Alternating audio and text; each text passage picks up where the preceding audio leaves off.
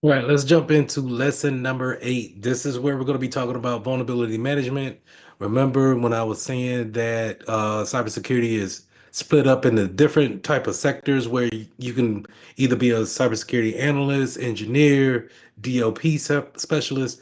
Vulnerability management falls in one of those categories of, it has its own sector, it has its own lane, and this is where we're going to be helping the company um, recognize the vulnerabilities that they face, and then how can we actually um, put things in place in order to help them alleviate or mitigate those issues, those vulnerabilities. So let's go ahead and let's jump into it.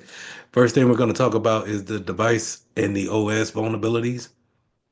Um, Normally, when you're talking about vulnerability management, you're going to be talking about some type of uh, PC, mobile device, tablet, whatever is hooked up to the internet is going to, really need some type of patchwork done to it. And so understanding that these things are talking to the internet, but they also are needing updates from time to time is very important. And so we just want to make sure that we understand the severity of those vulnerabilities. Some may be small, some may be 0 days.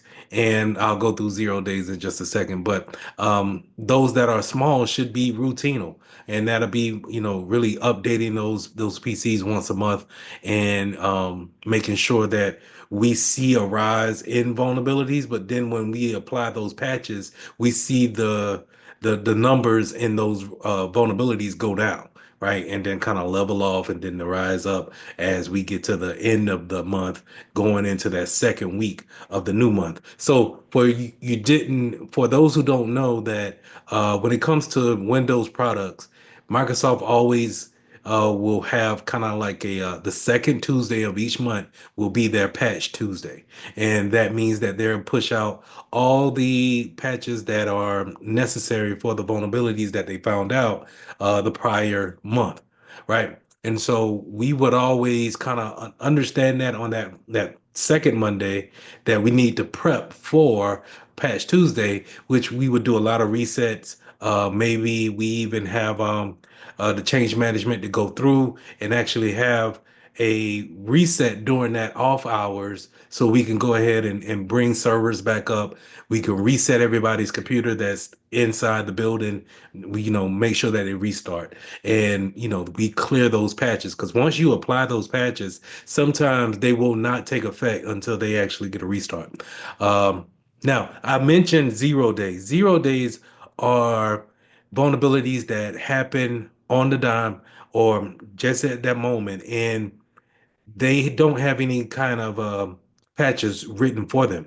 And so that's a big problem when you're talking about um, everything that is associated with this vulnerability now has no fix to it until that provider can provide a patch for it. In some cases, some 0 days happen for those out of date OSs that we talked about, where they don't have any type of update coming because we don't support that piece of software anymore. So now that 0 day is just a permanent vulnerability that we always got to deal with. So you want to keep those things in mind when dealing with the severity of vulnerabilities. Now, there's different types of vulnerabilities, of course. Um, Here on this slide, we're going to talk about the legacy systems where a lot of times with legacy end of life, that's just basically we're holding on to software and hardware too long, and we're not really setting ourselves up to actually move the system of the process to the new latest and greatest. So we get kind of stuck in our ways of just staying on the same system, and then you get lost as far as maybe that company goes out of business, maybe they move on to a whole nother version that we don't want to pay for. Whatever the case may be, you get these legacy systems out there and you get these end of life systems that are just out of date and there's no helping them, right?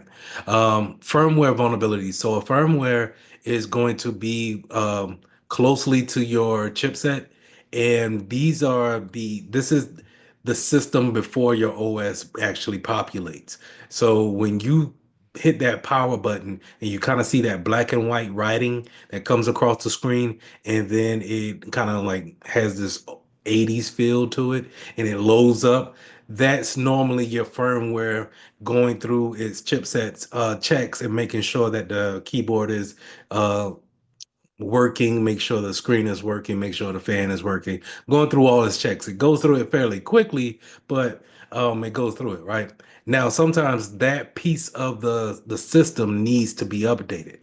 And normally Windows and Apple will let you know that, hey, we need to go ahead and update this. And you shouldn't unplug your computer when we're running this actual update. And so a lot of times you'll see that with that. And then also if you go into your local router, you'll be able to see the same thing if it needs a firmware update. And so whenever you see a firmware update, you pretty much want to, take time out and let's go ahead and address those issues because those can be overlooked, and then they're probably going to be more severe as far as what they can let a hacker do versus a patch that you didn't necessarily patch for the month of June. Okay, so just keep those things in mind. Virtualization vulnerabilities. So remember when I gave you guys the VirtualBox address, and if you have installed VirtualBox with another OS on there, remember that new OS that you put onto your computer is like a brand new computer. So it needs to have the patches ran on that as well as the one that's hosting that particular OS or that particular virtual machine. So you have to treat that as two different machines versus one, right? You just can't update your personal one thinking that it's going to update VirtualBox. Okay, that's two different systems, two different applications that need to be addressed. So also obviously is with the application as well, making sure that your applications are up to date. I showed you that a couple of times with Google Chrome, going up there and looking into the about section and making sure that it updates on its own. And that's the same thing that goes for any other application that you work with. And a lot of times you'll see the end of life and the legacy systems apply to those versus the actual hardware, a piece of server that's actually out of date. You'll see it more with the application that's out of date and no one's even you can't even really contact the manufacturer for it. It's just out of date.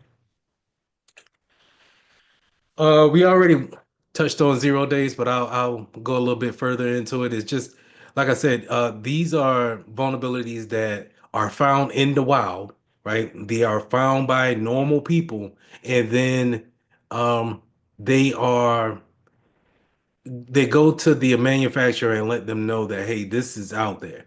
And when they let the manufacturer know, or let's just say, you found it out in your company and you go to the manufacturer's website to see if there's a fix for it, and there is none, then it's the first day or the 0 day, the actual doomsday or whatever you want to call it.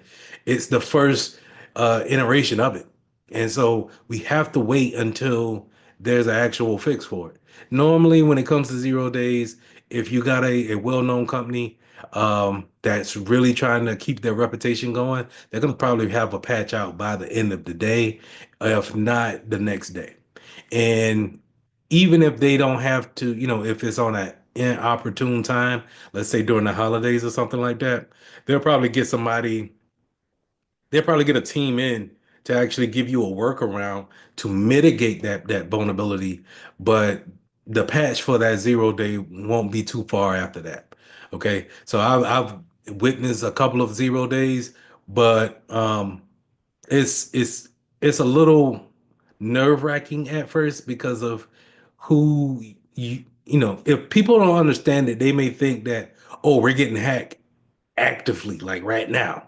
And no, that's not always the case. You have to look at other factors in your network to see if you actually have um, someone in there moving around, moving stuff around and stuff like that, where you have different boxes that you need to check to actually see if there's a hacker actively into your network. But a 0 day does let you know that, hey, you have a gaping hole when it comes to a vulnerability that you need to take care of immediately.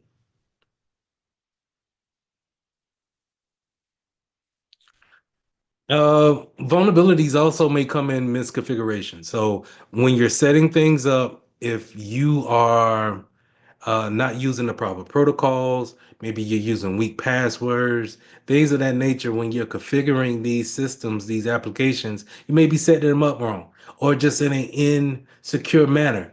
And therefore, while it's set up, it's vulnerable. It's actually easy to, get past those levels that you have. So you remember when we had the big outage during the class where I was trying to show you my home personal router. I was trying to, get over to the fact of saying, hey, there's a default username and password on a router in your house. This is how they give you these things. And that default configuration could be known by anybody that's familiar with that product or has worked for that company before.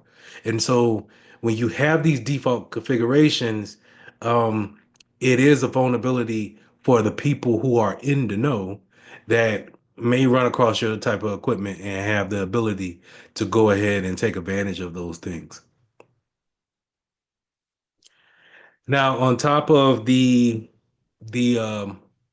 default configurations, you also have cryptographic um, configurations that could be vulnerable too. And this is simply coming down to using an algorithm or some type of cryptography that's just weak.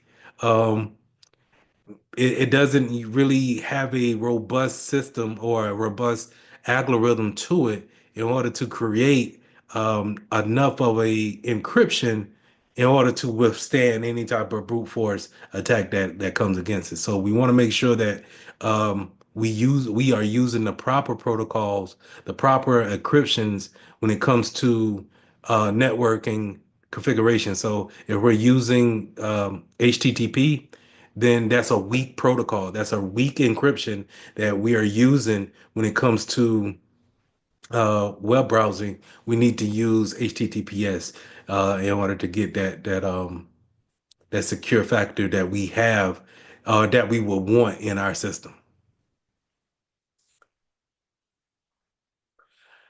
Now, side loading, rooting, and then jailbreaking. This is more on the mobile and tablet side, the mobile phone and tablet side.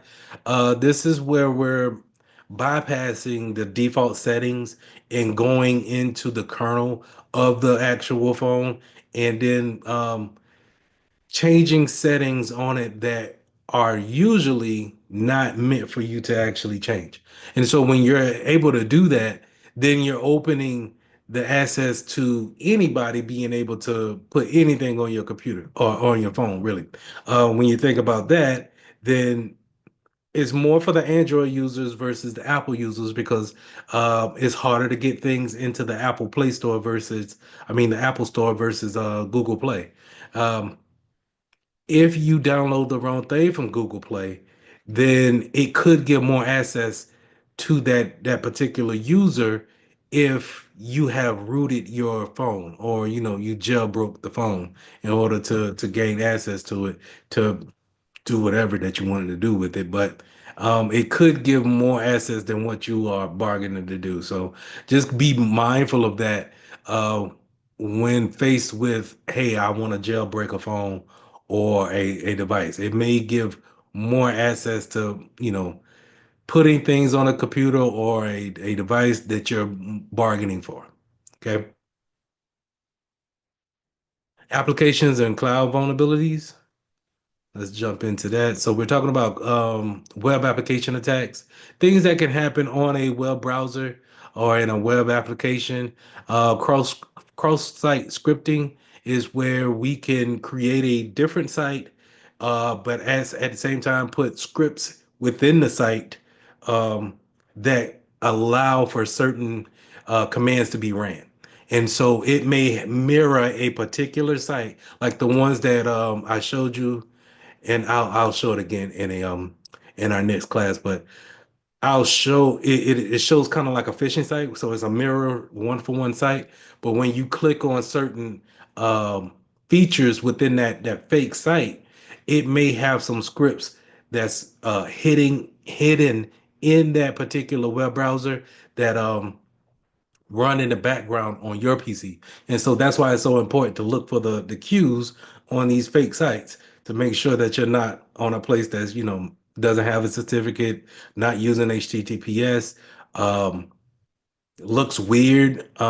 Maybe the URL is not written correctly. If you see these cues, then it's not only is it important to not put information into it, it's also important not to really click on anything because they could be running something in the background.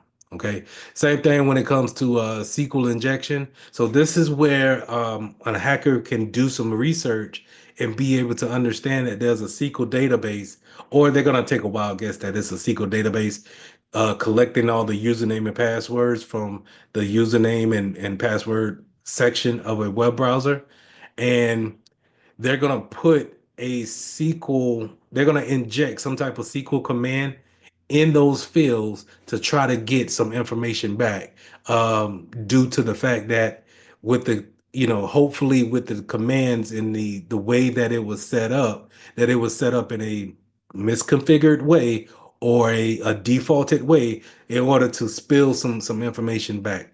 Okay, so we want to be aware of that when it comes to creating our SQL databases, making sure your database team is doing things properly and securely, to avoid these type of attacks that may happen. All right, cloud-based application attacks. So these attacks could be just targeted to a particular application on a cloud platform, um, and you need to be able to understand in your threat fees if these applications are pertaining to your security applications or the application stacks that you have for your company, right? In order to understand that, like I said, have your feeds or understanding where you're going for real live information.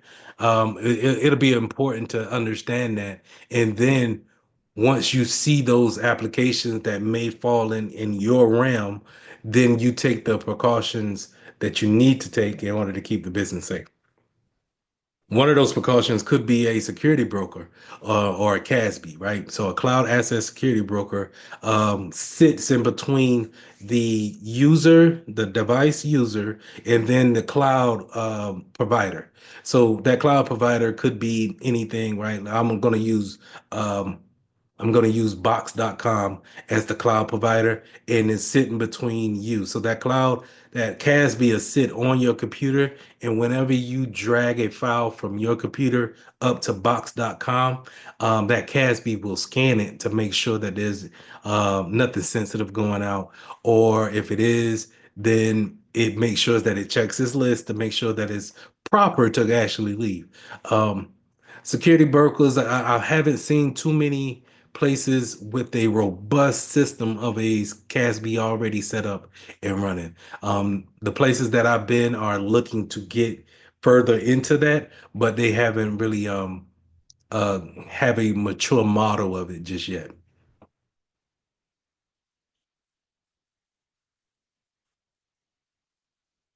Supply chain. So a supply chain could be a vulnerability that's waiting to happen, right? We talked about the ransomware attack that shut down the whole east coast of America, where they couldn't really get any kind of gas anywhere, right? So that's a supply chain type of vulnerability. If you're doing something, and that process in the business is relying on one supplier, one particular supplier, then guess what? Like we said before, this is um, a single point of failure. If that supplier goes down or is attacked themselves, while nothing happened to you and your company, it does reduce your supply of whatever you're getting from them. And so now we have to either find a alternate, or we just have to be without until they're able to get back up and running. And then you need to think about what information do they have of you and your company that for them to be hacked or data leaked or whatever the case may be, what do they get from you in order and let that slip out the back door? So those things you need to keep those things in mind when it comes to your supply chain. You more than likely you want more than one, but the caveat to that is that you need to understand how much of a budget you have, and then what can we actually do with it. So this is where the planning goes on at. When you're planning for recovery or continuity within the business or recovery when it comes to disaster, these things come into play, and you need to, be open-minded with the type of supplies that you get, and then run that stuff up the chain to make sure that everybody is okay with it. They sign off on it and be able to have it in their back pocket for whenever, a problem does arise. All right, identifying the vulnerabilities. How do we actually figure out that we have vulnerabilities on our PCs and on our servers? 9 times out of 10, it's going to be done with scanning. So there's two big players in the scanning market that I know of, and that'll be Rapid7 and Nessus, or I'm sorry, there's another one, and that's Qualys. And we'll take a look at those um, tomorrow. But those three are going to be able to have systems that sit on our network in different spots and be able to scan the network and see different workstations and servers that are connected to um, our actual network. And then on top of that, they can see what patches that they have received and what applications they have. Now, they can make changes of pushing different patches there, um, but it takes more. I thought it takes more of a authenticating piece to do that. So a lot of times you'll see people who are working with the Windows servers push patches out via Intune or WSUS, which is WSUS, and it's it's kind of is it varies from shop to shop or from business to business on how they actually want to go about doing it. But um, to finish up on this slide, you can actually get one of these tools and be able to basically tell what PC needs these things. And based off of the scans that you run, you could tell if things are severe or not, right? Based off of the scoring. And we'll go off the scoring later. Um, like I already named, Nessus is a free vulnerability scanner. Now you have to set it up in a virtual box, but or some type of server, but it is free for those that are willing to go about actually trying to download it and then install it. Uh, OpenVAS is more on the web browser and vulnerability uh, domain. So they're going to look at those web browsers, I mean websites, and then have a list that they compare them to see exactly what is vulnerable and then what is not. Threat feeds. Now, I already kind of said that, you should have some type of threat feeds going on. And a lot of times I see these coming from the actual cybersecurity companies, such as Symantec or Broadcom. Um, Rapid7 would have some.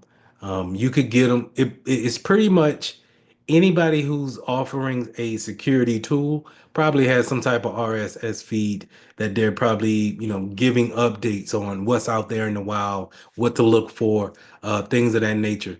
Um, I honestly think that the best place to go to for real up to date feeds is Twitter or X, however you wanna call it. But it's a community of cybersecurity analysts and engineers out there that's already just sharing information. I think the first time that I've heard of not know before, but Log4j is something that we had, I think, like last year around this time. Log4j, I found it out on Twitter, versus any RSS feed that I got going to my inbox. And so, while it's not professional, but it is on time in real time, and that's where the people are at. So, sometimes that's where it kind of it rules what's going on. Now, some good places that you can go and see some threat feeds are listed here. IBM, the FireEye website is pretty good. Recorded Future, I've seen and worked with them a couple of years ago. Proofpoint is always a good leader when it comes to email security. So all of these places have their hands into what's going on today in the real world, and what type of threats that we are actually facing today. Now let's talk about the dark web, the deep and the dark web. So the dark web is where um, these are sites that are on the internet that are not registered, and you have to have different ways of getting to the dark web.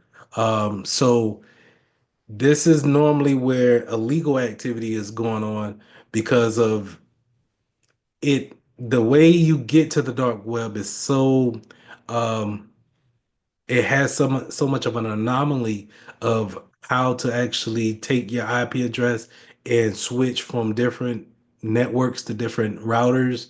Um, with all that switching, it actually creates a security to it to where you really become almost invisible to anybody monitoring you on a regular basis. So, um, for a personal note, I never been to the dark web. I don't have a need to go to the dark web. And in my position, I don't need to go there. Even as a SOC analyst, I don't think that you would need to go and check that place out.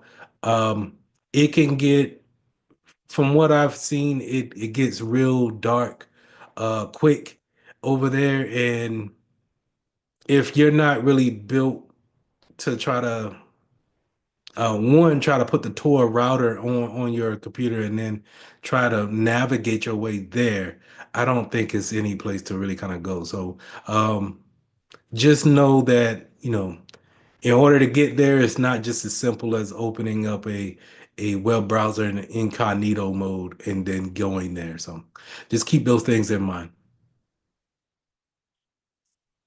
Now on the other way, the kind of like on the other spectrum of vulnerability assessments, is you got places like that will hire you to be a vulnerability management, right? But then you have other places where they want you to do an assessment, and this is where pen testing comes into play. And pen testing has a user come in and be able to run tests against different phases of the network, processes in the network, everything that's in your business. They're able to run some type of process against it to see if there's some type of weakness to it. And on this slide, it goes a lot deeper than just what this slide says.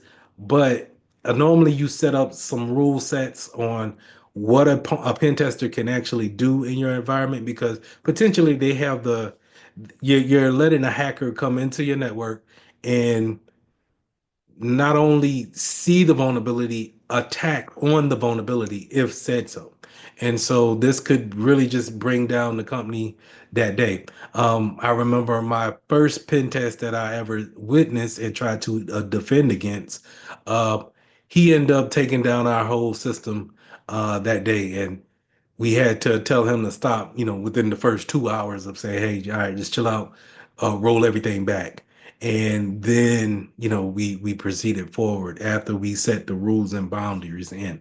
But here on this slide, you got a black box testing. This is where I know nothing about the network. I'm pretty much starting from outside of the building, and they're telling me, "Hey, all right, try your best to get into our servers, or just to, find out what you can about our business, and then try to work your way in that way, right? Then you have white box texting, and this is where I know everything about it. I'm understanding, that you got different servers. I may even know the different OSs that you have on those servers. So I have a great deal of information about what's happening. And then there's gray box testing, where I know a little bit of something. Maybe I even have a little bit of access to particular places. And this is, a lot of times you might see gray box testing because you want to get the information from that you get from a black box testing. Uh, but you don't want to go through the trouble of him or her taking down the whole network. And so we will say, hey, come into the building. We'll give you a guest password, username and password. Work from there, right? And stay within these boundaries. That's gray box. But to really find out truly what vulnerabilities you have from a hacker standpoint, you need to have some type of black box testing, to just say, hey, this is my company's name, go for it. And whatever comes out of that comes out of that. But it could get ugly. And so um a lot of times you want to have testing environments for those particular situations. Bug bounties are something that you all can do if you have a feel for pen testing, um, being able to hack and do that ethically.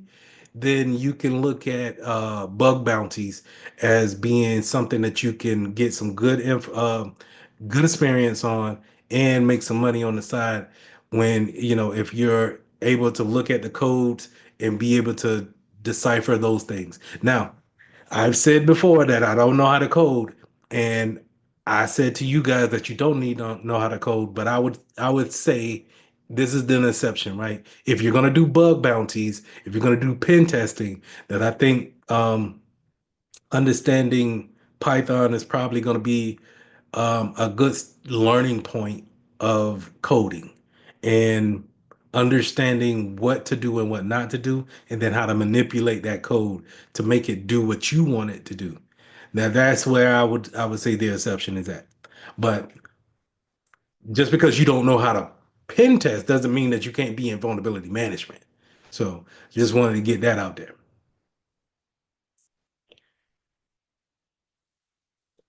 All right. So vulnerability analysis and remediation. So let's jump into it. We're talking about the scores that you see. So when you run these scans will come back with a score of each vulnerability that they find. And then normally the higher the score, of course, the more critical that it is. Does that mean that you actually change that at that point in time? You see a critical? Maybe not. Maybe not. It's according to what it is. It's according to what PC is on. It's according to who owns that PC, right? If this is the CEO and he has a critical vulnerability that needs to get patched, let's see if he's in town. Let's see if we can get him another PC. Let's see.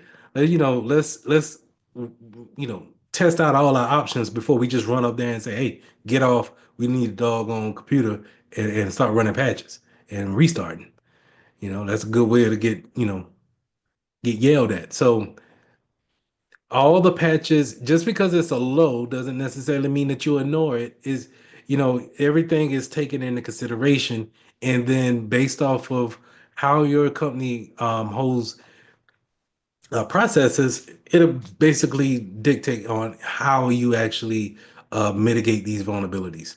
But on the test, you're going to see common vulnerability scoring systems, that CVSS. That's what it's going to stand for. And whenever you see that CVSS, just know and commit to memory that chart that you see over to the right, where nine being a critical vulnerability, and then everything in the middle um, being kind of like medium to high, and then anything lower than a three will be considered low.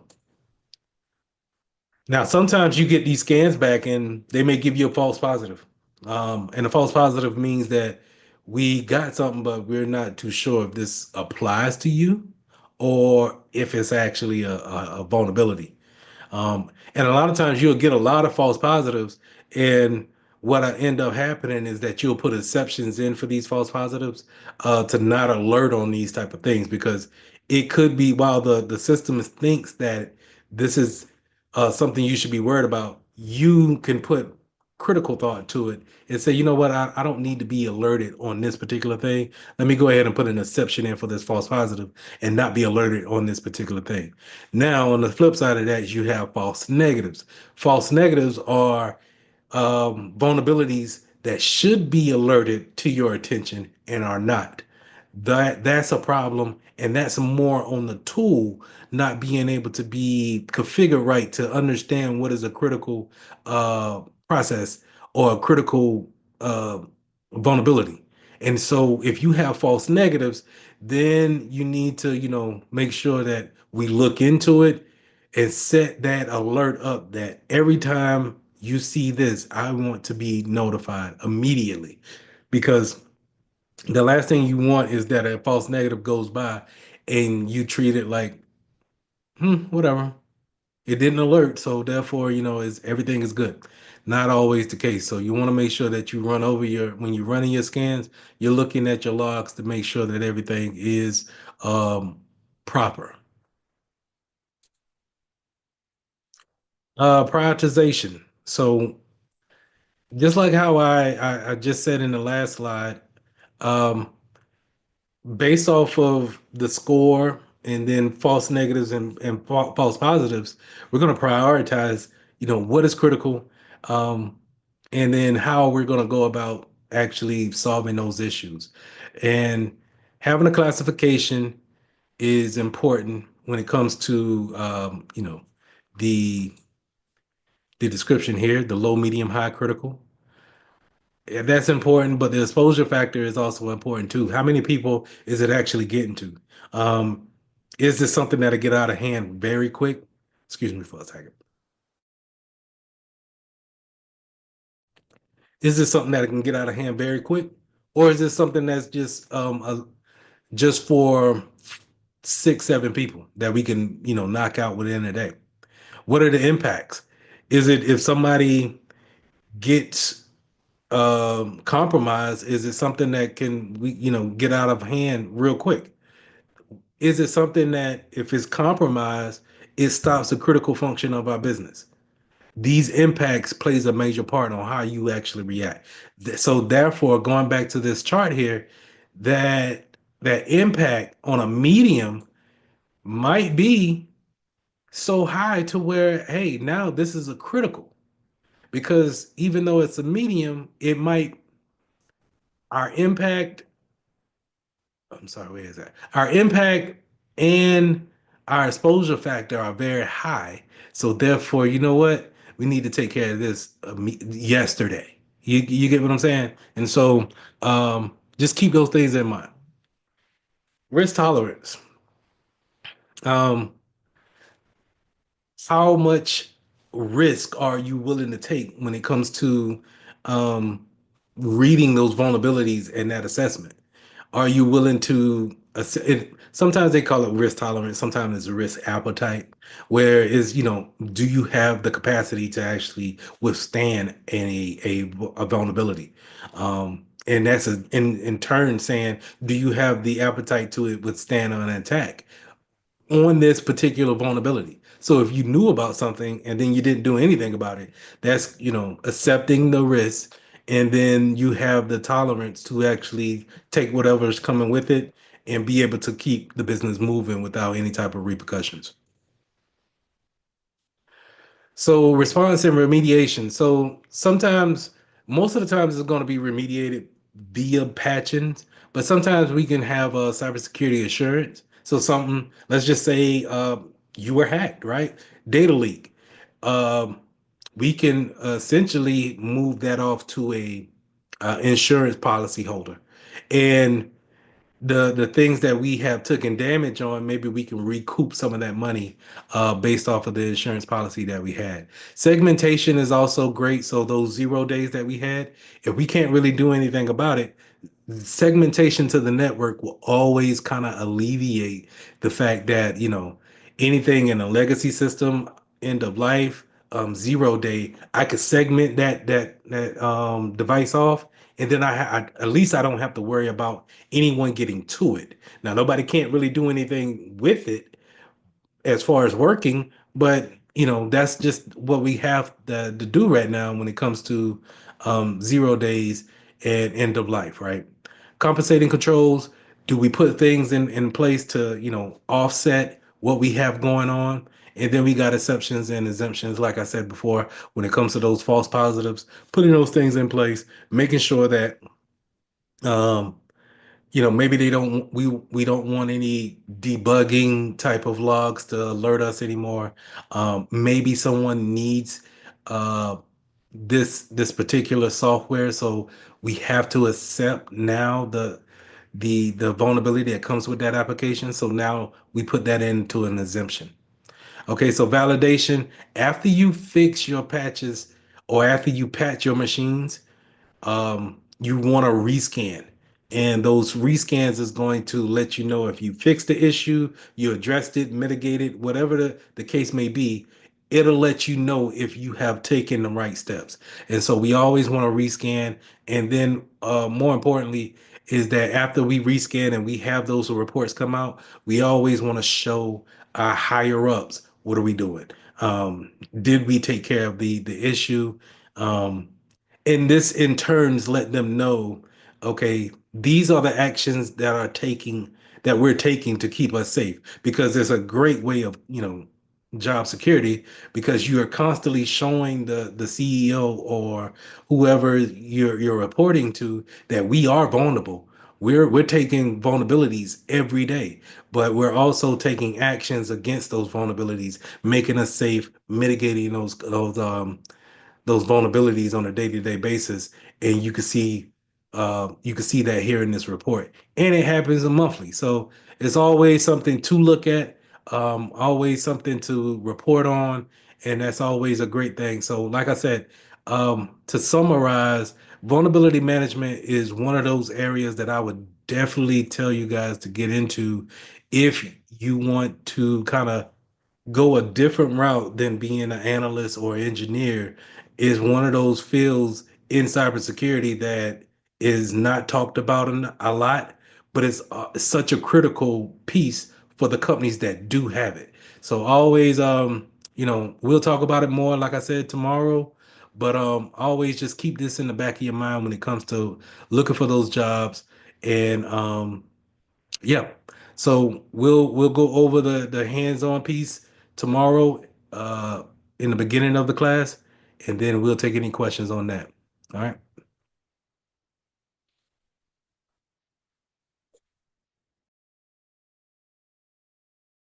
And did you guys have a chance to take a look at that, or are you going to look at it sometime this weekend? Sometime this weekend. Being transparent. Weekend. I rewatch all of your classes on B2 on the weekend, so because I'm in class as we speak, like I'm currently in class as well. Oh, I'm on Zoom on this phone, and then I'm with you. So I rewatch everything on the weekend. So See, that's what I'm saying. That's why I don't want to just pull y'all away, because everybody's got something going on, and I don't. Anyway, the videos will be there. If the questions come up, we probably need to do like a big recap or something like that. On a Monday or something like that. So whenever y'all do watch the videos, y'all can have those questions fresh. But so I guess my question of, is there any questions about lesson 8, probably goes out of the window. If I just go ahead and say this, what about vulnerability management do you guys have questions about? Is it something that you heard about, or you just have more questions about? I brought it up a couple of times in class, but any questions on it?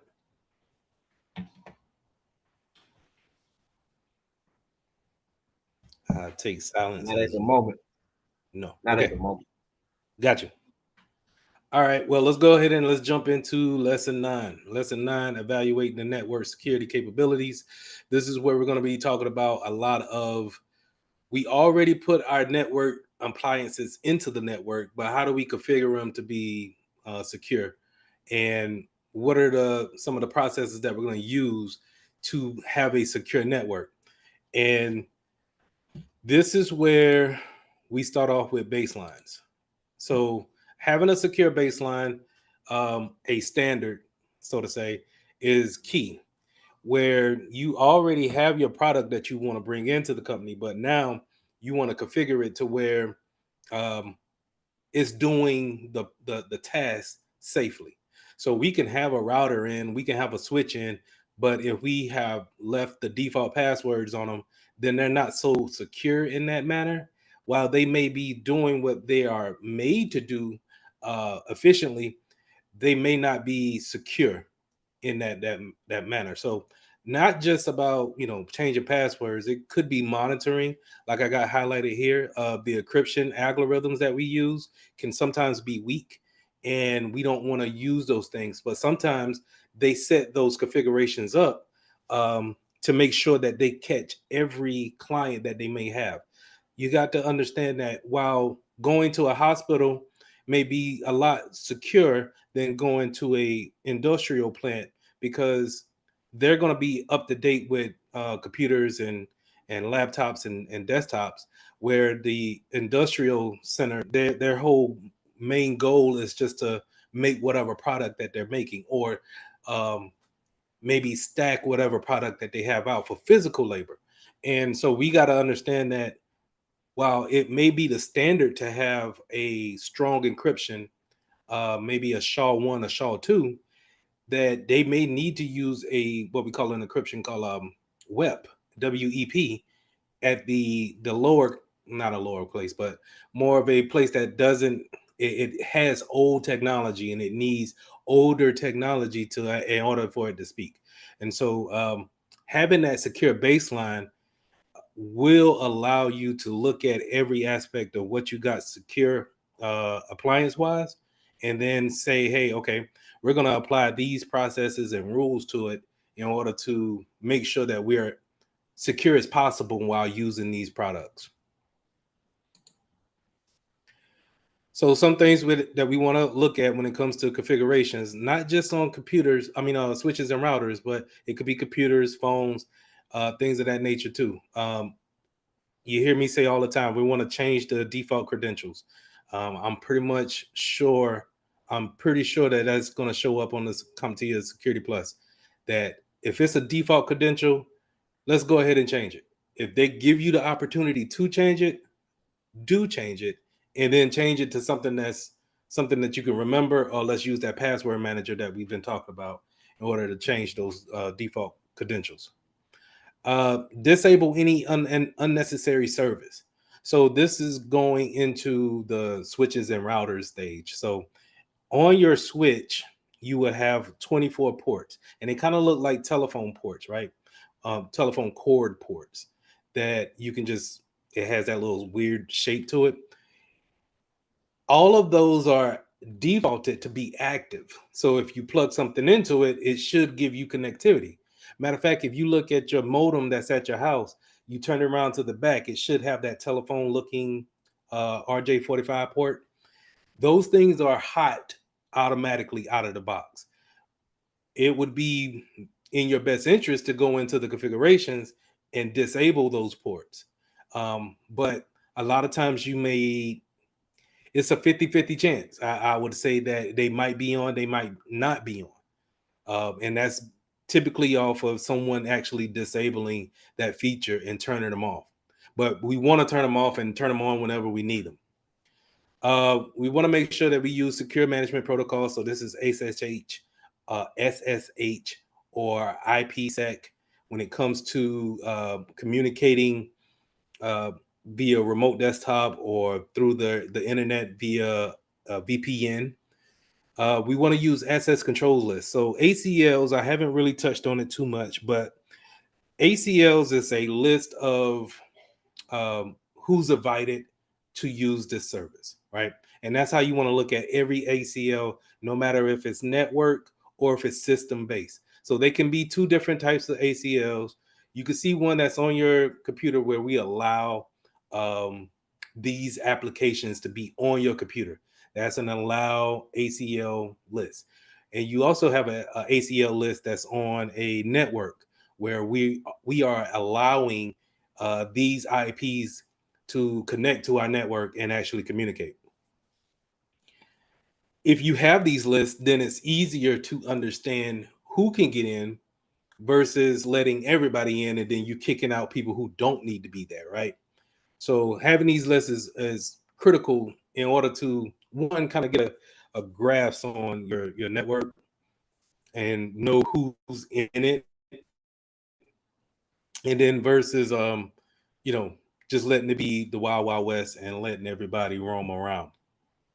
Again, if I have any kind of network issues, you guys please just stop me, and I'll try to work on that. We having storms in South Carolina right now. Along with the configurations, we also want to talk about strong passwords, like I always say, port security, and then last thing that they got here is the physical secure of the equipment. So making sure they're behind locked doors. One thing that I haven't brought up is that if you have laptops that necessarily don't need to go home, but they need to stay on a desk, then we want to make sure that we have those locking cables that can hook up to a laptop and you can wrap it around a desk leg or something like that to keep it within the building. Just having this physical secure, uh, having things physically secured will give you an extra layer of defense versus someone actually routing into something and actually taking control of it. Just a side note here is that it takes a very skilled individual to actually uh, log into a computer from their house and then log into your computer from your house that's on totally different networks in a totally different state and not be found out, and then take information from there. That's an incredible skilled person. And then so with that being said, it doesn't happen often. And in order to really do it, you probably need some kind of cheat codes in there. So I need some type of agent that's on your computer or something aiding me that's going to help me out in order to get that information. So it's much easier if I just take the item, or if I can just take the whole switch, take the whole router, and bring it back to the house, plug it up, and then use something to brute force it right then and there, versus me trying to get from my house past my router into the internet. I mean, the service provider's router to your router to your PC. It's just a lot of it's a lot of work, and it's just easier if I just take it. So just keep those things in mind. Is it can be overlooked sometimes when it comes to the physical, but let's not overlook it. So that's a possibility. You can do that. You could take control of someone else's desktop through means of wherever you are in your technology. If so, okay, then why not, right? I've heard I'm of it. technically connected to you right now, That right? is correct, sir. Okay. Okay. And so how can I do it through just code, like just running commands? No, it's things that's put into your operating system that will not allow me to take control of your PC right now. But I do know that there's a way that I can get from South Carolina and you're in Alabama. Correct. I can get to those. I can link us up that way, right? So now I just have to think about, okay, if I can't if I can't just naturally get to your computer, what can I do to put on your computer to give me permissions to talk? And Mm. that's where I was saying you need something to aid you or to give you a little bit more leverage. Can I put an agent on your computer somehow? That's where I go back to my social engineering and I say, hey, why don't you, for training purposes, install this piece of software on your PC so you can learn how to um, work into an EDR. And I'm trying to sway you into that. If you install that, then now it allows me to jump so many hurdles that I had to jump, and I got great connection to your computer that way. That's cheating, but at the same time, just trying to think about all the hurdles that you would try to get to just to figure out what's your computer name so I can try to get to it from my house. I might as well just take the other route. You get what I'm saying? I do get what you're saying. I thought it was rumors, but I overheard someone tell me once before that there's such and such. It was a significant other that had access to their phones through their phone. It was remarkable, but technology is magical. We all talk, like, when I showed the example of the Wireshark, all of those entries are just, it's just our machines talking back and forth, really. And even if it's just saying, hey, I'm here, hey, I'm here, that's all it's saying. That's all one computer could be saying. That's just letting the other computers know that if I do need to talk to Ryan's computer, then I know that he done shouted out 10 times that he's here. All right, now I need something from you. Here's this document. That's how computers really kind of talk in the background. So just real quick, and so I'm gonna pull up you see all of these applications that I got running. Y'all can see this, right? Yeah. So Yes, all of these applications, these are running in the background.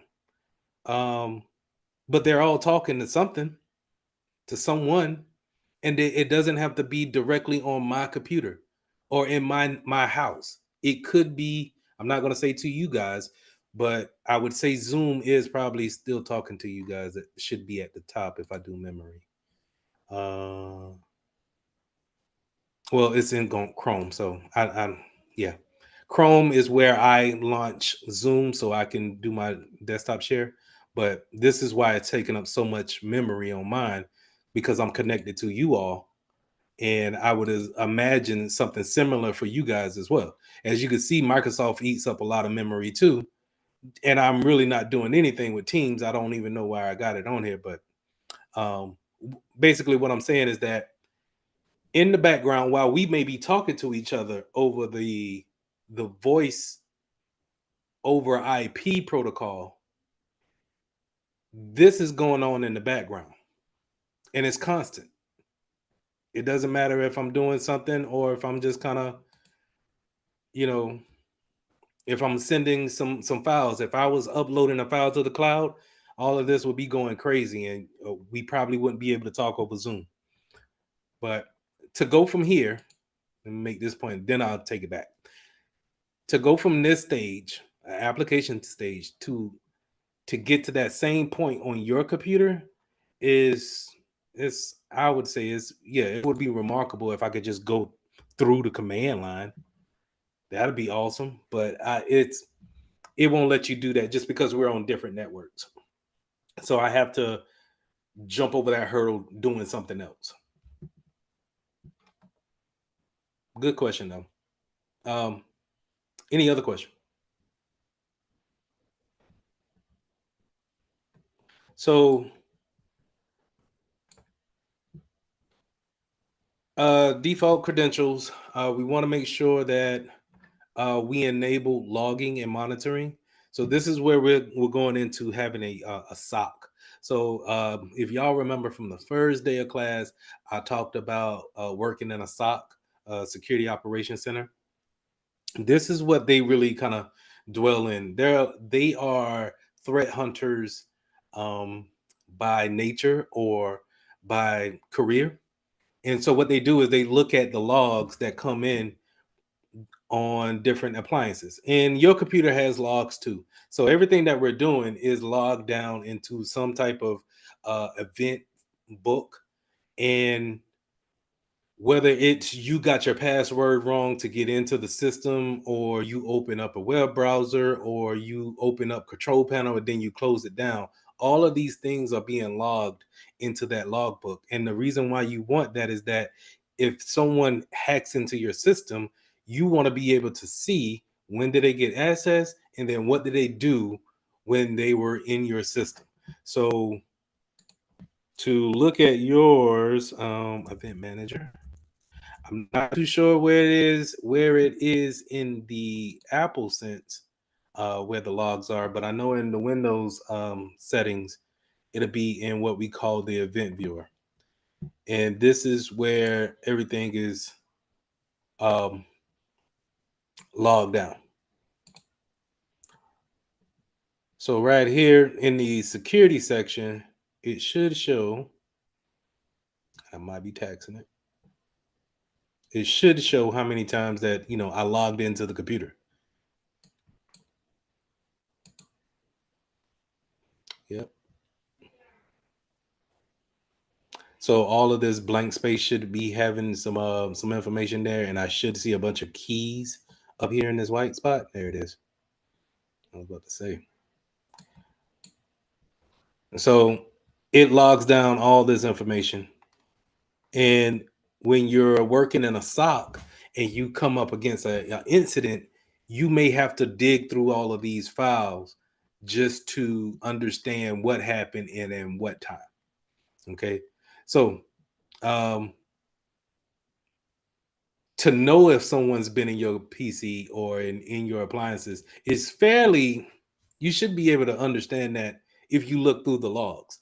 Um, if not, if those logs are gone or a section of it is gone, that's a good indicator that someone has already been in there and then erase their footsteps by taking the logs with them. So just keep those things in mind and understand that if you see a job title working in a SOC, SOC, that this is where you're going to probably be living at, is in those logs. And that's just my computer. So you can imagine something like a network router having millions of logs on a daily basis.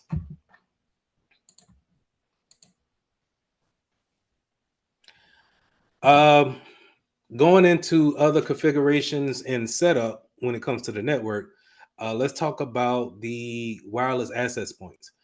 So, quick question: do you guys understand how Wi-Fi works when it comes to walls and appliances such as microwaves and things of that nature? Like it degrades the signal. Are y'all familiar with that? Earlier we talked about how microwaves can disrupt things like memory and swipe things from last class, and honestly that's my understanding of application of everything. The microwave simply disrupt the Okay. signal.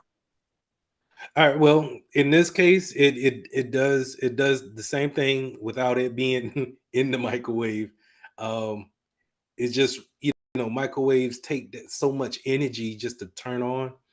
Um, the Wi-Fi signal is like a radio signal. Now, I know I'm old, and I grew up when we listened to the radio, and we had antennas that we had to point it to the radio tower, and we get a better signal. The Wi-Fi works the same way. And so if you think about it, if well, I hate to ask, but have y'all ever had a radio with an antenna on it that you had to? I All right. did. I did. Okay. Even Okay. like the satellites, the little TVs through the antenna. I had that too. Okay. All right. So maneuvering the antenna can get you a better or a clearer picture or a clearer sound of the station. Same thing when it comes to the wireless network or your Wi-Fi, is that if you can get a better signal or a line of sight to that modem, you should have a better strength signal to your devices. So when you think about it, if you have your router tucked away under a cupboard or on the floor somewhere, around a closed room, it's probably not getting the best reception that it can get. You want to have your router or your modem that comes from that your telephone company in the middle, preferably in the middle of the house, away from any walls or anything like that to get a better broad coverage. And having it around appliances also disrupts that same airwave channel. And so we want to keep those things away from that in order to have better speeds.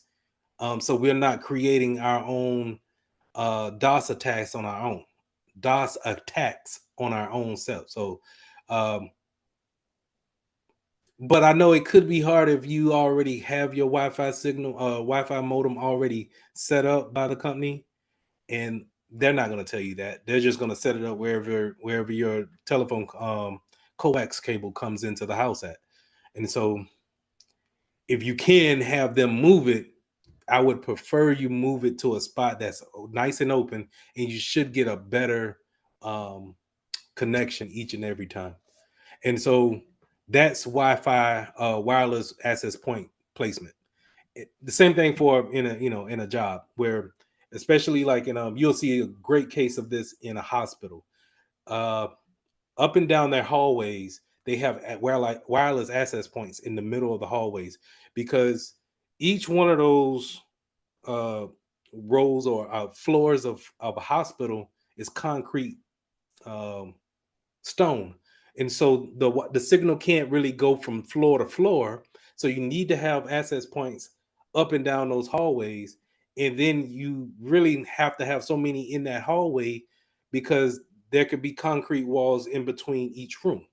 And so in order to have a good signal in a hospital, they have to have a lot of access points, and you want them in certain spots so everyone in the building can have access to it, but you don't want them so much to the edges that someone can just sit in the parking lot and get access to the network.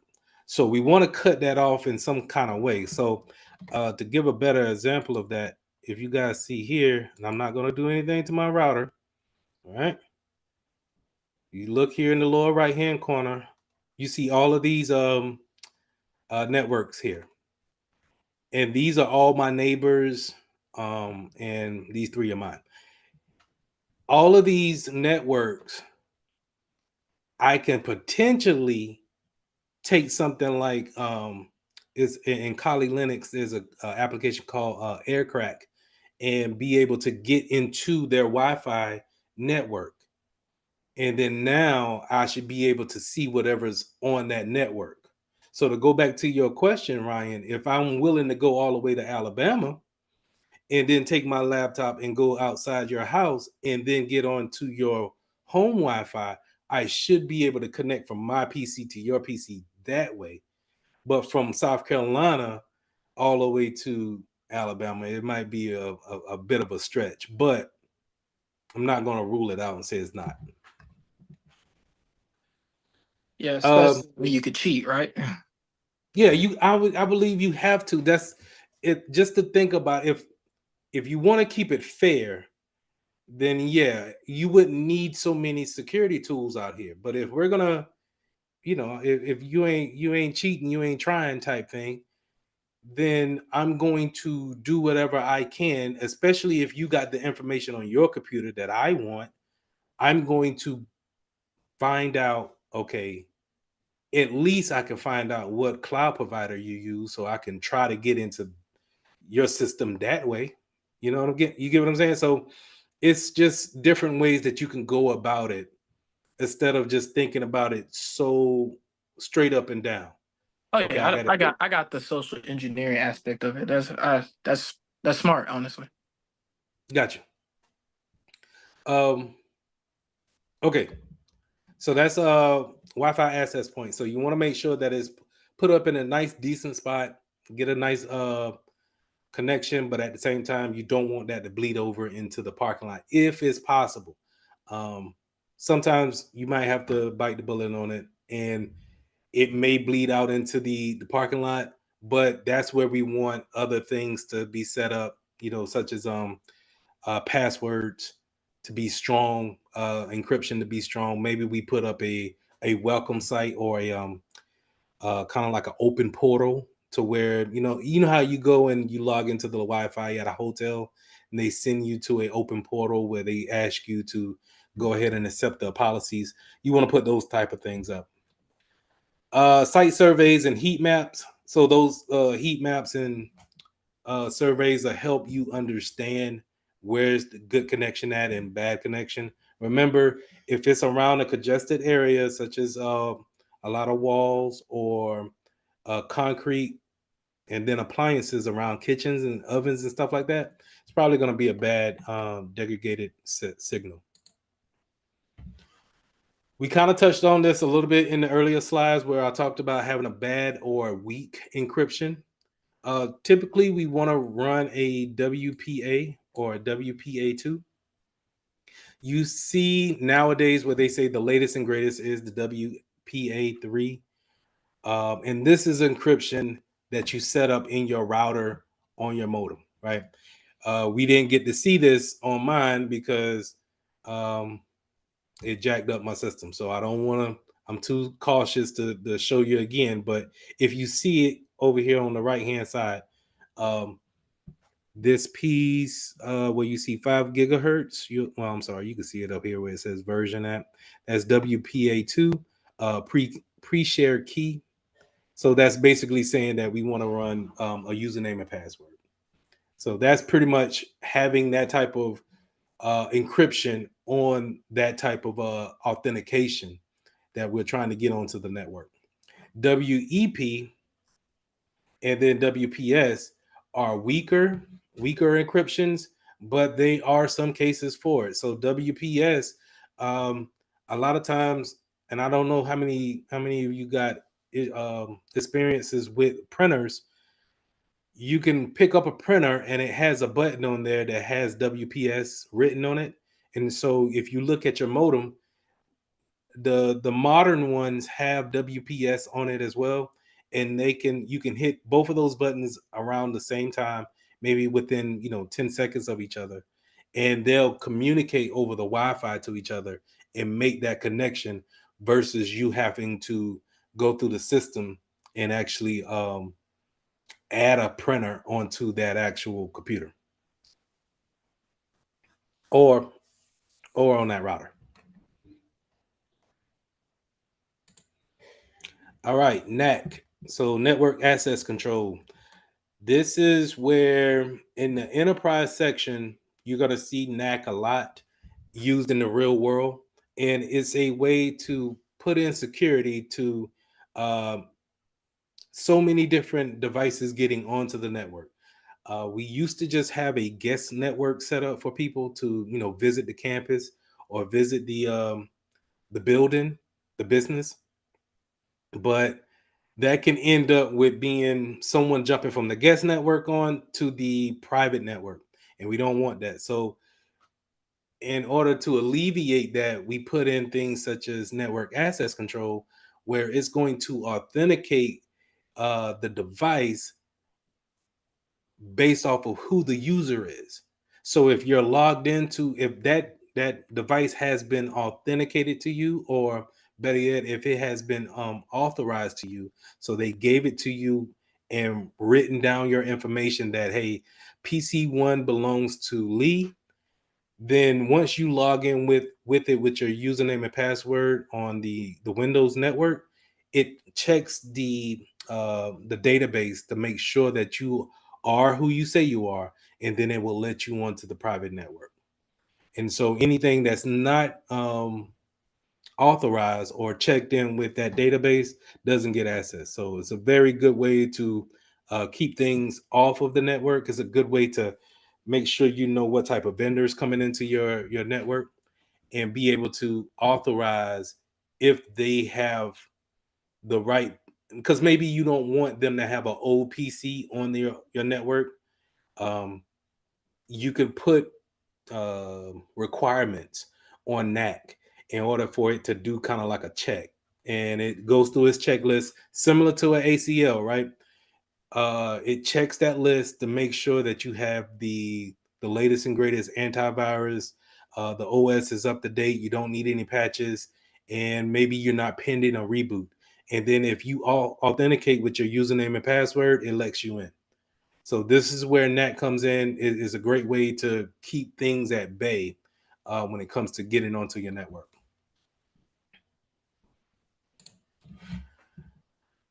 All right, so I already talked about access control lists, and I remember it could be a networking thing, and it could be an application thing. So the most famous one that is known for, well, I wouldn't say it's most famous, but it's kind of equal when it comes to applications and firewall. But when you think about a firewall, it's more, that's how I really only just said that's all a firewall does, is that it sits at the edge of your network and it checks a list of who's allowed and who's not. And if you're not on the list, you're denied, explicitly denied. So I'm gonna say that again. If you're not on the list, you're explicitly denied. Those will be the exact words that you'll see on the exam. And that means that if it doesn't see you on the list, there's no exception for you. It's going to drop the packet. It's going to drop the conversation with you in that firewall. So you'll never get into that network. This is the most, I would say, it's probably the most famous access control. But I also kind of think, just coming from where I come from, of desktop and then desktop support into cybersecurity, I also think of ACLs as user groups and having access control to files and things of that nature. So I guess it was just something that I had to get over. But anyway, intrusion detection and prevention systems. So this is where we're talking about. We're either going to talk about detection, and that's going to be more your firewalls. I hate to say firewalls because firewalls can do detection and prevention. So let me go back. Your SIM. So let me put it in the chat. Matter of fact, I'll just put it over here.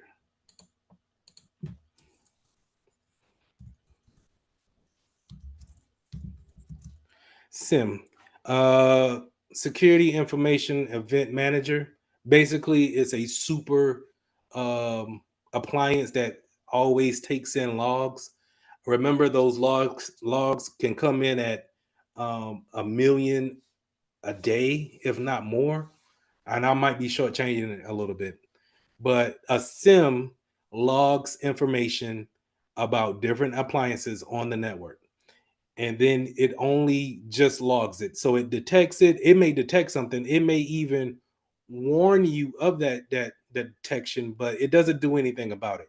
That's where prevention is going to come in at. So a firewall will be a good indicator of a intrusion detection and prevention system, whereas an antivirus software will be just a good indication of a intrusion prevention system. That's the only thing it does. It sees it, it go ahead, it makes the changes right then and there. But detection wise, it's just going to watch the action go down. But it doesn't, unless you tell it to warn you or to give you some type of alert. It's not built to actually correct anything or stop any kind of actions. So some of these things can be network based and host based. Host based means it's directly on your PC, whereas network is obvious that it's sitting. You don't get under its umbrella until you are authenticated with the network. And so I think that's important to know that while it's on the network, if you're off, if you're off the network, but that computer that you are on came from that network, if you're not, connected Wi-Fi wise, then you're not under the umbrella of the network base IDS or IPS.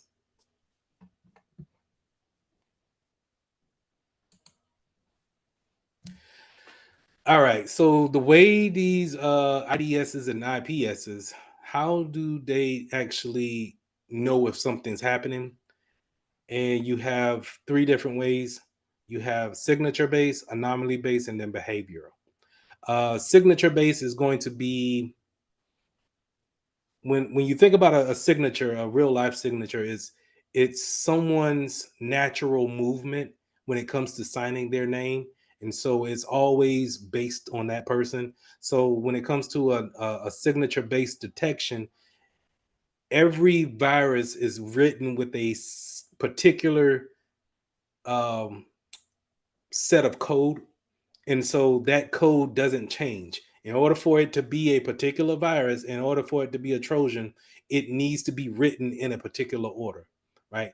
That's signature based. So when it comes to your antivirus software needs to download what we call signatures every day in order to know what's new out here in the wild. And those signatures, that's how they understand that, hey, a virus has came into the network, because they can see that virus pattern and then compare it to the database that they have, or the signatures, and then they can quarantine the virus by doing that comparison. Anomaly is what it says. It's something that it never really seen before, and it doesn't match up with these signatures. So the signatures could be, let's just, for easy terms here, could be just 100 signatures, and then you have something that's just wildly different. It could go ahead and quarantine that, or have some type of action upon it, or in the case of IDS, it's just going to alert, but in IPS it could quarantine, just because it doesn't know anything about it, right? Something stands out. Behavioral detection is something based off of anomaly base, and so what needs to happen is that we need to put an agent onto our network, and it needs to kind of gather information over time. And as it's gathering information, it learns what is normal, and then whenever something goes awry, then it's saying, okay, this is an anomaly, this is not normal, I'm going to trigger now. That's behavioral based, because it's, if even if things are wild at, let's say, 4 o'clock in the afternoon, but then everything calms down around 9 o'clock in the morning, it's all based off the patterns that these um IDSs and IPSs can get and learn. But then when something goes off at, let's say, noon on a holiday, it sets off all alerts because it's not used to that. And that's why, really, in the real world, you don't really see too many of anomalies and behavior based, just because we change. I think personally we change too often when it comes to antivirus. We You can be a vendor and maybe be in there for maybe 2 to 3 years, and if they don't want that contract after that, they'll go on to the next one. And so to have a real behavioral baseline, it takes a while. It takes a while, and I don't think that we are allowing companies to stay into our network that long. All right, last slide. We got web filtering.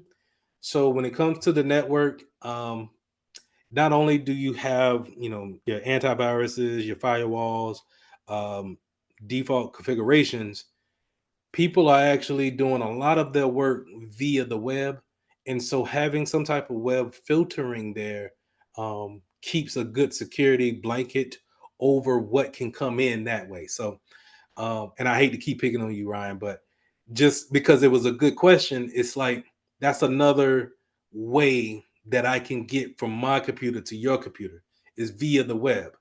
And just like how I said, where I can try to give you something through Zoom in order to connect us. That's the same thing we want to try to have when applying web filters in our place of business. We want to make sure that they can go to the certain websites and not download anything. Maybe stay away from social media sites that they don't need to be on. Um, Of course, stay away from any category that we don't want at that point in time. Um, but at the same time, you need to put in exceptions for those who need to go to those sites. And everybody has a case. I remember putting in a, a web filtering rule with Zscaler saying that you couldn't go to any social media sites, but then the marketing team says that no, we live on social media, marketing the business all the time. We need access to that, so we have to put in an exception for them, but which in turn turned out being an exception for everyone because we couldn't really at that time we couldn't really focus in on one particular group. But you just want to make sure that when people are reaching out via the web, that they're not bringing anything into the network from the web into your internal network.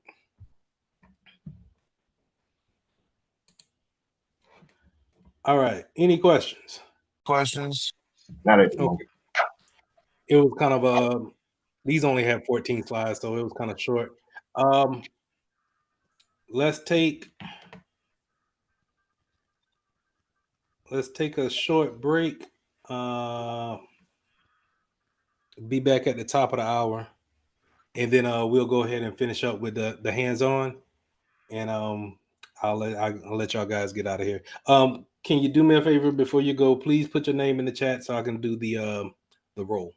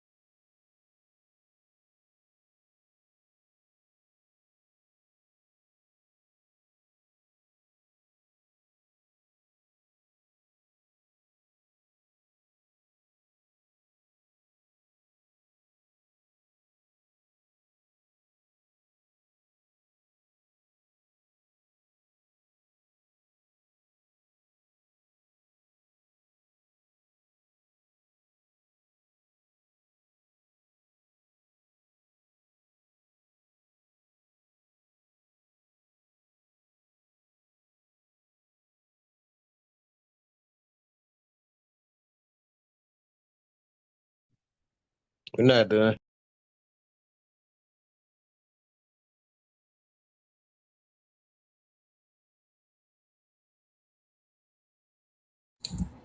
All right, I'm back.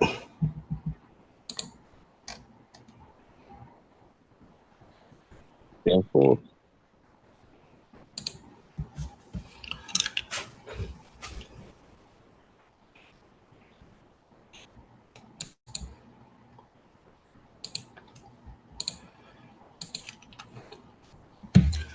All right.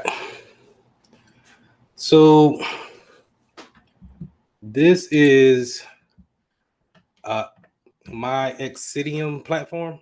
Exidium is, I had got it originally for a EDR system, but it turned out to be more than that, and I'm pretty happy with the product because it gives people a good understanding of what we look at on a day-to-day basis. So this could be this type of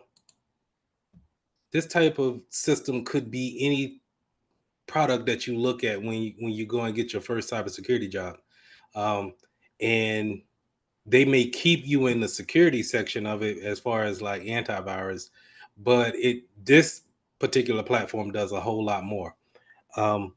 Now I shown it before about assets control or assets management, just to be able to see what's going on here. But you can also dive deeper into these particular products to see things such as your network as a whole. So it's bothering me. If we run kind of like a detection on this agent that I have on my machine, and whenever I say an agent, my agent normally will live down here in this little toolbar here. This is how it's communicating back to this dashboard, this appliance. It's taking things that we've seen on that task manager that I showed you, things that it sees here, that agent is taken and then communicating back to this platform and letting me see it in more of a cleaner version. So as y'all can see, while it didn't have anything, it started to do a refresh and started to pick up some information for me. And this is a good way to look at if something's out of that configuration that we started to talk about in the beginning of class, where maybe they're on a different IP address that we didn't want them to be on. Maybe we can look into it or see exactly what's going on there. Maybe we call them up and we say, hey, we found this to be a little bit concerning. Where are you located at right now? When it comes to the ACL list, this type of tool is good to see the applications on it. Software inventory. And I think I showed you guys this, but just to show it again, this is what I mean kind of at a high level of an assets control list. So if we had everything, if we had a meeting with all the IT department, we would say, hey, okay, we're letting people have uh, Microsoft Edge on their computers. Okay, what version do they have? Well, they can't have no less version than what we have here, which is the standard. And we just go through these different types of talks in order to set a configuration baseline of what we want. And if we don't allow something or we don't want that to be allowed, we can always highlight it and then uninstall it. And this can not just be for this one computer, it could be across the board, and take it all at one time. Normally, if we were to do something like that, we would need to go through what we call a change request and let people know, hey, we're going to remove all Chrome browsers tonight. Make sure that if you have anything that you need to save it, because we're going to remove it. It's not allowed. It's on our policies. You run through the particulars and then you set it up for a uninstall that night. And what happens is that the agent that I showed earlier will, on behalf of that agent, has administrative rights. And so on the behalf of this platform, it uninstall whatever software you told it to do. And it doesn't typically need to have any type of authentication that happens with that. Normally, when you're uninstalling an application, it asks you for a username and password because it needs to make sure that you have that level of access before it just makes a critical change like that. But that's the wonderful thing about putting these agents on, is that you kind of alleviate that, or you kind of give pseudo access to that agent that lives on your computer. So that's why, you don't want to just put any agent on your computer. And a lot of people don't want a lot of agents on their computers. They say that it makes it run slow, but some of them they have to live with. And just because it doesn't show up in this tray doesn't necessarily mean it's not on your computer. But that's the ACL list. We also have configuration plan templates here. So check this out. This is pretty cool, where I can set up how I want my configuration to look of a OS, a Microsoft Windows 10 or 11. And I can set my OS up here and then deploy it out to everyone that's connected to my network. And I don't have to necessarily go and touch every computer, but I can at least go through and see exactly what I want to actually, manipulate when it comes to these profiles.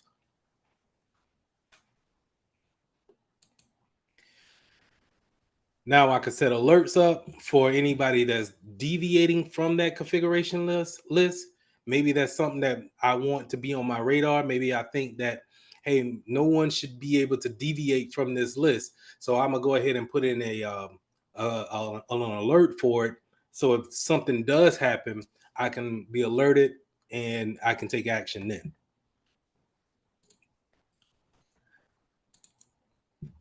Now, this is the antivirus part of it. Normally, like I said, this is where the signatures will be downloaded and then sent out, dispersed to the agents that are out there in my network. Normally, when a signature is when a virus is detected on a computer by that agent, it quarantines it. Normally, that's what you're going to see on every antivirus, is that they need to run scans on a daily basis, and they probably need to run some type of update on a daily basis too. So a lot of times when you see people start up their computers early in the morning, it might be a little bit slow because they're pulling down those new signatures in the antivirus and maybe pulling up an update that they had to restart or whatever. So a lot of these things need to happen after a reboot. That's why it's so common for IT professionals to just just kind of reiterate, hey, let's go ahead and restart. Did you restart? You know what I'm going to try? I'm going to try restarting it. And sometimes that fixes the issue. A lot of times that fixes the issue when a computer is just really trying to get through a task, and maybe a hang up is the reboot. So going back to the quarantine side of it, putting things into quarantine is where you can see these viruses here, and then you can be able to delete those actual files from the PC that they were found on. If we had something on our firewall, as far as in an appliance, we could possibly we could see the logs here, but obviously I'm not in an enterprise environment to be able to show you that. So everything firewall wise will be on my host. Now let's get down to vulnerability management. Now, of course, vulnerability management was supposed to be talked about on Tuesday, but I wanted to show you guys this as far as the hands-on part that I didn't include into that video. This is where when you're running a vulnerability scan, you'll see what type of patches that are needed for those vulnerabilities that you face.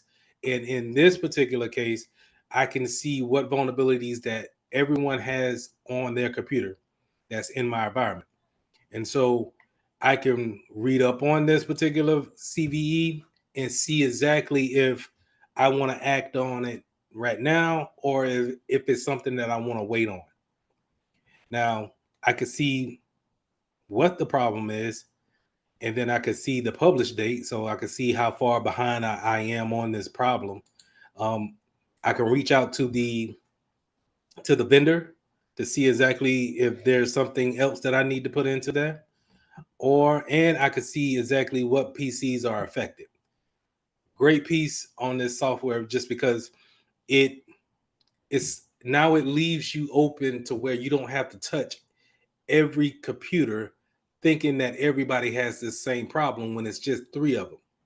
So this is why you want those agents out there really kind of communicating on the back end because it could be a little bit cumbersome to stop people doing their job and asking them, "Hey, do you mind if I take a look at the logs, or do you mind if I take a look at your updates to see if you have some updates to run?"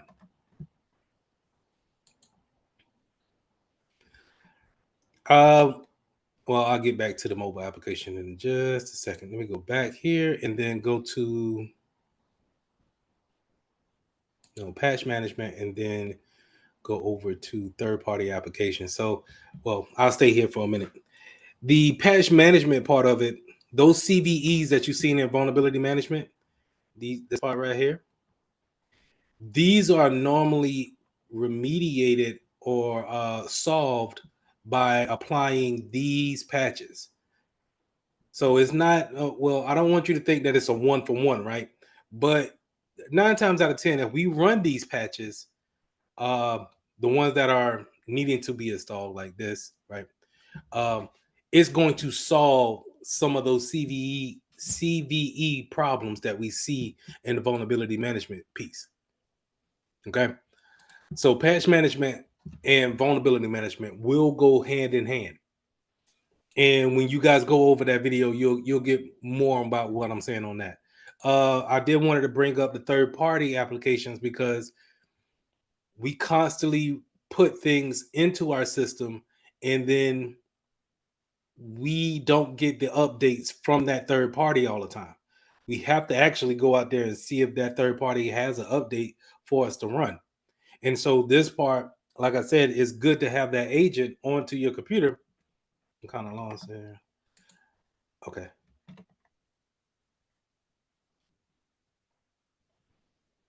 Okay. So it's good to have that agent sitting on your computer and then be able to see exactly what third party applications that did not come with Windows and be able to see if we need to run patches on those. So it can keep that kind of communication open with the vendor as well as the host machine. So it's great to have this piece for it. Of course, I don't run anything because I'm just I mean, these are real issues, right? So I don't want y'all to judge me. These are real issues. These are real devices that I know that are my family members, basically. Well, not all of them, but these are important people to me, as far as whose agents the agents are on their PCs. But I needed to kind of like rack up so you guys can understand where I'm coming from. So I'm almost kind of sacrificing them to for learning purposes. But I will run patches on these. I will get to it. So don't judge me. Any questions? No, sir. All right. Last thing here. This is the MDM part of it. We didn't talk about MDM today, but we did cover it. And MDM is just mobile device management. I think we covered it either last week or Monday.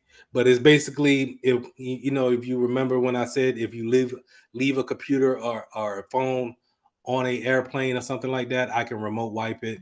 This is where you could do those actions at. I think I already said that before. But anyway, can't hurt to say it twice. That's all I had for tonight. Early night. I can give you some time back.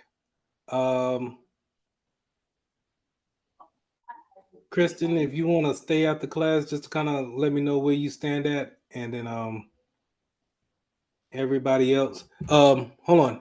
Before you go, I will put out another quiz this weekend. So please be on the lookout for that this weekend. Hopefully is nothing too crazy going on that y'all could just go and knock that out real quick. And then we'll jump back into things on Monday. Like I said, if you guys got any questions, just give me a shout on my emails or in LinkedIn. I'll be more than happy to help. Kristen, if you want to stay after class and chat just a little bit. Oh, she left. She left. Okay. All right. Y'all take it easy.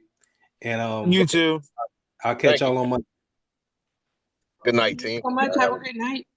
Good night, guys. All right. Oh, I got one question. I got one.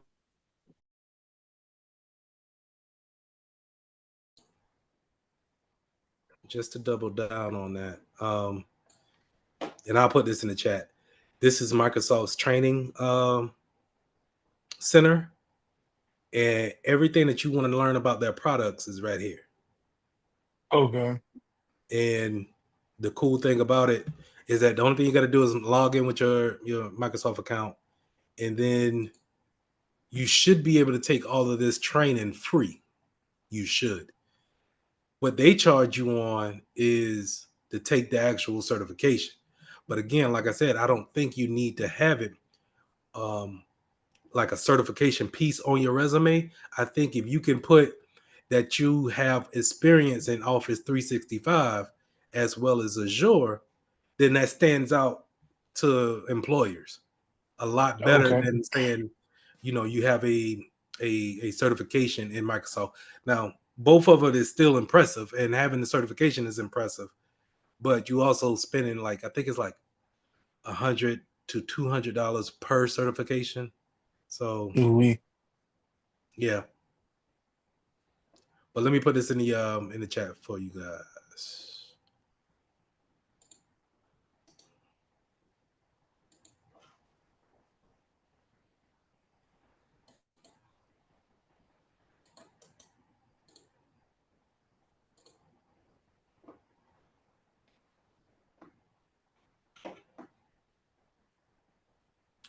Now, before I get started, how close are y'all to midterms? Finals. My finals is on the first week of December. Y'all already passed midterms? Yes. Dang. I'm still on that old school schedule then. Okay. They happened about maybe 2 or 3 weeks ago for us. Yes, 2 or 3 weeks. But we did ours the second week of October. So do So y'all yeah. even go to school in December? I get out of school December 6th, which is that We get Friday. we get out, I want to say the 13th of December. My Dang. school just let us get out early. Be like, we don't need y'all here no more. And y'all don't Because come back until the first of the year? we don't come back until January 11th.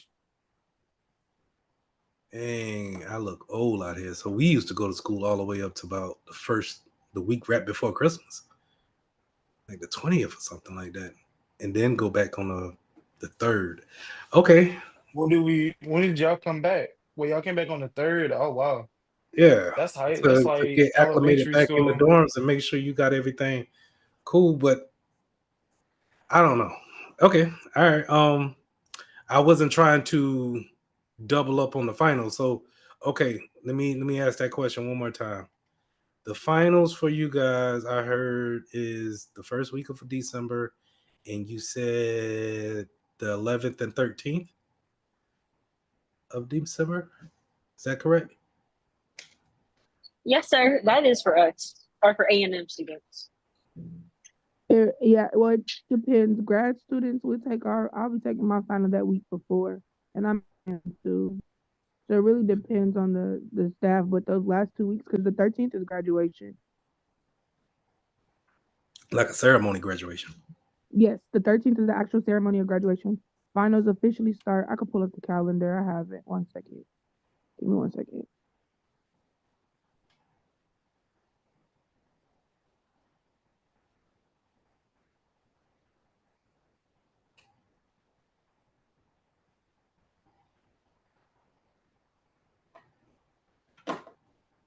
Hey. So while you pulling that up, will y'all? I guess, and I hate to ask the question like this, will the engagement still be good after the finals? Because I know people will be going home, things of like that nature. Will we still be able to keep our same regimen? Righteously, yeah, in my opinion. I mean, because we'll be out of school. I know, like, yeah, finals start. I'm sorry to jump. Finals start December 5th. That's what is documented on the website. So it's saying December 5th, and the last day it has is. Okay.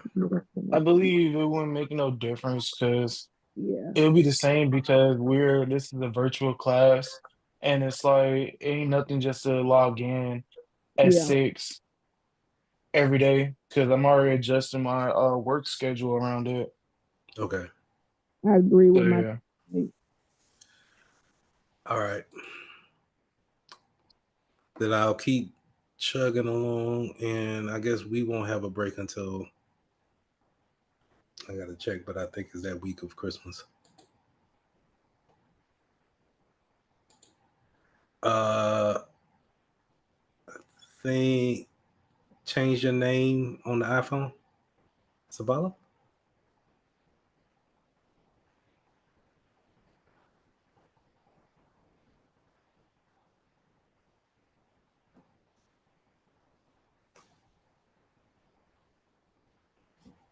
In regards to, I know every week you post our work, right? And I know our attendance and stuff, which I have no problem with that.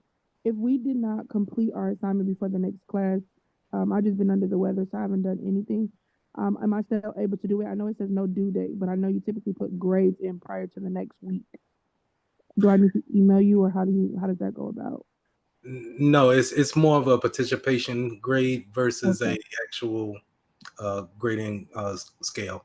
Okay. I just want to make sure that I prepare you for the exam Great. if Great. and when you guys want to take that exam. That's my main focus. And so having those tests, I just want to, see that you're engaged. Plus, it helps me out as an instructor for Pivot to show them that, hey, we are moving towards the goal. But if you can get them done, Definitely will. Okay, I just wanted you to. I know I've been on track with them, but I do have a blood disorder, so I do like zone out at times, and this weekend was one of them. got you. I understand. And I was feeling under the weather too, so I didn't get those I didn't get the last ones graded on time, and I just put out a new the exam for the test for last week today. So if we can get that done before the end of this week, that'll be awesome. Yes. Okay, so like I said, I'm dealing with this cough. So if I go mute, I'm just trying to clear my throat, and I'm gonna try to push through it. Any questions regarding some of the lessons that we went over? Have you seen anything different? Learned anything in school that you wanted to bring up? Any topics? I just have one question for you, just so I can kind of remember and backtrack for what we said last time. On the placement, like of the test in order, which ones we take the A plus first, and then we take the security plus, or is it swapped? What's the The proper answer is A plus first, and then the security plus. The other answer is that, and that's for the pivot side of it. That's how Pivot wants you to do it. But just in case it doesn't go that way, you don't have to have the A plus in order to take the Security Plus. But don't. I know you guys are not thinking in that direction, but just in case it gets to that point where only thing you want to do is take the Security Plus, then you can just tackle that one if you choose to.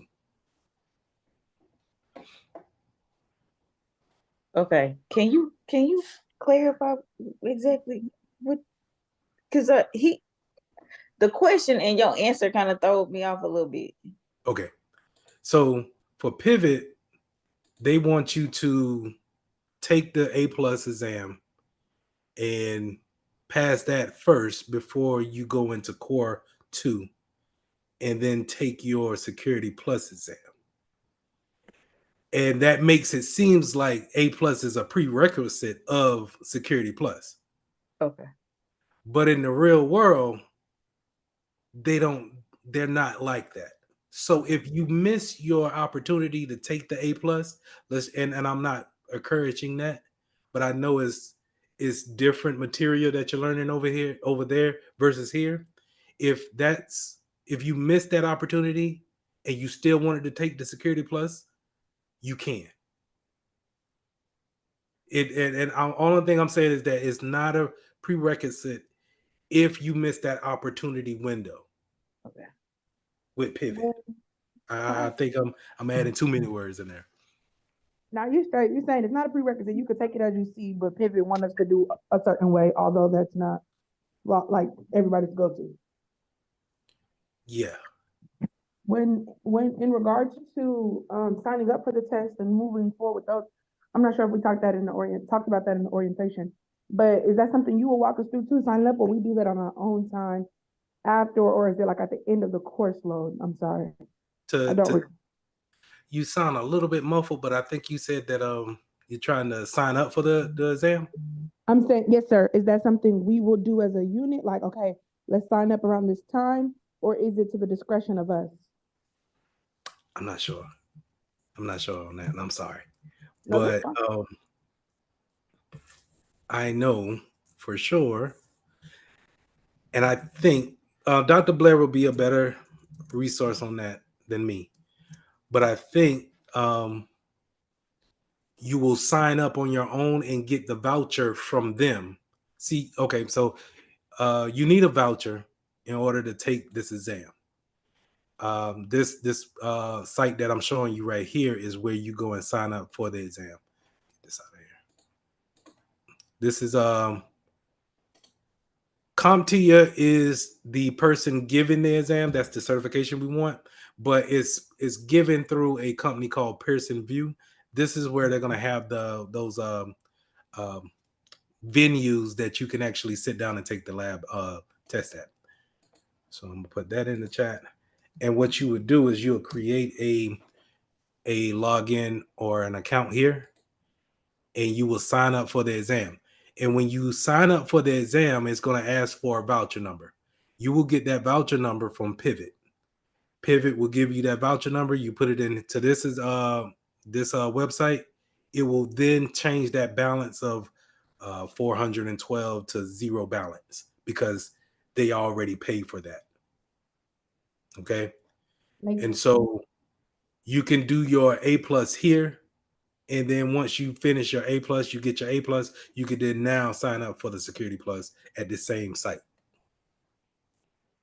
Okay, so two completely separate exams. Yes. Oh yes. Oh yes. They are not back to back. I would try to log in, but I ain't gonna put y'all through that. Let me try just to see if it works. It's did it work? It worked enough. All right.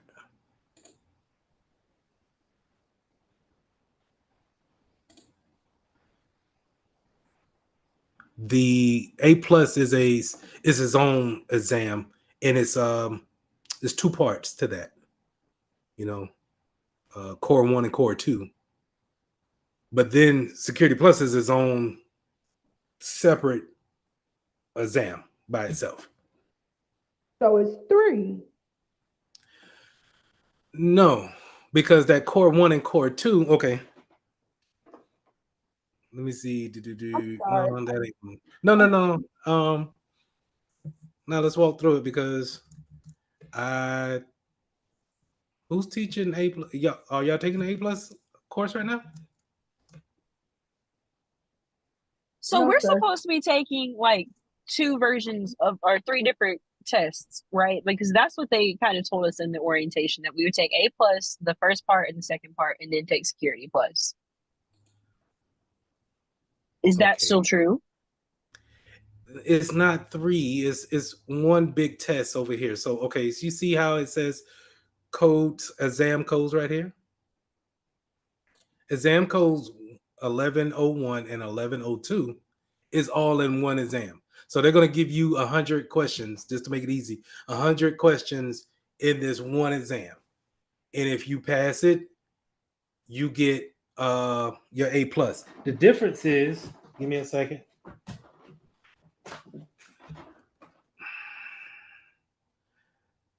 The difference is, and I should be, let me stop sharing my screen so y'all can see me, is that you have, of course, the book doesn't want to show. You have core 1 and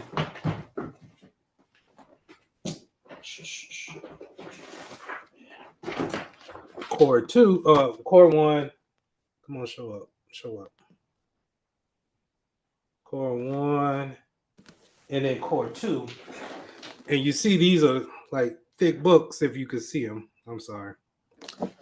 Jesus, I don't want to come off my little blinder thing, but anyway. The books are thick. And what I mean by that is that, it's a good bit of information on 1101 and 2. And so that's why it's broken up into 2 parts. One is supposed to teach you about the hardware about A plus, the hardware of a computer, memory, storage, motherboards, fans, things of that nature. And then the second core is going to teach you how to troubleshoot those components. That's secure. That's A plus, and then security plus is just what we've been talking about since we've been doing our class. And I got that book too, but there's no need for me to show you that book. Got you. So just to make sure I'm not, a little lost. Basically, you're saying that we will cover. Not you're saying. Will we cover those still both with you though? I know we're already doing the first one, like you said. We've been doing it the whole time. The course 1 and course 2, we will still do that with you though, correct? No, ma'am. I hold on. Let me stop this recording. Okay, I got it. Let me adjust. All right, that was I don't know. I feel like I'm gonna have to get her on the phone for that. We appreciate you. No problem, because I don't want all this to kind of go by the wayside. Like I would hate for y'all to learn all this stuff with the Security Plus and then kind of forget it trying to learn the A plus. And it's kind of for you to learn the Security Plus without knowing the A plus basic foundations. I don't like that, but we'll get through it. Thank you. No problem. All right. Lesson 10, endpoint security. So in this lesson, we're going to talk about agents that are sitting on our computers, not necessarily on the network. They may communicate to the network, but they're everywhere we go as far as our mobile devices are concerned, laptops and endpoints on your desktop as well. But desktops are not normally moving from spot to spot. So the first thing this chapter talks about is endpoint hardening. And when you see the word hardening, that means it's taking a configuration and putting the most security that you can on it. So we may disable some features. we may enable some features, but what it's doing is it's changing it from the default and being able to create more security by locking it down, quote unquote, by hardening. So we could do this to workstations and we could do this to servers. In your workstations, we may turn on antivirus, firewalls. Um, we may put ACLs on who can install information, who can uninstall. And so all of those things helps when it comes to the hardening process of a workstation. Servers, you're following the same process, but it's even more locked down on who gets access to a server. More than likely, it's going to be someone of admin privileges, which is only a small group. It should be your IT group and owners of that system. But even if they own it, let's say a director, um, a director of a department may not have access to a server in some cases, just because they don't need to be on there. And it's also, if their account gets compromised, you don't have to worry about their account showing up on a server that's already hardened. Other ways we can also protect our endpoints or protect our desktops and laptops is that through segmentation. We already talked about that through networking. Uh, Also in that segmentation, we have isolation. This is kind of where those VLANs come into place, having those separations and IP addresses. We can put those things in isolation to where they don't have any communications to anything else. Back in the day, and when I say back in the day, I'm talking maybe 10 years ago, whenever you do have a computer that maybe has a virus on it. Okay, I'm gonna get to that. I'll jump right back to it. Whenever you get a computer that has an endpoint, a virus on it, then in order to isolate it, we would just unplug it from the network, and then we would have to actually put hands on it. But in today's world, we can just manipulate the the uh, the VLAN on it and be able to isolate that. Now, what is exactly an endpoint is? An endpoint could be a workstation, like your computer that you're sitting on. Your phone could be an endpoint. Um, but it also could be software wise. So I don't know if you can see down here, but you see all of these endpoint applications that I have here. These are applications that talk to some type of big server, and we refer to them as endpoints. But more than likely, you're going to be talking about one of the two. So if someone says, "Hey, I need you to go and uninstall an endpoint on their computer," you're probably uninstalling some type of software, right? Maybe like a antivirus. I'm gonna uninstall that, or a Team Viewer, something that someone uses it for remote access. That's an endpoint. But an endpoint could also be the whole computer that comes from the store. And we refer to it as from our server to the endpoint is giving a particular service. Okay.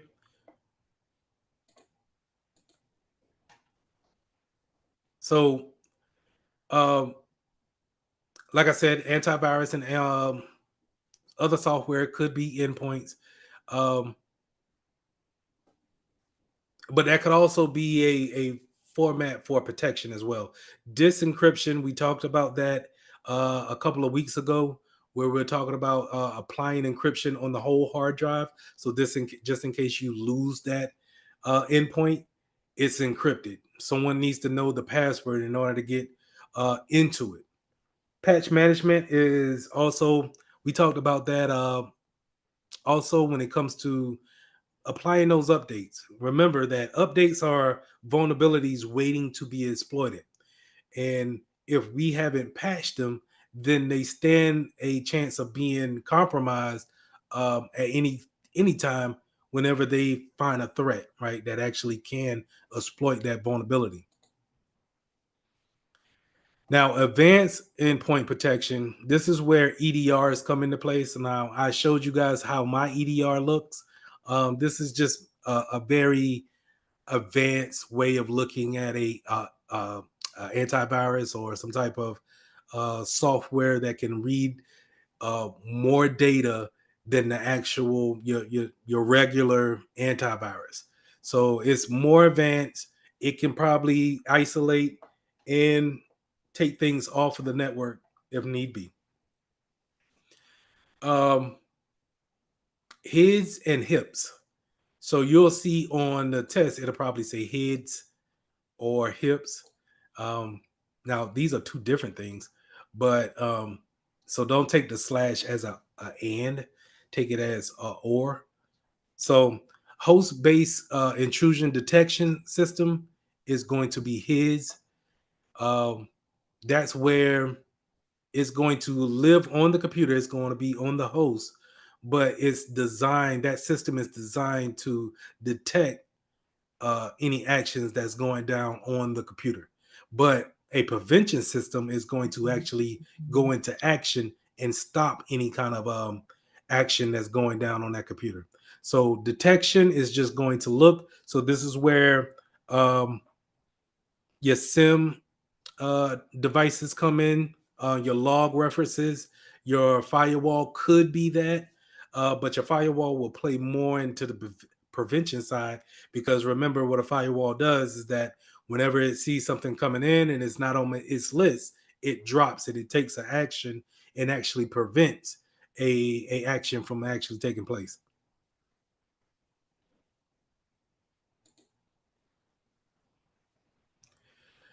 Now, in the configuration point, you could have an allow and a block list when it comes to applications, and I kind of hinted at it a little bit, um, but these are great ways that you can. One, if you look at it from a standpoint of a mobile device, you can only have the applications that you want on a mobile device on your phones. So if you only wanted Microsoft Office 365, that's the only thing we can allow. But if we didn't want them to have ESPN.com app or um, Instagram, then we could put that on our block list. Now we can have a full list of block lists and only allow and we can only configure our systems to allow a maybe 5 applications. That way, if we see anyone deviate from that 5 allow list and maybe have 6 or 7, we can always roll them back to the 5, right? So it's easier to keep that allow list versus putting everybody on a block, because at some point in time, you are going to run against applications that you don't really know about, and you're going to have to allow them onto your allow list. But it's easier to do that than the versus to just let everybody have their way and have everything, and then try to block later down the road. That's being reactive, and that's never really good to be reactive. You always want to be proactive. So hardening techniques.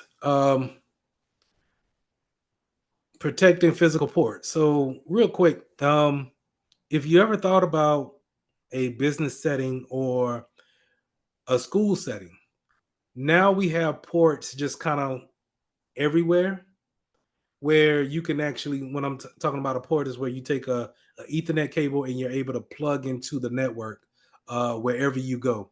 Um, some places do have covers for those type of things, and you have to take the plate off in order to get onto that network, take the little piece out.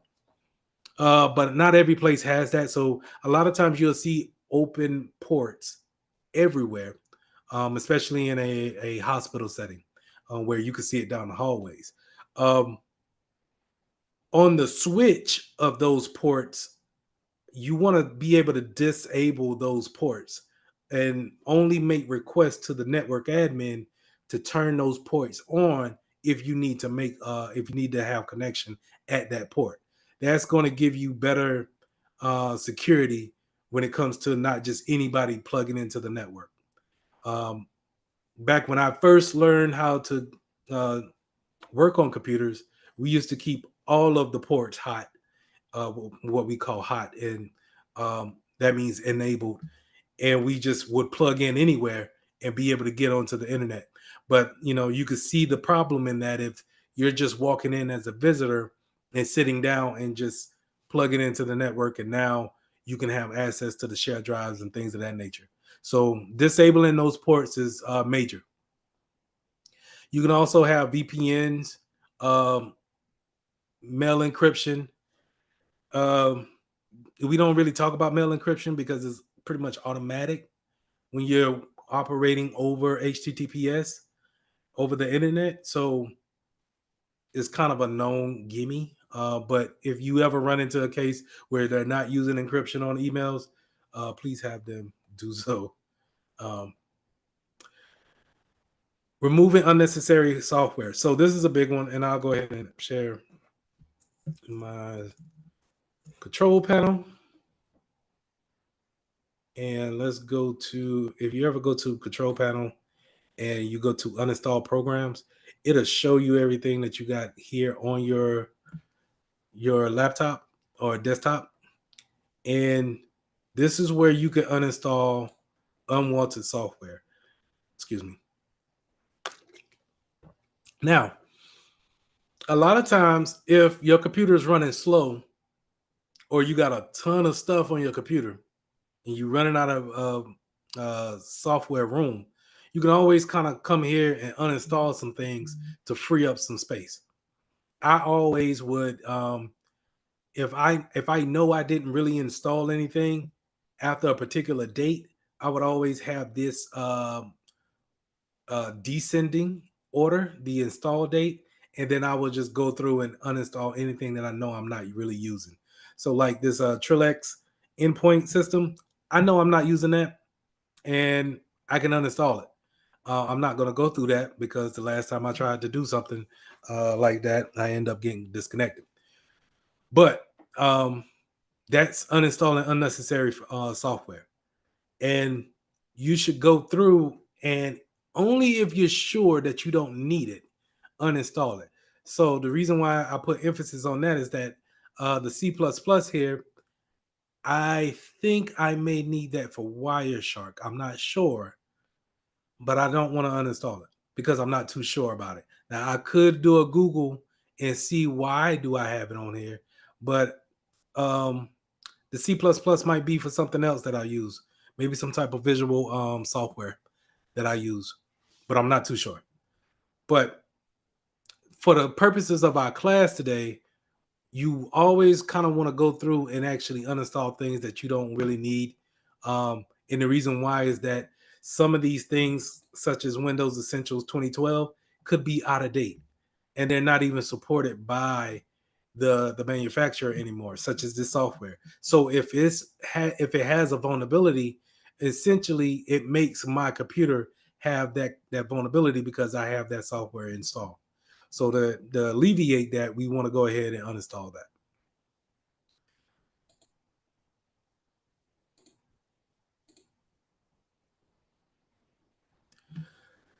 So I don't know if you guys remember when I talked about specialized devices or SCADA devices. SCADA devices are those type of industrial devices that run maybe like your power plants, the water treatment plants, things of that nature. Some of those old uh, devices do not have updates that are ran on them on a normal basis, right? And when I mean a normal basis, I'm talking maybe they haven't been updated in years. And so how do you actually harden those things? It's going to be more based off of your network versus what you can actually do to the device. So if that PC hasn't been updated in years and there's no way of taking it off the network because it controls the water treatment plant, then we want to make sure that no one can get to it via the internet. And so we'll put it in isolation, make sure that it's running, make sure we have someone checks on it, make sure they restart it as needed. But as far as making it available on the internet, we want to go ahead and cut that out just because it leaves a too big of a vulnerability on the network. And we really kind of just stuck in those hard places with those because there's really no upgrades for them. And 9 times out of 10, the company that had um, that piece of software might be out of business, or they might not even um, support that software anymore. So let's jump into mobile device hardening. I'm So as sorry. we Can you all go? know, I'm sorry, go ahead. I'm sorry. Can you go back? Not that slide. The two slides. Okay. Let me get this. I'm writing something down real quick. Okay.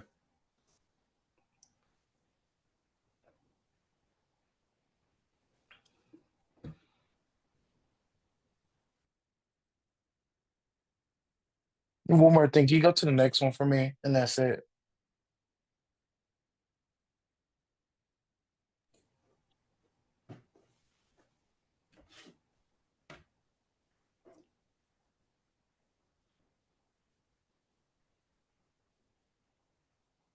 Okay, we're good. Thank you. No problem. So as I said before, mobile devices are prone to being lost or stolen in some type of capacity. If you work in a spot where they give you a phone or a tablet, while you won't get in trouble for losing it, they understand that um, it's a good chance that if you are traveling, you might end up losing it. And so you want to have those things managed by a mobile device management system, MDM, and we want to make sure that they have the wiping feature set on them. We also can set them up with hardening processes when it comes to if they're going to use a password or a passphrase or a PIN number. Are we going to make them do biometrics? All of these things can be done in the MDM. Now you have, and this is going to. I'm sorry. Go ahead. Oh, Okay. I didn't say anything. Okay. You have deployment models. So for sure, I know you will see bring your own device. And what this means is that some companies will allow you to take your personal phone and make it into a company's phone. And the only thing that really means is that the applications that they use for the business, you can use on your personal phone. Um, then you have places that give you a business phone. So I don't know if you guys can see that. This is my business phone. This is my personal phone. Personal phone, not away. Anyway, so the business phone is only authorized for business applications. Yes, sir. I'm sorry. This is like off topic, but question like as far as for taxes. So if you use your phone for business, like as far as your business, can you write that off? Yeah. I mean, not your own business, but like for the company you work for Oh, for the business. company, I wouldn't. um,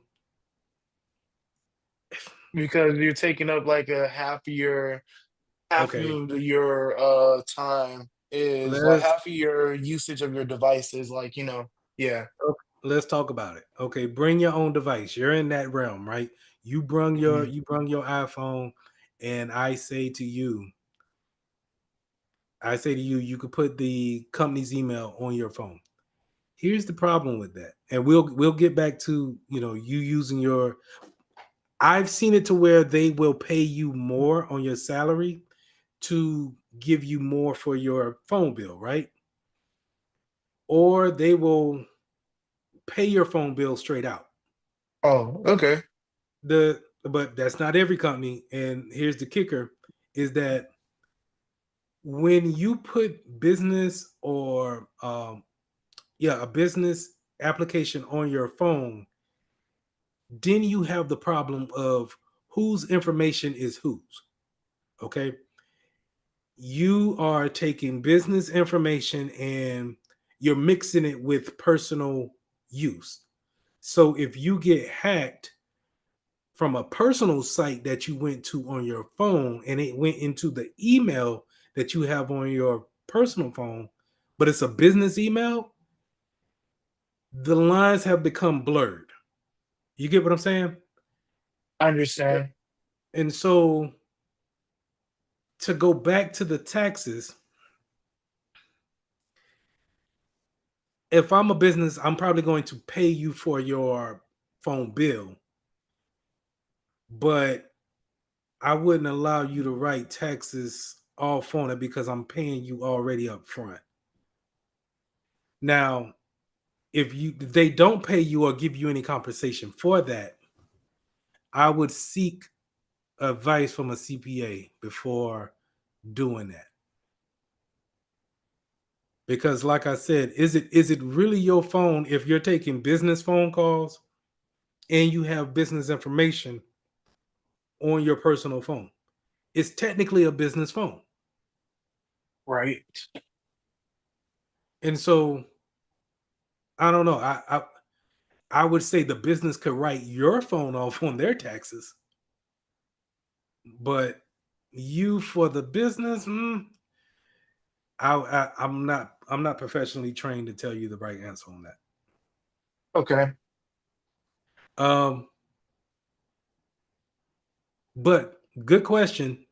I'm just not sure about the legit answer on that.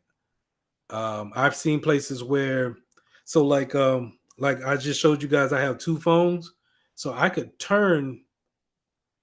I've seen people turn their personal phone off and then use all their personal stuff on the business phone while they're working at that company. But again, like I say, if you're doing anything that you doing on your personal phone, that can potentially be seen by this mobile device management system here. And so, and also, if they wanted to wipe your phone, they could wipe it as easy as hitting a button or two. So all the information that you do have could be gone. That's also bad. Yeah, which is mandated though. I'm not too sure, but see, and in the same time, for the bring your own device scenario, I would probably have you sign a policy saying that, hey, if you're going to use your personal phone for business wise, I need to be able to have it in my MDM and wipe it whenever you do go on trips. Because if you lose your phone, you just didn't lose your personal information, you lost the business information. So it gets a little bit sticky. Um, you definitely, if when you guys get the job, ask for that second phone. Get it, please. I mean, granted, that means that they can contact you at any given time because that's what you're technically always on call with the cell phone, a second cell phone. But in this, I ain't gonna say that. It's not gonna be often. At least I don't think. Knock on wood. Um, So you have company owned, corporate owned, and business only, right? That's that second phone I showed you. Um, Corporate owned and personally enabled. That's going to be more in the sense of they gave you the money to actually buy the actual phone, and you use it for business purposes. And then choose your own device is really just kind of, I ain't gonna say cheesy, but it's a little cheesy where they have an option between Android and iPhone, and you choose which one you want.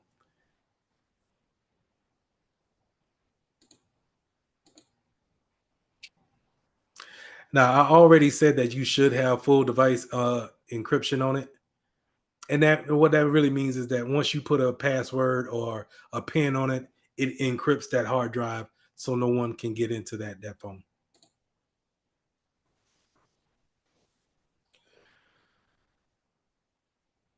I did have this highlighted that the iPhones have data protection once you automatically create that password in the startup process. I don't think Android has that. I think you could set Android up to be open all the way through. But now since iOS is having so much integration with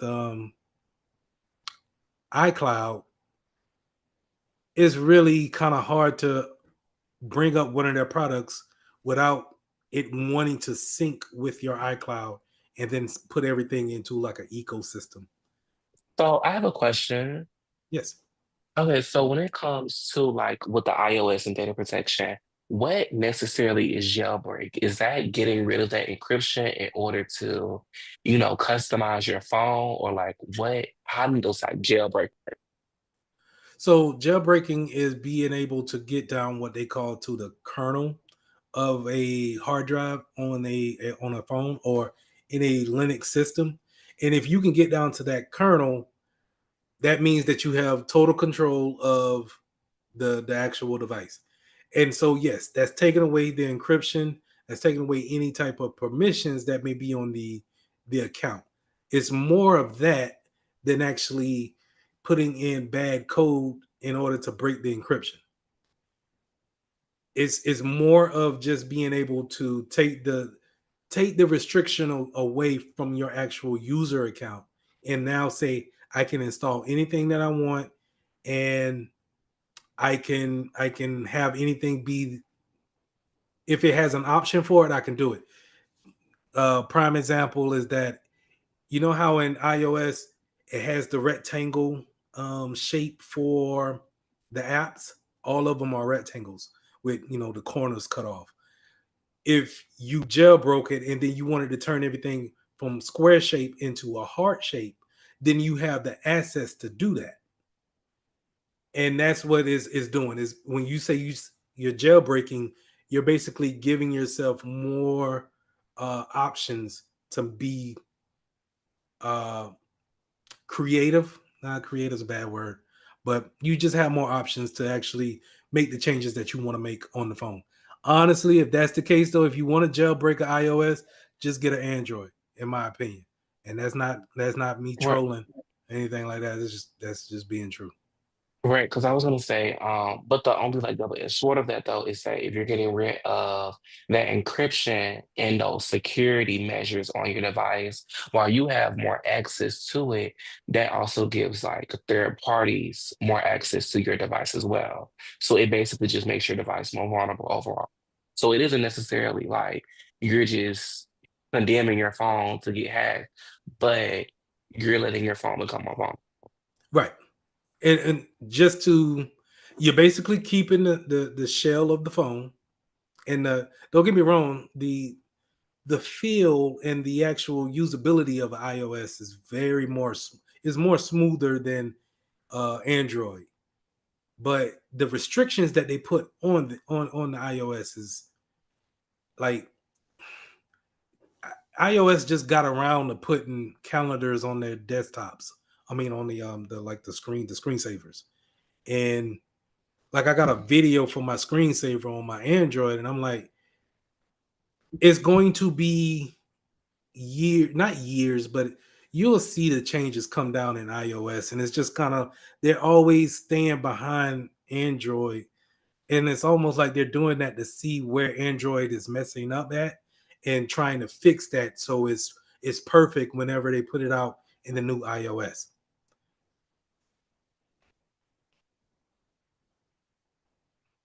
Um, Moving on, we got location services. So GPS, we always want to put, especially company-owned devices, GPS signaling on them, able to track them wherever they may be at. Um,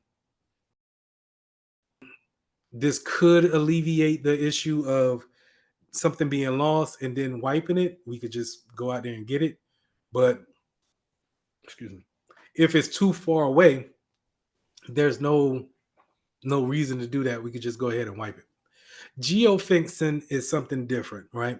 Geofencing is um, when you're coming onto a campus or in a building, you your mobile device will then take on a different profile, and it's based off of the network that it connects to. in the building or on that campus. And so geofencing keeps everything within a fence, right? If you're thinking about it as some kind of boundary, and then everything within there, um, you have one profile, but as soon as you leave that fence, um, then you get a different profile, or you don't have access to certain things anymore.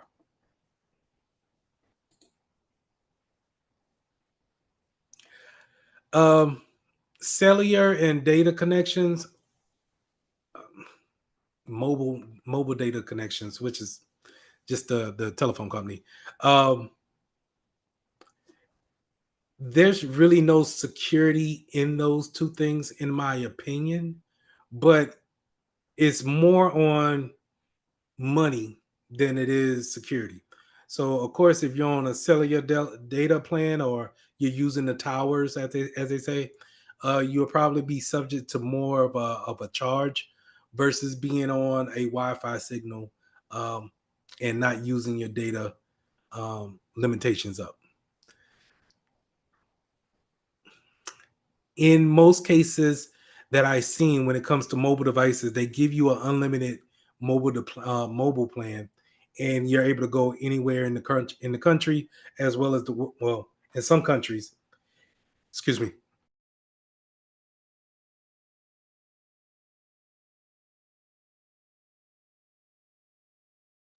Sorry.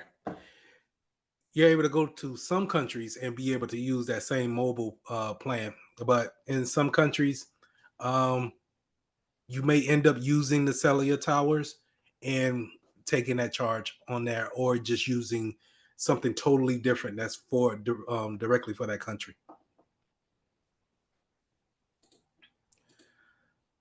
All right, last slide here, and then we'll review. So we got evil twins network. So the rogue and the evil twins when it comes to Wi-Fi. Excuse me again. Sorry.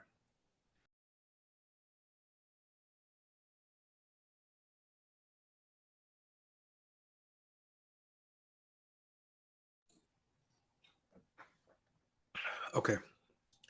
Wi-Fi. When it comes to Wi-Fi, and when we're looking at different networks that's on our that's in our area, the rogue and the evil twin comes into play here. So when you're looking at different networks, you may see something similar to how you see the Mitchell Main 5G, and then the Mitchell Main just underscore. This could be either a rogue access point, meaning is not authorized, but someone has put a different access point in your network, and now they're actually broadcasting a Wi-Fi signal. And anybody who connects to that signal is subject to whatever kind of security standings that they have on it. Or if they're looking at it or sniffing that network, they're subject to that too. Evil twin networks is actually, instead of it not having the 5G here on the second piece, it will look exactly the same. And so I don't know, it used to be a real bad case of that. And then it kind of dwindled away. But with evil twins, you got um, the same network showing, broadcasting, and then it's on you to know exactly which one you need to connect to. And a lot of times you have to go back by the IP address of the one that you need to connect to. But if you're in an enterprise section and you see two different or two entry Wi-Fi signals, just ask somebody which one is the correct one to actually connect to. Finally, we got tethering and hotspots. So you don't really see tethering too much, but definitely on hotspots, we want to make sure that,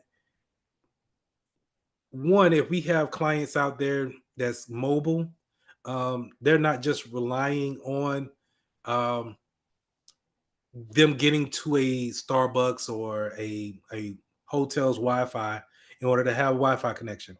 We want to be able to have their phones have a hotspot feature on it. Now, while it may not be the fastest internet, it could give them some type of outlet when it comes to communications. So having that hotspot on them is, I think, a necessity.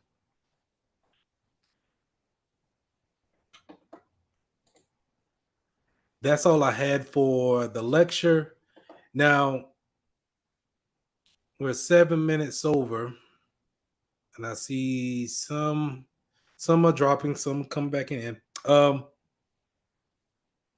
y'all want to take a break, or do you? I don't have much to show you on the hands-on. I just want to go into the security settings real quick and show you guys some things there, and then I'll let you go for tonight. But Go do straight you want to take a into it. break? I'll go straight into Pushing it. through it. All right.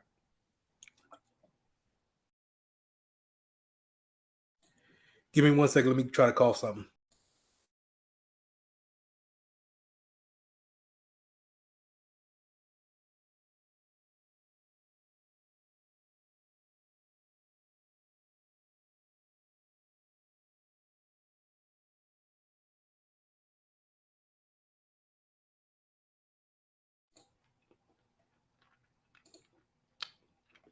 All right. So again, I said, your laptop is an endpoint, but these software can be endpoints too, and these software needs updates, right? So we already talked about the importance of patching and vulnerability management. This is kind of a double down on it, where I told you if you go to your start menu and you type in updates, you can already go to check updates and it'll bring you here. But let's go into the advanced options here. And you can see that they are wanting you to enable or give you the options to enable the Microsoft products that you have on your Windows machine. Now, I would say leave this on, because if you have any type of Microsoft Teams, Microsoft Outlook, Word, Excel, then these software, they don't necessarily update every time you hit check for updates. They're not going to pull those automatically, right? You have to do that if you want to. And that's why they give you an option, because if you have so many updates, sometimes it can bog down the computer, especially pulling updates. So for you guys that's working help desk, if you ever hear somebody says, hey, my computer's running slow in the morning, tell them that it's probably updates that's probably running. And, just give it some time to get through its updates, or come in here and stop some updates from running. You also have the additional options here. So if you look down into the second section, it'll say optional updates. And I got 7 that's available. So let's check them out. If we check them out, we'll see that I have some driver updates. Now, here's the important thing about these drivers is that if I go to my start menu and I go to a place called computer management is going to show you everything that's now. See, this is where A plus is coming into play, right? So A plus will tell you all about these type of components that your computer is hooked up to. So this device manager piece right here is going to say this is everything that makes your laptop a laptop. You get what I'm saying? Everything from the cameras to the Bluetooth to the printers that may be connected to it some type of way. But the one thing that I wanted to show you is that all of these things under this one computer, these have drivers. And the thing about the drivers is that they're not always updated, because they don't need updates all the time. They may never get an update. Um, like this driver update was 06. So the bad thing about it is that I could come in, if I was devious or something like that, I could uninstall the device, and then that's how you get somebody to say, hey, my camera doesn't work anymore. Maybe if when you're troubleshooting, you will look into the drivers to see if there's something there to actually make that component work. But what I'm saying is that from time to time, these components need to be updated. And when you go into your advanced options back here, you can see that some of these drivers need to be updated. And like this is an important one to me. The Intel Corporation has a Bluetooth update, and it has it as an option for me to actually, if I want to use it or not. Now, here's the thing: is that Bluetooth necessarily doesn't take all the the security steps that it takes to make a connection. You can see how, the most it will do is ask you to verify a PIN on each device. When you hook your phone up to your car, it just says, "Hey, is this you? Just verify this PIN or what have you." And Bluetooth is real skittish like that, where you can get a connection to another device um, without necessarily jumping through the hoops of connecting via the Wi-Fi. Okay, and a lot of times our Bluetooth is automatically turned on, and we're not even checking it or tracking it, just because it's just something we choose for it to be on. And the reason why is on because, like, for me, I use Bluetooth keyboard and mouse. So I want those things on, but at the same time, if I'm not using them, then I might as well turn them off. And if someone is looking to jump onto my Bluetooth network, then I want to use that as a hardening process to turn that feature off.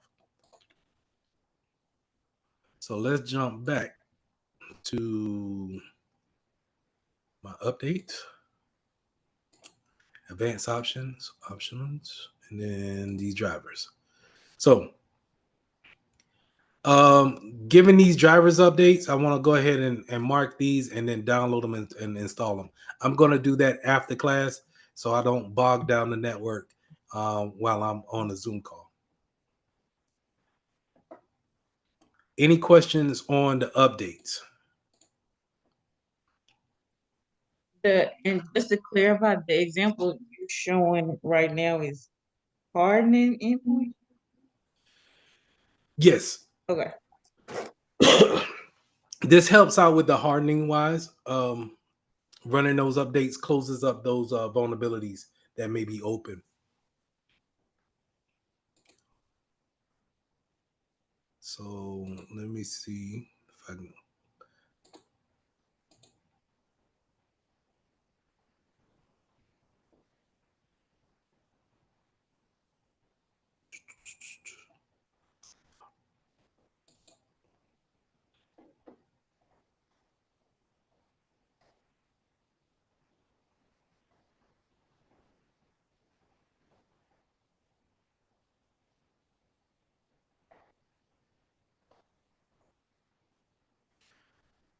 So to go further into that explanation on why I said that is that when I look at the updates that I already applied, which is here, this update history, and then when you click on the learn more option, open up an edge, it'll take you to Microsoft's updates of the actual what we call a KB. This KB is going to let you know why um, this patch was put out, and then what vulnerability is it going to address when you apply it. And so this seems like it had a problem with Open SSH.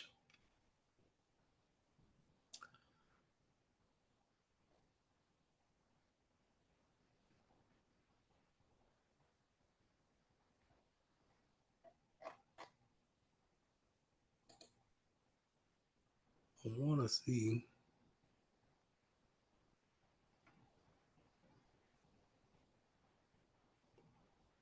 So update in the service notice.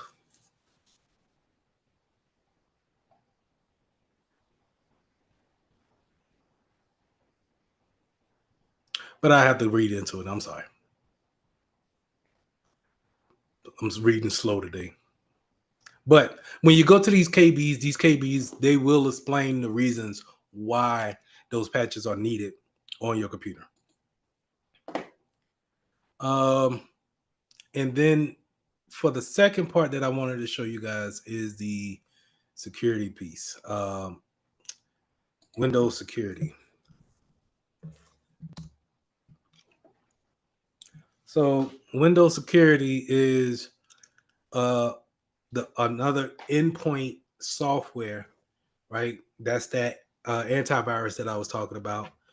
And you typically want to have green check marks like this. Now, it may be different for yours if you have a different antivirus that's already on your PC, but you can go through to see exactly if you need to run a scan or check the firewalls to make sure that it's up and running. If you see any kind of X in these sections, we probably need to address it and just to get those things green.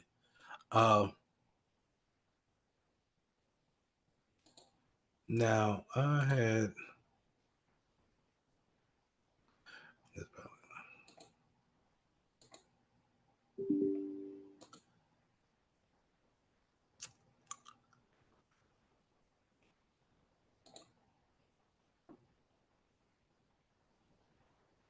so this is different than my other computer, but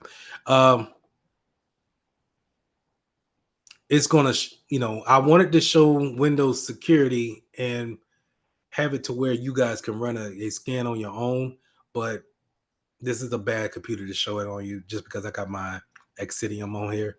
But I can run a scan on my computer, and you should be able to do the same thing in Windows. There it is, Windows security. So it gives you an option. You typically get an option like this where you can run a quick scan, a full scan, or some type of custom scan, right? Now, this does slow down the performance of the PC, but not by much. It typically can run in the background, and it's going to take those signatures that we talked about and compare all your files to it.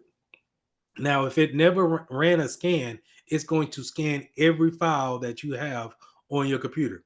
But if you ran a file scan before, it's going to scan everything that has changed since the last scan. And so it shouldn't even take that long if you are periodically running scans on your PC, which I would say probably run every week, just to see if any changes have been made. Now, in the Windows security application, and this is what you guys should see, you should get that same scan option right here, where you could do a quick scan, a full scan, or a custom scan. And you could just simply hit scan now, and it will go ahead and proceed with doing those type of things.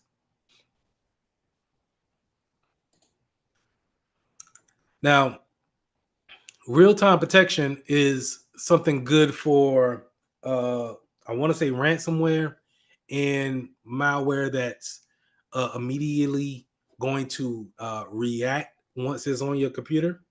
And when I say immediately, sometimes some viruses can lay dormant and not do anything until a particular certain time and then launch an attack then. But real-time protection normally will see any kind of changes that are is immediately making changes to your computer and be able to protect against that. So if you have the options to turn this on, go ahead. The reason why mine is off is because, like here it says in the yellow, I'm using Exidium as my endpoint. Well, as my antivirus endpoint. Also, I wanted to point out tamper protection. So tamper protection is going to put that is going to put a kind of a security setting around taking or disabling your antivirus, either disabling it or taking it off the computer completely. So normally when if a virus wants to get onto your computer and actually disable the antivirus so it won't be detected, this tamper protection will alleviate from that. And so we want to make sure that those things are on And if you have a separate antivirus on your computer, you want to make sure that this option is always on. Just, especially if you got users and you don't want them to uninstall anything that they shouldn't be messing with in the first place.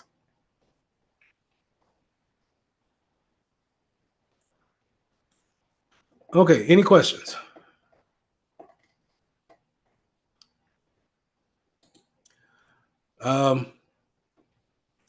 Here in the smart app control, this is where we talked about allow lists and deny lists. If we wanted to make sure that we had a certain list of applications, we could put those things right here. So a lot of things you could find out just in your Windows security section. Just go through them and check it out to see what kind of options you can have over your computer, and make those changes. See what you deem as a standard, and then make that with other computers that you have in your network.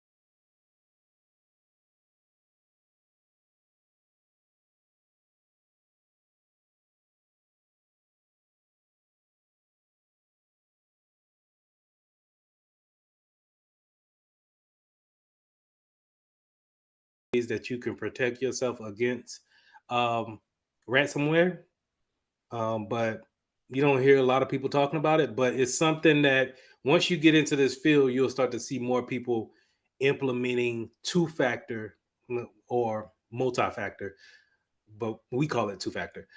You'll see more people implementing two-factor in order to defend against ransomware. And what ransomware does, whenever you double click a exe or to make that change on your computer, two-factor will step in and say, hey, I need you to authenticate this particular action. A lot of times back in the day, whenever we wanted to uninstall something, it will give you that ding, and then you have to put in the username and password in order to get by that particular thing, and then continue on with uninstalling your software. But now we're going to not only take your username and password, we're going to pair that with something. And then if you don't have that other factor, then you're not able to authenticate. So the main thing that you want to know are here, something you have, and then something else you know. So let's go over something you have, and that's typically going to be a token, right? And back in the day, they used to look like little keychain tokens, kind of like something that you could put on your keychain, and it looked like a little calculator, and it read out the numbers for you. Give me 1 second. Let me pull it up.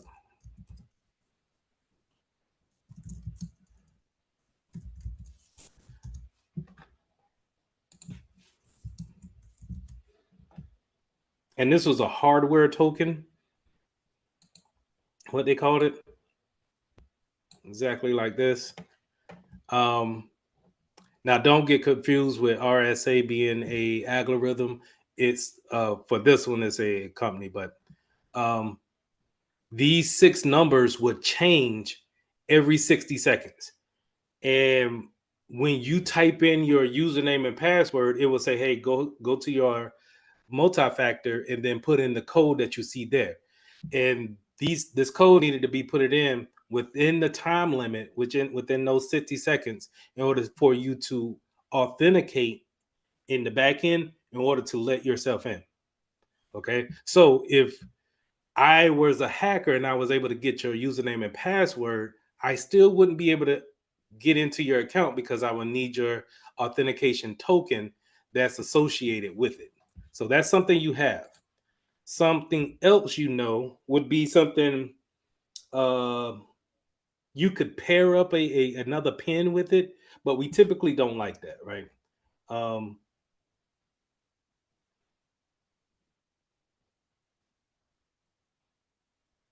Yes. We typically don't like the something you know and then something else you know, because those are the times where you get those 3 questions that ask you where you're born at, first name of mother's maiden name, first pet, where do you work at the first time, right? We don't like those type of things because anybody that's doing research on you could, or knows you like that, could find those things out. So something else you have typically is what we're gonna go with. So those hardware tokens, and nowadays it's on a software token. So Microsoft Authenticator, and I think Google has an authenticator too. That's you could download from the Google Play Store and be able to set up as your multi-factor. All right. So we already talked about something you have. Let's talk about something that you do. Something you are or something you do. So something you do could be a position that you're at. Maybe you're the only person in the legal department. And so if you go to the legal department section in that building, then we should have you on a particular IP address.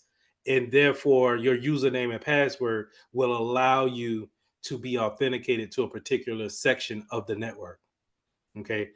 Now, that's not so great, but we have other things that we can compensate for it and put you in a good spot to be secure. Now, something that you are, fingerprints and facial scans, you don't necessarily see those things with computers in the work environment yet. We are still dealing with different generations when it comes to who's coming to a building and actually working. So we have baby boomers, Gen X, Y, and I don't know who's after Y. But anyway, everybody's coming together. Some people are not cool with fingerprints and facial scans. Some people are. And that's our biggest case of trying to implement fingerprints to actual work environment. See, here's the thing: is that I'm a professional, a cybersecurity professional, and I don't like to make passwords. If I could use my fingerprint for everything, I would. But is trying to get that over to people. Um, it may be a generation thing to me, personally. I think that as older people retire and get out of the workforce, you'll see more acceptance of take a facial scan and make sure that you're supposed to be here, and let's authenticate you that way. But even if we take a facial scan, maybe we still want you to put in a username and password or a pin. We won't have to be that tough after that. But that's the biggest thing, is that a lot of people don't want to have their fingerprints on file, have their eye scans, because it's not necessarily taking all of the points of the face. When it does that facial scan, it's pretty much getting your pupils and making sure that the patterns there are in line. And I think the spacing between mouth, nose, and eyes are proper to whatever how you are. But here's the thing: is that as we grow older, um, you know, we have we're not guaranteed to look the same. So therefore, I would still say go back to a fingerprint, because it's probably not going to change. And plus, you got 10 of them. So if you lose one, you can always use another one. Hate to say that, but that's what it is. But at the same case, if something happens to our face, or if I need to wear glasses from here on out, then I have to take a whole nother scan. Somewhere you are. Now, I said this kind of with the something that you do if you work in the legal department. Somewhere you are could work. So that's that IP location for you. Also, when it comes to VPNs, having a virtual private network is also going to be some type of two factor, because you need to actually authenticate with the VPN in order to get onto a private network or your work's network from your house, right? Um, this is probably not the most not proper, but popular way of having multi-factor authentication. You're probably going to see something you are and then something you have. And right now, I could tell you the hardware tokens and fobs are the is what you're going to see, pretty much. If not, you've seen some cases where um, Meta is asking for it. Some of your social media sites are asking for it for the business side of it. I don't think they ask for two factor for just personal use, but I think you still could implement it.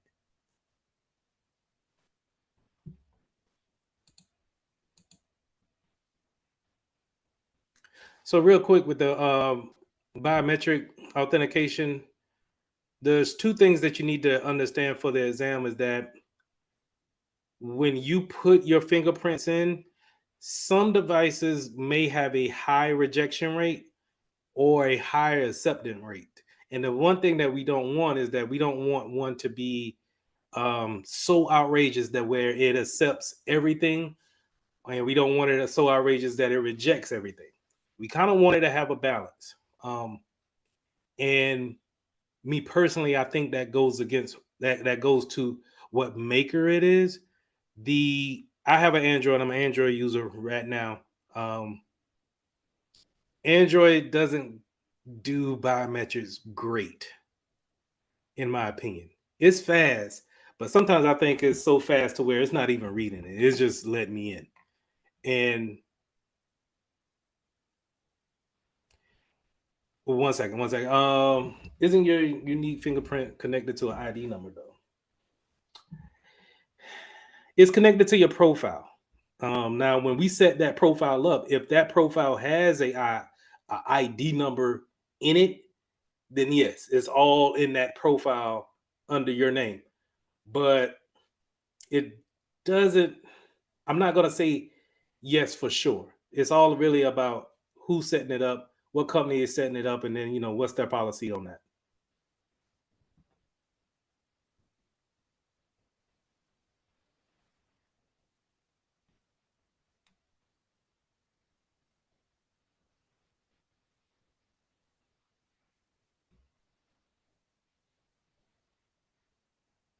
Let me make sure I get this right. So if you could not access the ID number of bypass instead of for needing biometrics.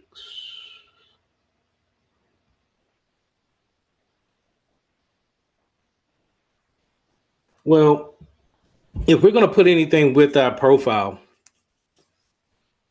that profile that's linked to our username is going to be on a server that's not necessarily easily accessed. We only got like a handful of people that's going to access that profile.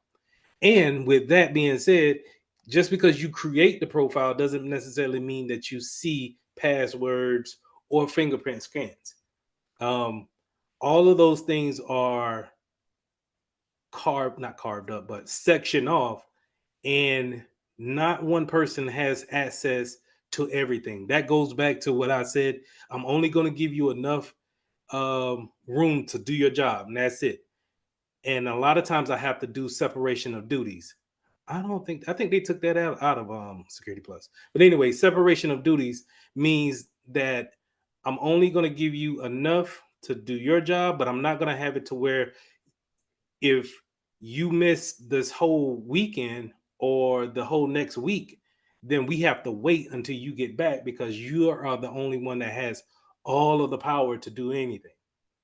And so I'm going to section that stuff off. So to go back to your point of, um, if they're going to link your biometrics in with your username and password or your ID, I'm going to section that off to where maybe only one person or two people only sees the biometric size of it, and even then they're not able to see the actual pictures or anything unique to it. They just see a hash of it. So remember what I said last time, that hash is just a fingerprint, making sure that everything integrity wise is there, but I'm not actually seeing the actual data.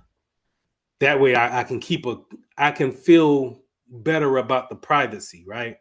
Because you don't want nobody looking at stuff. you know, nah, nah. So good question though. Going back to the false rejection rate and the acceptance rate on this slide. Like I said, the Android, I feel like it doesn't. The fingerprint scanner is not. I think it's accepting too high. I feel like I can just put a part of my finger on at a wrong angle, and it still lets me in. Whereas I feel like the iPhone I had always. Well, I'm sorry. Let me go back to the facial recognition with Android. Is that I don't think it recognizes my face at all, and then sometimes I feel like it'll let me in easy when I have shades on. Um, and then I think when my son got my phone, it let him in, and so I didn't.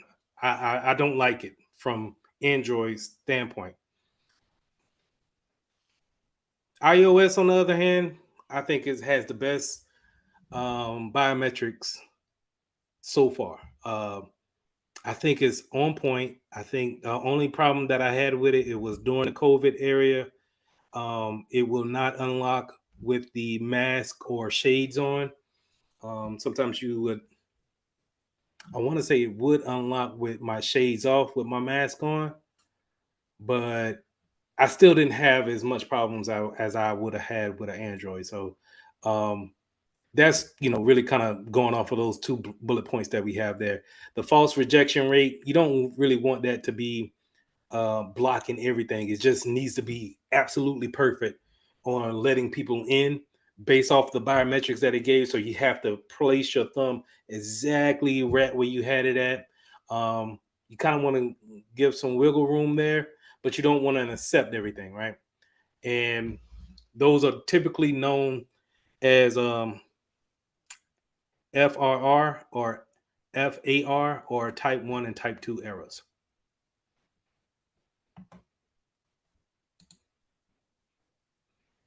So let's go into these hardware tokens. We already looked at the first one, the first traditional one, that one-time password, where it's going to have a counter like you see here and do a countdown and sync that code back up to a authentication server in order to give you access to whatever you're trying to get into.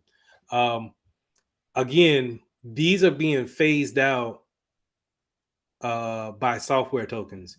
The one that I use is Microsoft Authenticator, and I try to use that for anything that I have.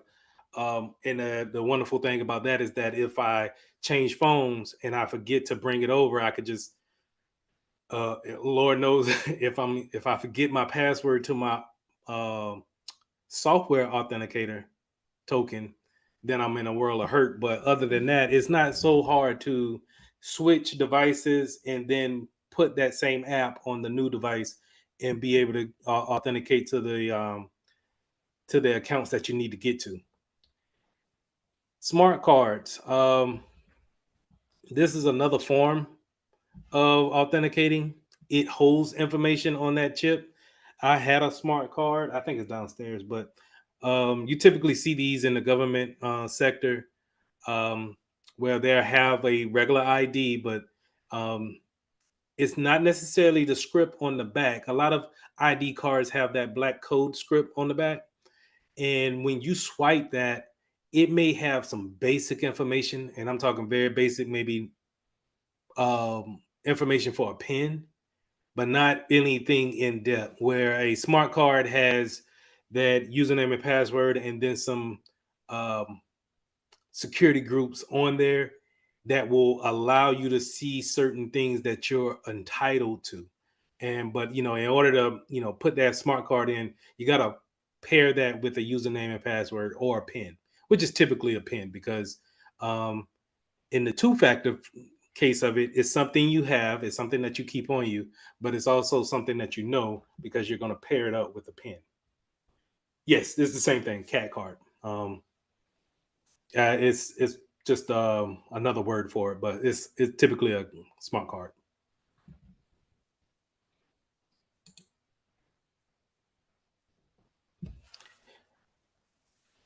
We already went over small soft authentication tokens. They're gonna look like this, but they're gonna perform the same actions. And so this is great for the days that we live in now, where again, devices change pretty much every year, and we can go from application to application and still have a two-factor there. Even if we were to leave the company, we can still keep our soft token authenticator and use it for our personal use if we wanted to. Or I think you can create a different profile on it and then use it for personal use as well. Any questions? I actually have No, one. sir. Oh, No, you good. I'm sorry. For another form of authentication, where you could say necessarily a SIM card, it could be like hardware authentication. Because I know a lot of times, especially with now, it'll say that in order to operate a phone or at least connect to the network, the phone itself has to be authenticated with a SIM card. So, like, would that be underneath the same category? No, that's more in line with just establishing the service with the telephone company. Um, but in a sense, it's in the same ballpark of it does have a profile that's dedicated to the user. So they're going to create that SIM card to hold your phone number, and then whatever is attached to that phone number, think of that as kind of like your ID, right? That phone number is your ID, and so whatever's attached to it, that's how you could take that same SIM card, put it in a new phone, and download all your text from the old phone to the new phone because it's following the SIM card, not necessarily the phone itself. Unless you got like iMessages that download to the cloud, which I think Android does too. But you get what I'm saying. That phone number that it has, the thing about that is that it's you're saying that it asks you to authenticate, As in like to confirm with the network. but you I didn't have to put in anything to say like only person that knows this is you. it's like the phone needs that specific SIM card in order to operate. Like that's the way I can convey it. Yeah, that's not authenticating. It's not so typically what I'm thinking about is I could take that SIM card and use it. And I can keep using it until you don't pay the phone bill anymore. Whereas you could take my cat card, my smart card, and you're not able to use it until you have the thing that I know, which is the PIN number. Make sense?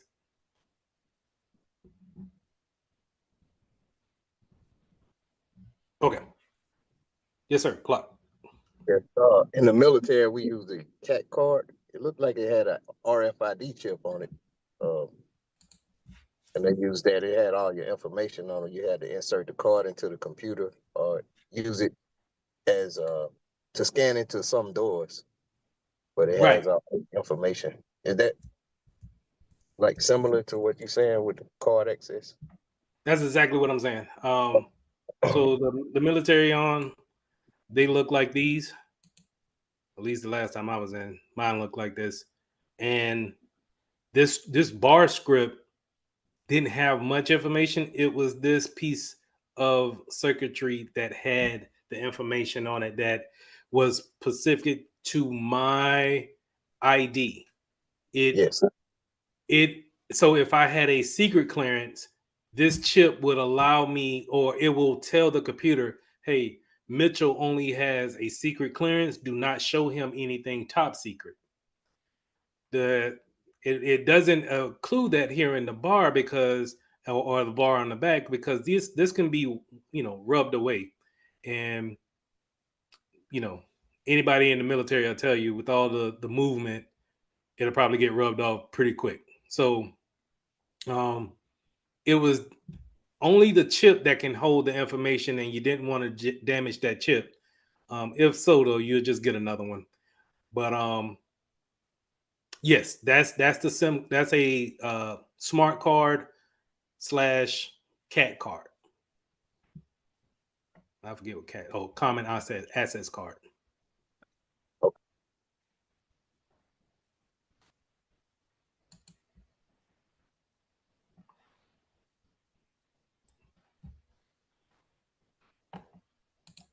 Did I go over this? Let's see. No. Okay.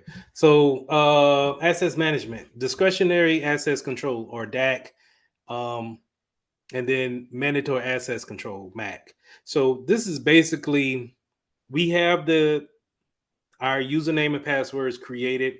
We have our client able to get into the network by a password. Now they need to get the files. They need to get a certain hard drive on the network, a share drive, and share some information with their coworkers. In certain environments, it will determine how they actually get to these files. In a discretionary environment, your manager will give you access if they see that you need access to it, hence the name discretionary. And what that means is that, and I'll show you this after the break, is that they'll go to your account and they'll just basically assign you to a particular group, or they'll give you permissions uh, via the group policy in order for you to see certain files. Before they actually give you that control, you won't see anything. You may see the file, but you're not able to open it, read it, or edit it. So this is discretionary. Mandatory access control is going to be based off of your clearance or what are you able to see based off of your ranking in that particular company. So just this is how I said for the cat card, I had a secret clearance. And so that secret clearance didn't allow me to see anything from a top secret clearance or anything above top secret, if there's anything above it, right? Um, but I could see anything below secret as well. So anything classified or unclassified, I could see. And the same thing goes for top secret. Top secret could see anything from top secret down to unclassified, classified. Now, this is all based off of the secret clearance, the labels that you have put on you before you even get started. So when we create your account, we will go ahead and have say, okay, this person has a top secret clearance. We can put that there. So now we don't have to worry about their manager giving them access to a particular file. We already gave them the access that they need. And that access will go onto that little cat card, that smart card we talked about. And then now that we don't have to worry about delegating that permissions out. And the wonderful thing about that is that as you change your clearance, you can have it changed at the admin side or at the IT side, and then it changes as you go along with whatever security clearance that you have. Security clearances are normally, from what I've seen, are normally given out by the company, or you have to pay for it yourself. And it lasts for a good bit of years. So whenever you're looking for jobs and you see these government jobs, they may ask for a security clearance on that because you're dealing with government material, resources, information, and so they want to make sure that it's secure as much as possible. So here's a diagram of that. Well, this is role based, but just to kind of go off of the discretionary, because I love the illustrations. If this is the manager here, this person, and I'll get to this, this person will delegate or have a discretionary that user two can see this particular file and that she cannot, or the opposite way around. That's in discretionary.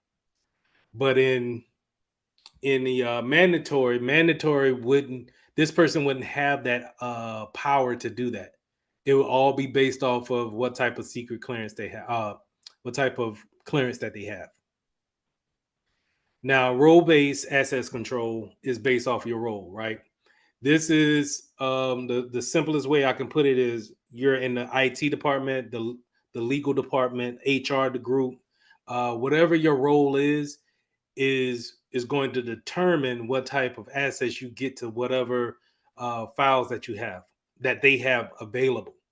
Okay, so if they don't, there's no reason for an HR person to see anything in the legal department unless they have a neutral ground zone where they kind of have a folder there that they can put things in. Okay, so keep those things separated as much as possible. Then you won't have to worry about um, trying to see what all permissions that everyone has when they move things around, because people get promoted, people leave the company, people move from one department to the next, and you don't want that permissions to follow them all over, and you don't want somebody who doesn't need a lot of permissions having a ton of permissions, right? So always remember that when it comes to delegating access controls out. Any questions?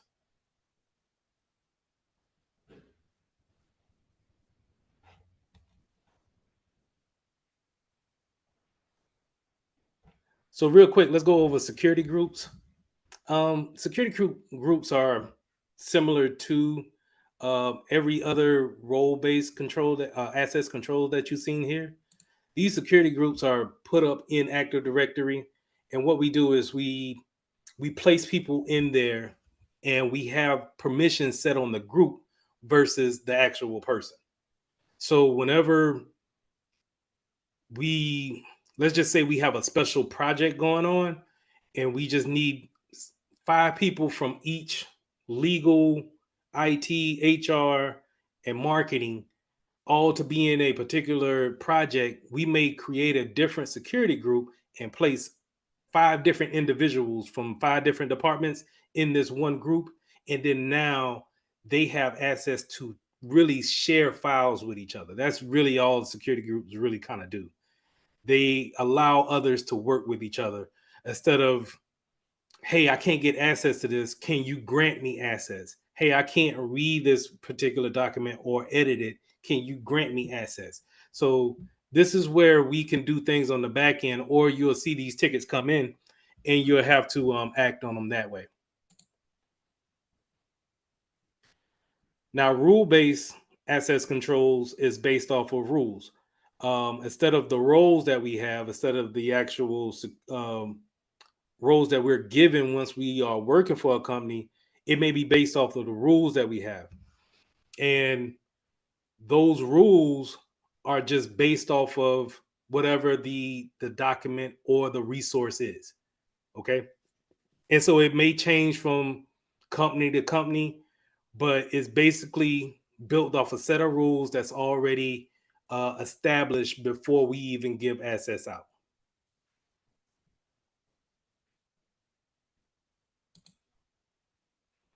Now, least privilege is what I've been talking about. I hinted at it earlier, where I'm just giving you enough permissions to do your job. I'm not giving you access to everything. I'm giving you access for you could do your job. But this comes in, before I can really do that, I need to make sure that my network is straight to where I can segment it. I could segment it off like that before creating a user and then trying to lock him or her down to a particular group. But this is where those security groups come into play at too. I'm going to lock down a security group, and then that's going to only give them a amount of permissions that they need to work. And if they need more permissions, they need to come with a ticket asking for more information or more access to things. I get tickets all the time asking that can they go to a particular site, and I give them access to that site. But in the beginning, when they start working, I tell them, hey, you're not going to nothing except for these 7 different sites. And if you can't get to these 7 different sites, if you need something else, an 8th or a 9th one put in a ticket, and I'll get you that 8th and 9th one. But instead of opening them up to the whole internet, let's try to get it down to a set group of sites, and then try to open that gradually. So account provisioning. Provisioning and deprovisioning needs to happen every year. This is basically going through Active Directory and checking to see if people are still at the job, or have they moved on, have they changed roles. This also may be where did they need to change passwords. You may be in an environment where they don't have a regular occurrence of changing passwords. And so provisioning is just making sure that things are there. Provisioning is making sure that we take things out. We prune off old users. The example that I got is I've been working for a college I haven't worked for them for 2 or 3 years, and I'm still getting emails. My account should have been provisioned from their AD account. Because if my account gets compromised, that IT director is not looking for an active account or stale account to be any threat. But if my account gets compromised, then someone can get access to the internet, to their network, and be able to get inside their network through someone that hasn't worked for them in 2 or 3 years. So that's where deprovisioning comes into place. and we can clean up a lot of that stuff. A lot of times, deprovisioning happens on the hands of auditing and making sure your audits go right, and you can clean up a lot of that stuff. Also, that I got here is that contractors come in and we give them access to our account, to our network. But then when the work is done, after 3 months of them working for us, we need to go ahead and deprovision that account and get it up out of here. Because again, think of me with the school. I'm a contractor. Well, I had access to this network for about 2 or 3 years now. That's unacceptable. You gotta be able to cut that off, and then if you hire me again or you hire that contractor again, give them a new username and password. But don't allow stale accounts just to sit onto your network. Being out there is basically creating a vulnerability waiting to be taken advantage of. So, along with that, least privileges, you get the account restrictions. So, we can give access to people, but we can also deny access to people, and we can base it off of these things. We can base it off of your location, IP address, where you're located at in the world. So, say if I give you a VPN, or I'm gonna keep it simple. If you're at the school, that's fine. You can get onto the network. But if you step outside the gate, then you can't get onto my network.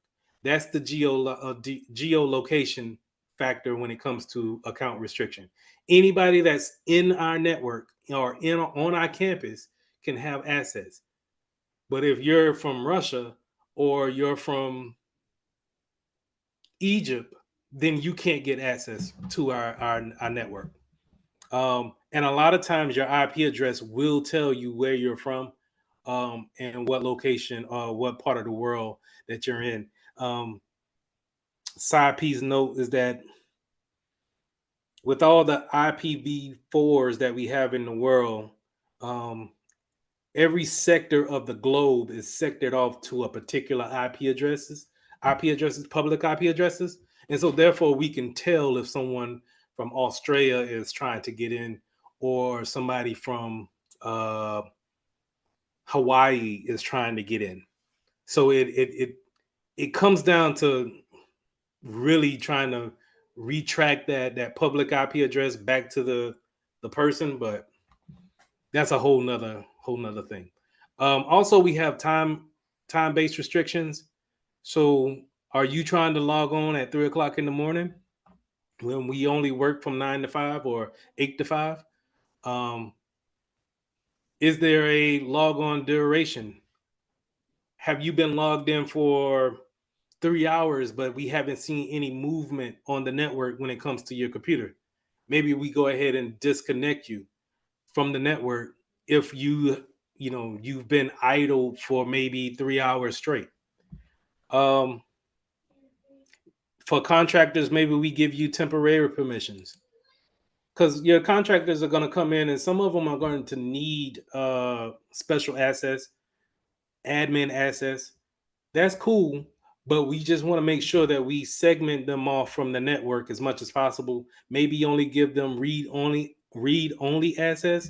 Maybe we don't want to give them access to actually change information on our network. Last thing here I want to talk about is impossible time, risky login. So impossible travel time means that if you leave the network, if you leave outside the campus, and then all of a sudden you just left at 5, but then it says at 6 o'clock you log in from California, that's impossible, right? Unless you just got it like that. But that's pretty much impossible. Or you log in from England and I just seen you leave the campus. Those are impossible travel times. We'll probably block that with the GOPs, the group policy objectives, in order to do that. Any questions?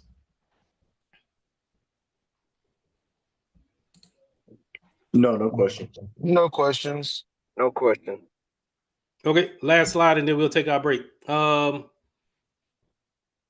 So Windows login is typically how we're going to actually authenticate people in the workforce. You know, you got Windows machines. You also got um, many other devices that we use to actually provide that username and password there. But you're typically going to see a local sign in or network sign in. Now, this network sign in is typical when you're in a place of business and you're on a domain. Do we all understand what a domain is, or is that new? Because I'll probably bring it up in the second piece. Okay. I It's not understand. it's not new, but if you could just clarify that I got the correct understanding. Okay. So a domain, when we create a network for the first time, we're going to create a domain in Active Directory, well, on our server, and everything that's under, think of the domain as the top of a Christmas tree, and then everything under that falls under that star that's on the top of the Christmas tree, right? And that domain houses everything from computers to printers, faxes, usernames, file shares, everything that entitles our network falls under that star on that tree. And so when you log into a domain, you're logging into that particular tree to get all of the resources. That's what I mean by a network domain. A local sign in, on the other hand, is just for that particular computer. It may be on the network, but a local domain, a local sign in is for, a lot of times, if you work with me, I'll say for the computer itself. It doesn't equate for the domain. And I might have to show an example of that. Now, I'll just do it in the second half. I'll try my best to do it. Remote sign in is going to be an action where we're remoting into the domain. Okay, we're remoting back into the network and getting all the access to all of those resources that we have. So another thing that I want to point out is that for a local sign in, you may have a piece of software or a piece of file that came from the network onto the local PC. But when you take that PC home or you take that computer home and you're not on the network, then you're not able to open it because it's trying to authenticate back to the network. And we're not able to do that unless we have a remote back into our network, back under that tree. And now we are able to authenticate because that's where our username and password lives. That's where our permissions lives at. But when we take those things away and we go on a remote, if we don't have something like a VPN to kind of get us back into the network, it won't work. Now, I might have went off a little bit on that, but we'll try to straighten it up in the second half. Last thing here is that the Linux authentication, from what I remember, Linux machines, Macs, normally they instead of having a hash, they store their passwords in these areas right here. And I think this is the reason why they want you to encrypt that disk from the get-go, because that's a security a compensating control for having the actual passwords on the hard drive in this area right here, /etc. The reason why I highlighted that and the reason why that's important, because you're going to probably be asked that on the exam, for a Linux machine, where are passwords actually stored at on a Linux machine? And you want to commit this to memory. Okay. Any questions? No question. When you get your ticket in, you're gonna say, "Hey, I need to." You're gonna have Susan. She's gonna start work on Monday. Let's go ahead and get her account created. We're gonna come into Active Directory and we're gonna um, create her an account, and we'll just fill in the information here. It's not nothing really crazy, so we'll say Susan. Um, take that out. Susan Jones, and leave that the way it is. Now, as you can see here, you see at mitchelltech.com. Mitchell Tech is the domain that we're on. And so when I build her username, which would be what I like to do is sjones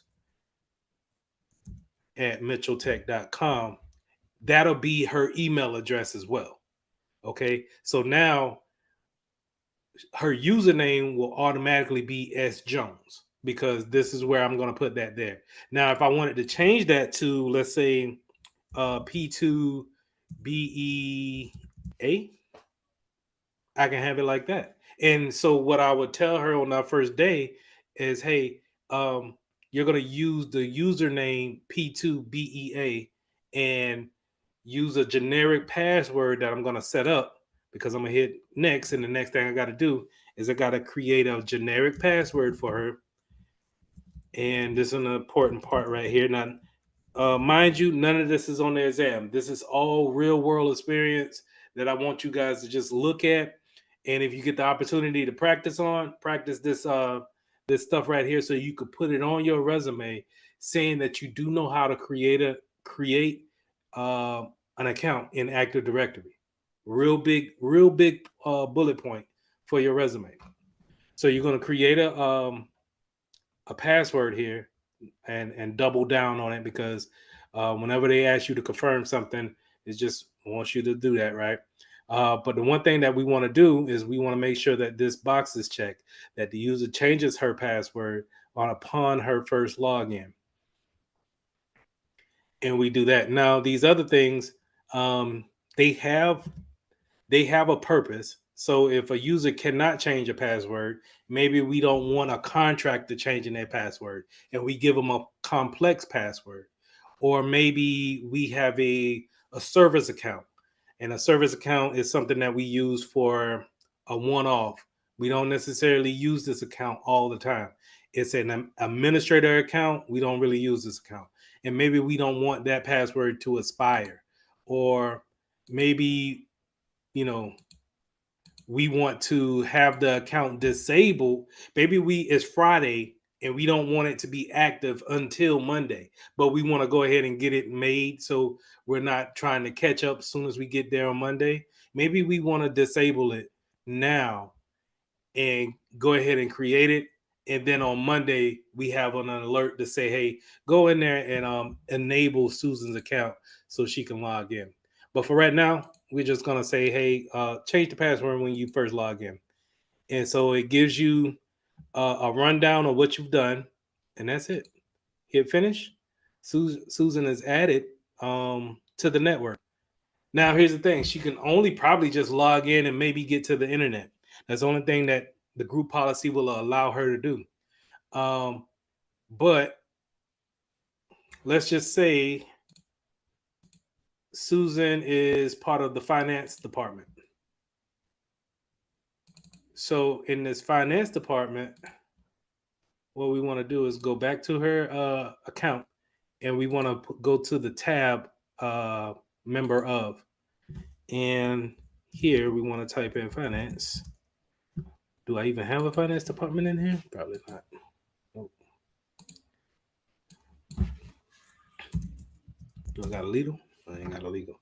Let me see what groups I got in here first before I start looking like a fool.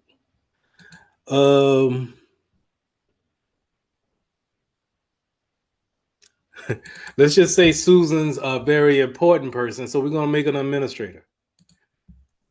So we're gonna go to a member of, and this is how we put her in security groups. We're gonna put her in a particular group that gives permissions to her account. Right now, her account is bare bones. It doesn't really have any kind of power to it. But right now, we're gonna say admin, check the names, and so it's gonna add her to the admin group, and now make her have the ability to make changes on computers. So let's just say she's coming on to the IT department, or she's coming on to the cybersecurity department, and we're creating her account for that. We'll click OK. And now all of a sudden, oh, and this is an important thing too. Whenever you make a change like this and an important change, and it highlights this apply button, always hit the apply. If you don't, and you just click OK to get out of it, it won't save the changes that you made.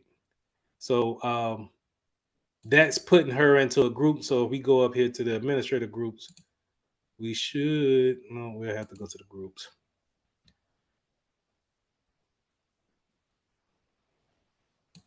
That means I need to find the groups.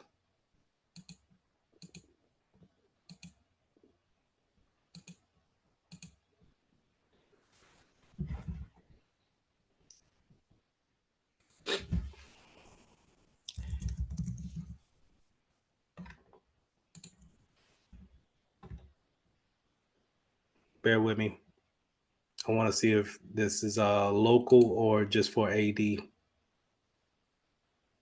So when I go into computer management is just the computer. It's not, I'm not looking at as things from a scale of the network is concerned. And so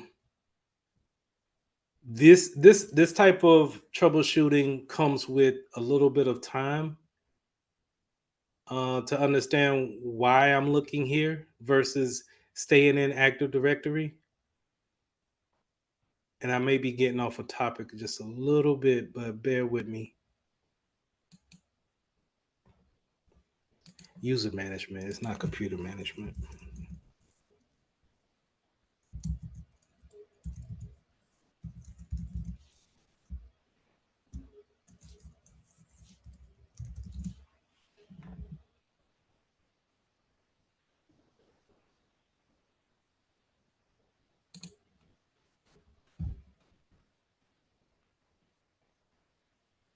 Okay.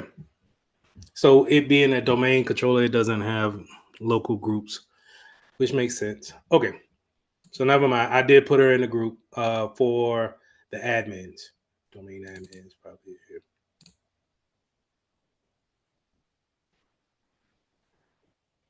But that's pretty much it when it comes to creating a user account. It's not rocket science. It's just having the permission to do so.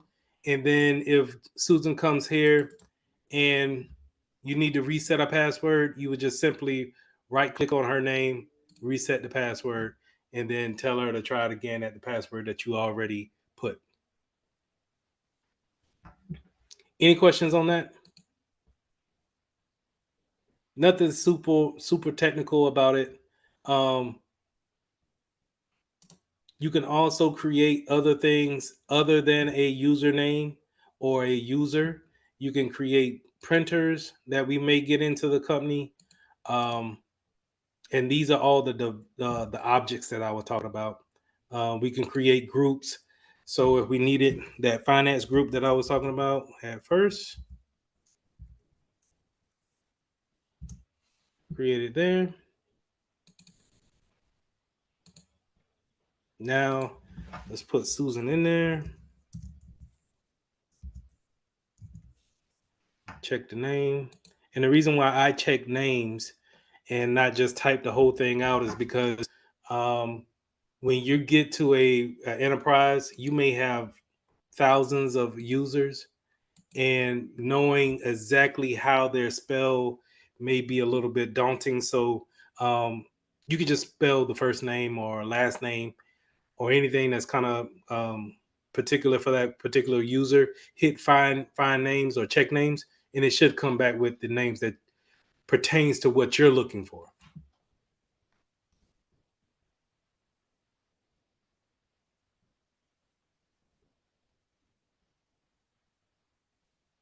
Can y'all hear me? Yes. Yes, sir. Yes. All right. That note taker kind of threw me off a little bit. Yes, I can hear you. Okay. So this is Active Directory, and this is a particular thing for a server. And this is typically going to be found on a local network, so or a domain network. It's not going to be found on your local machine. So even if you wanted to go to Microsoft and download Active Directory or a server to your computer, you can't really do that. You have to have a whole machine for that. And that's why I constantly point you back to VirtualBox in order to do said thing. Real quick, before we get out of here, while we didn't talk about it much, I wanted to bring it up that the group policy is also here too on this server. And this group policy is how we actually define the permissions that we give to groups.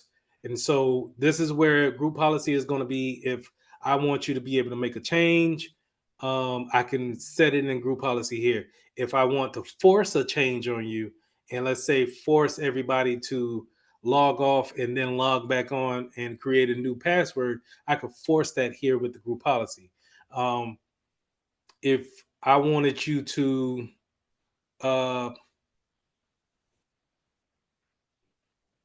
be if I wanted to just focus directly onto a group, let's say the legal group, and no one else, I can manipulate those things here in the group policy.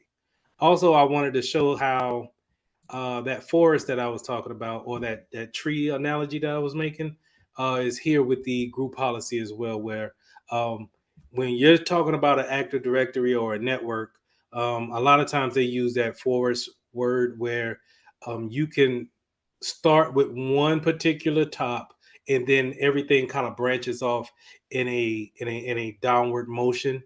And it doesn't, just because you have one domain controller here, doesn't necessarily mean that it can't branch off into another domain controller and another domain controller, and they all fall under that one particular star that's at the top of that tree that I was referencing.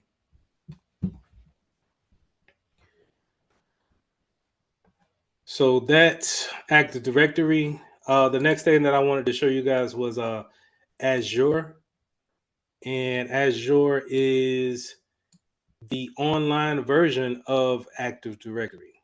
So also very good for the resume. If you can go to the go to Azure portal.azure.com and log in there to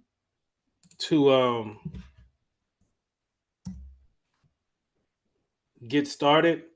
Hold on, let me get that to everybody.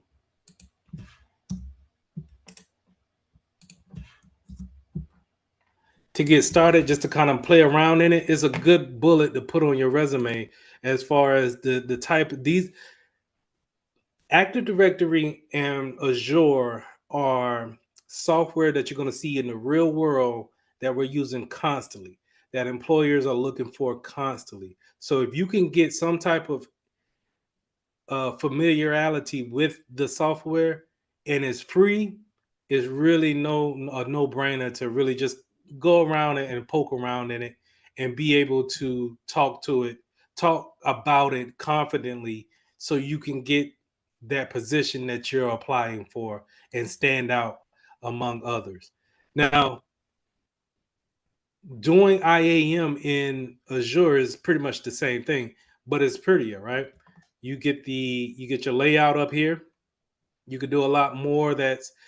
It gives you a better layout and is more user friendly than Azure, than Active Directory. The thing about it is that in a real life scenario, your Azure is probably going to be connected to your Active Directory on the back end, and so you may have some users using AD for a quick response, but you may have other users using Azure and putting their entries in here and letting it replicate. The thing about that is that replication time may take 4 to 6 hours to actually talk from whatever server this is on in the web to whatever you have in the internal network at AD. And so what I to say it in another way is that it's quicker to make your changes in AD and then let it shoot out to Azure later on versus making the changes in Azure and having it replicate back to the internal network. Okay. But it's still the same mission is still being done here. You can create the user and then you can assign said user to a particular group. And unlike AD, I have the groups here already created. And so I can put whatever person that I want into these groups. And now the pretty thing about it is that I can see how many members I got. I'll talk about owners in a minute. But I can put my users in here. I can add members. And if I had a list of members, I could just throw them in there, right? And this is going to allow me to have control over these users a lot better because I don't have to worry about Taryn going into the IT group. He could just stay here in this finance group where I need him to be, and he can get access to everything that he needs to work. If he needs something from the IT group, then I will take that particular file or whatever, and I'll give him permissions to that. Or I'll make it available to him in his domain, so to say, right? But that's the importance of having these groups. And creating a group is no different than AD as well. Pretty much just putting your name and then create. And you have that separation that you need. And it all automatically applies that least privilege concept that we want to have when it comes to our users. So with Azure and AD, I think what I'll do on Thursday is I'll probably come up with a lab just to kind of get you integrated with Azure and create some users and put them in groups. And that way you can get familiar with it, and we count that as a participation grade, and you'll get that bullet point for your resume as well. So I think that's what I'll do. I'll write that up and create something for you guys to actually do a lab on. That'll be perfect. Okay, no problem. So hold on, let me ask, is there anything going on this weekend?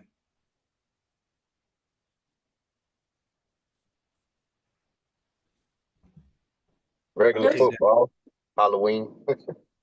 For see Oh, the classics, but I'm not going, so it's good. okay. Yeah, it shouldn't take too long. But I think this this will run real big on the resume when you could put that you're familiar with creating users and security groups in Azure, Microsoft Azure. Make sure you put that on your bullet point. But I'll set that up. And honestly, I wanted to show one last thing, but it kind of pales in the comparison when it comes to Azure. So real quick, get up in there.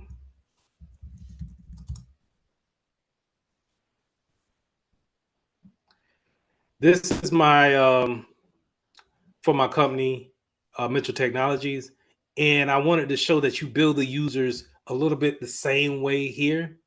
Where if I wanted to put everybody from this class into this business group, I just I create the user and I create your password and I link you up to a email. So basically, it's no different than any other thing. The only thing that I would think that would be different would be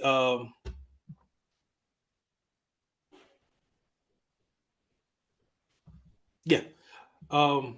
The only thing that I think will be different in this particular case is that I could put a two-factor on it. Now, that's not to say that I can't put a two-factor on from Azure, but it's typically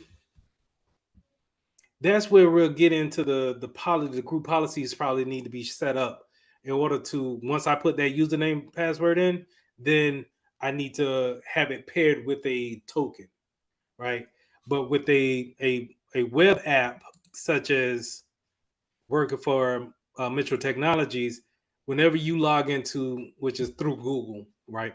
Whenever you log into Google with your Mitchell Technology um, email, then it's going to ask you right after you put the password in to authenticate with your soft token. But there's really nothing really different here. I ain't buying no licenses. So still the same layout. And that's really all you have is just a first and last name, probably an email address that goes along with it. And this is what gets leaked. So if let's just say that stale account that I have two stale accounts. Well, I have one stale account, which would be Terran's on, right? Which is archived. So I did the right thing. But if someone was to compromise this one, then possibly they'll be able to see all of this information and then take this information and try to either sell it or compromise it even more.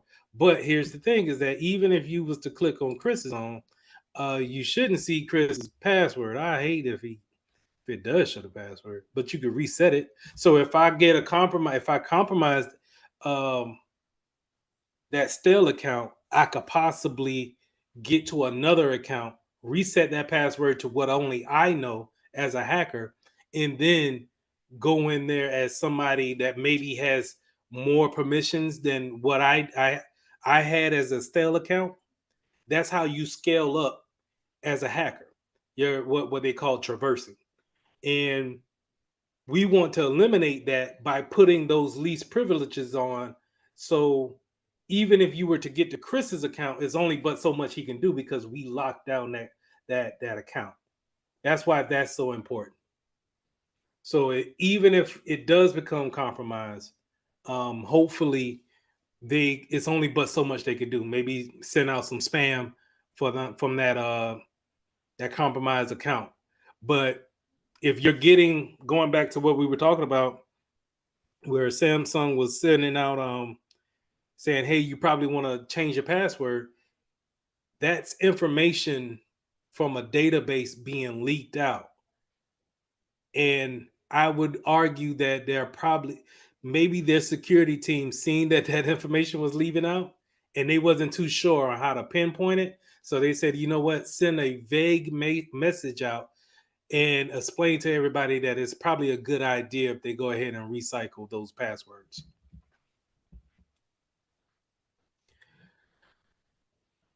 That's all I had.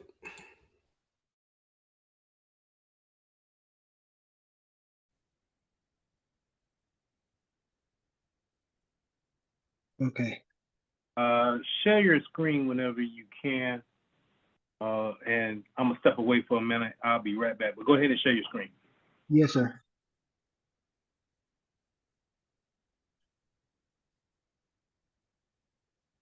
Oh, you gotta disable. Hmm. Oh,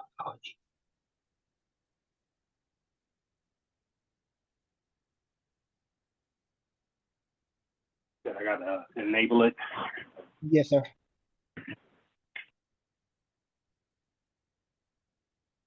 Go ahead, try it now. Okay. All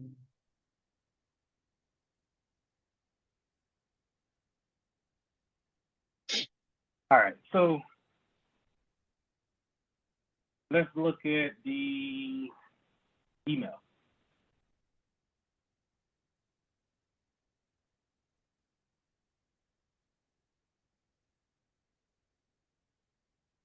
All right, so This came from the service desk, which I had it set up to do. I hope it gives you the right role, but we'll see. Okay.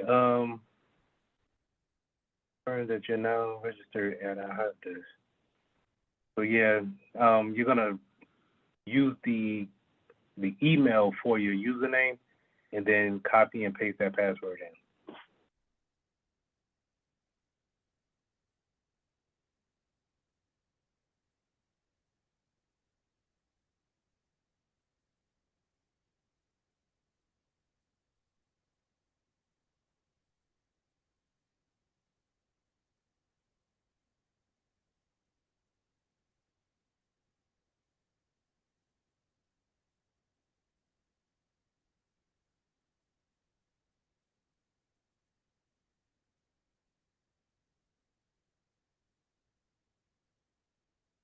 Thinking about it?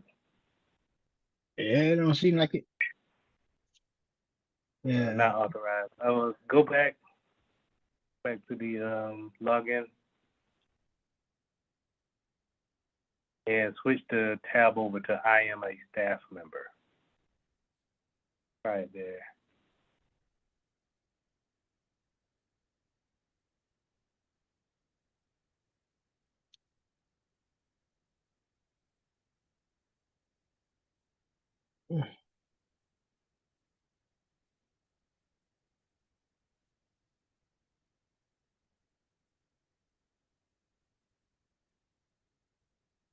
Crap. Go to my tickets at the top. I don't understand that.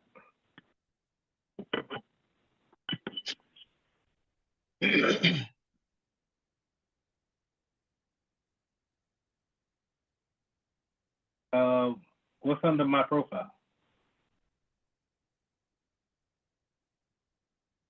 Hmm.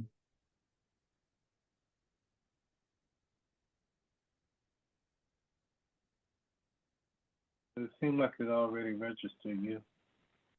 Let me refresh it on my side.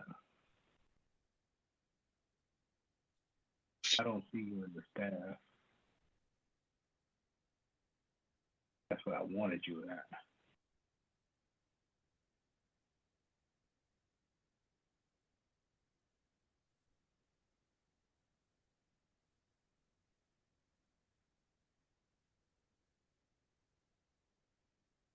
All right.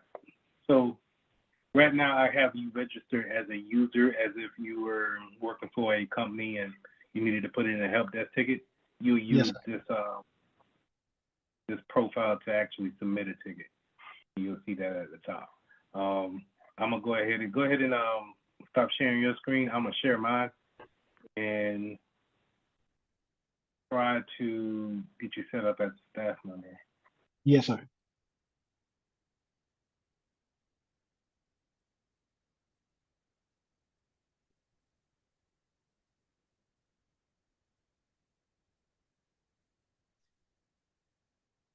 So this is the service desk. This is what I'm trying to get you to. This is the regular version. Can you see it? Can you see my screen? Yes, sir. Okay. So this is what I want to set you up with, so you can get that service desk experience. So you can see how I do tickets, open tickets, tickets that are actually assigned to me. We were going to go over this one today, unassigned tickets, and then these overdue tickets. But what I want to do is be able to get you on as a staff member.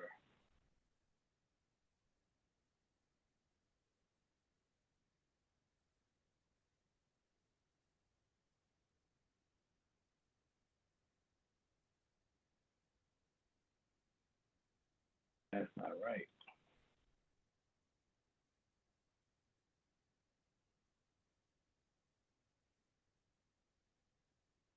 You know what? Let me just add you as an admin. Let me see it. So I'm someplace up here. It just ain't Apparently,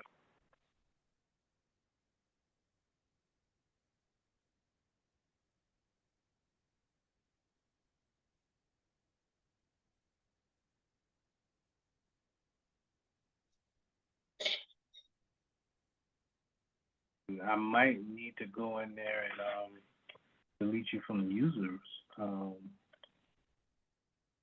Yeah, let's go over to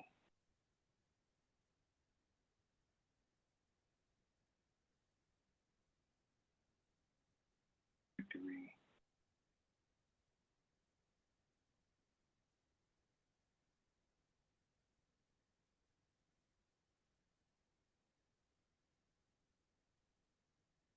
Over to management.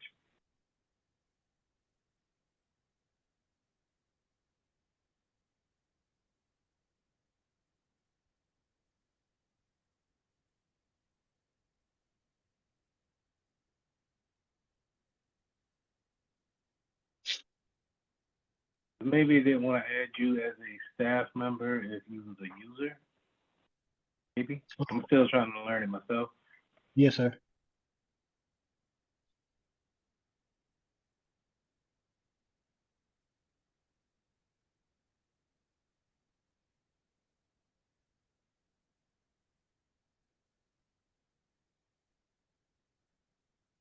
What's your Mitchell Tech email?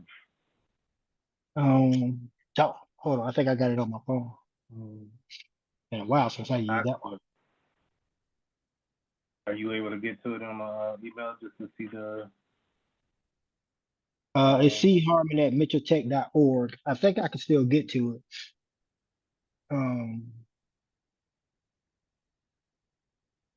I put it on my phone, so it should be. Let's see. Oh yeah. Oh, okay. So hopefully that's in your Mitchell Tech email. Don't know why I didn't want to add that Gmail, man. I try to remember how to get to,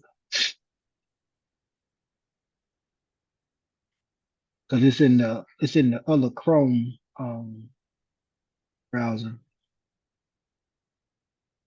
Okay. There you go.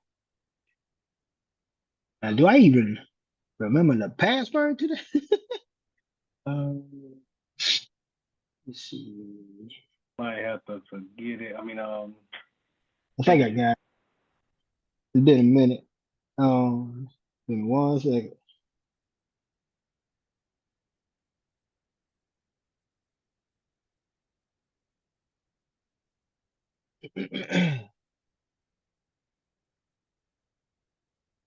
What this is? There we go.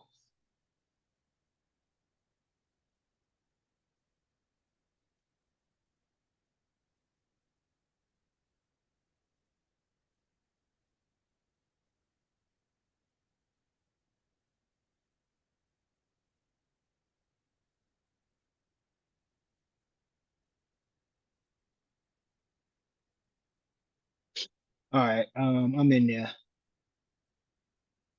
okay. I'm gonna unshare my screen. You share yours back. Okay. Was this sent today? Yeah.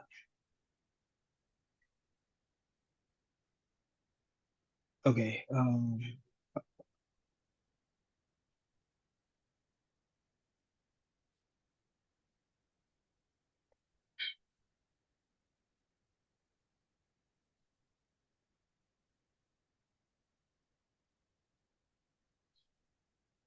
Why is it paused?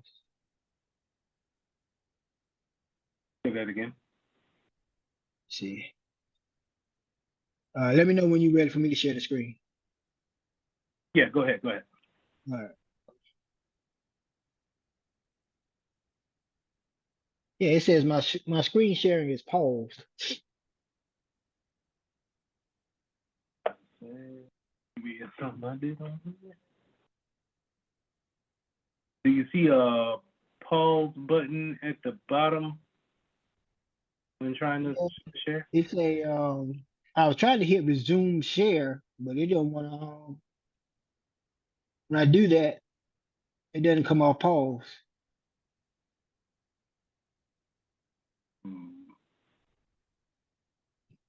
This is a it's not the screen I want to share anyway. I Okay. see it now. All right. Is this what you sent me? Yep. Join the team. Accept the invite. So when you get the job, your remote job, that's how it's gonna come up similar to that, right? Yes, sir. Now we're gonna set your password. Go ahead and use a decent password. Yeah, 12, nothing too simple. said nothing too simple. Yeah, nothing too simple. I think at least one uppercase, some letters, and a special character.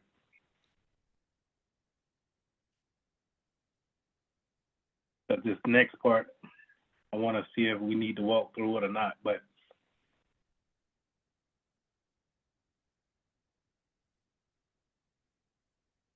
Oh, nope. Caps lock on.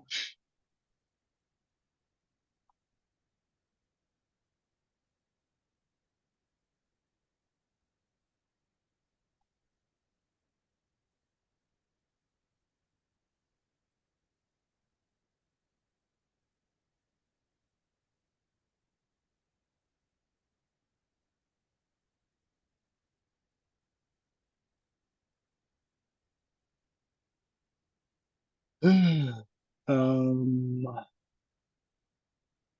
it's the Mental Tech email address, right? yeah, Okay.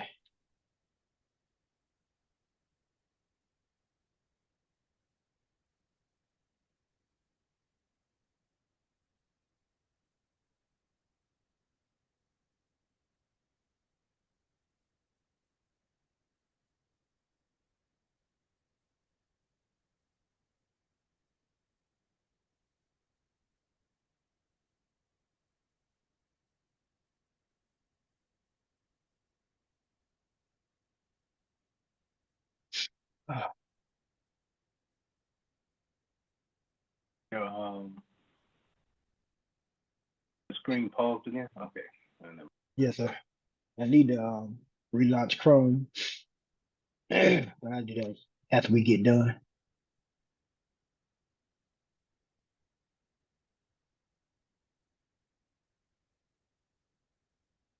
All right. Now, two-factor authentication. This is what I have set up on it. Do you have a authenticator on your phone? I do. I had to have one for Ori Georgetown. Okay.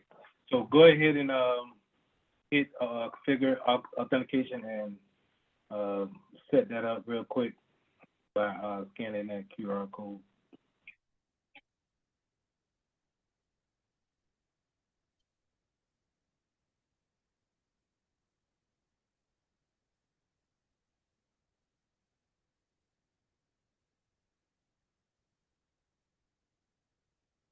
While you doing that, I'm gonna try to get my Xbox back on.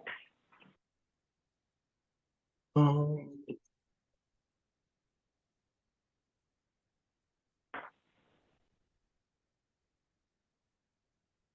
oh, this is different. Say it again. Said this is it's not generating the code.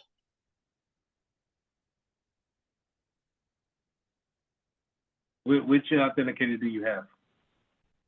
This one is hold up. My nope, that's not Microsoft. It just says authenticator. I'm guessing it's Is there a little blue lock with the white yes, background? yes, sir. Yep. Okay, that should do it. When you took the QR code, did you see anything that says open EDR? Or not open EDR. It'll say Exidium. Yes, sir. Hold on, let me do it again. Um,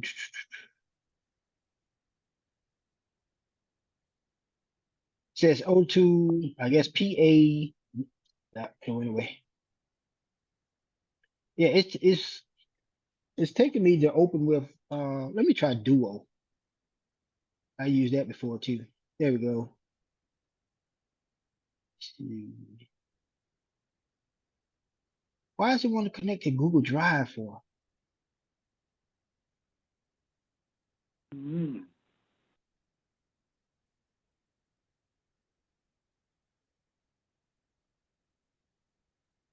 No, we're not doing all that.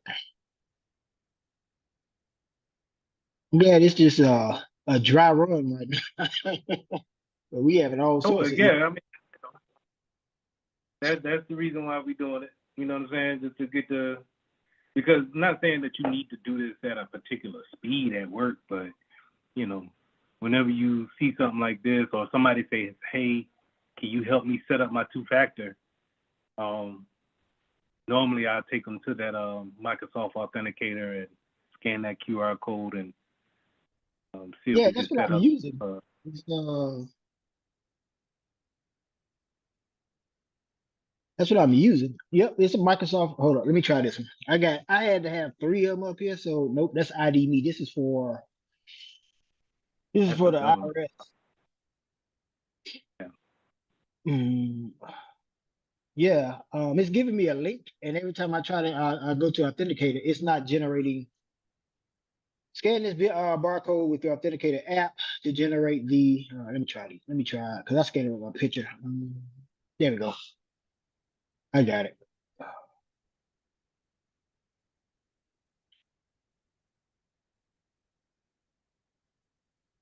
Took long enough, baby. All right, here we go. There we go. Man, they ain't want to play with me. Nope. Now that's tech, man. I'm talking ain't even play. I don't know why it's like you got too many. You ain't got enough dashes for the lines. Yeah. It's weird. 1, 2, 3, 1, 4. Let's see what happens. Nope, because it ain't gonna light up. All right, You here we get go. 5 digits. You don't have 3 and 3. It just gave me that just now. I don't know why it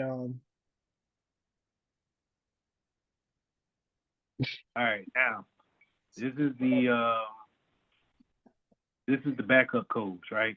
So what you want to okay. do is you want to download this to a text file and put it in a place where you can find it. The reason why is that if you lose your phone or you lose your app or whatever the case may be, and it's asking you for a two-factor and you don't have it, you can always go back to these one of these files, codes, and put it in and be able to authenticate and then set it up somewhere else. Okay. All right. 6, 7.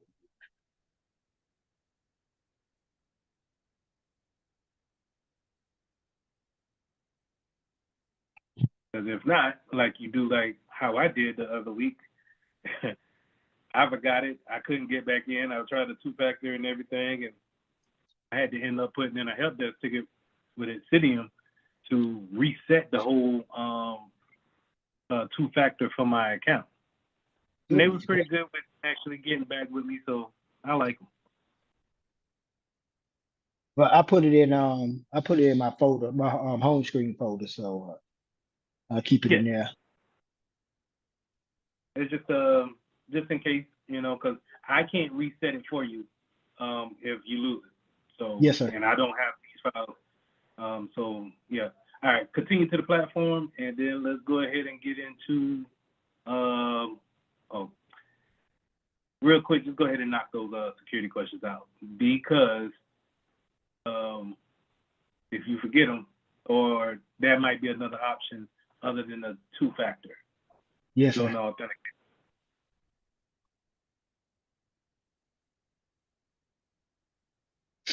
Like I said, man, I tried my best to make this platform as intuitive, as not intuitive, but engaging as possible over the holiday weekend. And I think you're gonna learn a lot from it, man. I'm gonna have a lot of fun just kind of building it up. So it's something that me and you can go in there and check on a daily basis just to kind of, get things going. So yes, sir.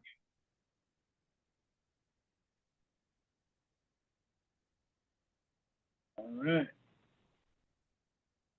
Welcome to Metro Technology Service Center. My name is Lee. I will be your guide. All right. So go up to applications at the top. And let's go into, you see Service Desk, and then you see Service Desk version 2. Yes, sir. Open one of them up, and then the other one in another tab. So just right click on one and just open it up in another tab.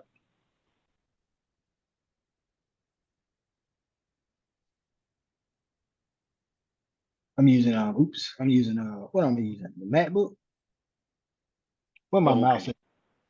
Yeah. No problem, no problem. We could just, because it's going to be the same thing, just one looks different, right? Yes, sir.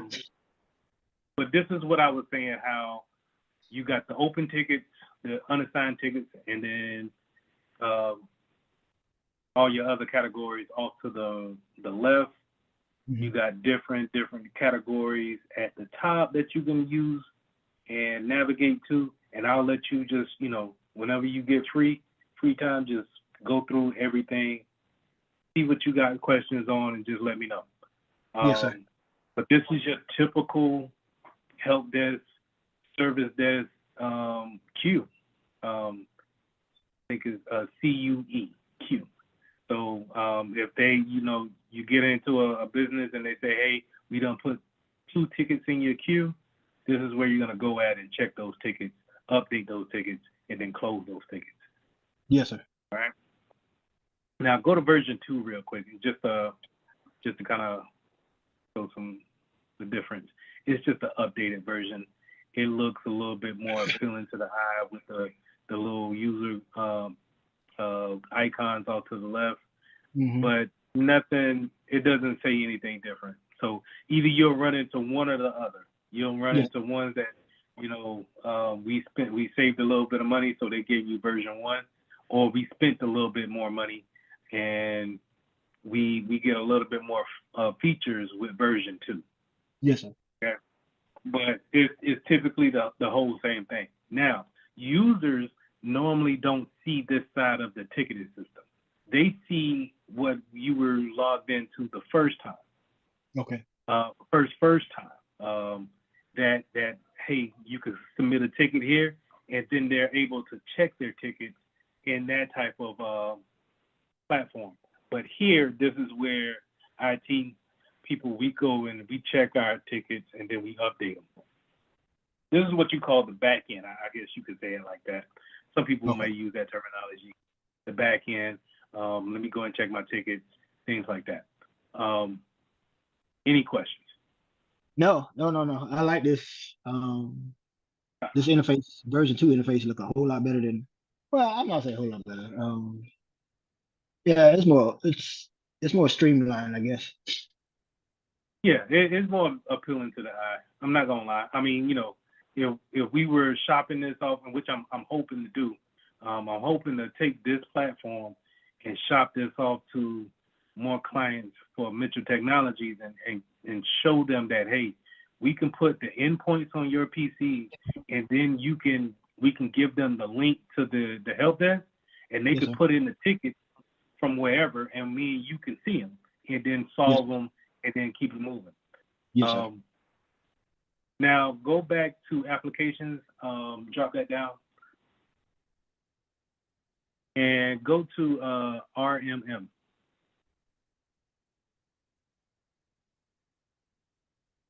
This is the work I've been doing. So I got some clients for us to look at, and these are the agents that I have out there that's actually on machines, and some are running, some of them are already reported issues. And we'll get into this as we go along with these sessions. But you can, I got these there, so now you can click on the ones that I highlighted and just look at it'll let you drill so far into like file locations. Yes, sir. It'll let you remote into them, which I would not suggest, but Yes. unless you get permission from that person, because this is not just me and my household. This is, I think, 2 other households. People. Yeah. Oh yeah. This is real. No. Oh, okay. You about to get this work. You about to get this work. So whenever I say, hey, we have an application out there, we need to make sure this application is off all PCs that's under our care.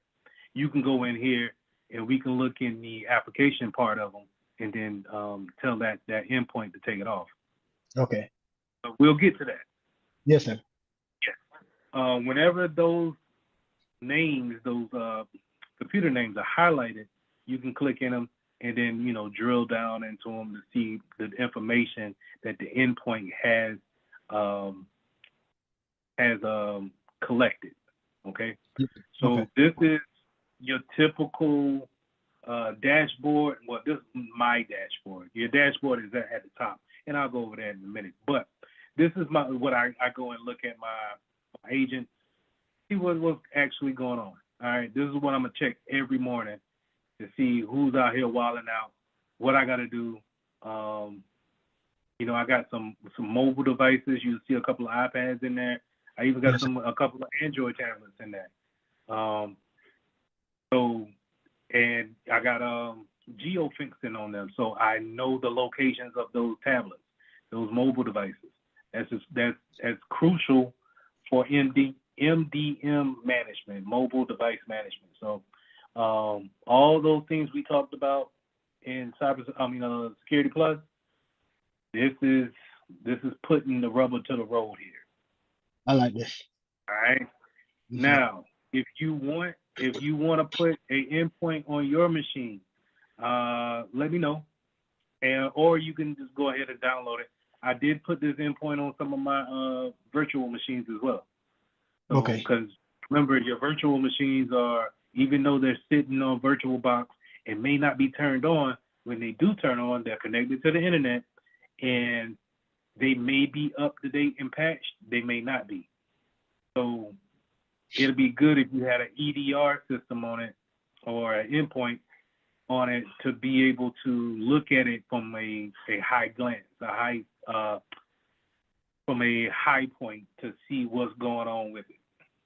Okay. What I do then is I use the HP to spin up a virtual machine. Because the MacBook, I don't have enough memory of it. Even with a solid state hard drive, the extra one, I just don't have the extra memory. So I'm gonna spin it up on the HP. I think I can create a server and a regular machine, and we'll put endpoints.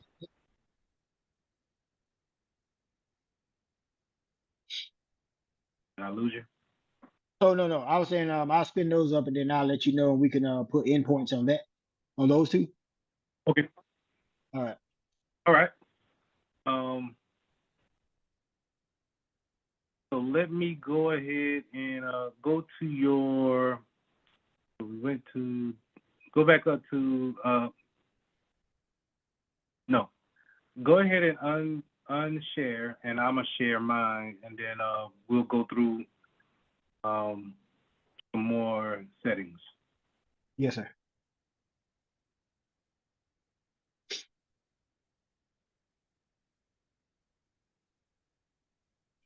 All right. So.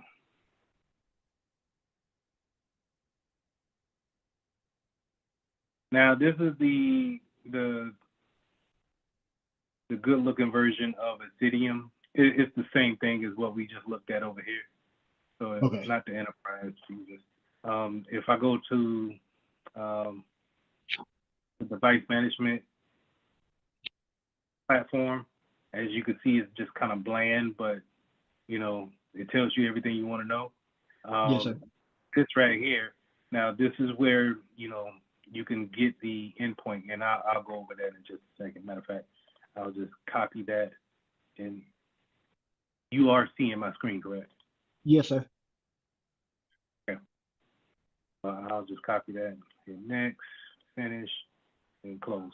All right, so this is the sexy version, if you will, of the same platform over here.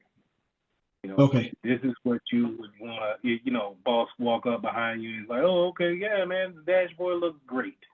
And this is what, you know, CISOs, IT directors, they're going to look at these, they just want to see the big numbers with the graphs, and that's going to indicate to them that they're safe or not, right? Because they don't have time to dig through this stuff. But you as a security professional, you're going to go through and see, okay, I got 10 alerts. What's going on here? And we'll get to this on why this is wilding out like that. Okay. But this is, when you look down into it, this is your threat hunting at a glance. This is how you dig into what's actually going on with the vulnerability. What is the hacker trying to do? Not saying that this is being actively hacked right now, but this is how you threat hunt. This is how you look through and you see what processes is happening on that computer to see exactly what is the hacker trying to do. Okay. Okay. Now you can get a lot of information here. Time. You can see what's going on. Where is it? What's the location of it? Right. And then we can actually, what a lot of people want to do is they want to, I think I can show them. At least I don't know where it's at just yet. But they'll show like this work tree or like an event process, and it's just basically arrows pointing to this happened and then this happened next. Yes, sir. That's a lot of selling points that a lot of security tools use, but this is probably could be cleaned up just by changing some settings on this server. Okay. But I left it up here so you could be familiar with it. Now we can go into the event case over here. I think this is where I wanted to show that work schedule.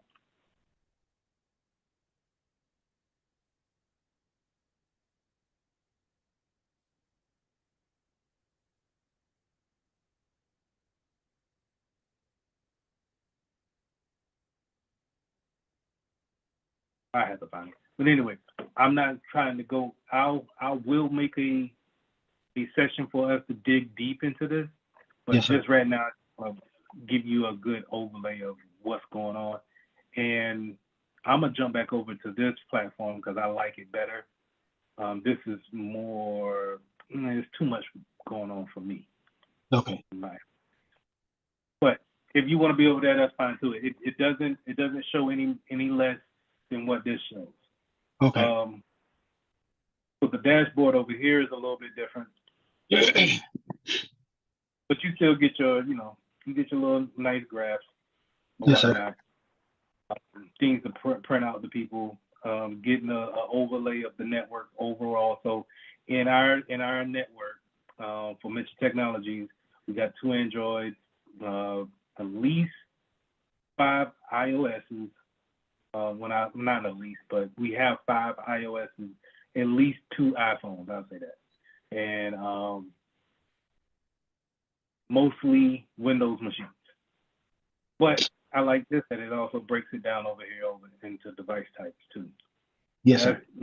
When people ask you what's in your network, it's nice to say, hey, take a look at the dashboard and say, okay, yeah, man, no, we only got 1 server in the that we're tracking.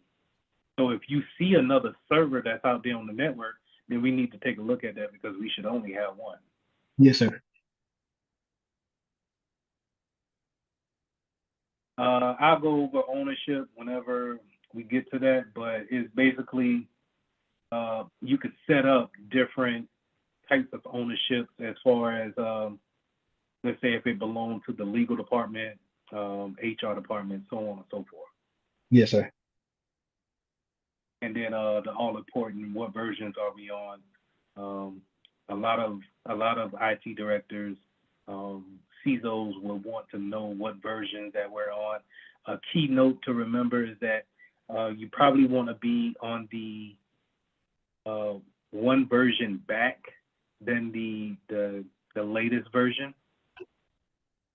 Just because if we haven't tested out the new version, and let's say the new version is vulnerable, then and we already pushed it out to everybody, there's no way to really roll back until the new version comes back out. You get what I'm saying? Yeah, because you get hit with a 0-day exploit, and if you're on the new version, Right. you have to wait till a patch comes through to try to fix it. Right. So we want to stay one behind. And then, whenever that new one, because we know a new version is going to come, right? So Yes, sir. whenever that new version comes out, we'll make a way and make sure that we're not vulnerable for the one that we're going to jump to. Okay. At least have some type of mitigation in place that if we're going to move up, that we can have something in place just in case we become, that vulnerability makes us more risk aware to risk acceptable to what we're comfortable with. Yes, sir. Now, let me ask you a question. In that regard, that is for like operating system, iOS's or Windows operating systems. What I'm looking at here is regarding Android, Windows, and Mac OS operating systems that you want to stay one version behind. Is that what you're referring to? No, not in regards to that. But you can look at it. So we'll have a conversation about it, right? So if we're like in our network here, let's say we call this give me a business name. Harmon Enterprise. Okay. So for Harmon Enterprises, we got these clients out here right now, and we're saying that, hey,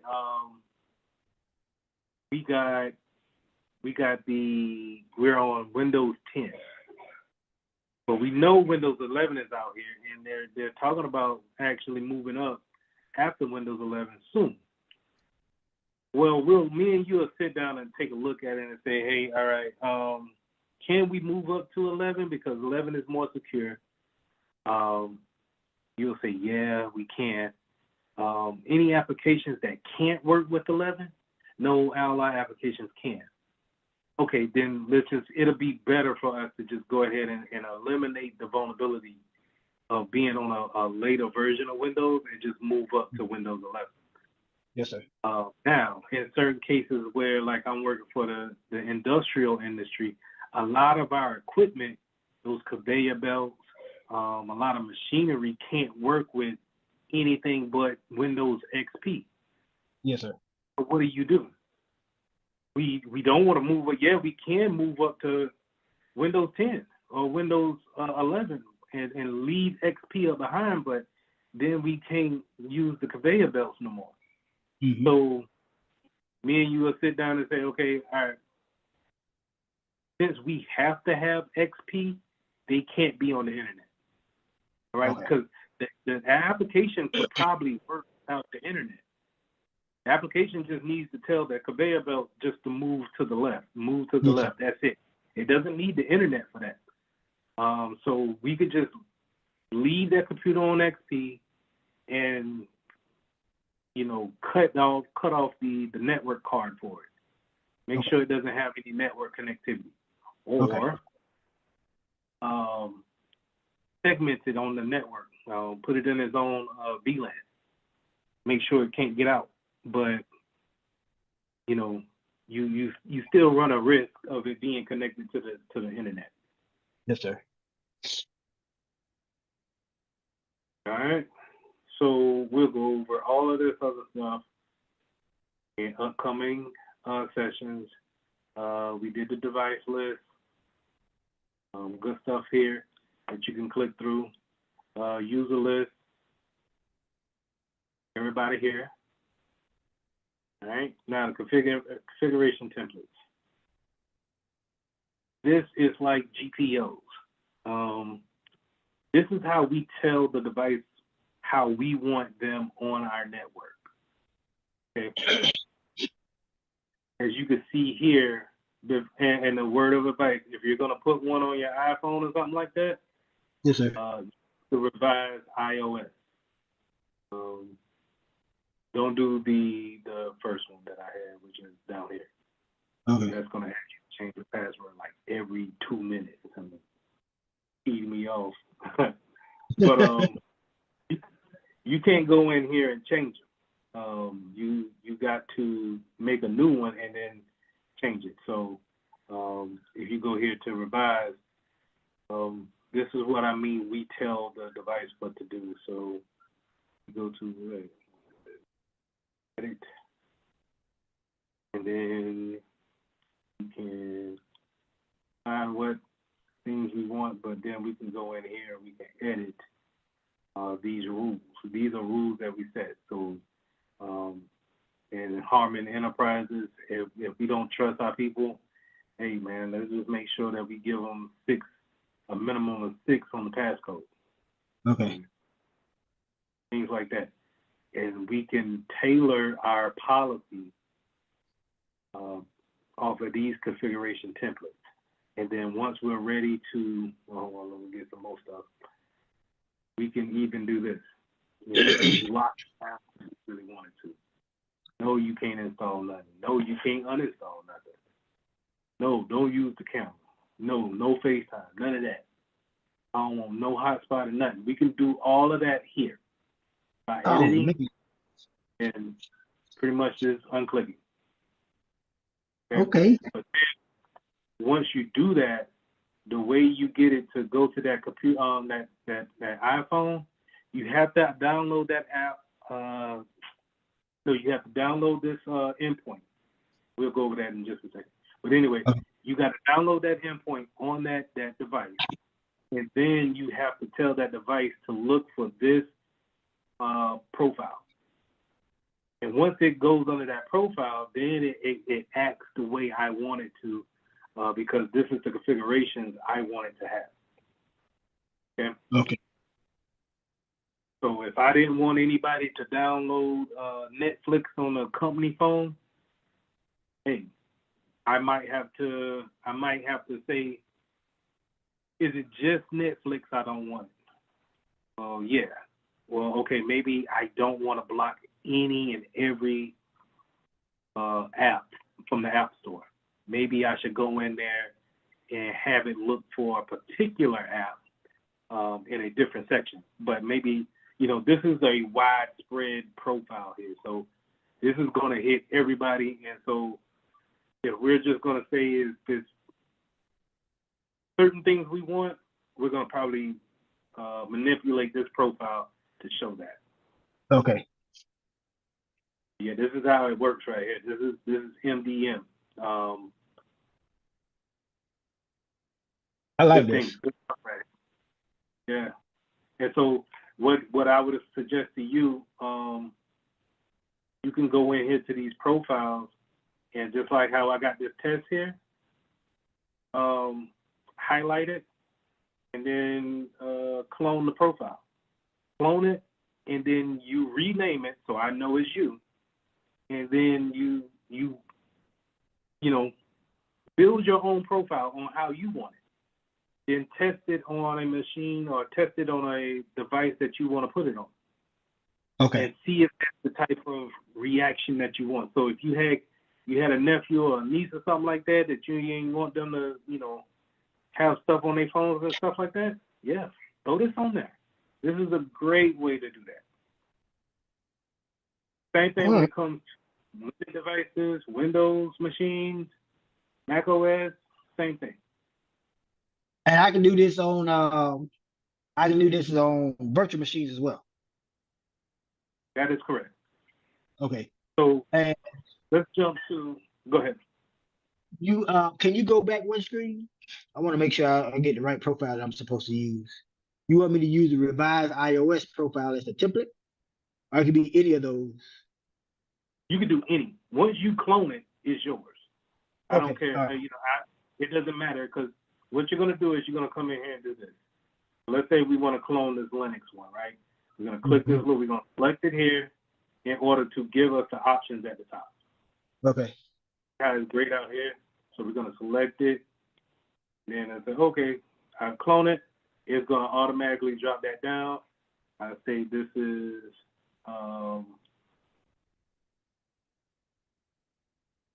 these tests. I probably don't like the apostrophe.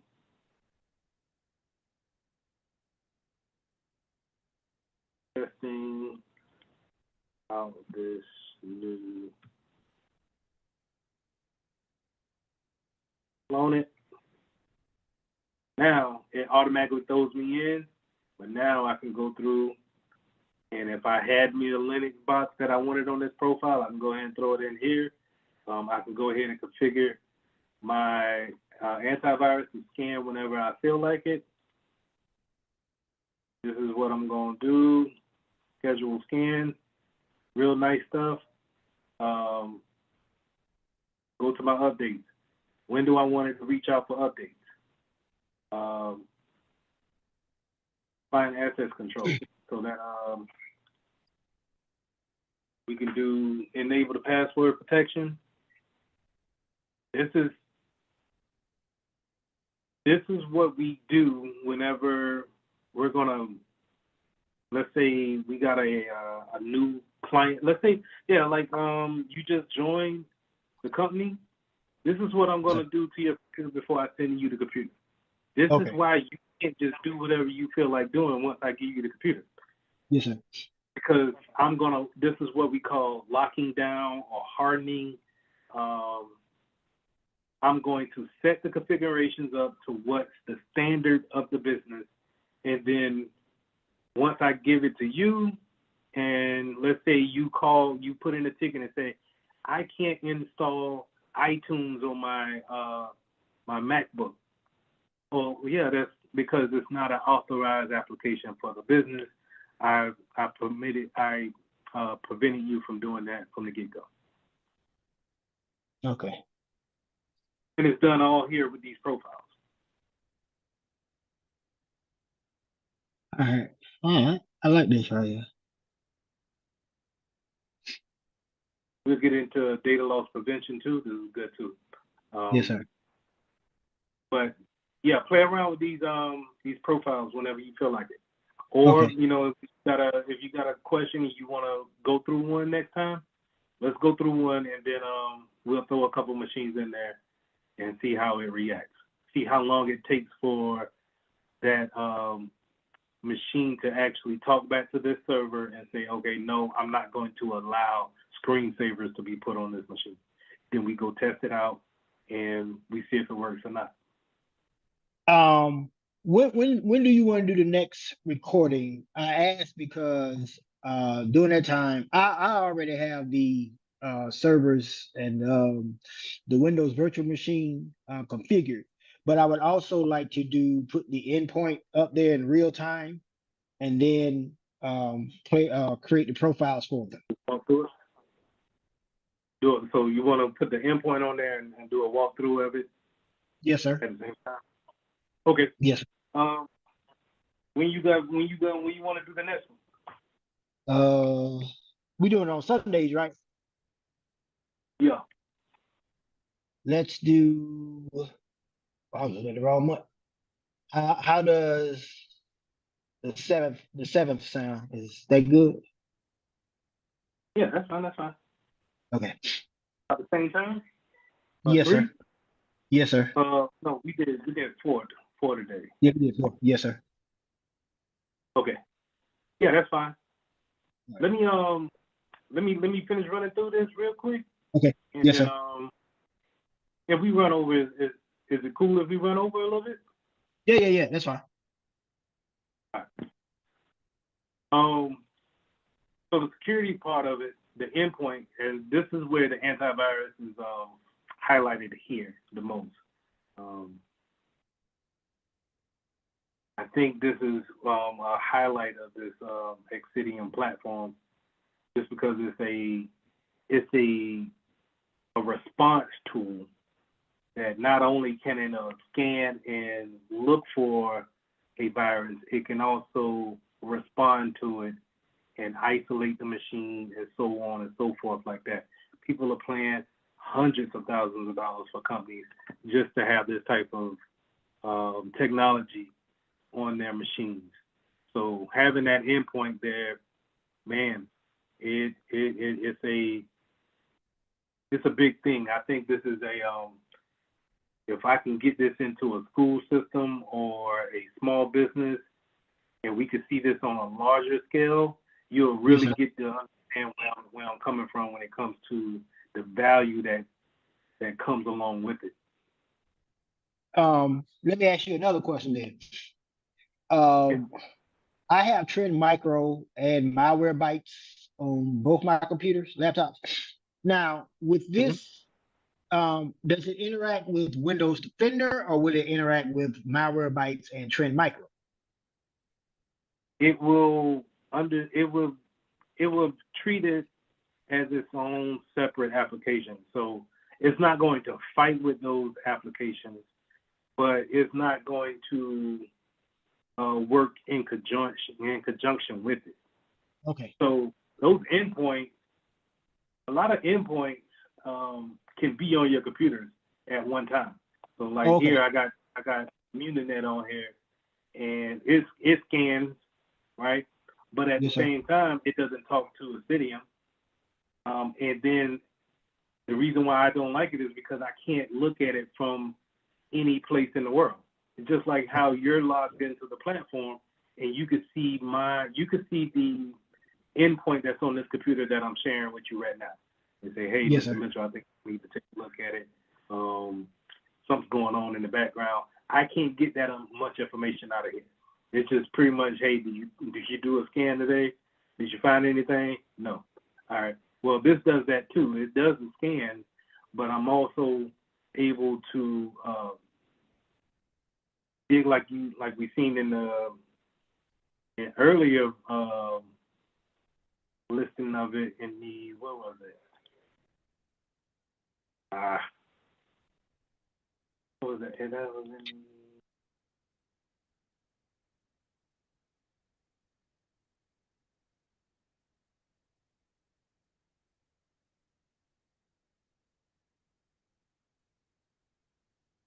my bad for the silence. It's all right. We're learning as we go. I just seen it. We were just on it, right? Yes, sir. But I'm trying to. Is it endpoint stats? No, I was talking about the where it showed the threat hunting piece. Oh, is that not one of the other tabs? It was over here. Yeah, you're right. All right.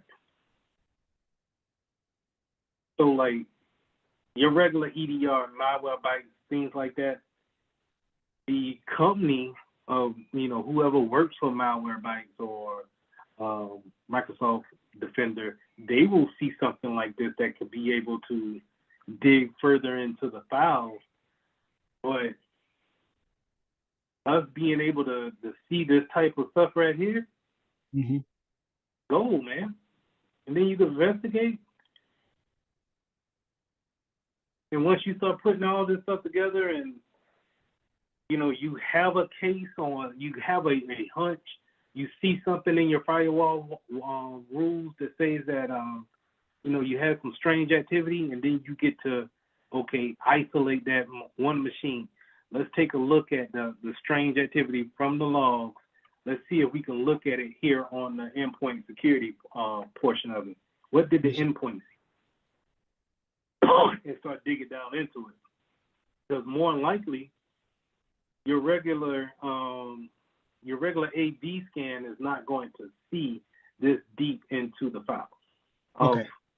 Hey, you actually got a memory leak, or this doesn't look, this, for some reason at some point in time,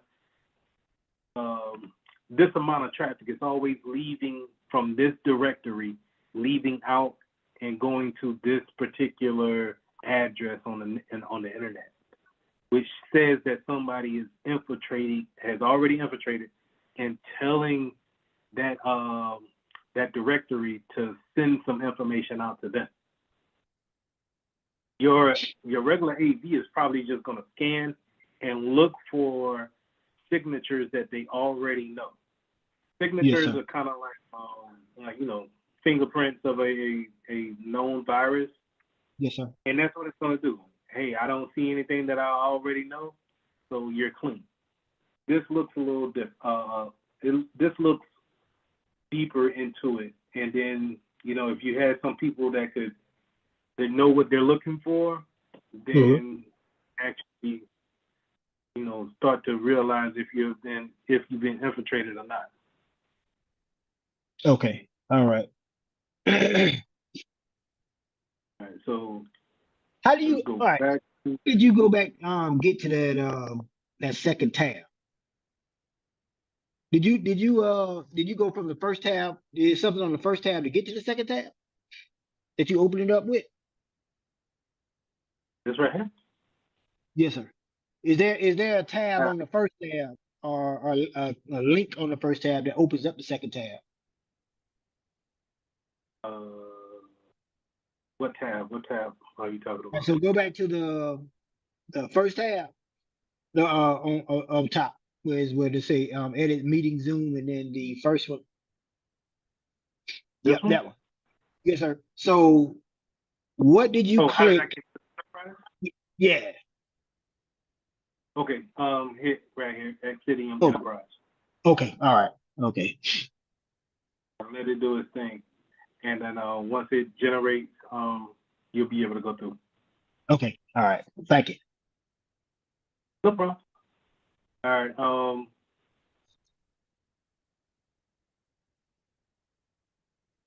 Network management, we're probably not going to get much out of it just because we don't have real routers to be working with like that. But it's there. Now the applications,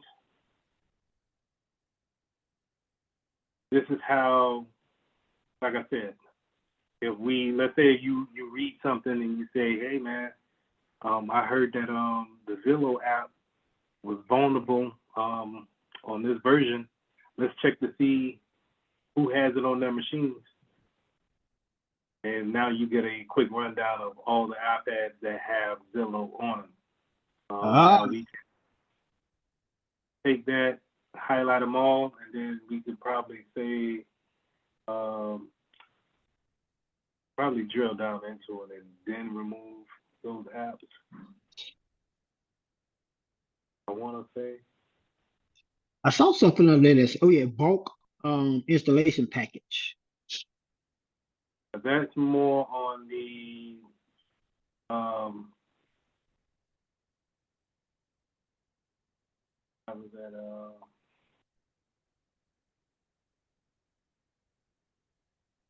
this bulk installation package is okay. Let's say if we were working at a big university. Yes, sir. And we needed to put these endpoints on 500 machines. Mm-hmm. We can come here and work with a package installer called SCCM, or the new term is Jesus, I forget the new term of it. ECM EMMC, I think. Okay. Anyway, SCCM, Software Management System. They use that to take the endpoint that we will give them and then push them out to like thousands and thousands of connected computers. And they do this pretty much overnight. So this is how if you had like a hospital, right? New hospital just been built. You have 500 machines get put in throughout the hospital. You're not going to image each and every machine. You're going to put that machine in place, plug it up to the network, and now it's going to be listening on the network for that SCCM to give it the command to install Windows 10 or Windows 11, whatever. And then with that, it's going to also install this endpoint on each machine. Okay. So that's where the bulk comes in. That bulk installation package comes into play at. Okay. But with this, these applications, we could possibly go into each device and then probably modify the profile to actually take these certain applications off. But let me look into that and make sure the actual process. Now it tell you everything that's on that iPad. Yeah. Crazy. Yeah. Yeah, like I say, man. Hey, and that's just the first page. All the way down. That's wild. Will it also allow you to go into my files as well? No, I don't think it'll drill that deep because then it gets into privacy. Okay. Privacy laws you're going against. So just seeing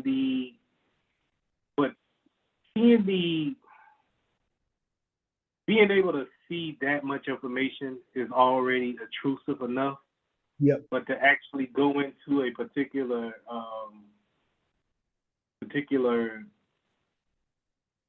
device, you probably need to, if you need to see further into it, then we'll just run the remote tools. Okay.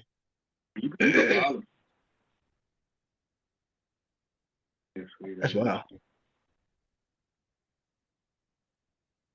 They'll come over to something like this. Your administrator needs to remotely access your device, perform routine security maintenance, which will not interfere with your work. Please click allow to start a remote session. See how it works. So from here, now I don't see any changes to the desktop, right? But yes, sir.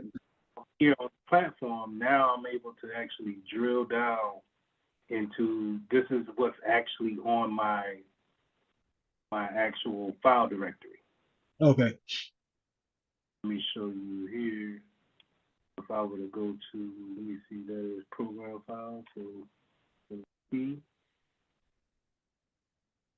you'll see how these kind of match up with each other. Intel, OEM. Yes, sir.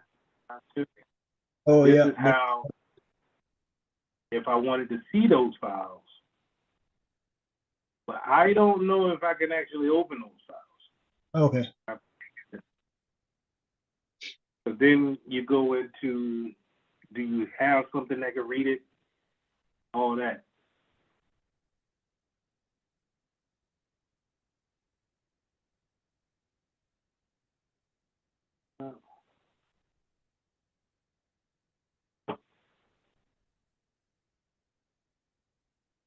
I can download the file. I downloaded the file. Now that's risky. I'm gonna just tell you that up front. And if you're doing this, right? So you want to do this and know exactly what you're looking for when remoting into someone's PC. Now this is just the back end. So even though it's just the back end and they can still continue their work, they were prompted that you connected to their PC and they had to give you control. But like I said, if you download the wrong thing that was, above your pay grade or sensitive, let's say you got a secret clearance and you downloaded something that was top secret, now we got issues. Yeah. So always be careful on that. Yes, sir. But good for you is that you get to play around with this stuff, see exactly what you're doing, because you don't want to learn on the job when it comes with this. You know what I mean? Yeah. Don't want to get started. Right. So you want, you know what I'm saying? And the funny thing is that a lot of companies that I've seen, they don't even have endpoints that can go that far in between, like the remote session of it. They might have what I use, TeamViewer, or they might use Microsoft Teams to share the screen and stuff like that, or Zoom. Yes, sir. But when it comes to like those type of applications, when it comes to executing, installing applications, you're going to need that user to help you along with actually getting things installed. So, Yes, sir. but I think there's still good stuff to look at and to learn. That's just one version of remote control. I think you can actually you could download this piece right here, and this actually let you remote into it and take over as if you're in that machine. So Okay. this is a good thing too. All right. That's all. Well, reports, we'll go over reports later, real later. These are more tools that you can look into if you want to. I haven't looked into them just yet, but they're here, they're free. Okay. So, yeah. I have a question for you. Yeah, my bad. Do companies make rules about remoting into computers? Because like at a bank, I used to work at BB&T a long time ago. You couldn't just randomly open up somebody bank account and just be like, yeah, let me see how much money this person. That is an automatic fireable offense. Do companies also make rules like that? Is it like if we catch you just randomly remoting into people's computer without express permission, or if you have any like if that customer didn't give you permission to contact them to remote to the computer, that's an automatic termination. No, it's a little bit not a little bit lax. Like you could do it, just whatever. When Yes, sir. you get your job in, you'll fill it out of, hey, I got this ticket for Emily. Emily she ain't been at work for 2 days. I need to get this thing closed, because the one thing about tickets is that even though Emily put this in, the time starts on these tickets whenever she puts the doggone ticket in. Okay. So if she's not there for you to get consent to remote into a PC, you got to do what you got to do. Okay. Okay. But pro tip now, if you do that, you log all of that stuff here in this response. Or Okay. some of them have notes. You'll say user was not in, remoted into her machine, fix the issue, close the ticket. You cover yourself yourself by doing stuff like that. Now, yes, sir. Let's just go ahead and just jump into this one real quick. So Okay. this is a ticket, right? Your normal ticket, right? So Yes, sir. Emily put this right in, and she put it in on the 26th. So we late on this ticket. The reason why we late is because of SLA time. So SLA is service level agreement. Service level agreement is a agreement that the higher ups have already made on your behalf to open it for users to open a ticket, and then for you to actually work that ticket and then close that ticket. Okay. When you get into this field, you will get to understand that SLA times can be a pain, because they normally don't start once you get these tickets. Okay? Okay. So you're going to be coming in at a higher level than help desk or service desk. So help desk, normally those guys, they just answer the phone and then they type these tickets up, and then they assign them to you. Okay? Okay. That's help desk entry level. Where you're going to be coming in at a security level or more of a desktop support role or what have you, you're going to be one level above that. So a lot of times your SLA time has already started, and when you think you had 4 days to close a ticket, you may have 2, a day and a half, 30 minutes. Good. No. But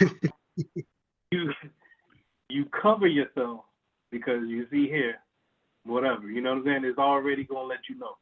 And Okay. before you get out here and start freaking out, just say, hey, I received said ticket at this date.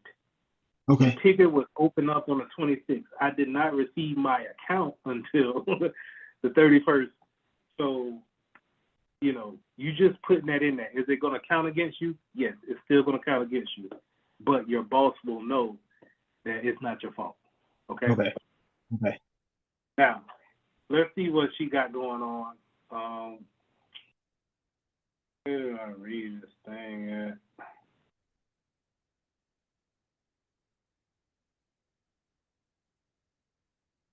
Did I not do it for her? Oh, okay. So you go down here. This is the issue. I'm having trouble setting up my work email on my iPhone using the mail app.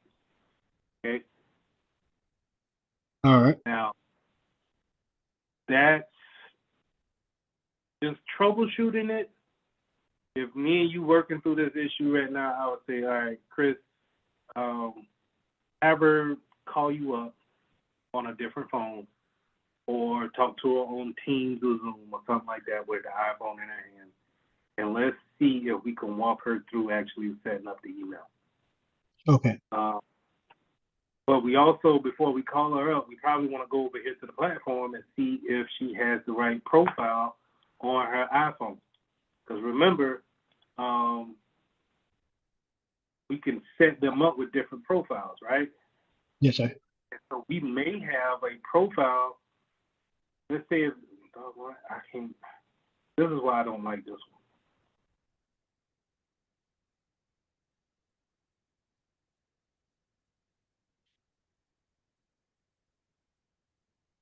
We set them up with different profiles here, Will. Right? And let's say Yes. if you were testing one out and you accidentally threw her phone into this test profile, and now she can't set up her email because of it. Okay. So we want to just, double check, see if it's not in there. And if it's not, then you call her up and say, okay, walk me through what you're actually doing.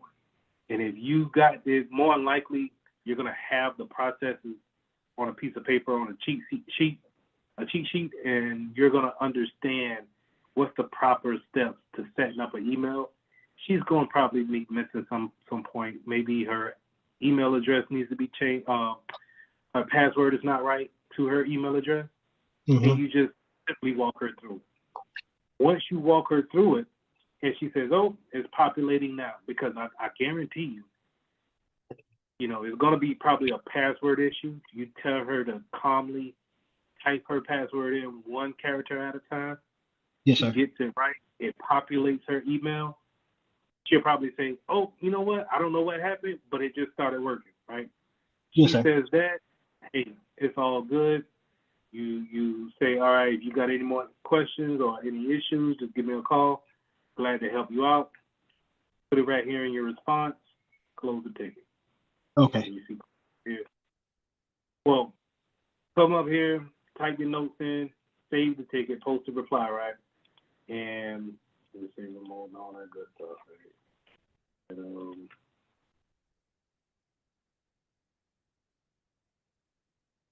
right. Then close on reply. Post. You can just go to your next one. That's Sarah. We overdue for this joint. What Sarah talking about. I wish it showed here. I'm gonna see if I could change that. Because normally I just scroll down a little bit and then I see the issue right here in the middle. Okay. This is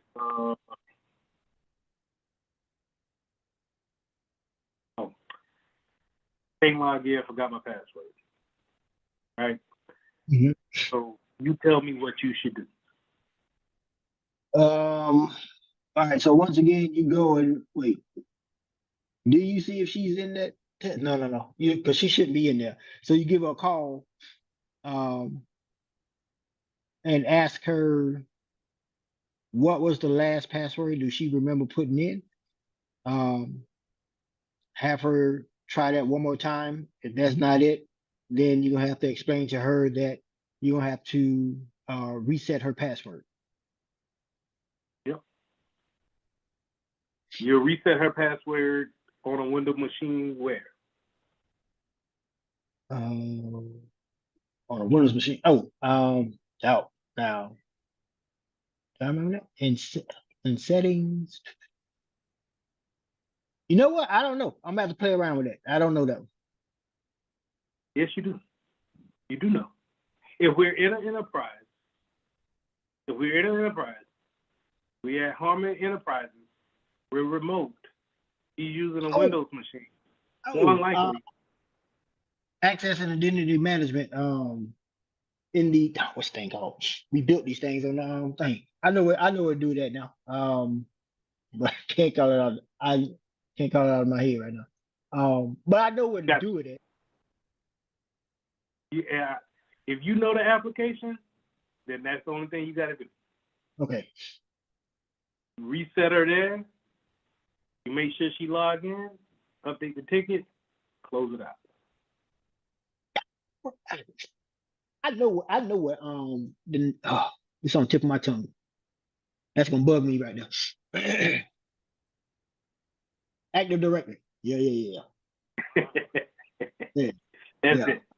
Yeah. There you go. Now,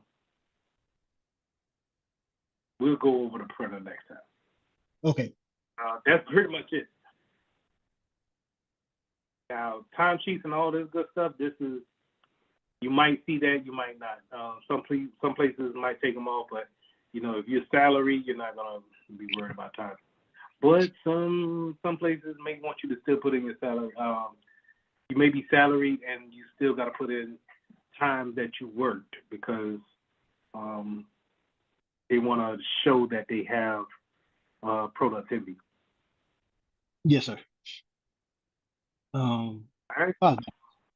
Something else I was about to ask you, but I forgot what it was now. Let's go over this real quick. So the installation on this enterprise. So when you go over here to the enterprise application and you just refresh it, it's always going to come here with this. Now you can click this, don't show this time, next time. Mm-hmm. But the reason why I don't do that is because I don't like trying to find the installer. But it comes up with this installer first, and you can drop that down, and then you can pick whatever OS that you want to install that installer on.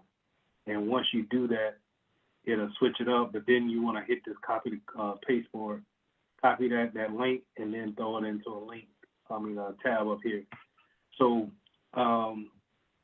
whenever you get your server up and spun up, you want to go ahead and have this endpoint ready to go to where you can either download it onto that server or maybe go on to the internet on that server and then pull it from that link. Okay, that's what I was about to ask you. So I need to have that copied, and then once I get on the server, go to, I guess it's gonna be Microsoft Explorer, input the link, and then download the the endpoint. Yep. Okay. All right. I can do that. All right. So make sure when you're doing that Windows server, you just pick the Windows configuration, and then should be easy. Okay. And it shouldn't do a restart, so you should be good on that too. Okay. I think I took all that stuff off because it was eating up memory. I'm gonna have to download Windows 2016 server and another thing for a Windows machine and spin them up. Yeah, that's a lot. That's a lot to have up there. I ain't gonna lie. Yes, sir. Yeah. But that's all I had, man. Any more questions before we conclude? I'm sorry we went over. Yeah. I'm looking forward to Sunday. On Sunday we get to do everything in real time.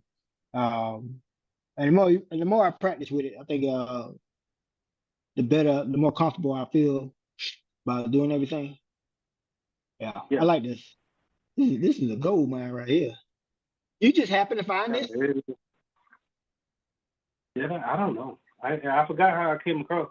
No, I was looking for open source applications to do videos on, and I've seen Ethereum before, but then I was just like, something just said, man, just dig into it. And when I opened it up and went into the platform, I said, oh, this is it right here, because I was looking for something else to replace Ostra with. Yes, sir. And Ostra went there and changed up the profile. I was like, nah, I don't want to go back with them. Phishing scams that may come out of that. And, just to, kind of keep everybody up, their guards up, make sure we pivot right. But this is how you get everything under an umbrella. And you're not just trying to block one particular site. Yes, sir. Because while everybody may know of 777.com, everybody might not know about DraftKings. Okay. Especially, what I'm saying, if you're an older guy, you're not even really into social media type of platforms. You think social media is the big four: Twitter, Instagram, and it's not. You're not even think about DraftKings being a social media type of platform. Yes, sir. So that's categories. Okay, now let's get into the heavy stuff here. Now, these next three, what I'm gonna do is I'm gonna throw all of these into the chat, right? And we're just gonna go one by one. Well, let's just go one by one. I'll just throw one at a time.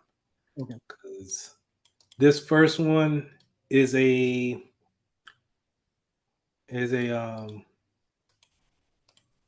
site where they spoof Facebook. Let's see if we can and you may need to type it out if it's not going to let you copy it correctly. And then, if it won't let you copy it correctly, then, let's just go ahead and type it out and beat the odds there. But let's look at it in VirusTotal first. Okay.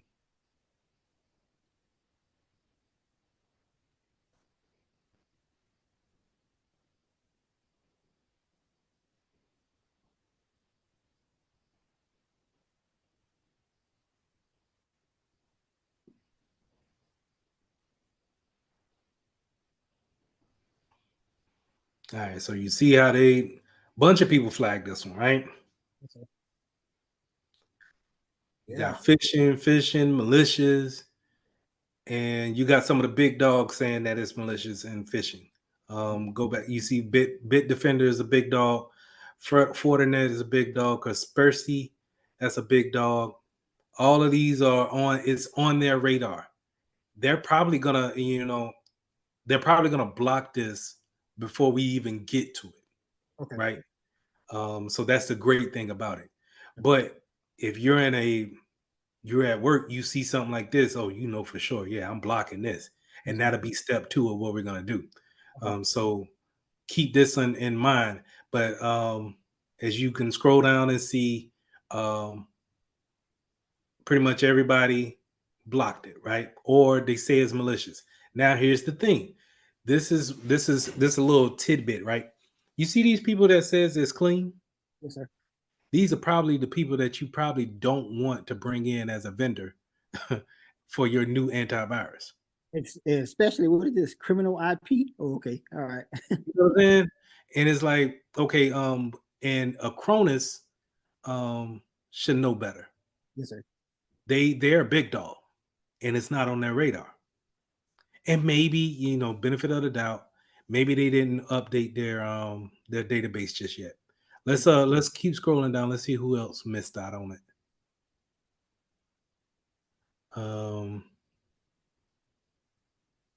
The funny thing is, OpenFish says it's clean, but that's who I got this website from. So, okay. And maybe it's, it's the part of the failure on VirusTotal, and they don't have it updated just yet. But either way, yes, sir. Oh man, now It's just not coming up with your with your errors. Yes, sir. But okay, so yeah, that's where you may get some people saying that it's malicious, some people saying that it's not. Scroll back up to the categories. Let's take a look at those real quick. So those categories, let's go to details. And now we done changed. Now, even if they started off as a Facebook spoof, they said that, hey, we were social media at first, but now since it's deemed to be a phishing site, they changed the category of the site, which is great because now as a security professional, you know to look in this and say, okay, I'm going to put this in this group of phishing and malicious sites. Okay. More importantly, let's scroll down.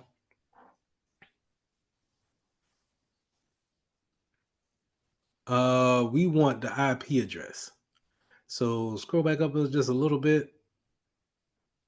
And let's just remember those A records right there, those two A records. All right. So what we're going to do in our second part, we're going to take these two IP addresses and we're going to block all incoming and outgoing traffic coming to and from those IP addresses. Okay. You get what I'm saying? So now, Firewall. remember, say it again. On the firewall, we're gonna block those two IP addresses coming in and coming out. Correct. That way we don't worry about any type of traffic. If they were, let's say, you remember when before we started and before you suggested the virtual machine, I said I don't know if they're listening. Yes, sir. Well, if we block it at the firewall, then we cut that communication. Okay. You dig what I'm saying? So that's the reason why we want to look at those A records and get that IP address, and then we'll take that and put it in on our firewall. So go back up to the categories one more time, and I want to show you one more thing. Okay, 1 second. Let me write down these IP addresses right quick. Okay. And make sure you say that this is for fake Facebook. Okay.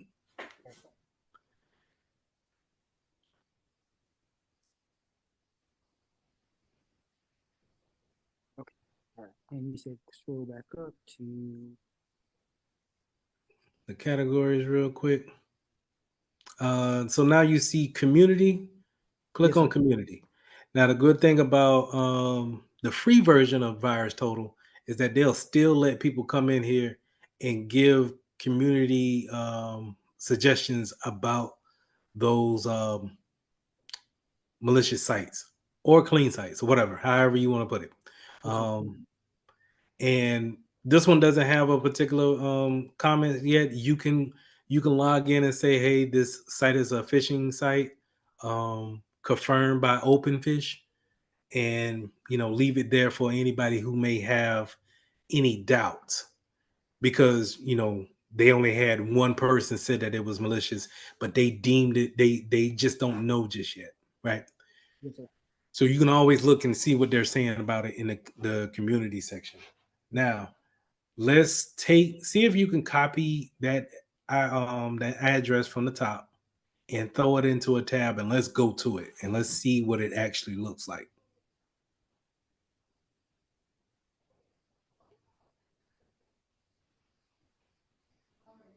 Nope, still won't let me. I don't know what's going on with it. I think that might be the settings all the way in that the settings in that that VM. I probably have to break it down and start it back over again from scratch. But let's type it in. Let's type it in and let's go there.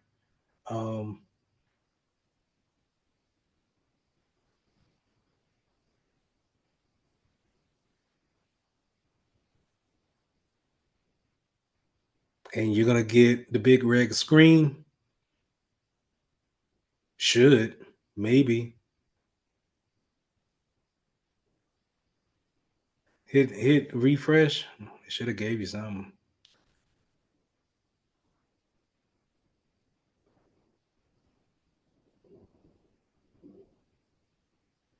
There you go. All right. So, what do we see here? Google, not Google, but Chrome has already seen that this is probably a dangerous site. Matter of fact, this is by Microsoft Defender. All right. So this site has been reported as unsafe, right? Because we already confirmed that. Microsoft recommends that you do not continue to the site. It has been reported to Microsoft containing phish threats and may try to steal personal and financial information. We're going to click on more information. They give you more explanation about a phishing device, phishing sites, and we're gonna go to continue to unsafe site, not recommended.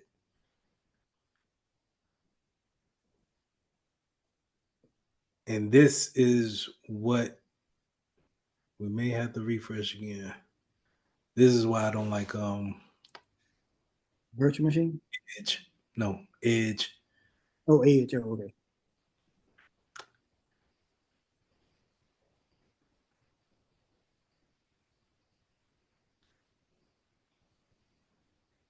Yeah, it's blocking everything. Open up.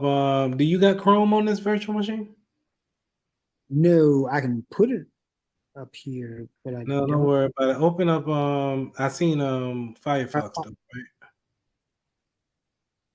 Firefox will pretty much let you get away with everything. Throw it up in a Firefox. See if you could paste in Firefox. I wonder if it was just the Edge thing that was messing with us. Oh, the chat. Let's test this chat out first. See if that works.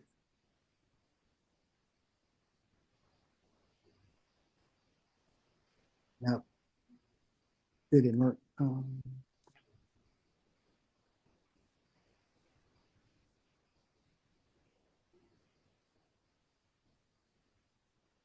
Yeah. That Let's right. see what Chrome talking about. Okay, I spelled it.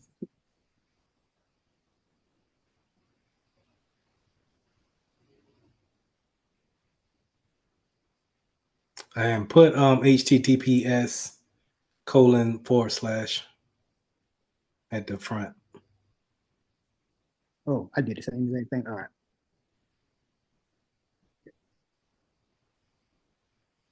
Mm-hmm.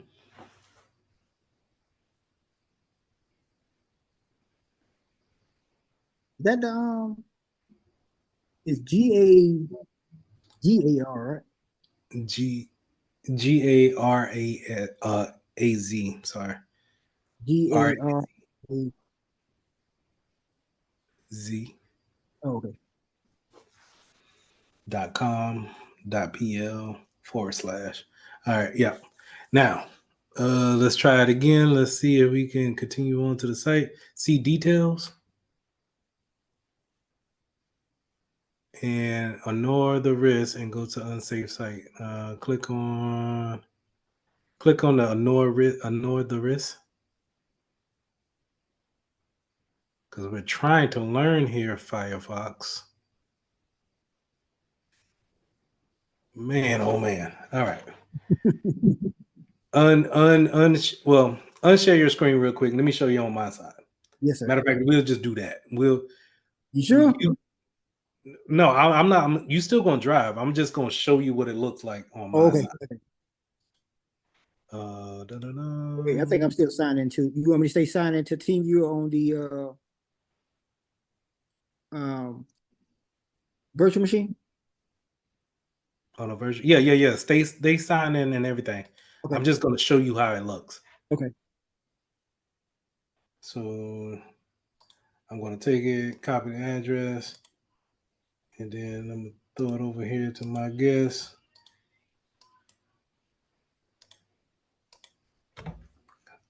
This is what you see. All right. So off the rip, you can see it, right? Yes, sir. Off the rip, you can see that one is already going to tell you that this is a dangerous site. This is not going to go anywhere. But the funny thing is that the certificate is good. Yeah, that's what I was about to ask you about. This is, sometimes you can't really go over that, and you have to be careful. And if you see someone on a site that's using HTTP, or if it's deemed to be dangerous, we're just not going to put anything into this site. Mhm. Now, I don't know if it downloaded anything on the back end of my PC, but I'm not worried about it. But what I'm not going to do is you could put things into this, right? And I could put something here and hit that, and it would react as if I'm putting in the wrong materials. And it would ask me to do it again. Hold on, so let's see what Google says, because I don't know what it says. Server is overloaded. Please try again later. It already took my credentials. You get what I'm saying? Yep. So now somebody might look at that like, I'm trying to get into Google. It looks the part. That's how Google. Google. I'm trying to get into Facebook. It looks the part. Got the colors right. This looks similar to what happens, but you don't see your profile picture or anything like that. It even gives you a place where you can go in and I think this is the forgot password link, but it does nothing. But you don't know what it's doing. You see those links at the bottom of my webpage? Yes, sir. This where it says MTP m.facebook/click. Yes, sir. Like, I don't know what that's doing. You know what I mean? It could be reaching back out to a home server somewhere. You get what I'm saying? So this is a perfect example of a phishing site, a spoof site, live out here in the wild. Okay. Look good too. Yeah. All right. So that's the first one. You go ahead and I'm gonna stop sharing and you share yours again. We're gonna put in the second one. The second one is for Yahoo.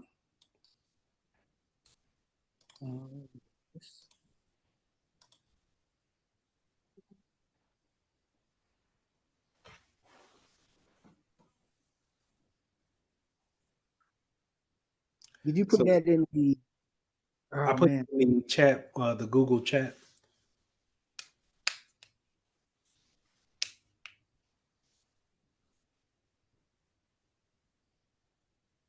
And you can close these out.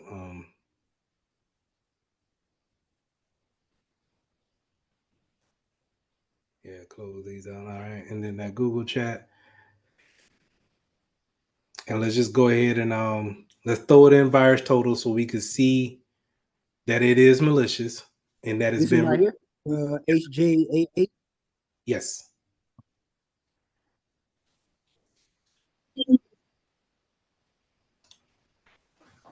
And what I'll do, man, is after we go through this lab today, I'm gonna chop it up and then I'll send it to you either in a Google Drive link, or if I can upload it to LinkedIn, I'll do it that way and have you download it and put it on your profile. Oh, this is another thing I wanted to show you.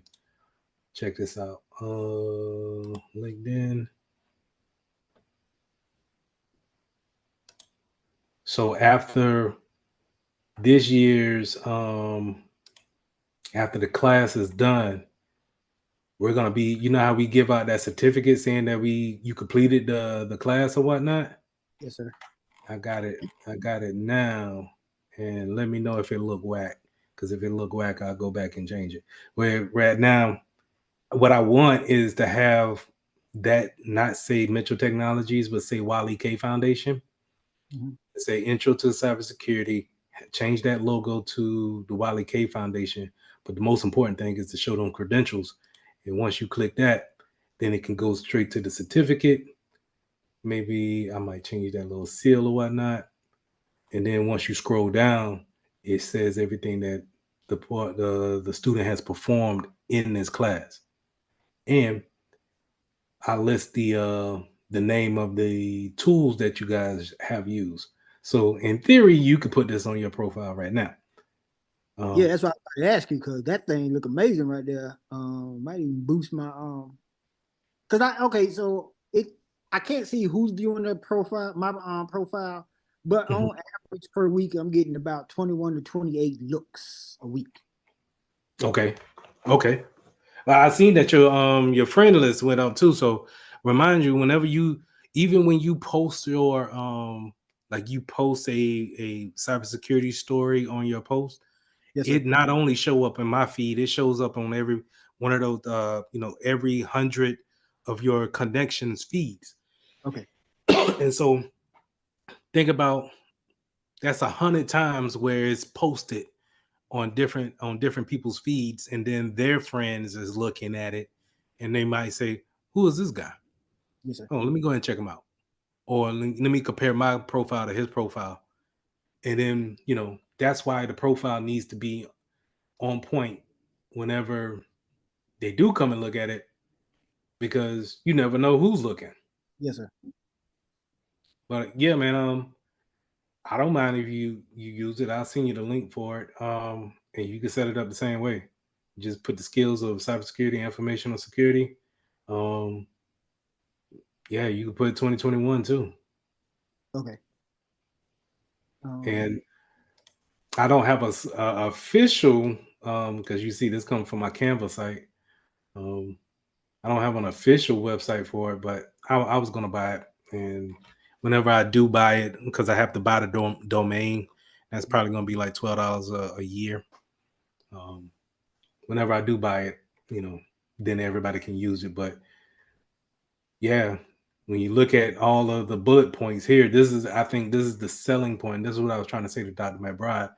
These are all the skills that you guys went over, and these are the platforms that you either logged into, except for Xenium, but you have that. Yes, And yeah, you've worked with all of these tools right here. Mm-hmm.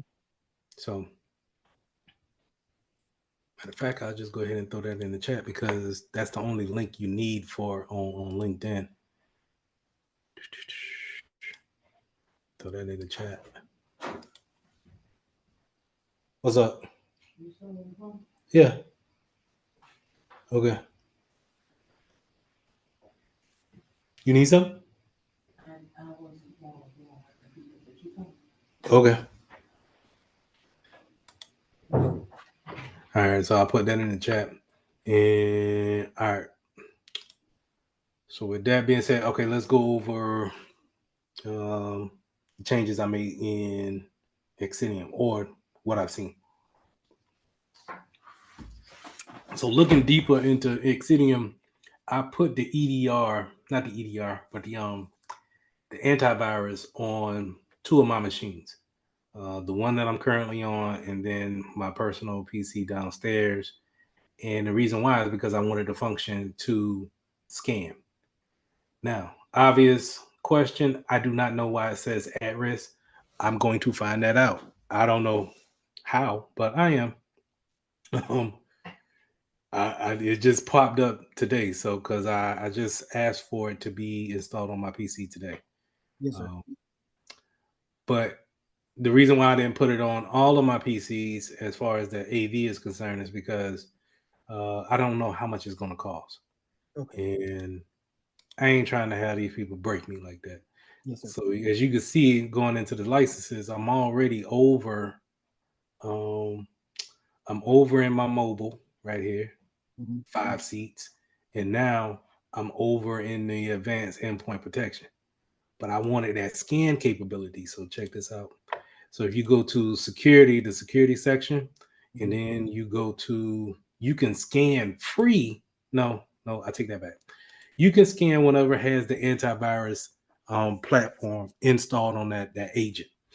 So I can scan these two tablets here.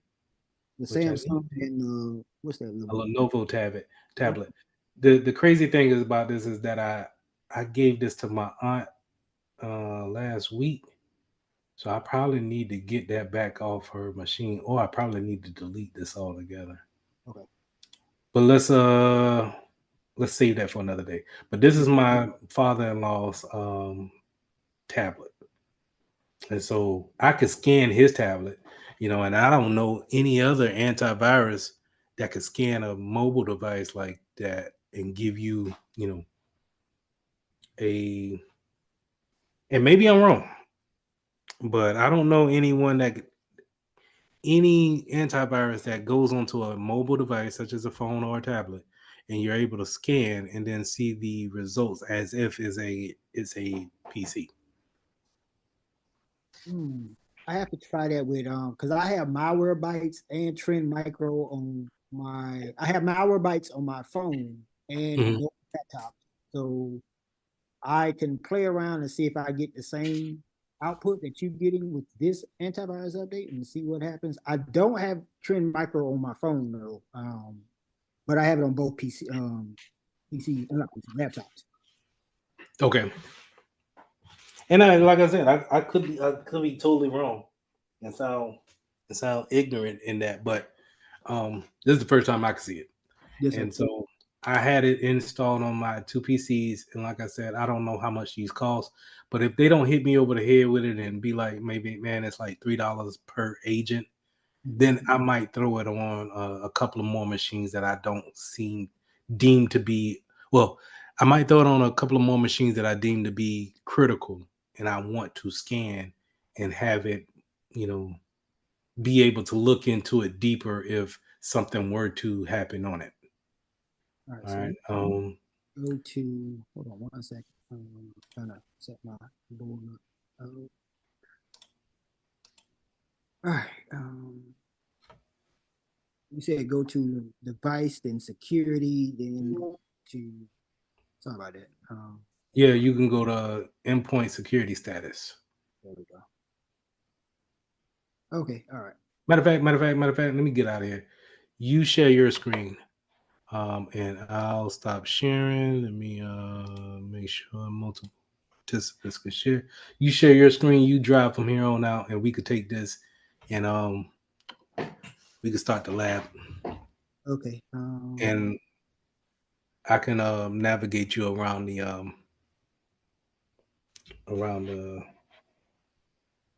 console. Yes, sir.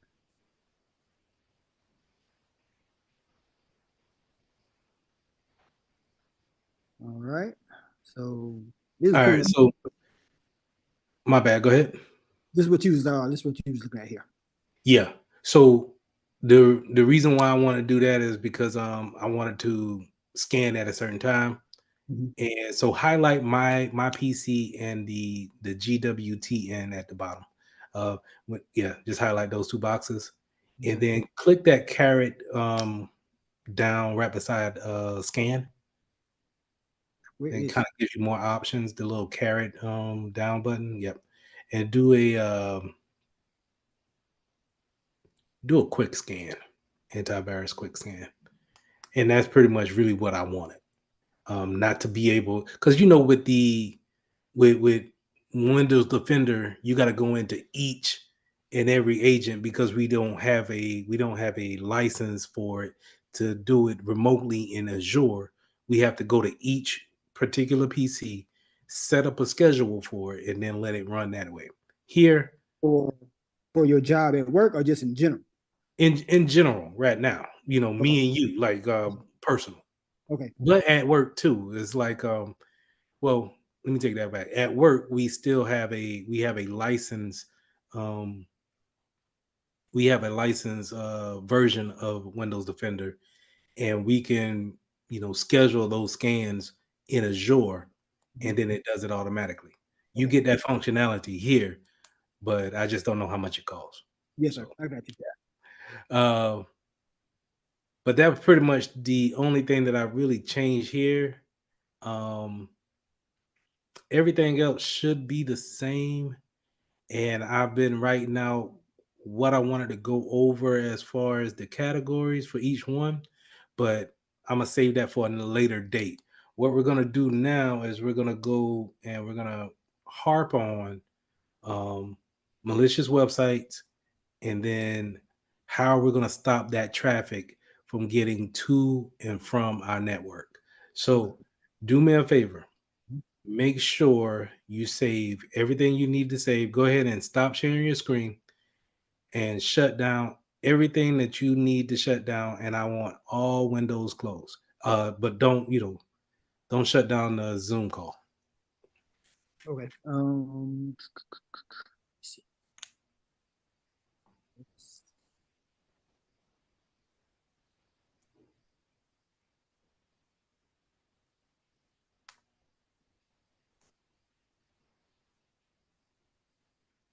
Yeah, because this one might like while I don't mind playing with these sites on my PC, I don't know what it might do behind the scenes.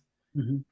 So I don't know if you have anything open that's logged in as far as a profile is concerned, banking statements or anything, like a social media site. LinkedIn might be automatically logged in.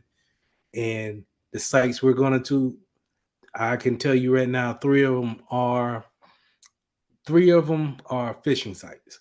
Ooh. So I don't know if there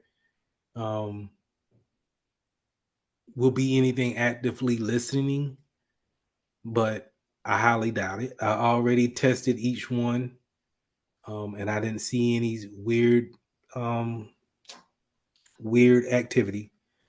So, and we're going to be operating in a incognito mode, so it's automatically not going to be on your history, browsing history.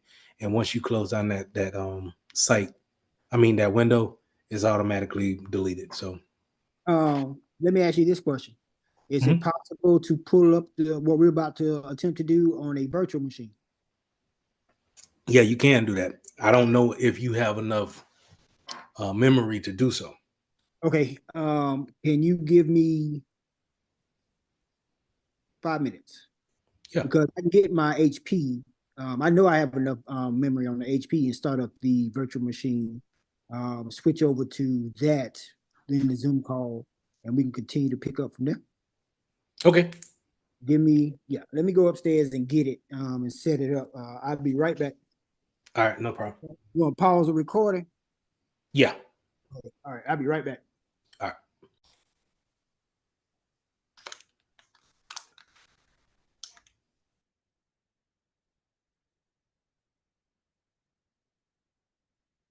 That's not. I gotta try to remember how to add the PC. Okay, so that's up and running.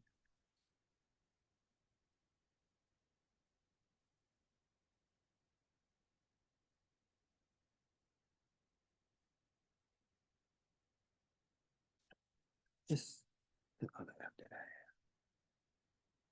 So, give me 1 second, Mr. Mitchell. No problem. Just getting a little snack in. All right.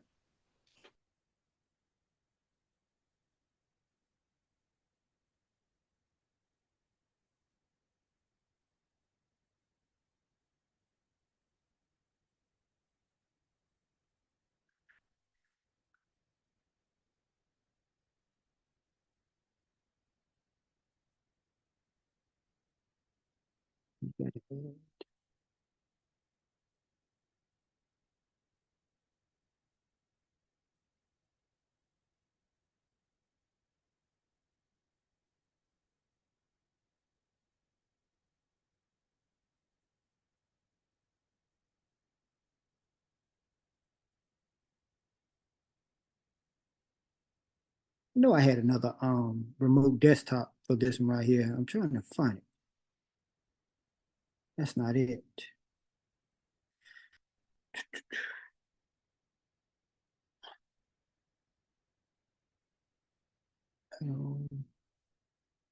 Team view. That's what it was.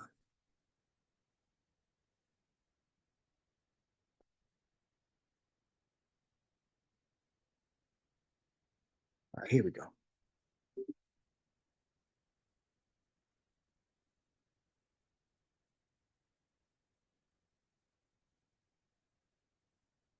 All right. What I'm doing here.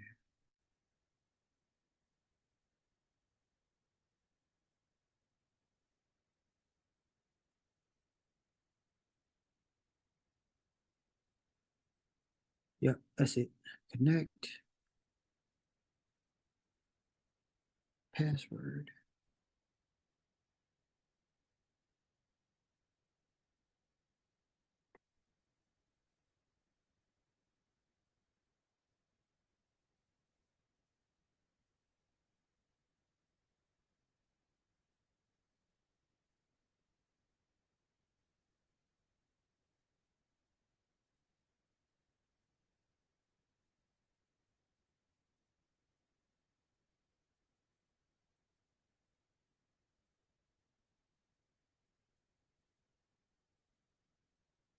Okay. Let's see here.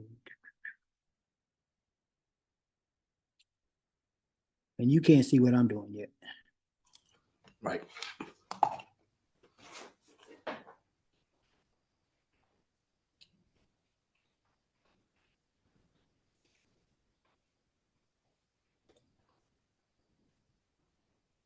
All right, so I'm remoted into the VM. We need to go to a web incognito web browser. Yeah.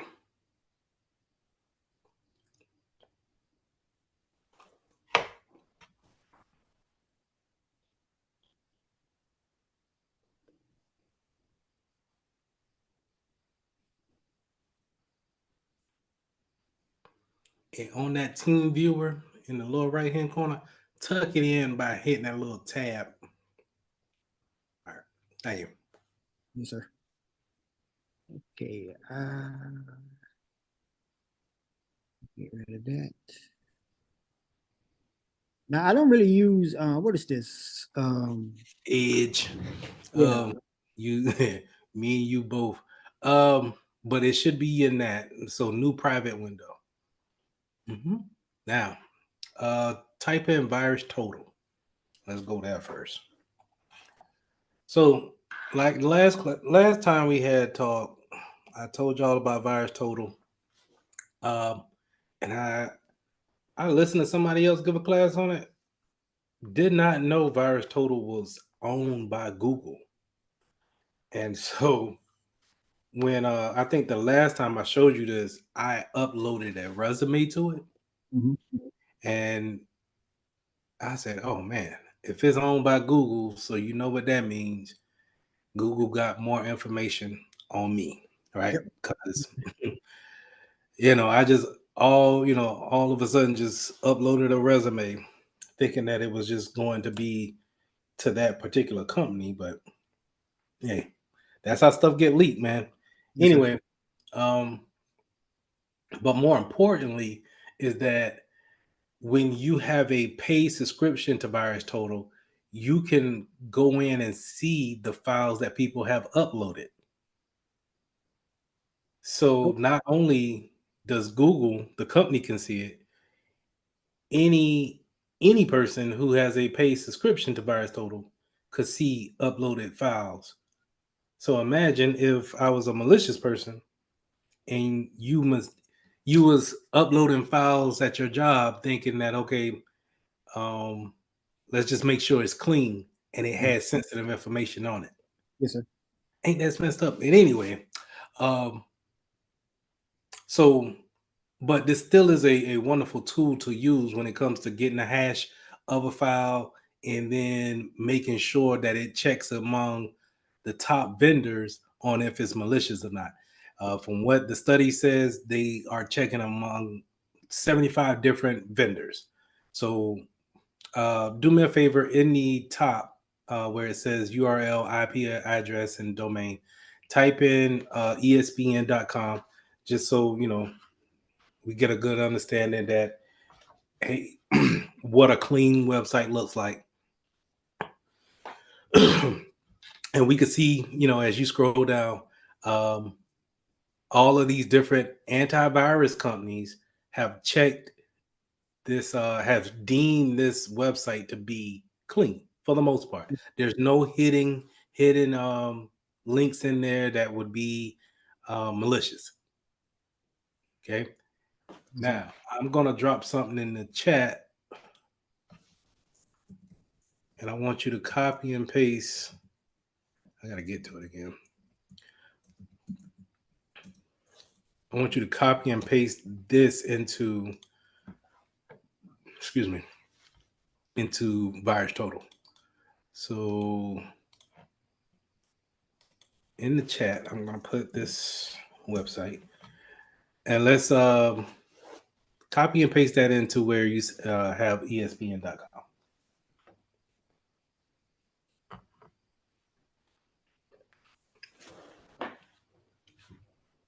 Oh, yeah. I don't know if this one's set up as Oh,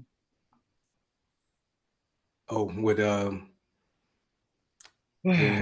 being able to copy and paste in.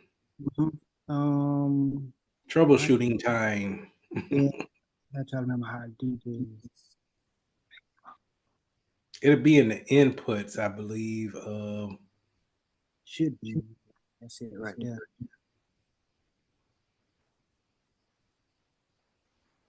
Still do it. I think that was try something.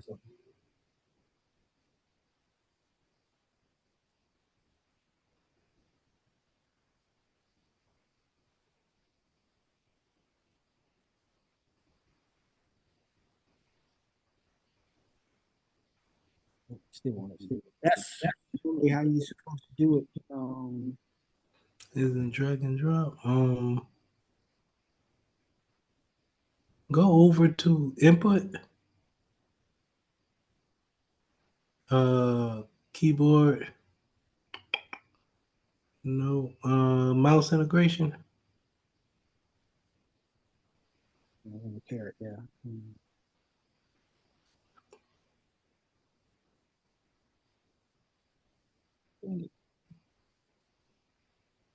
What is this? What guest to host to guest? You put it in the host computer. But if you had bi-directional, it should work both ways. Yeah, I'm wondering if in order for it to take effect, I would have to turn it Stop off, it. turn it back on. Yeah, and I hate doing that. I mean, it won't take a moment to boot back up, but then you got to cut that video. And Well, I'm gonna edit it anyway, so it don't matter. okay, let me terminate this connection, restart it.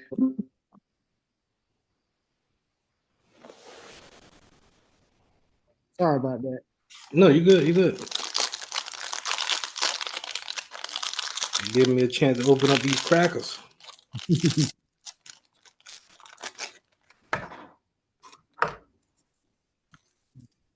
Let me restart the machine.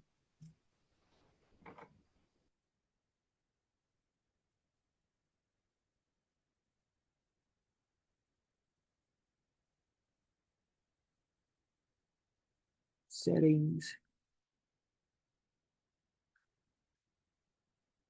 Is it user interface?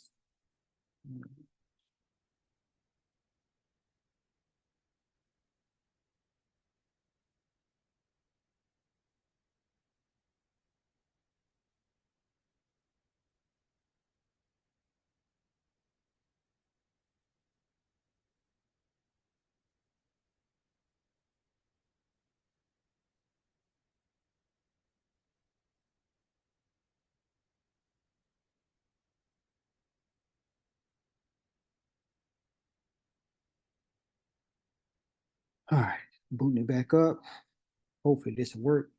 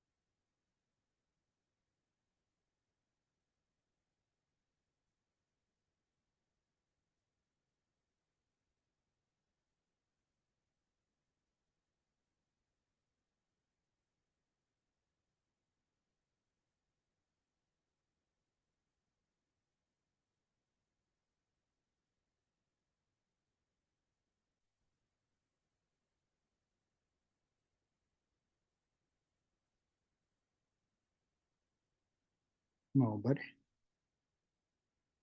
I need that 32 gig of RAM type speed that Gabe got. Yeah, I know, right?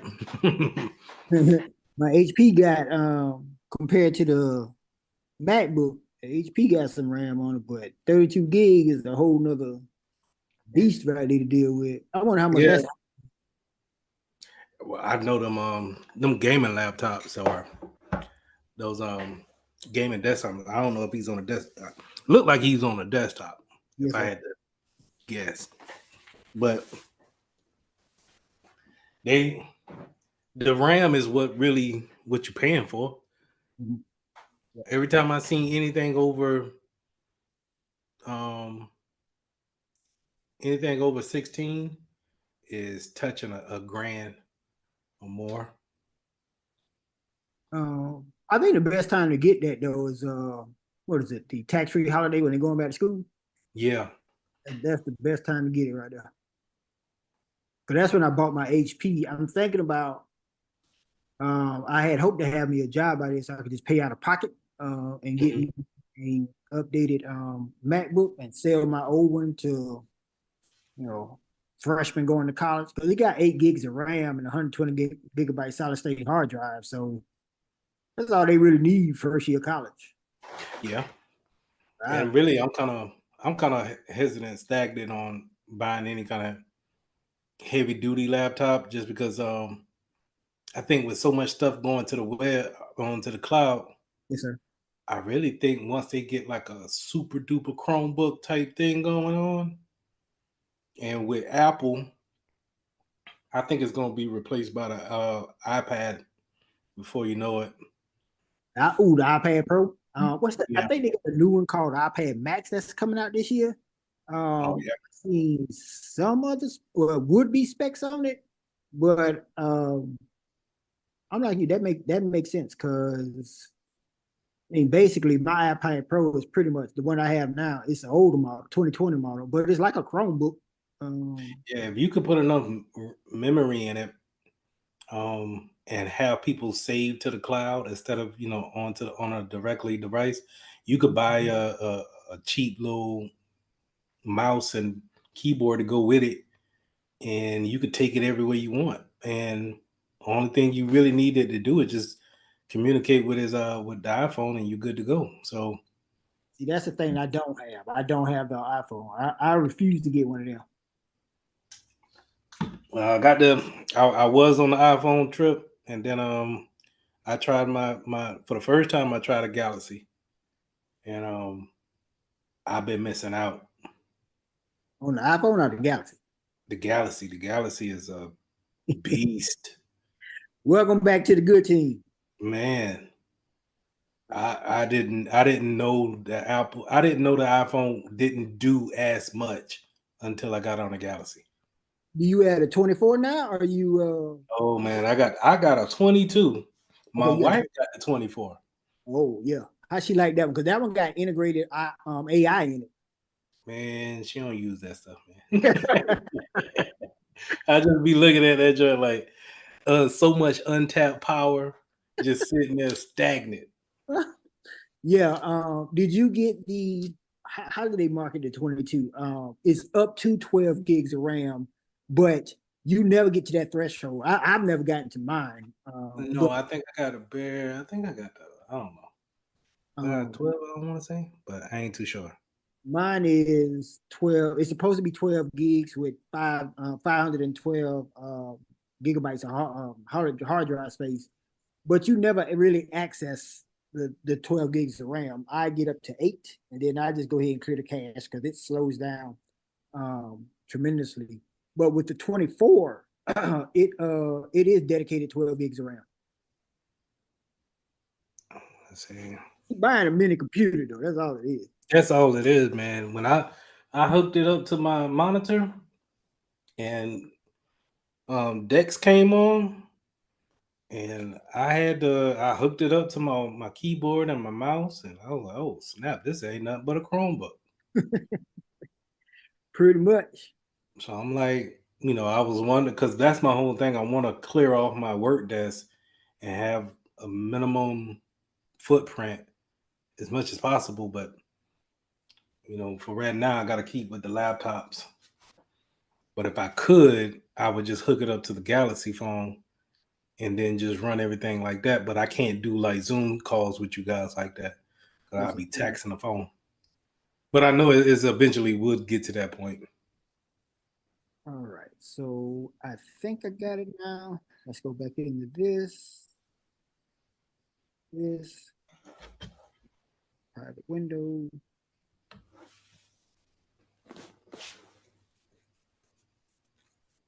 Let's hope it works. They got you on the typo squatting. You got me the typo squad? Oh. Yeah, switch that around.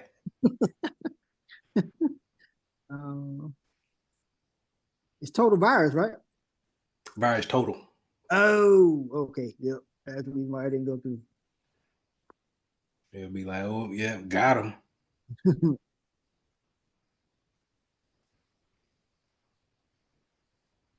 That is in chat.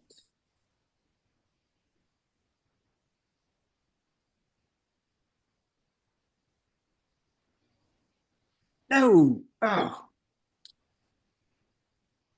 Still no. Still won't work. I'm sorry, Mr. Mitchell.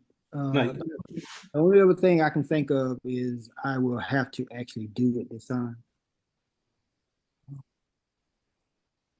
It's not pulling from give me 1 second. Let me think about it. Open up.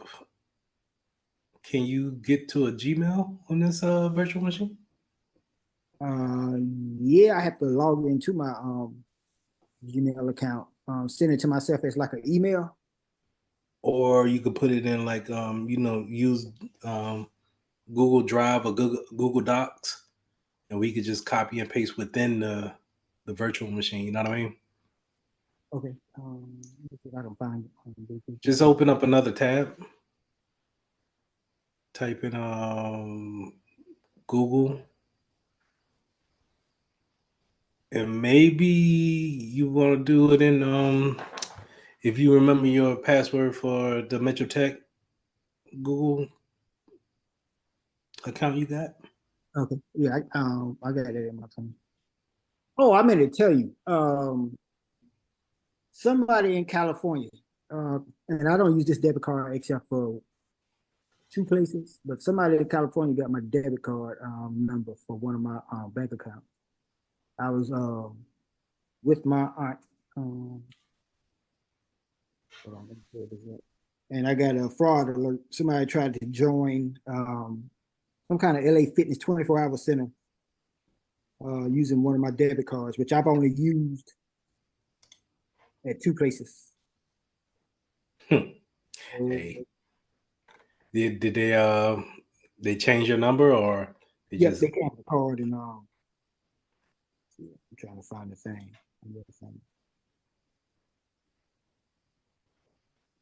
There you go.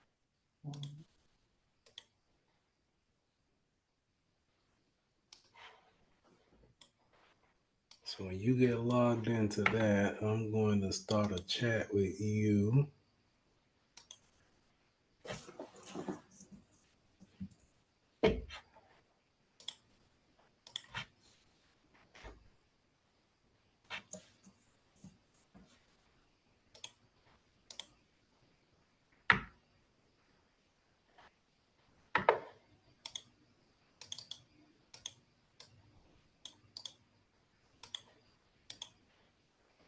And sometimes this is how you work around those issues when it comes to virtual machines. Because you're right. Since we're all right, so go to those 9 looking dots. Yeah, let's go to chat.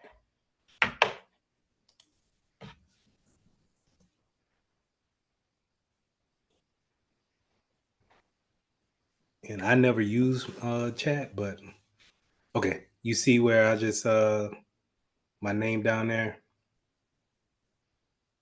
Okay, let me here it is.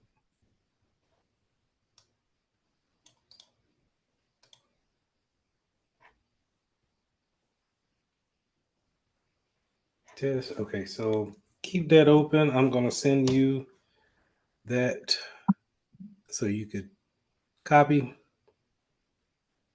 But like I said, yes, you're right. You since we're working with something malicious, you do want to be in a virtual machine. Yes, sir. Um, but a lot of times it may not have the bells and whistles set up. But just keep in mind that it is connected via the cloud in somehow, some way. So we can always go through the cloud and get around those, you know, copy and paste type of deals. Okay.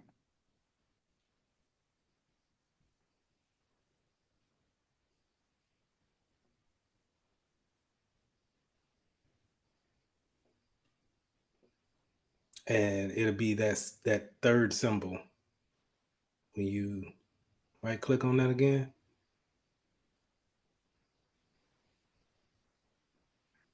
The mouse don't there. Oh yeah. It's not gonna You see those ellipses, those three dots that's in a row. Click on mhm. that. Copy it. Copy link, and then throw it over there to Thingy.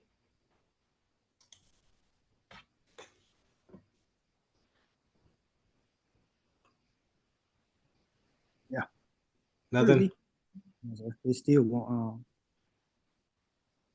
Try you doing Control V or yes, sir. just a right click? Mm.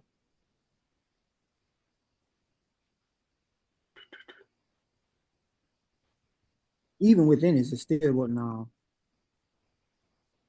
Okay. Open up a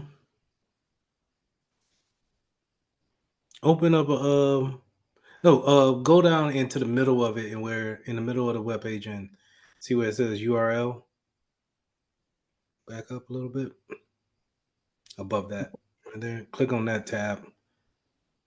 And then try to put it in the middle of it. Control V. Nope. Odd. Okay. Even when Open up a notepad. let's see. Ooh, that is not what I meant.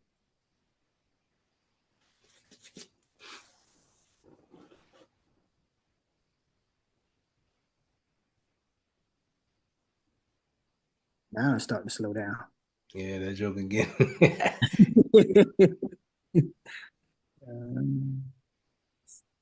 See if you can paste it in there. Just in Bing. Nope. It didn't copy it then. I don't think. Well, maybe let's go back to it. Let's go back to it.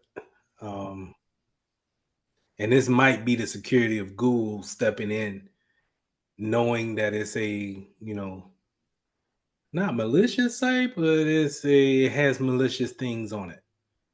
All right, so now I gotta try to distinguish this from mine. Is this no? That's not what I want to do. Got a lot of things going on. Yeah. Oh, okay. I see what I'm looking at now. Hold on. I know what I did wrong. I had to cause the bottom panel threw me off a little bit. I was like, which one is mine? That's what I say. I say, hey, close everything. All right. Now I need to find where went it. Drag and drop operation from detail. You just not showing me this? It looked like it was hidden the whole time though. It was not supported by guests. Make sure the guest additions are properly installed and running. All right. I need to make a note to myself to do that. That's the reason why it didn't work. So I might have to update the iOS file that supports that and then reinstall the drag and drop.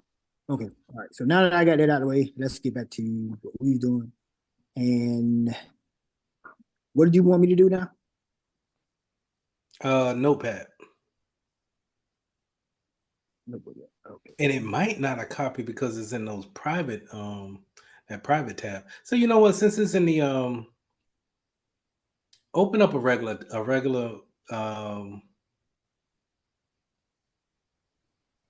A Regular regular tab. tab. Yeah.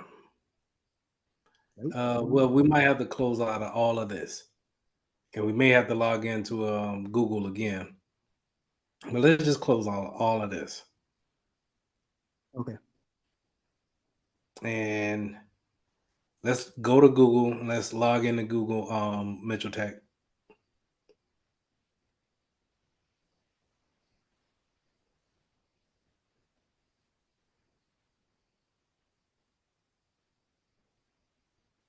Yeah, two-factor.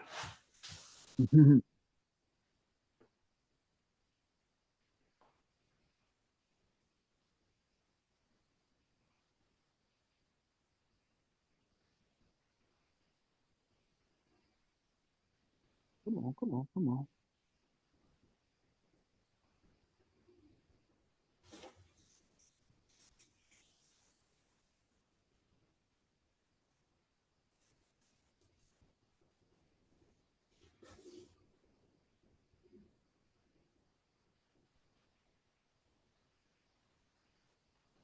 Okay, and go to the chat.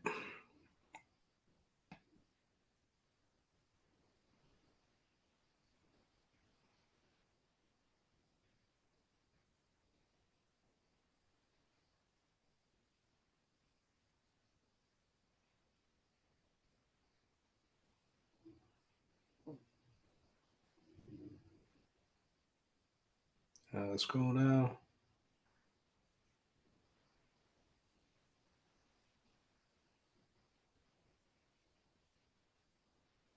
This one right here is copy. Yeah, copy. Yep, copy.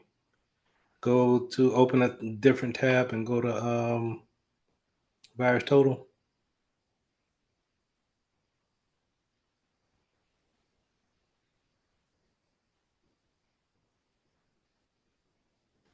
Throw it up in there. Yep, same thing.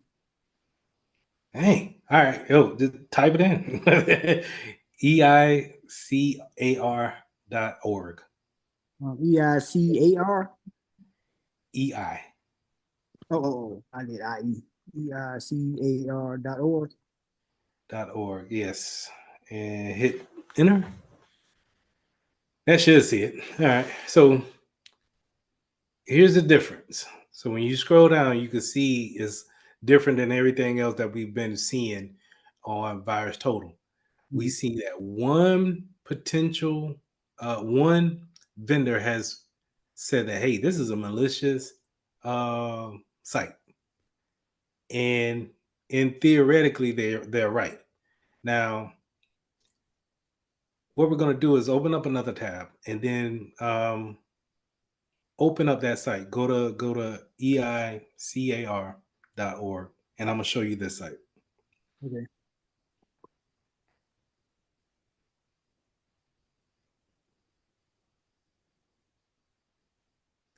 Now, you'll be at work and you'll be like, hey, is it malicious or not? Because 76 of different people said it's not malicious. Go ahead and hit that X right there. 76 different people said it wasn't malicious, and then only one said it was malicious. You go to the website, because eventually, even at work, you're going to have to at least go to these sites to see if it's malicious or not, unless it's just, it wowed it all the way out and just like, no, I'm not going there, adult sites or gambling sites or something like that. You know what I mean? Yes, sir. But if you don't really know what this is, then you don't know if it's malicious or not. And from what you see, what this is a site, as you scroll down, this is a site that allows you to download and test malware on different systems. Oh. So in essence, they're trying to help you because hey, we have something that every vendor should know about. And so it should, if you are able to download this, it should go ahead and fire off and said that, it should block and quarantine this file before it gets down to your hard drive. Mm-hmm. So, but I wanted to show in Virus Total how one vendor may not have been up on the latest and may see this as a malicious file. Yes, sir. So, or a malicious site. But always good to have if you wanted to test out. Let's say if you get your job and they say, "Hey, we're going to bring in a new vendor for antivirus. We want you to test it out." Well, how do you test it out? Keep this website in mind on how to test out a particular antivirus to see if it actually works. Okay, so Because let's try that in theory. Let's see something here.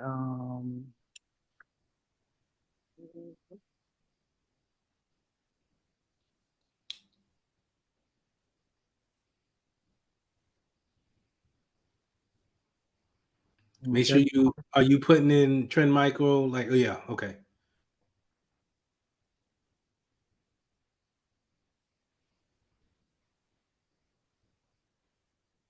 Okay, I like this.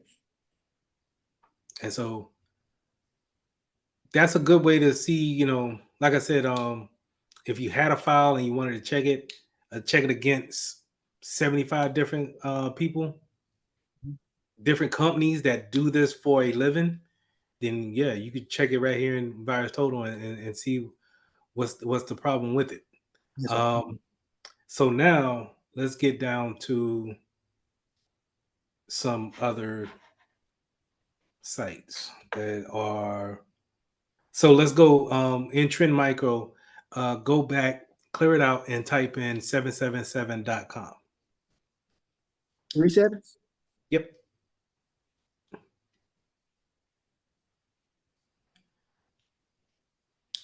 So you may get something like this, or in our case, I seen this at the banking institution I was at.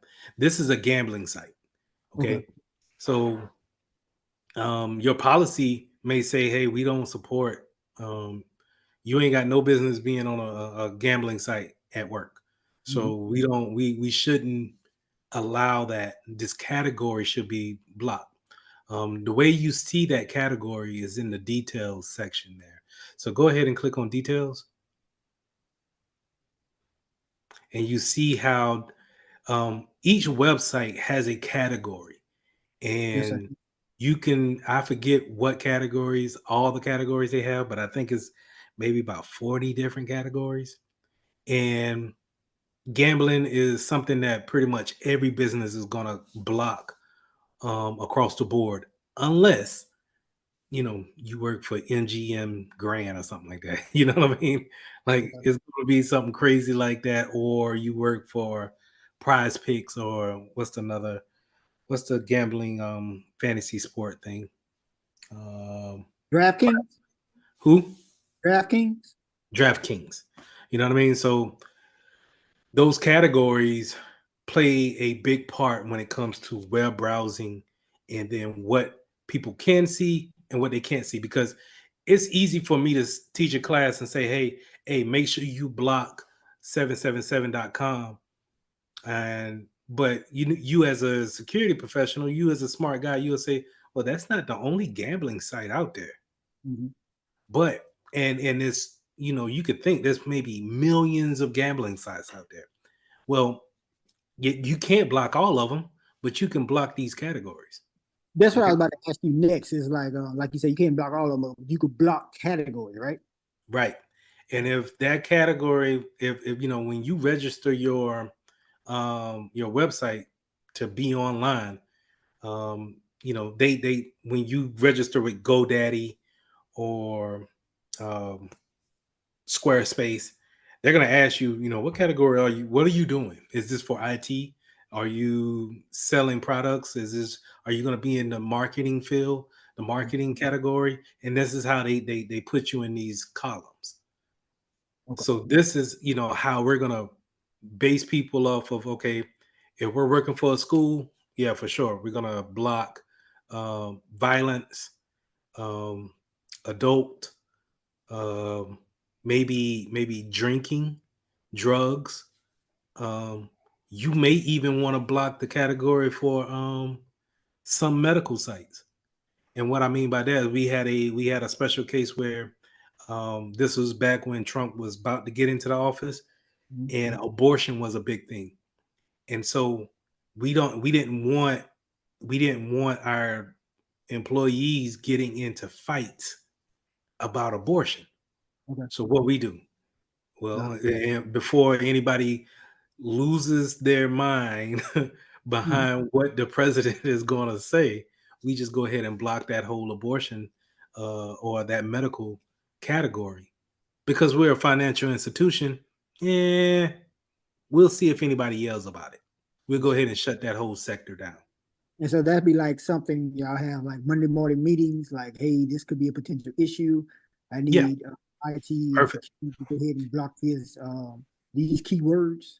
Yeah, so like uh every every every Monday where I'm at now, every Monday at 10 we have a team meeting and we'll say what we're working on, any concerns that we bring up, what have you. And that'll be something that you bring up. Hey, I seen in the AT&T outage. Hey, I had it, I'm pretty sure everybody's aware of the AT&T outage.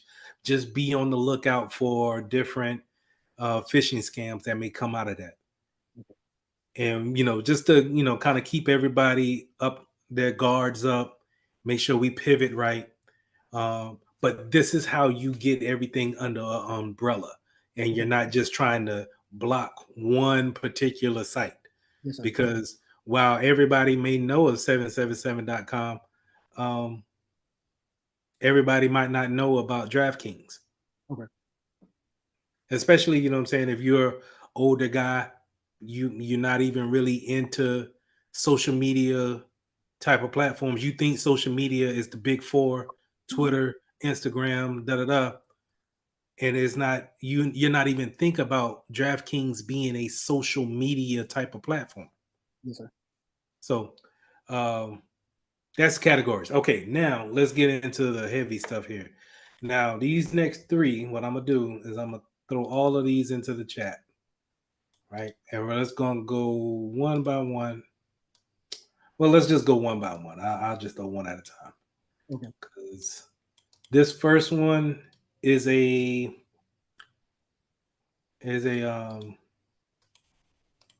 is a site where they spoof Facebook.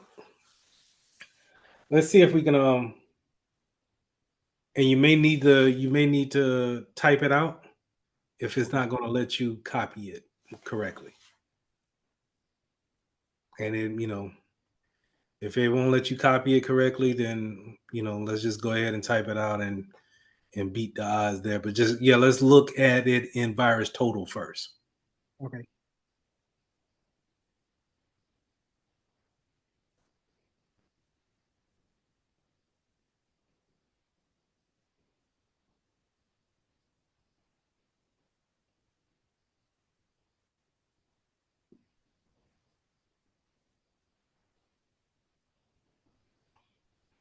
All right. So you see how bunch of people flagged this one, right? Okay. You got phishing, malicious, and you got some of the big dogs saying that it's malicious and phishing. Go back. You see, Bitdefender is a big dog. Fortinet is a big dog. Kaspersky, that's a big dog. All of these are on. It's on their radar. They're probably gonna, block this before we even get to it, Okay. right? So that's the great thing about it. But if you're at work, you see something like this, oh, for sure, yeah, I'm blocking this. And that'll be step 2 of what we're going to do. So keep this in mind. But as you can scroll down and see, pretty much everybody blocked it, right? Or they say it's malicious. Now, here's the thing. This is a little tidbit, right? You see these people that says it's clean? Yes, sir. These are probably the people that you probably don't want to bring in as a vendor for your new antivirus. It's especially, what is this, criminal IP? Oh, okay, all right. You know what I'm saying?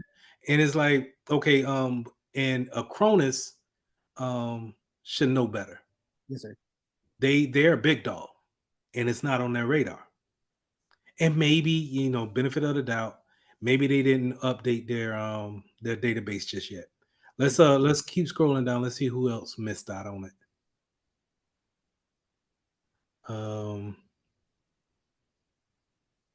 You know, the funny thing is, open fish says it's clean, but that's who I got this website from.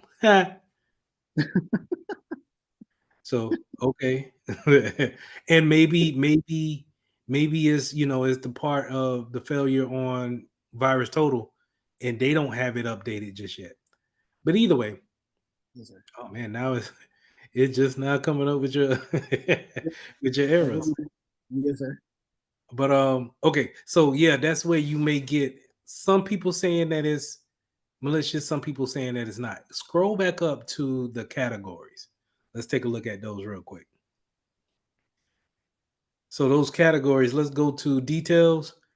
And now we done changed. Now, even if they started off as a Facebook spoof, they said that, hey, we were social media at first, but now since it's deemed to be a phishing site, they changed the category of the site, which is great because now as a security professional, you know to look in this and say, okay, I'm going to put this in this group of phishing and malicious sites. Okay. More importantly, let's scroll down.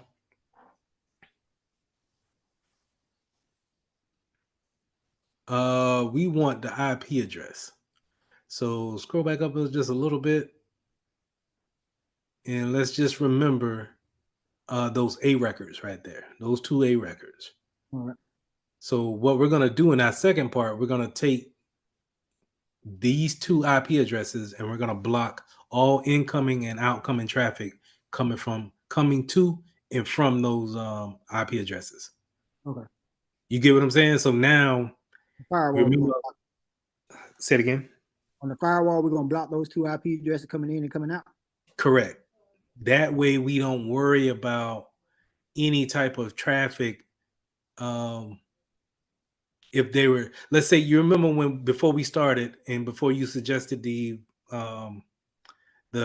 virtual machine, I said I don't know if they're listening. Yes, sir. Well, if we block it at the firewall, then we cut that communication. Okay. You dig what I'm saying? So that's the reason why we want to look at those A records and get that IP address, and then we'll take that and put it in on our firewall. So go back up to the categories one more time, and I want to show you one more thing. Okay, 1 second. Let me write down these IP addresses right quick. Okay. And make sure you say that this is for fake Facebook.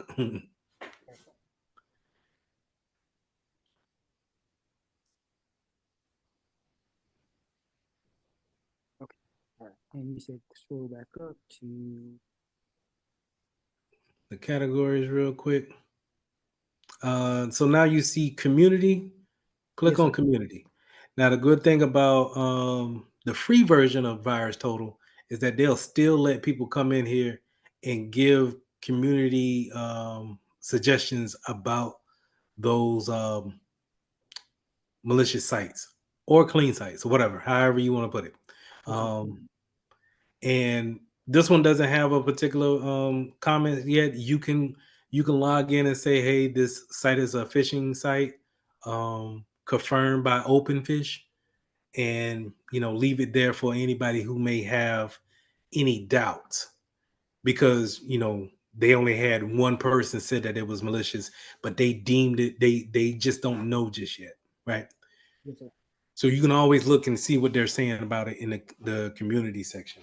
Now let's see if you can copy that address from the top and throw it into a tab, and let's go to it and let's see what it actually looks like.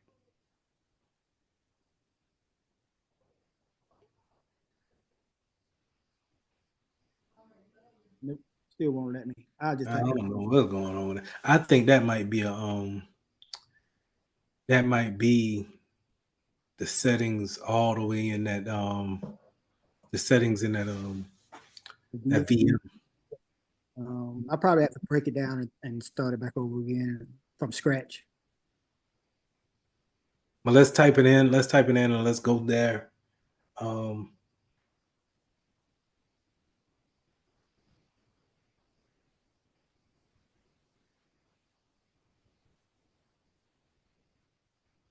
and you're gonna get the big red screen.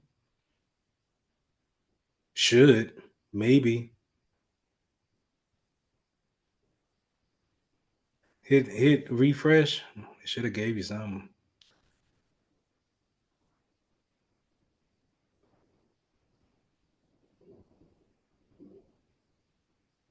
There you go. All right. So what do we see here? Google, not Google, but Chrome has already seen that this is probably a dangerous site. Matter of fact, this is by Microsoft Defender. Mhm. All right. So this site has been reported as unsafe, right? Because we already confirmed that. Microsoft recommends that you do not continue to the site. It has been reported to Microsoft containing phish threats and may try to steal personal and financial information. We're going to click on more information. They give you more explanation about a phishing device, phishing sites, and we're gonna go to continue to unsafe site, not recommended.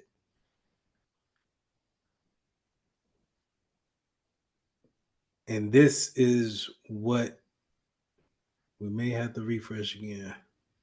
This is why I don't like Virtual machine?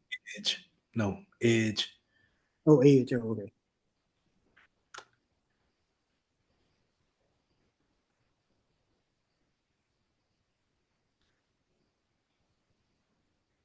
Yeah. It's blocking everything. Open up. Do you got Chrome on this virtual machine? No, I can put it up here, but I No, don't don't. worry about it. Open up. I seen Firefox stuff, right? Firefox will pretty much let you get away with everything. Throw it up in a Firefox. See if you could paste in Firefox. I wonder if it was just the Edge thing that was messing with us. Oh, the chat. Let's test this chat out first. See if that works.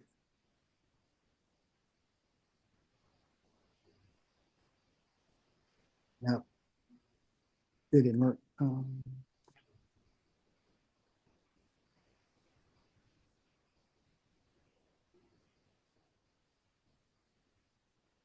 Yeah. That Let's worked. see what Chrome talking about. Okay, I spelled it.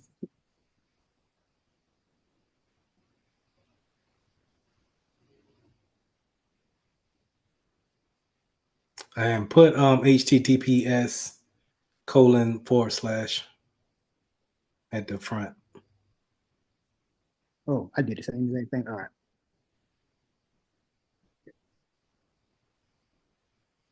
Mm-hmm.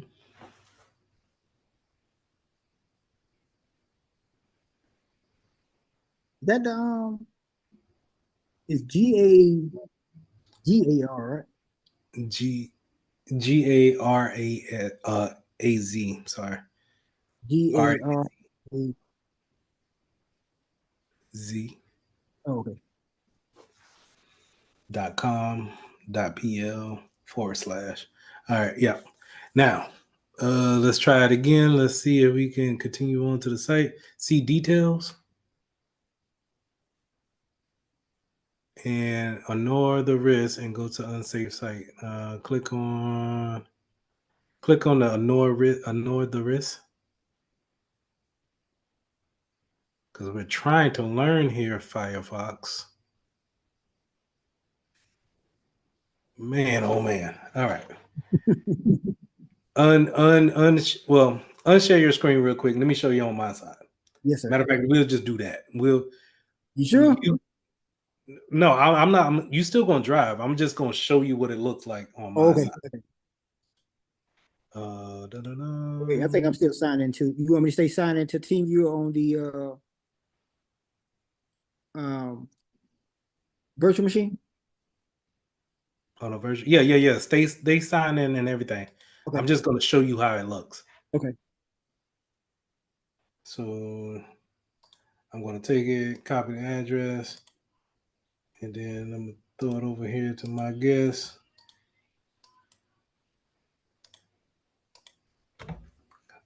This is what you see. All right. So off the rip, you can see it, right? Yes, sir. Off the rip, you can see that one is already going to tell you that this is a dangerous site. This is not going to go anywhere. But the funny thing is that the certificate is good. Yeah, that's what I was about to ask you about. That's This is, sometimes you can't really go over that, and you have to be careful. And if you see someone on a site that's using HTTP, or if it's deemed to be dangerous, we're just not going to put anything into this site. Mhm. Now, I don't know if it downloaded anything on the back end of my PC, but I'm not worried about it. But what I'm not going to do is you could put things into this, right?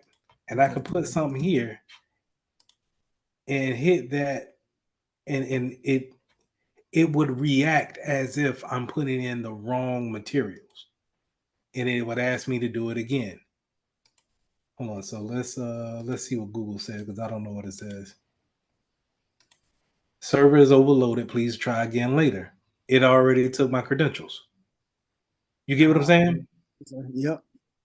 So now somebody might look at that like, I'm trying to get into Google. It looks the part. That's how Google. Google. I'm trying to get into Facebook. It looks the part. Got the colors right. This looks similar to what happens, but you don't see your profile picture or anything like that. It even gives you a place where you can go in and I think this is the forgot password link, but it does nothing. But you don't know what it's doing. You see those links at the bottom of my webpage? Yes, sir. Where it says MTP m.facebook/click. Yes, sir. Like, I don't know what that's doing. You know what I mean? It could be reaching back out to a home server somewhere. You get what I'm saying? So this is a perfect example of a phishing site, a spoof site, live out here in the wild. Okay. Look good too. Yeah. All right. So that's the first one. You go ahead and I'm gonna stop sharing and you share yours again. We're gonna put in the second one. The second one is for Yahoo.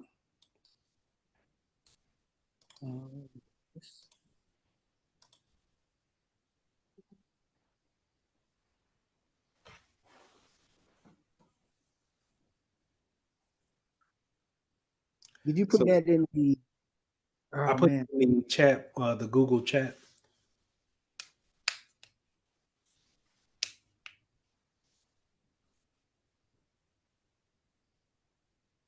And you can close these out.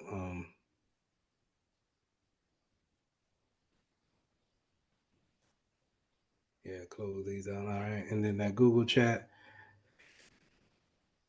And let's just go ahead and let's throw it in virus total so we can see that it is malicious and that it's This one been right here. HJ88. yes. And while it says that, it's going to redirect you to a spoof site that looks like Yahoo.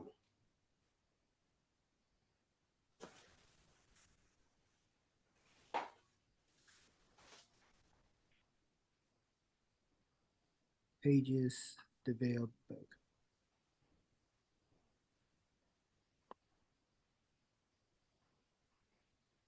What was that?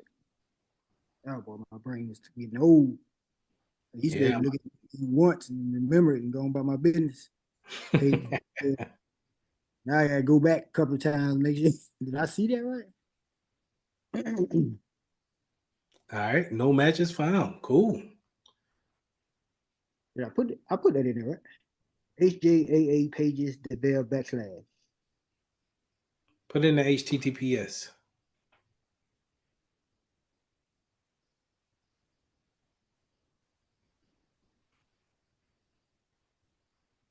There you go.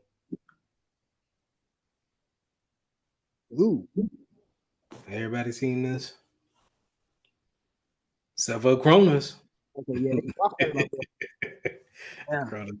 Is that so? Cronus supposed to be one of the big guys in They're big dog. I put them. They on the job board that I showed you earlier. Man. So if I get a job with a Cronus, I'm gonna be like, hey, Chris, what y'all doing over there, man? Yeah. They're not updating the definitions up there, it seems. That's what it looked like. You know, if everybody else up on it, I mean, Fortinet up on it, and Acronis should be, I think, bigger than Fortinet.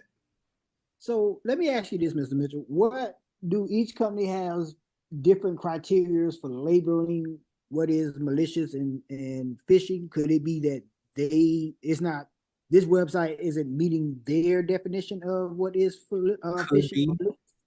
Could be. I can't answer that across the board, but yeah, it could be that. But I'm going off of the signatures that it has.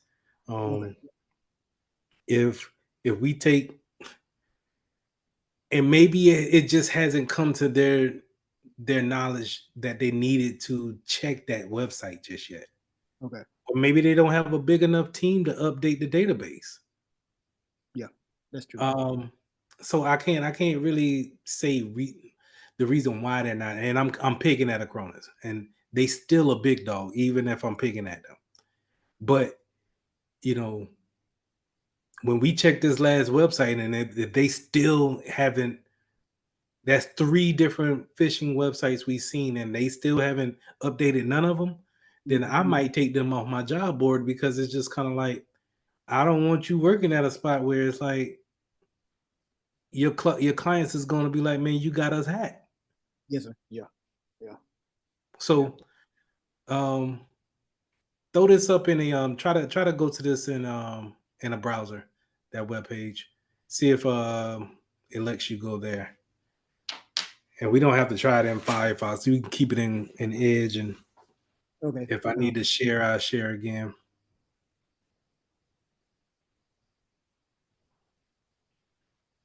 Didn't mean to do that. Chrome back up. Oh, yeah, no, there we go. It's Firefox, yeah.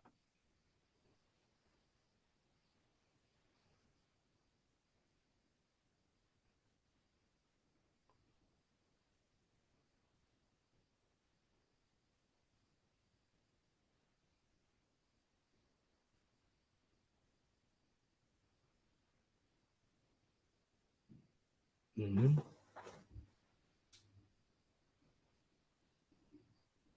I know the risk.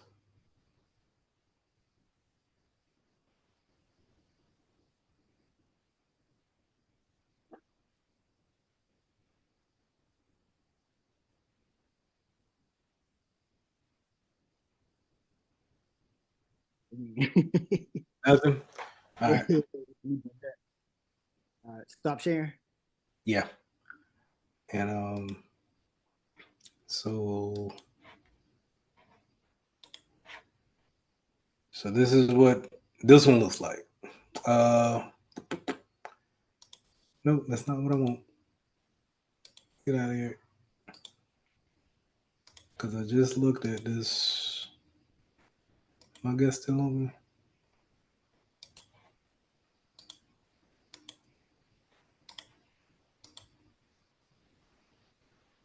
Just like Yahoo sign on. Go ahead.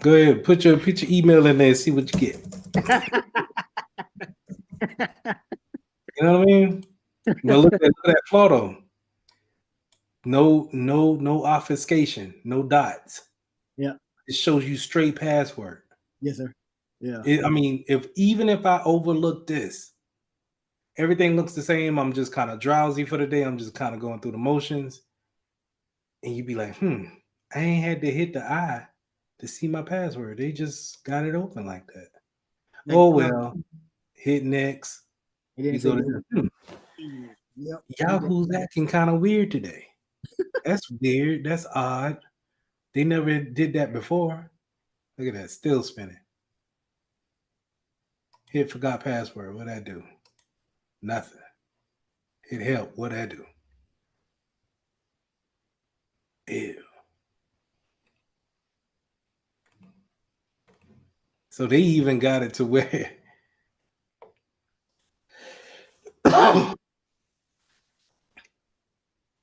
did this just throw me to the legit what Yahoo? It seemed like it did. They got to be a spoof number because if it's doing all that, and when you try to log in, it take you to a 404 page because it's already have your credentials. I'm guessing that number can't be real. Want to call it?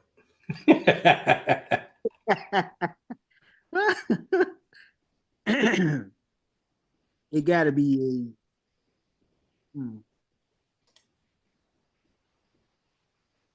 a voice over IP that's rerouted to whoever made this fake website. I can't trust anything right about now. Because as you can see, my danger sign went away. Yeah. And if I hit sign in, see, this is different. You get what I'm saying? Yes, but if we go back a couple of places, back on my man page, it's still trying to log in. But he probably see this link here is probably linked to a legit Yahoo page. So, let me ask you: would this be the definition, a true definition of a man in the middle? No. Okay. This is spoofing. Okay. All right. This is spoofing, typo squatting. Okay. Not really typo squatting. This is spoofing and phishing. Okay. All right. Man in the middle was he put. I mean, the website is obviously fake, but when you put in your credentials, it goes to, I guess, whoever designed the website, as opposed to the hacker. Yeah, the hacker, as opposed to hitting the actual Yahoo server itself. Right. And I get what you got. That's the concept, but man in the middle is live. Okay. Man in the middle is like Gabe been on this phone call the whole time, listening to our whole conversation and never said anything. And everything that we've been, going passing back and forth, he's been looking at it the whole time. Okay, I got you. Man in the middle is more of you running a Wireshark testing in a Starbucks cafe versus anything else. That's you sitting on that web traffic, snooping, sniffing the network, looking at the traffic. Okay. This is just sitting out here like a fish. It's a bait. It's a piece of bait sitting in the middle of the lake, just seeing who bites. Oh, you bit. All right. Thank you. I got you. Now, now let me bring it home to you. Stuff like this is how you get people's debit cards. Yeah. Just saying. You know what I'm saying? It's like they take information, not saying that you went to a spoof site, but in order to get something closer to your debit card being intercepted, they had to get something close to you. Yes, they had to have some kind of information about you. So what I would suggest to you is that bank that you got that debit card for, even though they're going to send you a new card, you probably want to change that using that password for that banking system. Okay, I'll do that then. Because if you went to a banking page that looked just like this and put in your username and password, and be like, that didn't work. Oh well, keep it moving. The only problem is I don't use that card online. I use that card physically. Okay, I'm not saying that that's what happened. Okay. I'm just giving the example of, hey, I've seen it. It could go this way. Yes, sir. Okay. So Yeah, I'll change that password there. That's what I would do. Okay. Either that or, somehow, some way, because you gotta you gotta look at it like they're able to get 16 digits and an expiration date and that security code Mm-hmm. linked back to you and your address. That's sitting somewhere for somebody else to see. Yes, And sir. they tried to go to a doggone gym, a gym to get it ran through. That's In crazy. California, at that. Yeah. Oh, yeah. That was perplexing to me because I'm like, dude, the only place I use that at is the liquor store on Killian Road. I just And they didn't. made, I ain't gonna say that. I ain't So gonna say that. But it may be, careless on their part. mhm. You know what I mean? And you can't help that. Yes, But sir. what you can try to do is do what you can. And so the most you could do right now is change the password, at least change the password. Yes, sir. I do that today. All right, let me get this off because I don't know. He may be listening to he may be doing a man in the middle joint while this thing been spinning the whole time. All right, so I'm off. All right. All right. So did you get go ahead and share your screen again and You still copy showing down? yours. Oh my bad. Copy down those IP addresses for that last page. And then this is the last site.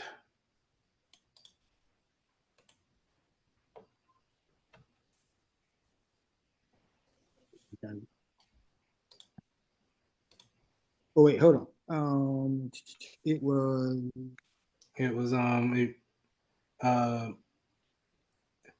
Colon /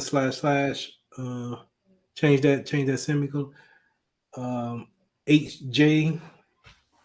HJAA pages.dev/.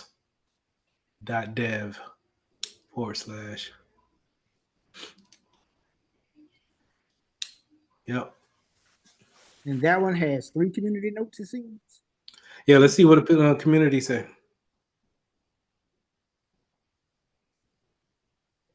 "27 days ago.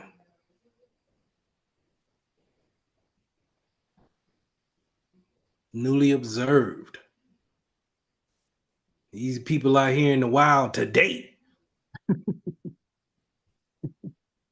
This URL is presented in a sinking yacht antivirus anti-phishing list.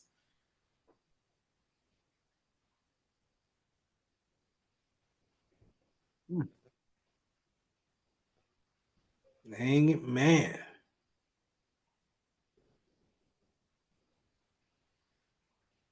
Well, So Cronus need to get up on it, man. this right here, the 19 out of 93, that means there's 19 reports of phishing versus 93. Yeah. That's not. Yeah. And it could be of those the ones that didn't report, could be several reasons. We're gonna take that servant IP address and copy that down. Okay. Could be several reasons why they ain't updated. Don't take virus total as the end all be all. It's Yes, not, but it can hold heavy because it's Google. yes, sir. Google's gonna always be, held in that regard. And that was fake Yahoo. Yep. Fake Yahoo. This last one is a fake. I didn't write it down. I don't know. But I think it's AT&T. That was weird. That was you? Yes, sir. Yeah, it just let me know the message came through. Well, I was about to say. You about to see me come out of character for real. All right, man, let's get off the thing. Let's see here. That is Brandon. Nice.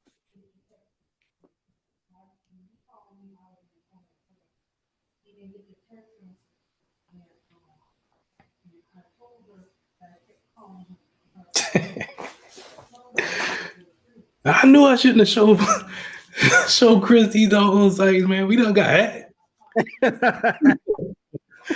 What to do? Let's see. Let me write this down so I don't have to go back and forth. Yeah. But this one's the reason why I wanted to show this one because they use Wix. And Wix is like Squarespace and GoDaddy or any one of these web browsing sites that allows you to build a site. Okay.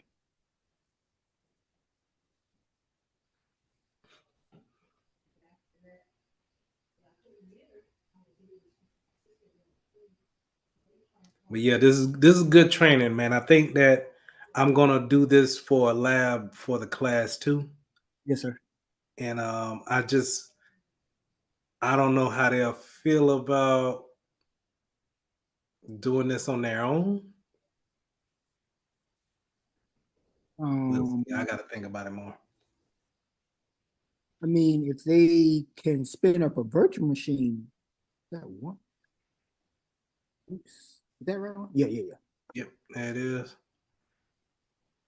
So 8 people said that it was. Now, Pete, this. Of course, hold on. Acronis didn't. No, they said it was clean. All right, so Acronis is not. But look at Fortinet. Fortinet, I think Fortinet reported on each one of these sites. Yes, sir. Yep. And Fortinet is climbing. Kaspersky is up there too. But look at some of the big dogs that didn't report on this one. Scroll down a little bit. Bitdefender. Mm-hmm. Is Google on that? Go down a little bit more. ForcePoint didn't do anything. Google didn't say anything. Jupiter didn't say anything. So you have these. Is the community saying something about it? That was my next thought. You read my mind. Nope, they ain't got no notes on it. So, and this came off of Open Fish. Let me show you. Go ahead and record the IP address while I show you what it looks like.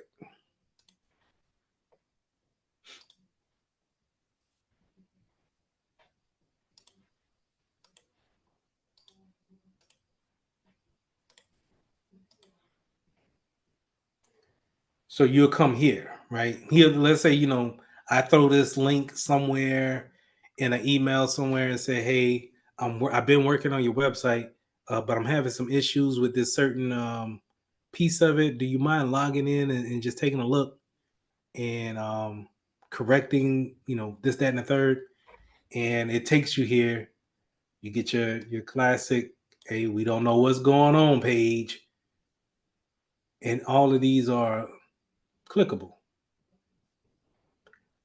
But it's so important for us to, pay attention to these obvious informations here to say, hey, this is a dangerous site. But you can click on these, and now I don't know. See, this is where we say it again. It changed up in the URL browser. It don't have dangerous anymore. Right. So it's just like I don't know. I'm not too sure what's going on here. So best practice would be to just not mess with that, right? Yeah, that would be my suggestion. Just let's not input, like, for any one of those that we seen that was phishing. We don't need to input anything. Okay. But just in case they install something that we was not aware of, then we need to make sure we block those things at the firewall. And so you may be asking, well, Mr. Mitchell, how do you know if he's putting something on your computer right now? Well, you and me have user access control. And what that means is that, and I'm gonna go ahead and get off of this. User access control means, you know how when you want to install an application on a Windows machine, it asks you, okay, put in a username and password for it. That's automatically on any Windows machine, unless you tell it not to be. Okay. and there's a setting to say, hey, nah, you know what? I don't think nobody will get on here. You could just install anything without, asking for authentication. But since we have those things automatically defaulted on, then I'm not worried about anything installing on the back end without my knowledge that it's not there, that I put it there. Yes, sir. Okay. And also, let me show this and share this too. To be even more careful on it, I can always go to the control panel here and look at the uninstalled programs here. What was the latest thing installed?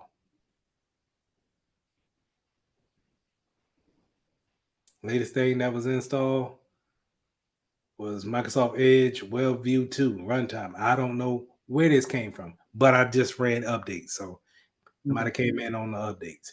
And we talked about Exidium that I wanted something installed there. So if I see anything new based off of the install date, then I can say, oh, snap, something got hold of me. Yes, sir. And I can get it off here. All right. So go ahead and share your screen and let's pull up on that virtual machine. Let's pull up your firewall. You still showing yours. Hey, my bad.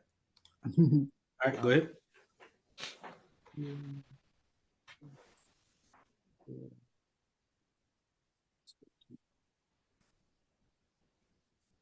Me. I have to keep distinguishing between the my Windows icon and their Windows icon. Yeah.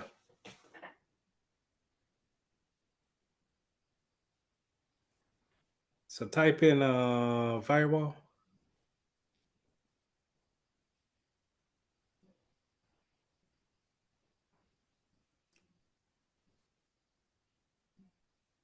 Scroll up. I can't see that.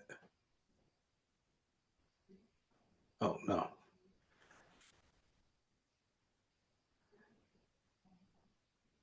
No, let's look back for it in the start menu again.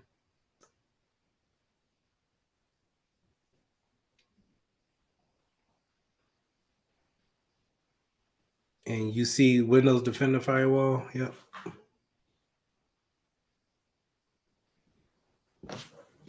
Okay. So this will be your host firewall. You could block it at the network side of it, but we're going to block it here for time's sake. And, just to kind of get you still in that realm of writing rules for firewalls. So we're going to say advanced settings.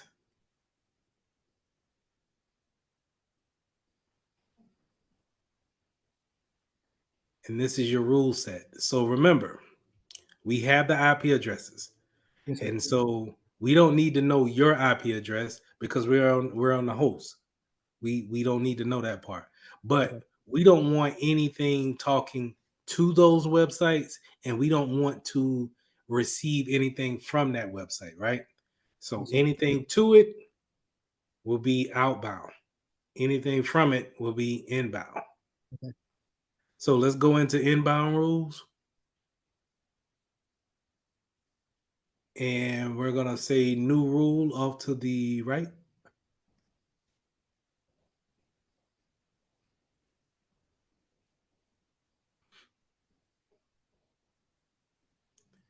And we're going to say this is a custom rule.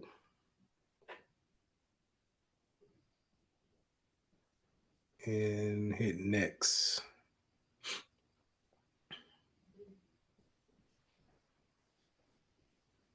All programs.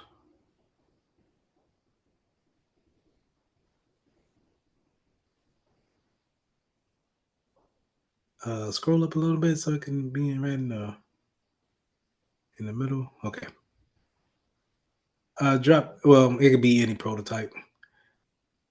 Okay. Because if you drop down that protocol type, let's just say we wanted to keep it with IPv4.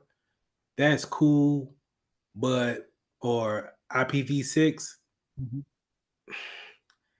We don't know what pack protocols that they're using, and we're not going to take the time to try to look at any type of traffic coming from them or going towards them. So we're going to block any and everything.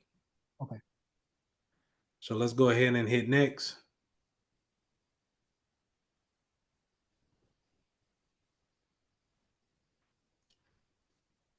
And throw in our these addresses, which yeah.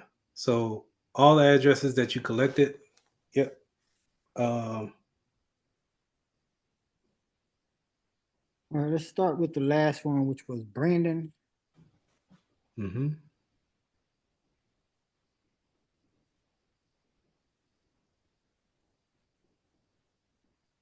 Okay. And then just hit OK. Yeah. And then keep adding the rest. There you go.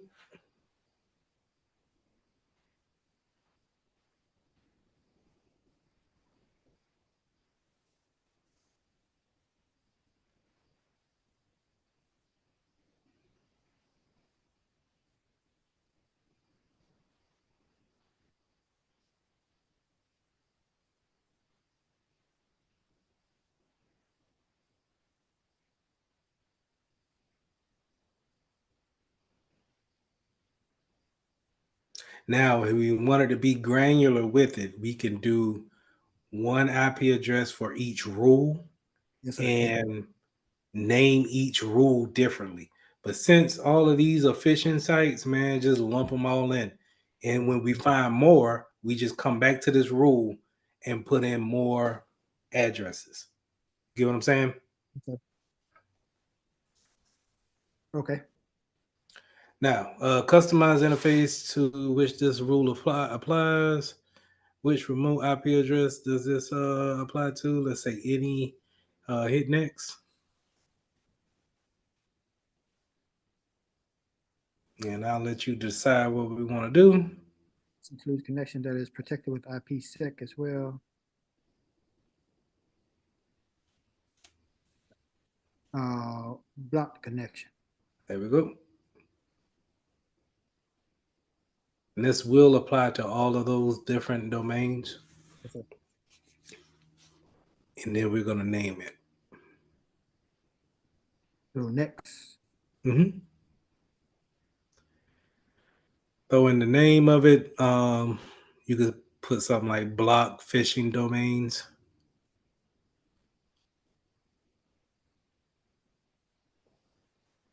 And then a good practice is to always put a short description of why we're doing what we're doing. Only reason why is because when somebody comes behind you, and let's say if you're on vacation that day and they just started, then they can see exactly why you had a block in for those domains. Yes, sir.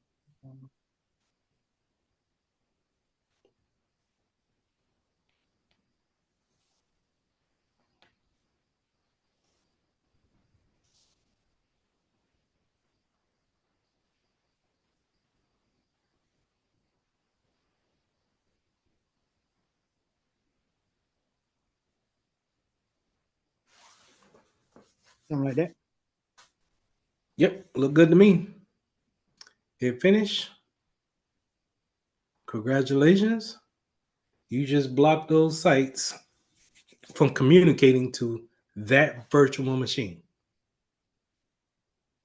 That's doing it like the practicing like this with you makes it it looks easier than what I initially thought. I just have to remember the steps to go to get there. But And that's what you do at work, right? So Yes, we may do this week at work, and then next week I might say, "Hey, man, I got 3 more sites for you." And we have a month after that. Hey, do you remember how to block those sites? Hey, block these 2. Hey, Shirley called from marketing. she says that we're blocking one. I know we marked it as malicious. Hey, take that block off. And how would you take it off for one of those sites? You would go back into that rule and just remove that IP address that's associated with that site. Okay. And that's all. We will still keep that rule in because, hey man, we just gonna lump everybody that we think is malicious. We're gonna lump them in here. We're not gonna communicate to them at all. See, I like this. I do. Because I watched you block IP addresses.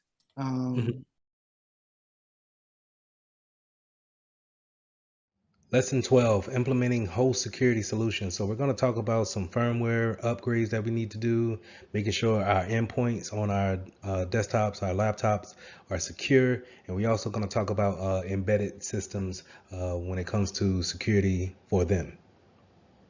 So we're going to start off with the first thing that happens whenever you hit the power button on your laptop or whatever device that you're trying to boot up. It goes through a checklist to make sure that the hardware that is connecting to is all authentic. And we call this the root of trust. So with every manufacturer, whenever they put a motherboard together, you want to make sure that everything is what is there that's supposed to be there and nothing is foreign to implementation. So in order to make sure that every hack is not done software wise, it may come down to someone putting an extra chip on your motherboard in order to route back traffic or information. So we want to make sure that the root of trust is checked and make sure that it is up to date when it comes to the firmware side of things, and making sure that it stays secure. So whenever we do boot up our systems, we can see if anything has changed. So what I want you guys to understand is that we do have different ways that we can boot into our systems. We can use a secure boot and a measure boot. And while these things are important, is rarely used in the real world. What I want you to really focus in on, and when it comes to your firmware or your secure boot, is getting to your firmware, making sure that it's up to date. Just in case when we're running regular operations and security, sometimes we may see how a manufacturer says, hey, we have put an update out for the firmware on these different devices, and we just might have those devices in our network. So we want to make sure that we can get to that boot up page and update those firmware as much as possible, because a lot of times the firmware page is so quick to where we really don't think about updating it or making sure that it's secure. We just go right to our OS. So I want you guys to really make sure that you keep an eye out for any type of vendor update. Keep an eye out for firmware updates, and making sure that you can get to your firmware page and then upload the latest update. Now, in some cases, you'll see where IT departments secure and encrypt the whole hard drive that's on a device. And while this is good, it also serves some problems when it comes to efficiency, when it comes to workload, or someone setting up the laptop really in a quick situation and then having to log in once for the encryption of the hard drive, and then log in twice to actually get into the PC, and maybe log in again to get to the VPN. So you can see how this can be cumbersome.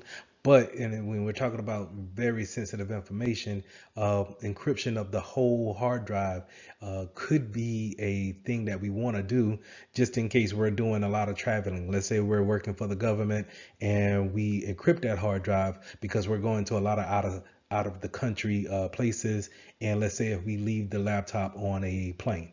Now if it's unencrypted, then someone can run a password cracker on the login screen, hopefully get in, and then look at all the information that we have there. But if it's encrypted from the hard drive standpoint, then they have to know that password first in order to get the keys, in order to unlock that encryption to get into it. So as we working in the security department or IT, we're going to deal with a lot of vendors. There's no way around it unless you just have everyone that really kind of does everything in your shop. But more than likely, you're going to probably have to go out and seek extra additional help via a vendor or a third party. And the thing that we want to remember when it comes to Security Plus is that what types of risks do they bring in into our environment? So do they practice the same security practices that we do? Because they may put in maintenance hooks and then come in at a odd hour at night in order to perform their tasks, or they may not use a VPN connection when it comes to remoting into your network. And so if we want their services, we need to make sure our interview processes are well thought out and we understand what type of risks are we taking on when we're bringing on this cloud company, let's say. And let's say the cloud company does not have a backup to their backups, right? And so let's say, you know, the worst happens and they get hit with a natural disaster. Now their data center's down, your information is lost, and they don't have a way of getting back up. Now that impacts your business because you're waiting on your cloud supporter to get back up. And so that's a risk that you have to factor in and you have to take account for, that if um, our data is unavailable because vendor A is not available, what do we do? How do we suffice for that? How big of a risk should we want to take on that? And those are the type of things that we want to consider when, we're bringing in different outside services into our network. I think a lot of the things that we see on a normal basis is out of life systems and the lack of support when it comes to those end of life systems. A lot of places that I've been, they either are holding on to old software that's no longer supported. Maybe the company's not in business anymore, or they've been doing things so long in this way that they're not looking to upgrade or see a better way of doing things. The first thing that comes to my mind is when you go to a car dealership and they have the old inkjet printers, and it's doing the carbon side of paper, and it's printing like that. And I always wonder, why wouldn't a company just go to a inkjet a regular printer that just prints out the regular paper? Now maybe it's the regulations that's holding them back. Maybe they don't have the money to upgrade into a higher standard. But it's when that old type of printer breaks, who's going to be able to support that? Who's going to be able to get you parts for that printer? Who's able to get you ink for that printer, for that matter, or paper? So it kind of leaves you in a bind when it comes to actually running your business. Do you have the materials to actually run your business? Now, when it comes to end of life, when it comes to software, PC wise, I see a lot of people who have Windows 7 XP, Windows 8 in their environment, and they're not they may not be in a position to buy the latest software, but they also may have employees who don't know how to work with the new software. So now the training comes into play, and you may lose production because we have to step back and train everyone again in order to work on this new system. So just be aware of that when working in the security field, that we want to push our latest and greatest out. But at the same time, we need to keep in mind that everyone is not ready to make the leap, the jump, and everybody's not trained to do so. So we need to make sure that our declining software is up to date as much as possible, but we also need to give them a deadline that, hey, we cannot go into a point where this is no longer supported. It's end of life. We must be gone by this date, and we must have people moved over. It's only this type of advice is only going to keep the business moving forward. So when you're doing that vetting out, that process of bringing on a third party into your network, you want to make sure that you understand some of the agreements that we have in order to keep them honest and put everybody on the same level when it's time for them to provide a service to you. So you want to make sure you have a memorandum of understanding, a MOU. If you're dealing with something secretive, or we have some type of trade secrets, or we have some information that we don't want disclosed to the public, we may want to have a NDA. And the NDA, you have them sign it, and then we can give them the information of what we do on a daily basis. So if we have our competitors all of a sudden know our ingredients to our secret cookies, then we could say, hey, it was probably these vendors who we've been interviewing in order to know this type of information. Now, you also want to know about the service level agreement. What type of services are they going to provide, and what time frame are they going to provide it? So if we use them for a call center actions, is it going to be 24 hours? How long would they respond to an emergency? Things like that. We can all be on the same level of understanding when it comes to what they're actually bringing to the table.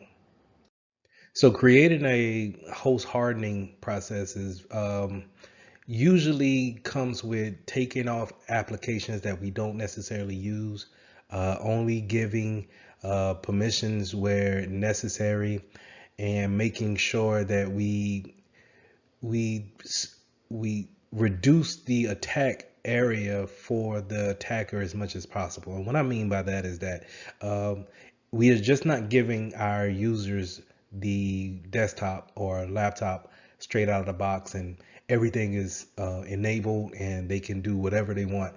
That's a good way of having a large landscape of things that a hacker could go in and take advantage of, such as Bluetooth, or certain ports may be open.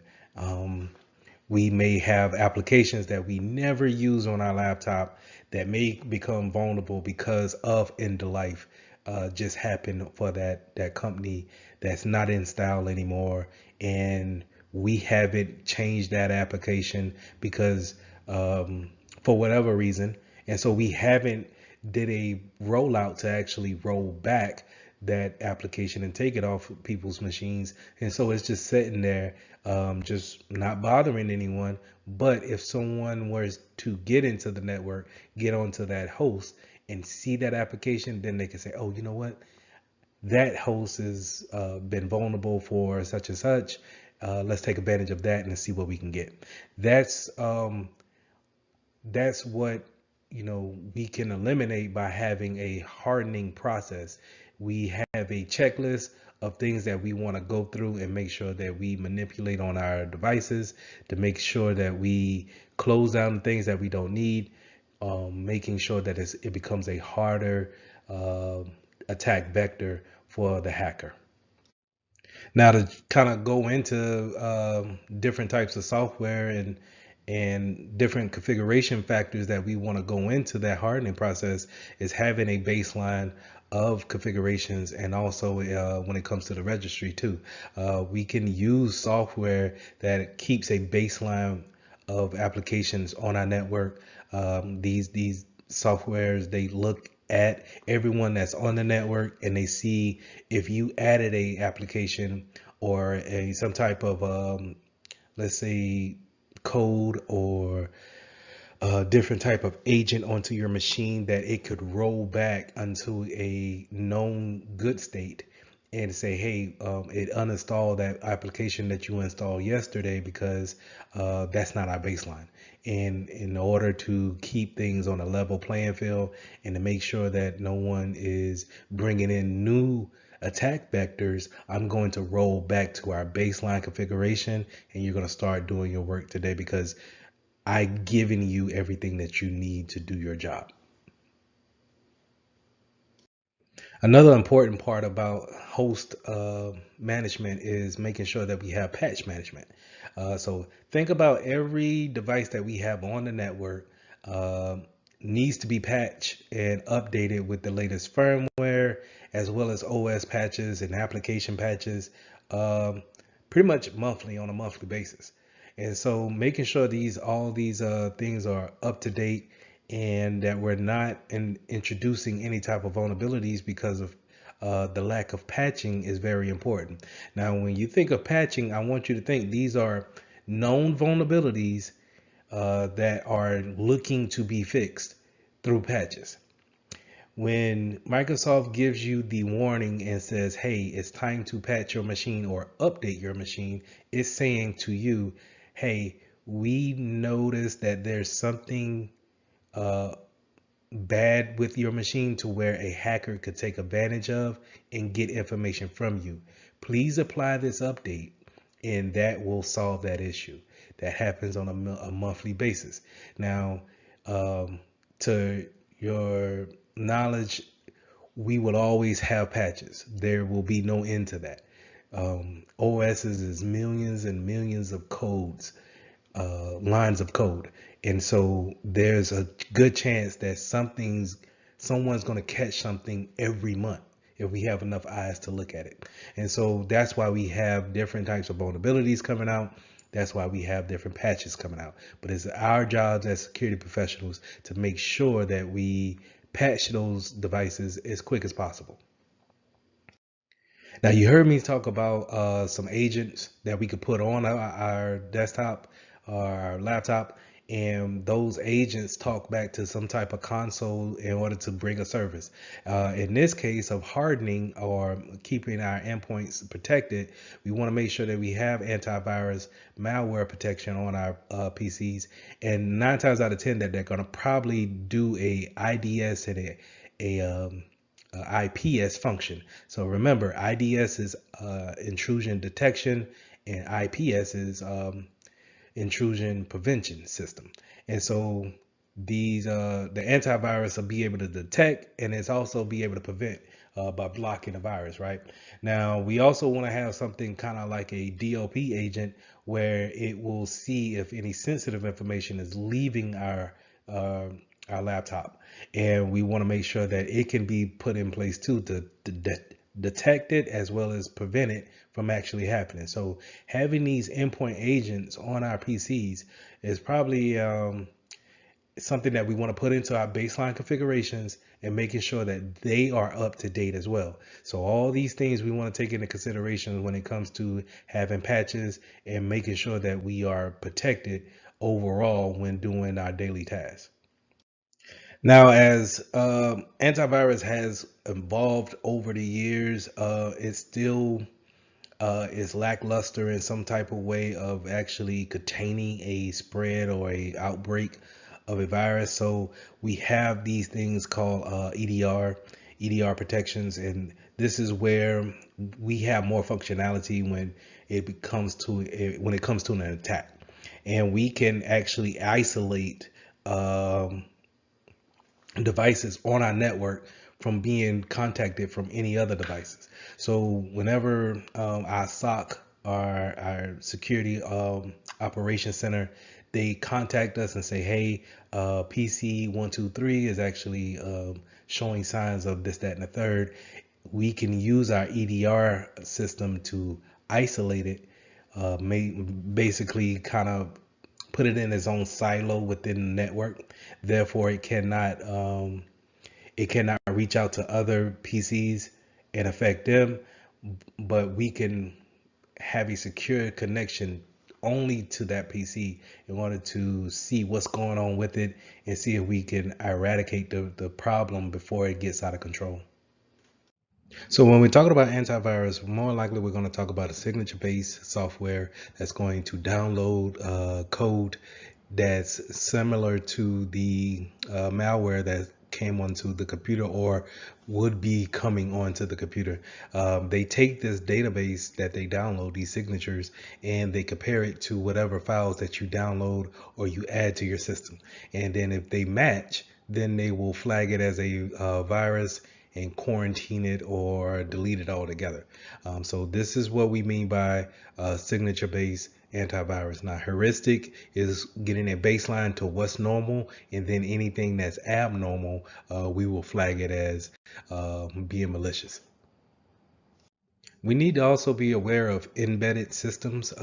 These are things that could be low-powered Internet of Things, things that we could just plug into our PC and maybe get some extra functionality out of them. I like to think of a smartwatch or kind of like a, not necessarily an Apple Watch because that has a lot of functionality, but let's say like a Garmin watch or a Fitbit.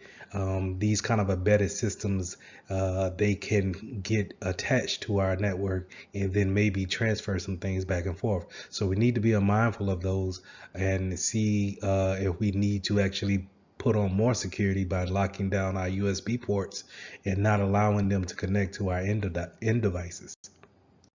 Now, in the cities, you have these industrial control centers or systems, and these are things that's in place that's controlling some type of, let's say, water system that the city uses to give everyone a clean system of water. Now, these systems that control these mechanic operations, they are not your typical, Windows 11 or latest iOS product. It is a old operating system that can't take any type of update. There hasn't been any code to update them. When you think about it, in order to update them, we need to cut off the system that is supplying everyone in the city or town or what have you, and then upgrade that system. So it's kind of a catch-22 where we can't really do anything with them. So what we do is we will focus more on a physical side of security to make sure everyone doesn't have access to the system, making sure that it's in a secluded area and that is well off secured physically wise in order for someone not to be able to get control of these systems and do any kind of harm. So like I mentioned with the water system, these systems also goes into, energy power plants, industrial, different types of facilities and logistic facilities. And can you imagine if someone were to get their hands on a system that could pollute the water that you and I drink? And there's nothing that we can see from it because we don't have those systems connected to the internet. So it's not going to give us a warning like that. We have to kind of just wait for the disaster to happen and actually react to it. But, in this case, we want to make sure that we take the precautions to, stop that before it actually happens. That's why we want to focus so much more on who has access to these systems and making sure that we vet them out. So I kind of touched on the Internet of Things earlier with the embedded systems, but just to kind of dive deeper into that, Internet of Things could be anything that connects to the internet and then desires some type of communication. And that could be, when you go to Lowe's and you see that new smart refrigerator that can connect to the internet and give you the morning page of the New York Times, and it can tell you what's in the refrigerator from whatever spot that you're at, because it can communicate to the router and the router can communicate to your cell phone while you're out in traffic. Well, it's so many things that's actually taking that type of characteristic where it needs to talk to the internet. As soon as you open it out of the box, it's looking for a Wi-Fi signal. And we have to be, as security professionals, we have to be aware of this coming into our network. We can bring things in from home and connect to our work internet. And now, from without your knowledge, you're letting another vector for a hacker to possibly get into, where we have everyone's wearing Apple Watches now, or we have some type of iPad that we're bringing into work, and these things need internet connection. I know the password for the enterprise network. I'm gonna just put it in and go ahead and connect my device so I can stay up to date. But like I said, these things bring in vulnerabilities also, because if we really think about it, who's actually have a up-to-date iPad or Apple Watch, or even headphones for that matter. And you know, are we teaching our users to update these things before they actually bring them in and connect to our network?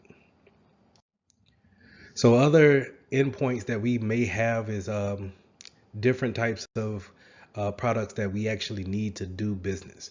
And I talked a little bit about how car dealerships had old printers that needed to, you know, print on old carbon paper. And those printers, 9 times out of 10, are sitting on the network. We also have VoIP phones that are voice over IP, using those as telephone devices. So we have different um, devices that we have, not only with our iPads and our device laptops.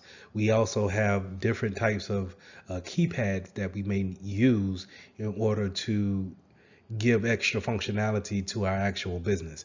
But the thing with that is that we want to take those things into consideration when it comes to security. Yes, your laptop is secure, but what about the keypad that we use for our customers to actually key in their social security number or key in their PIN number to their bank card? Have we updated the software on the keypad? Have we updated the software on our phones? And making sure that no one can see the traffic coming in and out of that. In today's world, we're doing more things with cameras, and those cameras are able to upload the video directly to the internet or to your favorite social media site as soon as you hit stop. So those things, again, they connect to the internet, and then they're able to send traffic out as soon as possible. And we also have this thing where drones are giving they're shooting footage, and then they're able to send it to whatever cloud provider that they may be connected to. And all these things are great for functionality. They're great for the studio, and they bring that extra efficiency to work. But when it comes to a security side of it, and it comes to someone looking into hacking your network, these are open vulnerabilities flying around in the sky.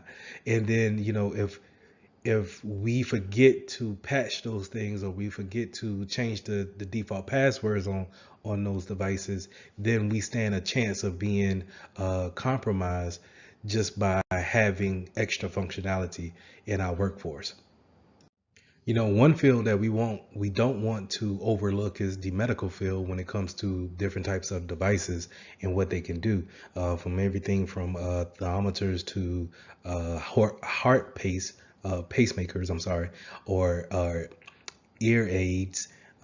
These are different devices that could be have embedded systems in them, or they can be so smart to where they want to talk on the internet. And so we need to make sure that, especially in the medical field, that we take accountability of these things, because we don't want different devices going into surgery and having a chance of, soon as it hasn't been turned on in so many months because it's not necessarily used on a daily basis, but since we have this surgery today, we're going to use this type of device. And now once it turns on and someone's they're getting ready to have surgery, and now it goes into a reboot because it's updating automatically. We need to make sure that we have those things already ready to go. We take an accountability of these devices, and that we have them ready to go to avoid situations like that. So like I've been saying before through this whole class, is that we want to make sure that we take accountability of them and know that they need to be patched at some point in time, or to make sure that we are up to date, and maybe they don't need to be patched for the next 4 years. But it's the fact that we're at a point now to where we know what firmware that needs to be updated, or if it's good to go for the next however time. And we probably need to check these things on a quarterly basis, every 3 months, and make sure that nobody's came out with a new update. And if you're talking about a OS, normal operating system, we want to make sure we patch those things on a monthly basis. Or if not, if it's severe enough, we probably want to patch those things as soon as we learn about the patch. Okay, so just making sure that we take an accountability of those embedded systems, because again, those are gateways that we may not be aware of coming into our network. So the key points are to review. In this lesson, we went over firmware and we went over patches. That's mainly what we went over and over in each slide. But it was also, we also touched on endpoint security when it came to our devices. What things do we bring into the network? How can these things communicate with our routers and our other devices that we have on the network? How do we provide security for those things? And for most cases, having a patch for them is probably our best choice to have them patched and up to date. Could be our best choice when it comes to providing security for our endpoints. So lesson 13, let's start talking about secure mobile solutions. How do we put mobile devices in our network? How do we make sure they're secure as possible? And how do we manage those products? When it comes to the Security Plus, you want to know this about mobile devices is the deployment models. And the most popular one to be familiar with will be bring your own device. And that's when your employer is going to allow you to bring in whatever mobile phone and mobile phone carrier who you're with. And you're able to take that device and then connect to the internal network. And so we already went over how important the internal network is, but now for me to let you bring in a outside device and put it onto our network, I'm opening myself up to any kind of vulnerabilities that you may have on your device. So you have some places that go about this model because it cuts costs, right? But some others may issue you a phone. Um, they may tell you to choose your own phone. So they may have different carriers and they tell you to pick between an Android or iPhone or what have you. So different types of deployment models. But the one that we really want to focus in on is bring your own device. That's the one that poses the biggest risk, in my opinion. Being able to let you just bring in whatever phone that you have, and now you can open up business documents on your phone. Now, whenever we're introducing mobile devices, we want to have some type of management system that can control the type of applications that we have on there, what type of patches that we want to push out. We want to have some type of system to say, hey, we want either a code that you put in, so like a PIN number, or do we want you to put in a pattern, or do we want you to use biometrics? We want you to use facial recognition to unlock the phone, what have you. So we want to make sure that we have these systems in place that we can manage our phones from a remote spot. Also, if you're going on let's say a trip and you have your business phone with you, this management system can have the ability to remote wipe any type of phone, or the phone that we're actually issued out. We can remote wipe just in case one of our clients, our users, loses that phone for whatever reason. We can send a signal to it, so instead of someone hacking into it, we can remote wipe that phone out. So this brings us to the different types of phones that we have to really choose from, and it's going to be between Android and iOS.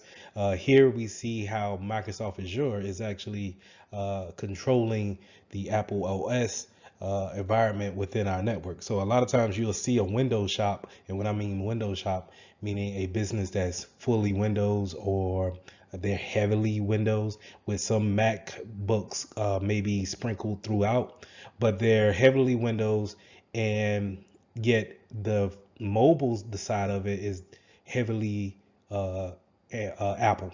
So it's kind of funny to me how the mobile side of the industry is strictly Apple, but yet when it comes to desktops and PCs and servers, we're probably more heavy on the Windows side.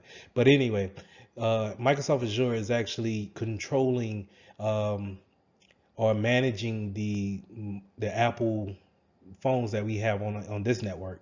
And this is a good way of saying what type of applications do you want on your phones, your customers' phones. What type of patches do we want to make sure that they see and that they actually get notice about, so they can actually apply those things. So having that controllability from a IT standpoint is something that we can do to control that security standpoint when it comes to the mobile devices. Now, what I forgot to mention is that, for the most part, Apple, the iOS system is very good with having people getting applications from the App Store. Where, on the other hand, in the Android community, is not necessarily as, I want to say, as secure to get a good a good application from the Google Store, so to say, for your Android device. And the reason why I say that is that Android gives you a lot of playroom when it comes to the developers side of things. So if you ever notice how iOS is very structured, is pretty much cookie cutter based for every phone that you see. So if you know how to work a iPhone 4, you will have no problem with the 12 or 13. It's pretty much the same thing. Maybe some features that we may not know of, but it doesn't take much to figure them out and then actually use them in your day-to-day activities. Whereas in the Android gives so much leeway and play for the developers to customize their applications as well as the OS, is that you can easily get something that may have a lot of vulnerabilities in it from the App Store. And that's to me, that's a downfall for Android, but I love the customization of it. But that's me being my own opinion. But in the enterprise, we want to make sure that we understand from a security standpoint that this customization to our applications and to our phones may pose a threat, right? And so we want to make sure that we have some type of software that can also, not only if we have Apple devices in our environment, that they can talk to Apple as well as Android as well, and making sure that we can push out those patches and making sure that we keep that management console around those devices. So, like I said, to reiterate what this control panel or this control system is going to do, we can put passwords in and we can customize the password to, are we gonna go 6 digits or 4 digits? Are we doing a pattern where we draw out a pattern with our finger? Are we doing passwords in a combination of PIN? So I think the latest one that I've seen is they want you to do numbers as well as letters for your login PIN.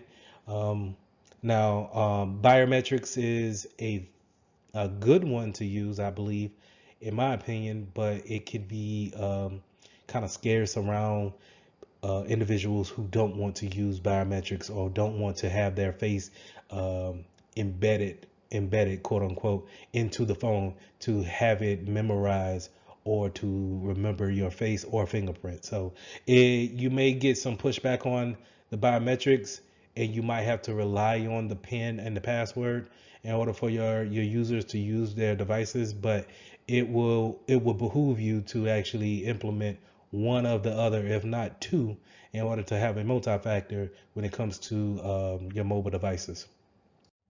So like I stated before, that kill switch, the remote wipe, having that feature is very good when it comes to having someone in your environment that travels a lot, and they are keeping a business phone on them or a tablet, and they maybe, late night or late flight, and they leave their mobile device on a bus or on a plane. And so now, whenever they report back to you and say, hey, I lost my phone on the plane, what do we need to do? You can go ahead and go into your mobile management system and send out a remote wipe signal to that phone. And once that phone checks in with the antenna, or I'm sorry, the satellite, it will receive the command and then process the remote wipe process for that phone. And now, whenever someone gets it, They may have the phone and they may have something that's wiped and clean already, but at least they're not giving up any kind of business information, right?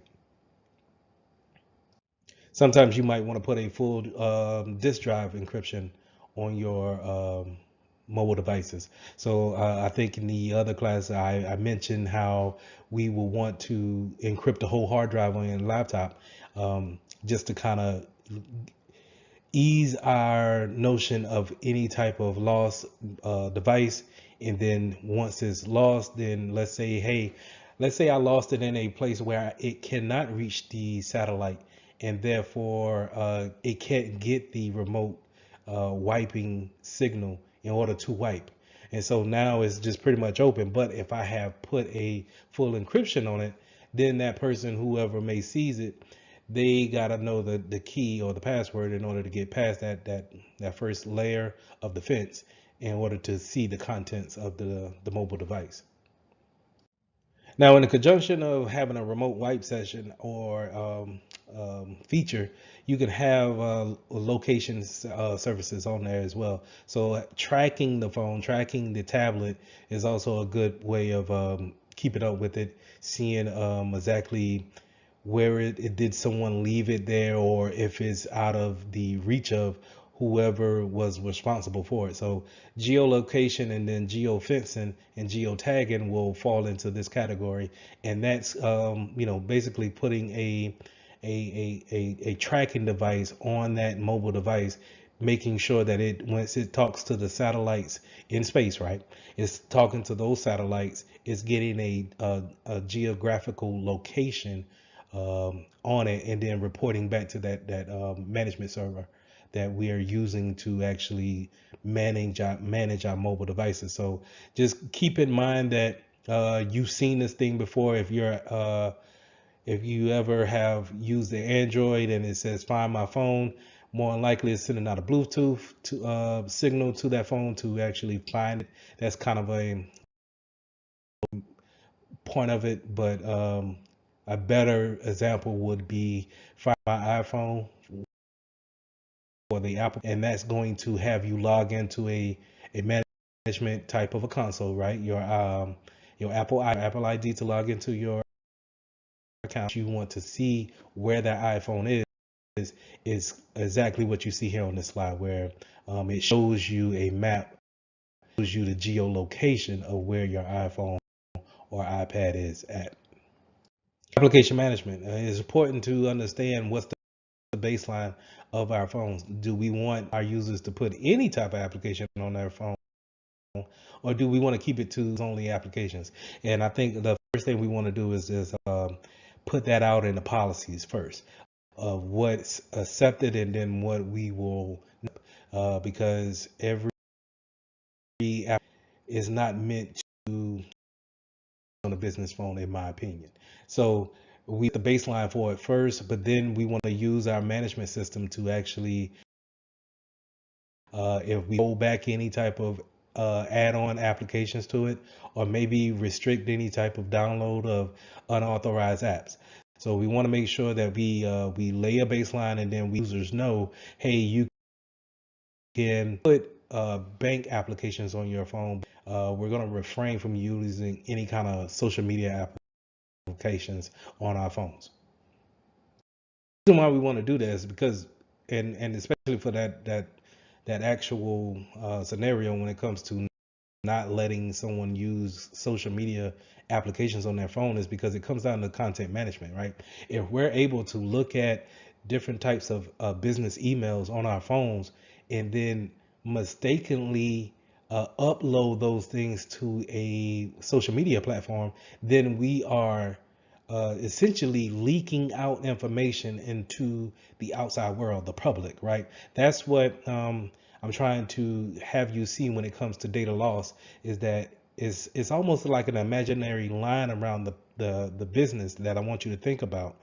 But the different ways that data can actually leave the business and go into the public side is many different ways. So it doesn't necessarily have to be through an email from the inside of the building to the outside. It could be a mishap. It could be someone taking a picture of the inside of your building and then posting it in LinkedIn.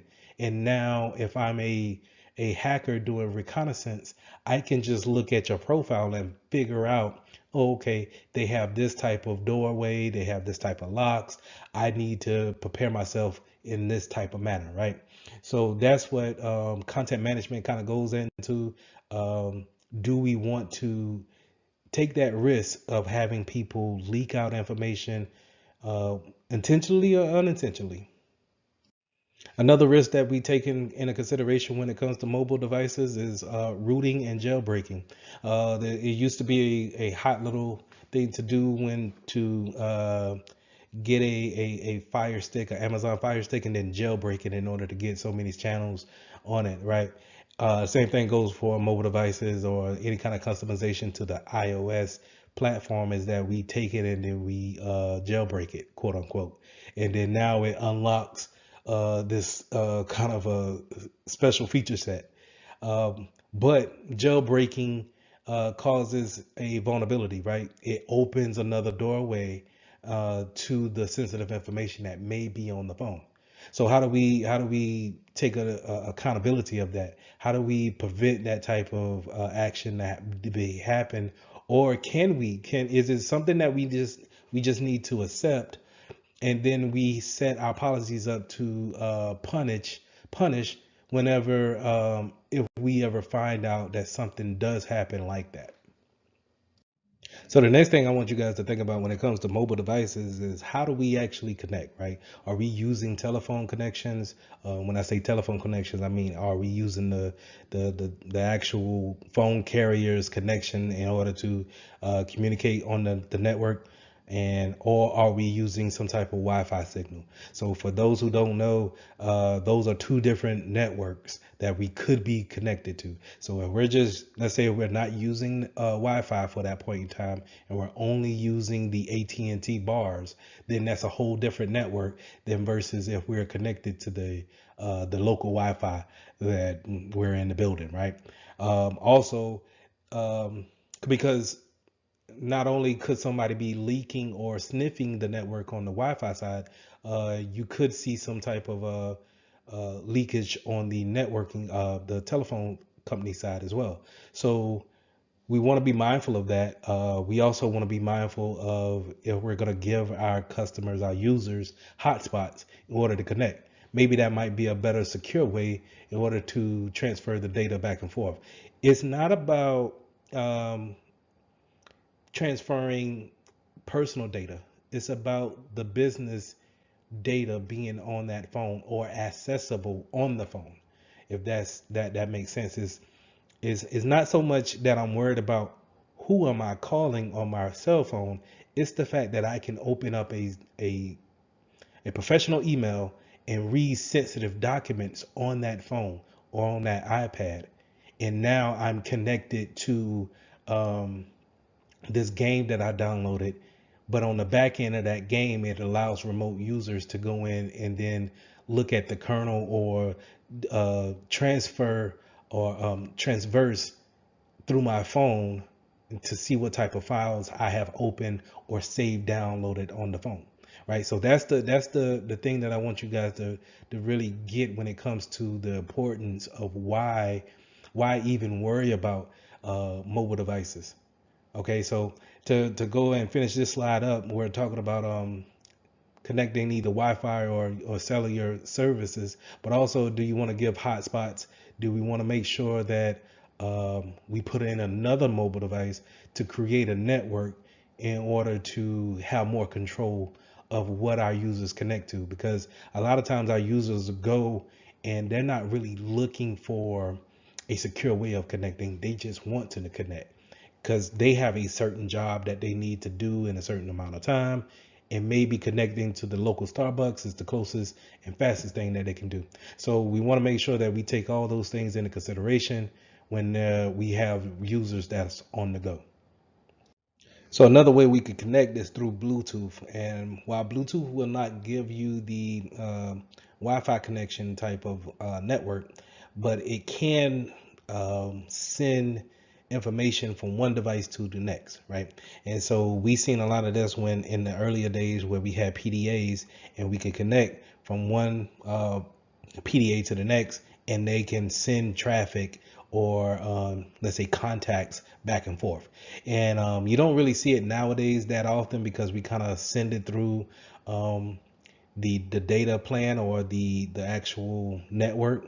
But back in the day, you would just get close to the actual mobile device, and then it will actually jump over. We see a lot of that now with the NFC near field communication feature with tap to pay, or you go up to the register, and then you put your phone to the register keypad, and it pays for whatever item that you want to pay for. But nevertheless, Bluetooth connections can be vulnerabilities as well, right? Being able to know that it's on and it's listening for whatever communication signal out there that wants to talk to it. And then in certain cases where you don't need a pin to actually connect, that device can actually connect to it and then start communicating back and forth. We see a lot of that with headphones. Headphones, they will turn on the Bluetooth, and then it's waiting for any person to connect to it, and it will connect to it and then start communicating back and forth. Whereas in your laptop automatically probably has Bluetooth on, and it's waiting for someone to put in a pin in order to pair it. Same thing goes for your car. But we want to make sure that our customers, our clients, they are aware that Bluetooth can bring some risk, and for the most part, we want to make sure that Bluetooth is turned off if not needed, right? So we want to make sure that we want to stay away from things like bluejacking or blue snarfing, where people can send unsolicited information to your phone or tablets, or take things from it in the case of blue snarfing. To kind of piggyback off of Bluetooth and going into infrared and RFID, sorry, is kind of having these close interaction with people and being able to pull off their information just by having that radio frequency ID, pull that information off. So a lot of times you'll see, if you look on TV, you'll see a commercial where they're promoting a wallet that has a radio frequency ID blocker on it. It has some type of magnet on it, right, to stop that communication field from actually happening. And what would happen in the attack is that if they show on TV, they will show somebody sitting on the same bench as you in a park, and while they're not doing anything towards you, they're close enough now to where their phone or whatever device they have can pull the information from your wallet. So it's pulling the information off of your credit cards and debit cards. And then now they have that information. They can go and you've just been basically robbed, right? So in order to stop that type of attacks, people will put in these magnets that breaks up that communication field. So we want to make sure that we are aware that it happens.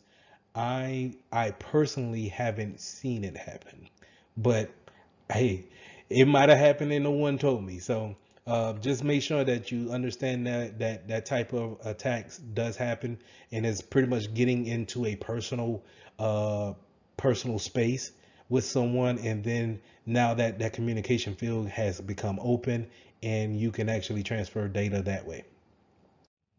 Now, I brought this up earlier in the slides with near field communications, that NFC.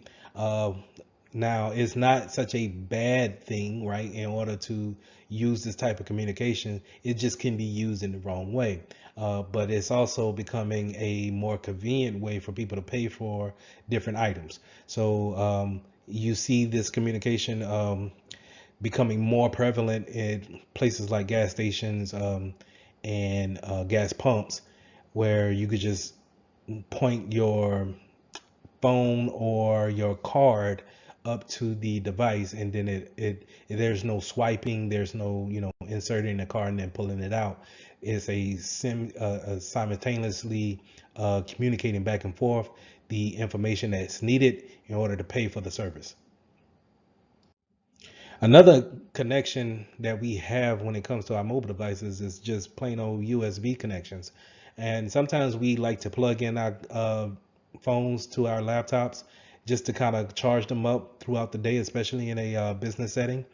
But it's also a way that we can transfer data from one device to the next, right? So if, let's say, if I'm plugging up my business phone to my personal laptop, and my personal laptop is affected, well, guess what? I just open up another gateway into our business without me really knowing it, right? So as you could tell, there's so many ways that our data could actually just be leaked out without people really kind of taking it into accountability, or really, they could be wanting to do the right thing. It's just convenient wise, it was convenient to plug into your laptop at that time, but if you didn't know that your laptop was vulnerable at that point in time, and maybe had someone, it was part of a botnet, and now is going into the business side of things with your company, now we can pull that information, and it just creates a whole big mess, right? So how do we fight the USB connection and data transfer without our permissions? Is 9 times out of 10 we're probably going to write some type of policy, group policy, to shut down our USB ports. And when I mean shut down, meaning we want to not have them communicate or mount the device onto the hard drive. We want them to maybe power the device, give it a charge, but it doesn't open up that gateway to actually communicate back and forth. So we want to make sure that is disabled, but yet in order to charge, make sure that's enabled. We also want to be aware of SMS type of notifications. So any kind of text that's coming in, or any kind of notification that's pushed to our phones, make sure your users are aware of what type of notification that may come from your business, and then what may be spam or some type of phishing type of campaign that comes in from a text form, right? So we want to we can use SMS for helpful things, like adding another factor of authentication when it comes to logging in, saying, hey, we logged in when I use a name and password, but now the server sends us a notification on our phone, says, hey, we're going to give you a code on your computer screen. You may see something for you to type in a code. Type this code in. That way it's used in a good way, because if you don't have that phone, then I can't.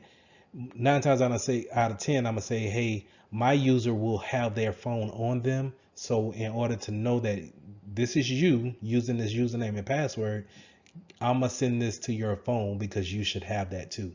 And then now plug that in. Now you authenticated. I trust that this is you, right? But at the same time, it could be something used in a bad situation, where I'm sending you a link in a text message, and I'm asking you, hey, would you take a look at this file that the finance department shipped over, and it's from a random number or a random person, and you don't know anything about it, but they use the terminology that you're working with. So you click on it, and now you open up that gateway to someone else to actually go in there and see what's going on.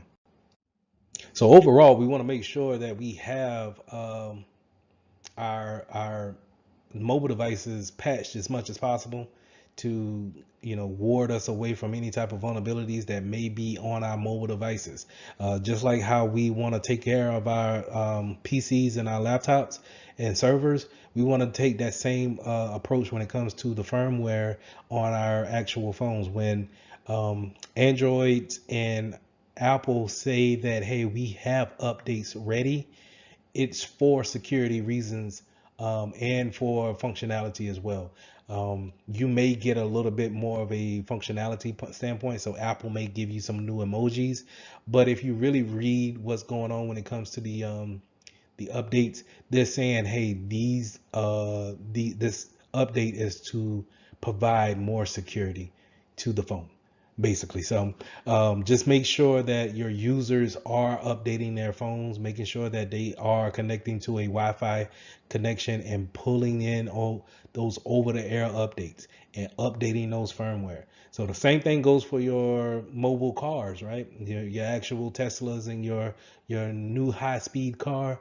That's it takes an over-the-air update. You might want to connect it to your home Wi-Fi in order to receive such a big package like that, and then now apply it to the car firmware. So in this lesson, we went over several things that can help you out when it comes to your mobile devices and the management of them. We want to make sure that we give our functionality to our customers, our users, and making sure that they can do their job efficiently. But at the same time, have them understand that these are just small computers that they have in their hands, and that they can open up other gateways for people to come in and actually see uh, business data on those phones, those tablets. So making sure that we have the proper management system for them, and that they're up to date, putting in the proper policies to making sure that we have the applications that we want on our machines, and that our users know how to properly manage them under their care. So let's get into lesson 14. This is securing application concepts. We're going to talk about different types of web application attacks that we may encounter, and how do we put things in place to ease that pain if ever faced with that challenge. So when it comes to your applications, you want to make sure that you have proper coding whenever you're working in an environment where you have a department actually creating an application. You want them to actually use proper coding. And in order to do that is pretty much based on validation of the code. So whenever someone writes the code, you want someone else backing them up to read that code and validate that it is proper code, and that you take any kind of mistakes out of it. So we want to make sure of that, but we also want to make sure when giving permissions to let's say like a third party application where we don't know the source code to that application, we want to make sure that they don't have more permissions that's needed in order to run the application, because hackers, what one of their traits is looking to have more permissions than actually needed. And so if I have more permissions, then I can manipulate and have the application do what I want it to do, because I have the permission to do so. Now, when we're talking about developing an application in-house, we're talking about building code. And like I said before, we want that input validation. We want to make sure that code is actually validated by someone else who did not write the code. This way we could prevent things like buffer overflow, where we have we want a set number of characters to only go in to our, let's say, field, our username field, right? To give the example that you see here on the screen is that you have a set number, but let's say the hacker says, hey, I'm going to put some extra characters in there to see if it sends a error code to the database and therefore spills out the information that I would like to see in a memory bank somewhere. So this is how you get kind of like a memory leak, where it leaks out information because the server doesn't know how to deal with the extra characters that's put in. It's so we need a buffer there to actually say, hey, this is the capacity, this is the limit of what you can actually put in. So if let's say for most usernames, it's between 8 to 12 characters. And let's say I put in, but let's say there's no buffer and I put in a whole script of code into that username box. Well, it may send an error there, because remember, servers are there to actually try to figure things out and understand what you're trying to do. It's listening for a command and then trying to give you the results. And so hopefully if I put all of that script into that username box, it may kick back some information that I wanted, such as give me all the usernames and account numbers that's in your database. Okay. And we want to look out for DLL injections as well. This is where it's kind of like when I was just explaining with the buffer overflow, that server is looking to give you some type of answer because you requested something from it. And that's the way we need to look at servers. Servers are there to actually um, serve you in some type of way. They're trying to give you some type of service. Well, a DLL is some extra functionality to that application that's trying to give you um, some extra function that makes your life easier when it comes to using the application. The first thing that comes to my mind is maybe like when you're using a calendar, it will give you the calendar for the next, I don't know, 25 years, right? So that extra functionality on, let's say, the application being Microsoft Outlook, well, that DLL driver that's sitting in the background of the application is built only to get that information from the server to say, hey, I want the next 25 years of calendar months, and we're going to store them until the user is ready to see them. But if I manipulate that DLL, whenever it calls out, I can have it call out to a rogue server and then have it deliver malicious software to your machine instead of those functions that it was built for. Have that same mindset when it comes to APIs too, application programming interface. That same mindset of someone taking advantage of the extra functionality that you want to have between two applications. So we're going to use the API for these two applications that normally wouldn't talk to each other. We're going to have them talk. Imagine if someone were to manipulate that line of communication. Now it can be redirected to their will, but we can eliminate this or reduce the risk of it by having some type of input validation. Again, this is having someone look at the code after it's written. That input validation part is going to show up again and again on the test. So just be aware of it.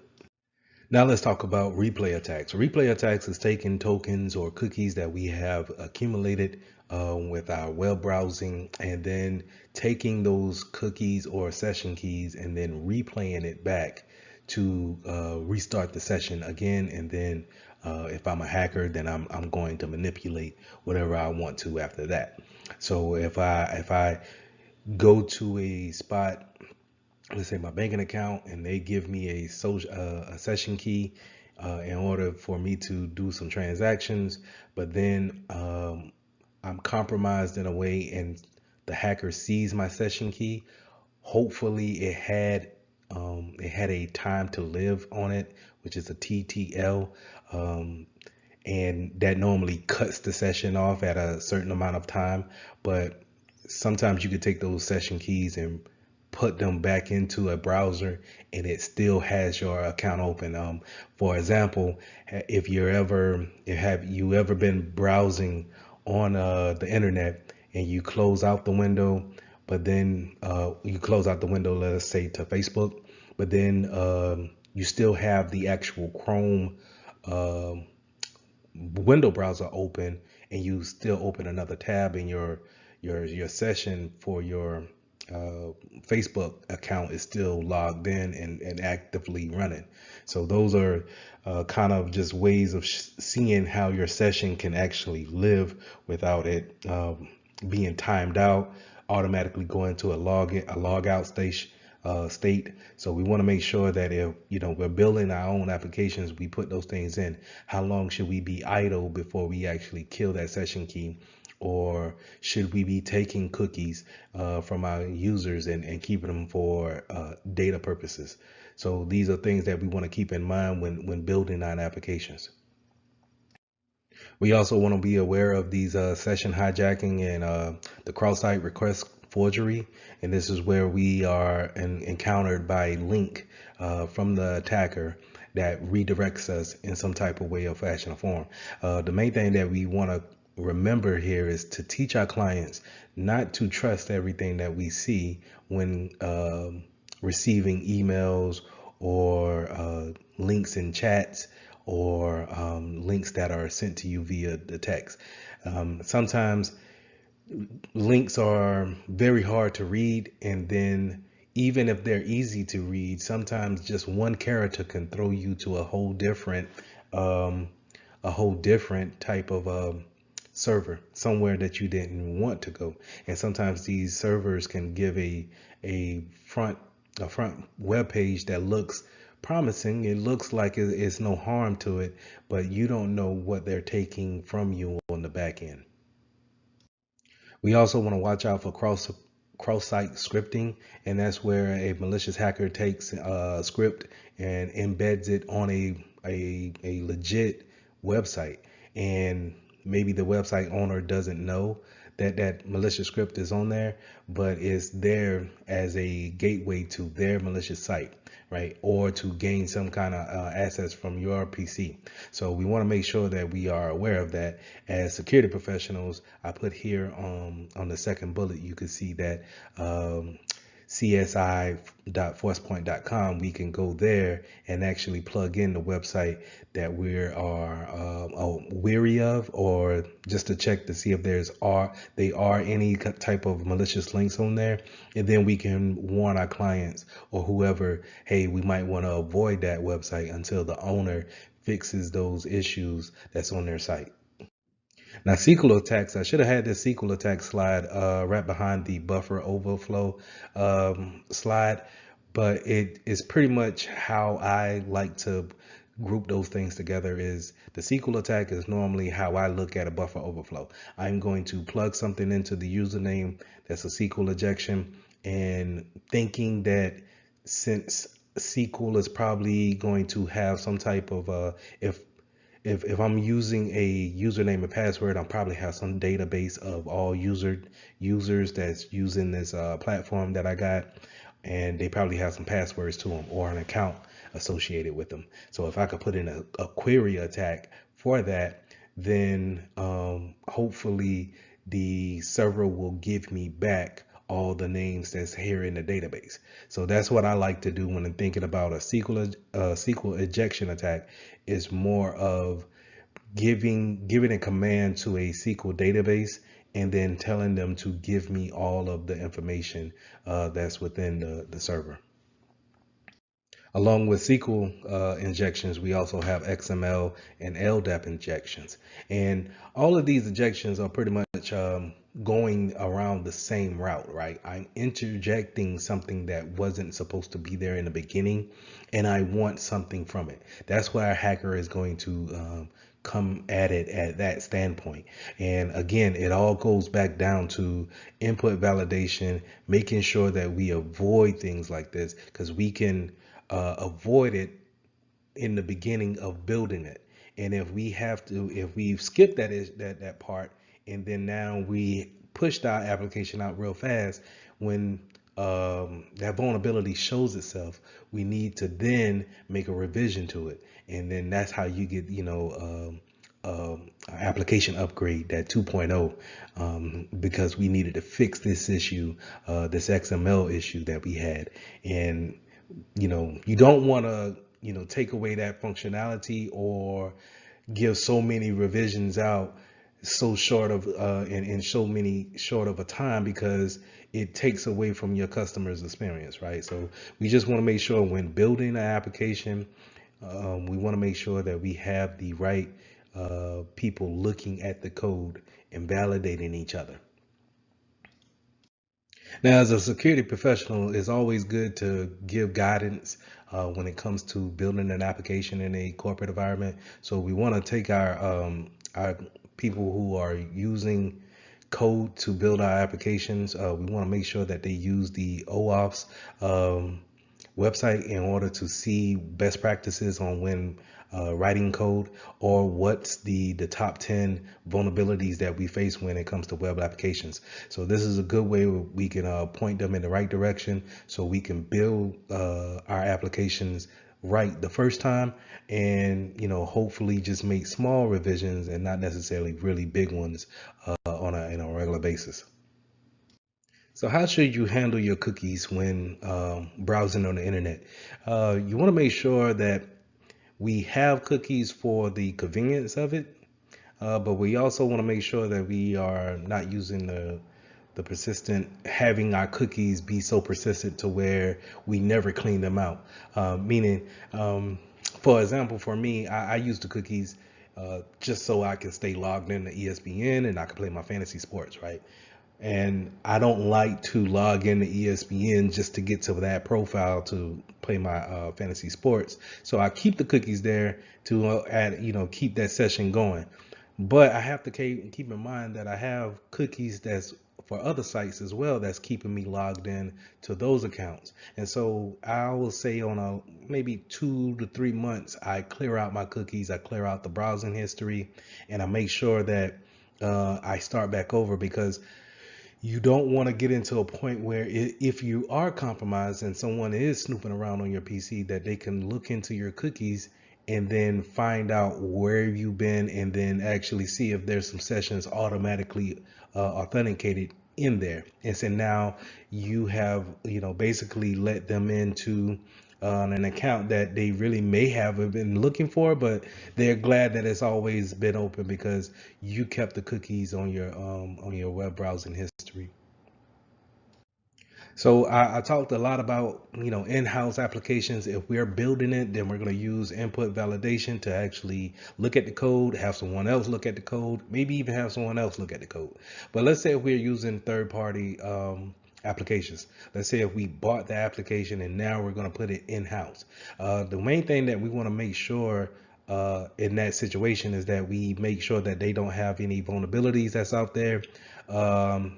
And make sure if they do that we have the patches ready to go for that application. We may need to put it in a test environment, see how it works, see if it still works with everything else that's in our environment, and then push it out to the mass. But we want to make sure that we understand that there's no vulnerabilities coming from outside into our environment now. So just make sure that you understand that when bringing in others applications, because when you're bringing in a third-party application, more than likely you're not able to see that code that they're using to make it. They're going to give you a finished product, and whatever the application does, it does. And you're not able to go in and see the source code and actually change it to customize it to your ability. Not all of them do that, but majority of them that you would come in kind of with are going to have some type of block on it. So just make sure that they don't have any type of known vulnerabilities that we know that you know of, and then if they do, making sure that you have the patches ready to roll out.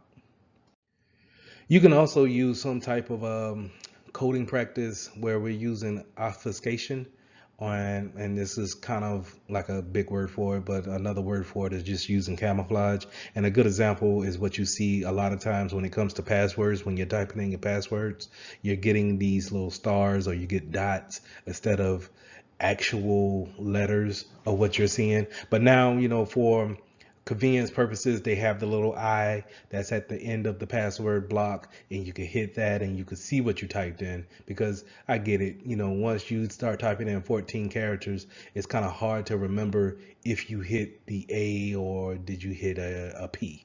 So I get it, but you can have that obfuscation there to hide things in front of people and make things secure without being so secretive. Now, when we're building our own applications, we want to make sure we test it and test it and test it before we actually send it out to what we call production. When we are putting it into play for others to use, our clients to use, maybe our coworkers to use. When we're building the application, we want to make sure that that application team is testing it, putting it against stress testing, and making sure that they may run some type of let's say they do a buffer flow over attack on it, and let's say they do a SQL injection attack on it. See how it actually reacts when it comes to putting those those attacks onto the application. How would it react? Will it give out information? Is it something that we need to actually change before we put it into production? Because once we put it into production, now, like I said, if we find out later that it does something that we don't like, we need to roll out another revision of it or update to it. Right. So we want to make sure we do all these the fuzzing and these stress tests beforehand before we actually push it out to the public. Now, in a corporate environment, when we're rolling out a application, we want to make sure we have a process, some type of plan in order to deploy the application. But at the same time, we want to make sure that we have a process of removing whatever application is coming in to replace. If it's coming in to replace something, we want to have a process of removing applications that we're not using anymore. And we all know why, because if we're going to say, hey, we got the new latest and greatest of what we need, we don't need the old. And if we're just going to keep the old on the PC, now we're just leaving something to be a risk factor later on. It could be manipulated by someone else because we're not using it. So it's best for us to just take it off the PC and dispose of it that way. But we also, going back to deploying the new application, we need to understand that we need a rollback plan just in case something happens, or the rollout didn't go as planned, or someone turned off their PC that night and now they couldn't receive the application over the internet. So we need to have this a plan in place to actually push the application, take away the old application, and then have some type of review of what we can do when it comes to how do we do it better. Now, when it comes to the version control, we also want to make sure for the third parties, for third-party applications that we bring into the company, we want to make sure that we're probably one version behind the bleeding edge of what they're putting out. To give an example, is that if I'm Microsoft and I want Microsoft Office, and Microsoft Office is on version 16, I want, as a business, I want to be on version 14 at least, because or version 15. The reason why I want to be on version 15 at least is because I'm not willing to see if there's any issues with 16, and I know 15 has already had a limit, so to say, right, of vulnerabilities and things that they have made. So I'm going to stay with 15, make sure that it's patched up as much as possible, and then have 16 in a test bubble. So whenever they move to 17, I can then roll out version 16. Now let's talk about software diversity. Now this is having some type of obfuscation when it comes to the different types of software that you have in your environment. You don't want to make everything so Microsoft driven or Cisco driven. We don't want to be a Apple shop all together. Like, we want to have bits and pieces of it. The reason why is because when you are just one shop, let's say if everybody's a Cisco is on Cisco devices, and then Cisco comes out, the company comes out and says, hey, all of our devices are vulnerable to remote coding and remote coding vulnerability, and it's a very critical vulnerability, and for right now we don't have an answer for it. Now everybody in the shop is pretty much vulnerable to this attack. In turn, it brings a big risk to you having to stop operations because you are vulnerable to this vulnerability. The one that comes to mind when it comes to an example is SolarWinds. SolarWinds just had a big vulnerability to where it pretty much crippled the applications across the board. Well, you had a lot of companies that would get that whole stack, because not only SolarWinds will offer some type of network appliance or device, they would also offer a application for help desk, or they may offer some other application for logging and SIM activities. So across the board, across that whole stack of applications, now you can't really do anything because all of this, all of the applications associated with them are vulnerable. So we want to make sure that we have a good diversity of vendors in our environment. We want to make sure that we're not all using the same products, but they work well together. We want that. We want things that work well together, but not necessarily made by the same company. And that gives a good diversity and a good security measure when coming into when a hacker comes into your network. To give an example of that is that if a hacker comes into the network and they're very good at PCs, but then they jump the network and now they're on a Mac PC or a MacBook, I'm sorry, and they don't really learn Linux like that. So now it creates a defense in depth again by having something that someone is maybe not be familiar with. All right, just by having that diversity. So the key points to review when it comes to application building, remember the most important thing that I want you to take away from this lesson is input validation. If we're building the code, I want someone to build it, but I also want someone to check it, maybe even double check it. All right. Now we went over different types of attacks that could happen when it comes to coding, and we also went over some type of remediations that we could put in place when it comes to the attacks that go against our different applications. So lesson 15, let's go over implementing secure cloud solutions. We're going to go over the different types of deployments. We're going to go over different types of services that you can get in the cloud. And then we're going to go over how we should carry ourselves when putting things into the cloud, and how do we scan for different things when they're going back and forth from our local environment to the cloud environment.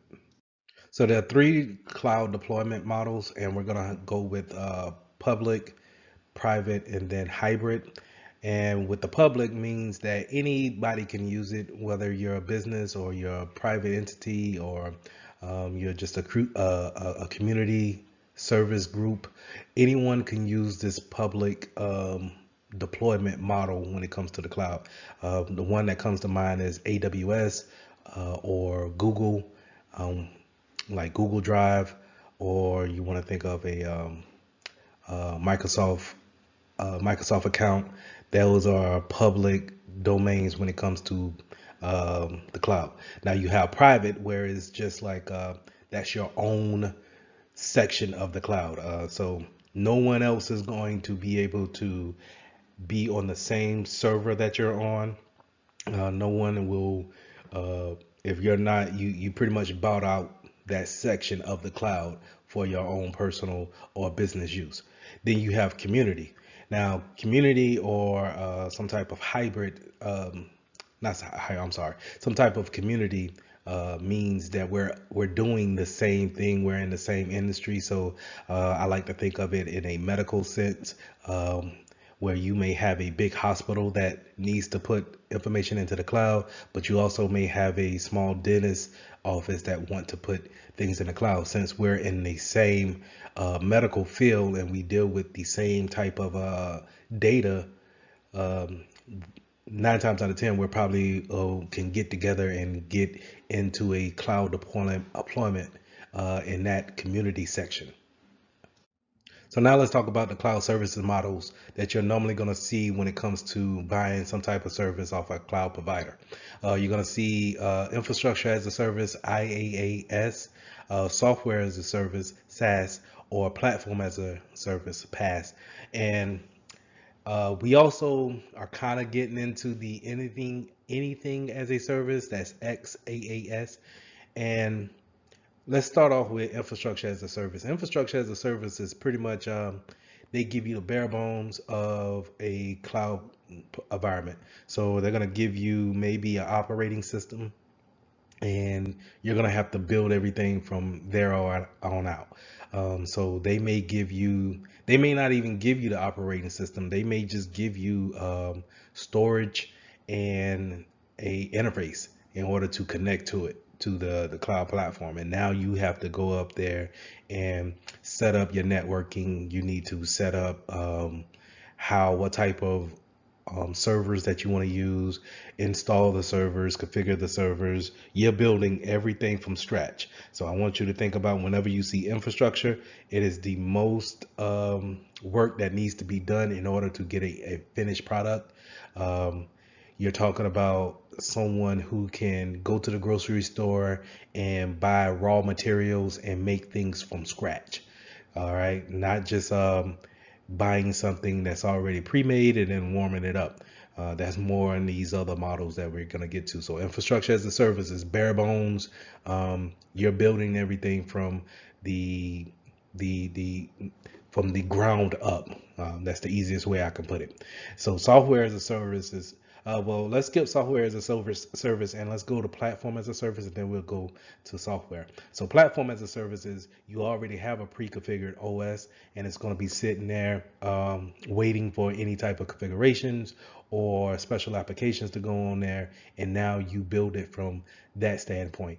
But like I said, infrastructure, they won't even give you the OS. They'll just give you basically a box. All right, if you want to think about it like that, a empty server, and they say here you go, and it just have the bare bone minimums. But the platform, at least it will give you a baseline, some type of OS that you want to build upon, and it has that infrastructure already configured in it. So you'll have the networking, the CPUs, the memory. You'll have all those things allocated, and you'll have a OS to work upon building your application or building however you want to build your database on top of that. Now, software as a service, they're going to only offer you the application pretty much, and these are ready to go, and you have less work to actually configure.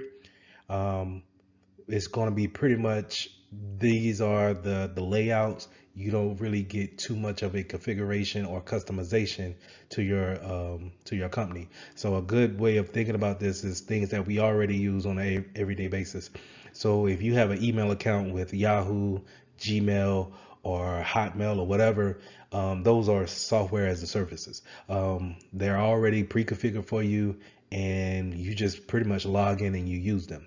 Another one will be any type of Dropbox, Google Drive. These are software as a service type platforms where you log in, and now you can change like who can see whatever, but you can't see no code. You can't take the application off and see what's running the application behind the scenes. So you can't see that OS behind the scenes that's running the OS. I mean the application. You could just see the service that you're seeing, right?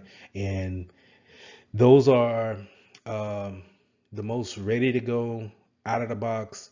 We can use it within a matter of days of configurations, where platform as a service and infrastructure as a service may take, um, to weeks to months before they're actually ready to be put into production. Now, when we thinking about what the cloud is, we need to go back to what a hypervisor is and how it actually runs. So we have two types of hypervisors, and type one will be a bare metal hypervisor, and that's where um, the OS is going to sit on top of the bare metal, and it's going to run the virtual machines off of that bare metal instance. Okay, that will be the picture off to the lower right hand corner, and that's where you're going to see different types of VMs coming off of the hypervisor software that's there.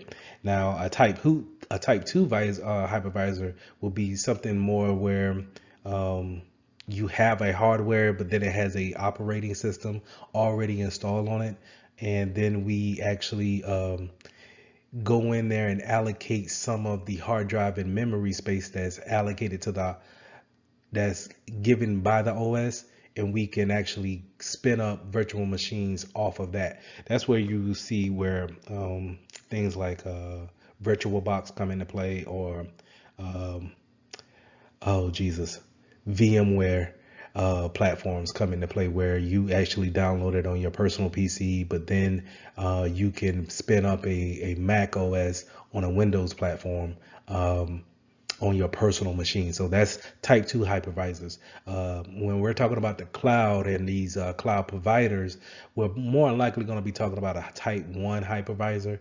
They're going to be giving, they have data centers that are type 1 hypervisors, bare metal, and they have the hypervisor software spinning up different types of virtual machines for the consumers. Now, when we're talking about having security controls on the cloud, we want to make sure that we follow the same format that we do when it comes to physical devices that we have in our environment. So we want to put endpoint protection on there. We want to make sure that we have policies out there regulating what users can do and what they shouldn't do.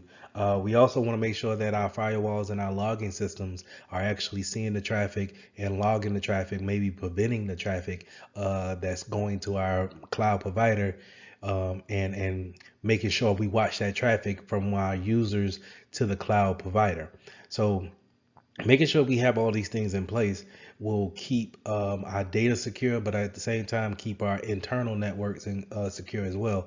Because not only is the cloud out there for anyone to get onto. Remember, we can have a public instance to where we are sharing the cloud instance with a lot of folks. So say if one cloud provider gets compromised, but yet you're sending data that way, if they're compromised, then your data that you put onto that server, their cloud instance, could be potentially vulnerable as well. So just keep those things in mind, making sure that we keep all our policies and our endpoint protections up to date, and making sure that we watch that traffic going back and forth.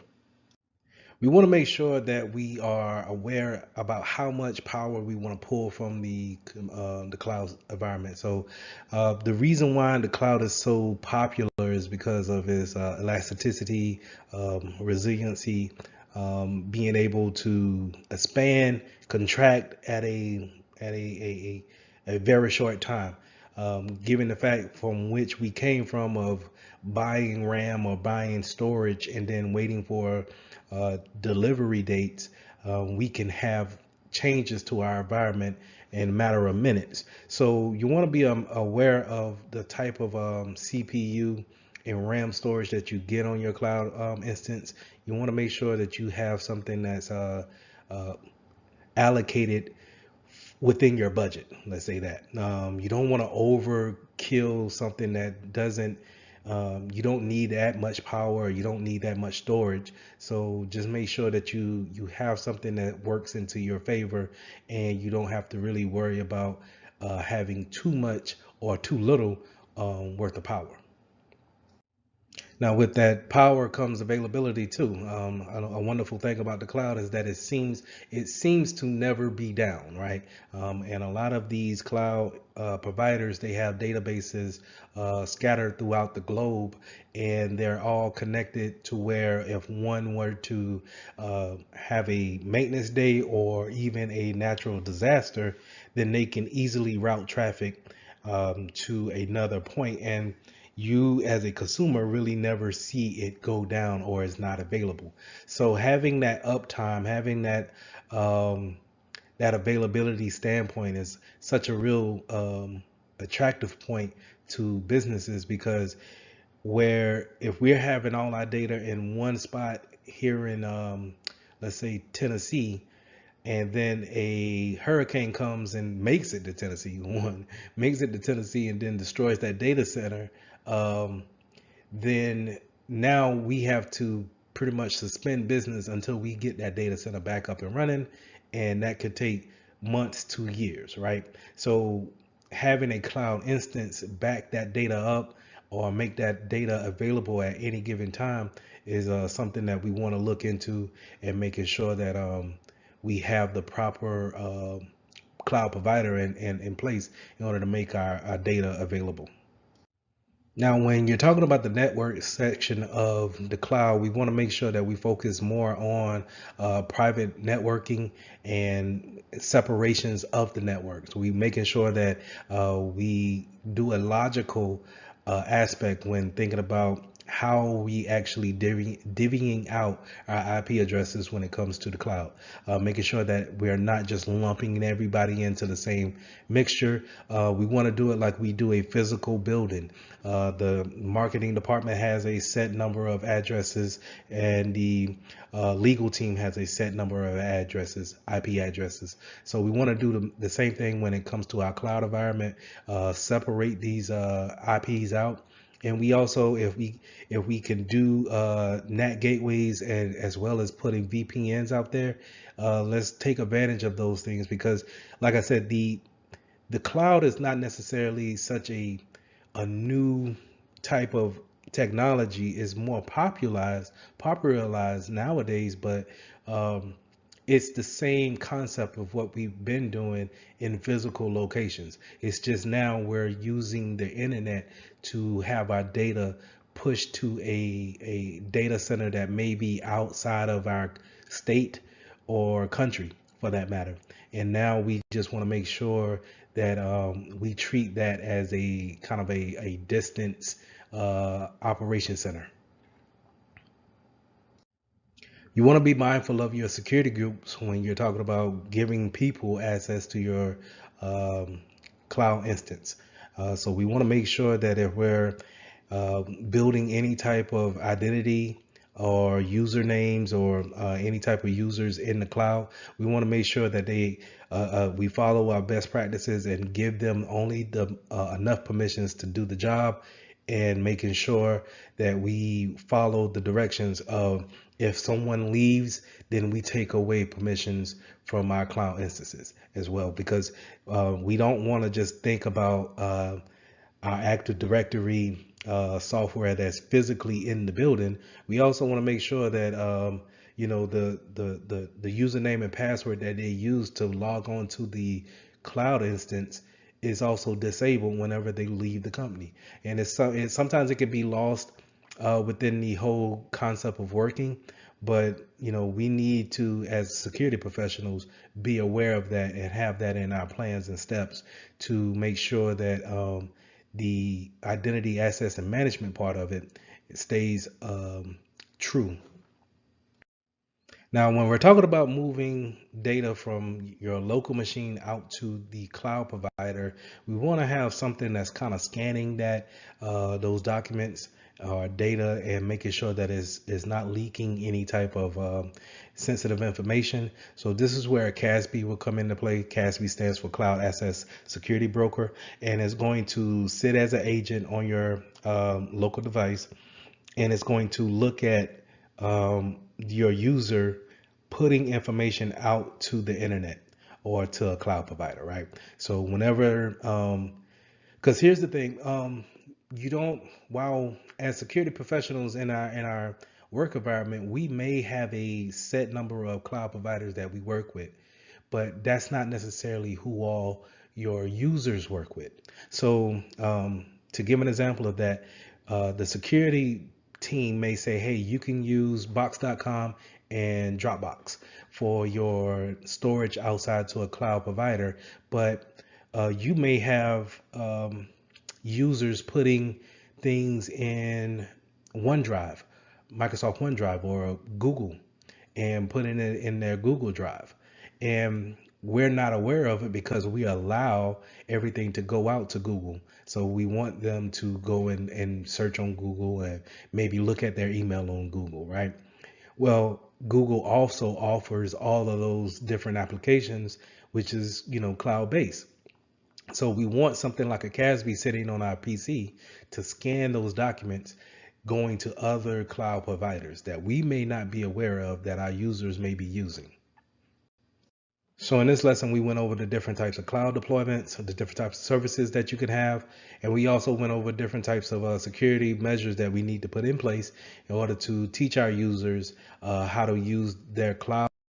So lesson 8, we're going to talk about identity and identity and account management controls. What things are we putting in place in order to administer the type of usernames, identities that we give in our objects, and then how do we actually manage the accounts once they're set up and running. So when we're jumping in identity access management, there's a bunch of controls we can put in place in order to help us be more secure when we're giving access to people, and also just kind of validating their authorization. So we can use certain things like certificates and smart cards. A lot of certificates you'll see uses when it comes to public key cryptography.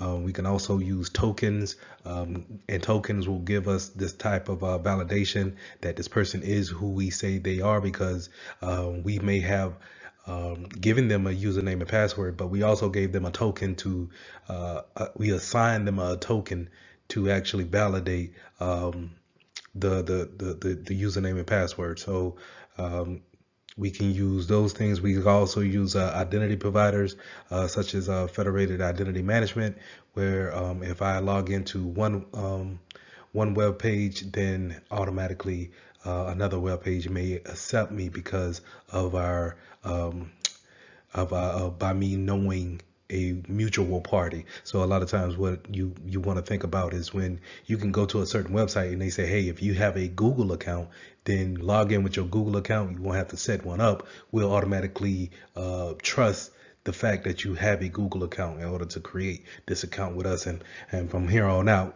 whenever you create that account, you can use your Google account or Gmail account to actually log into that website. So when bringing on new individuals, you need to make sure that you have an onboarding process as well as an offboarding process. Onboarding meaning we have a checklist, or we make sure that we have everything in process, that once you come through our doors, we know exactly what information to give you and what not to give you. More importantly, we know how to create your account.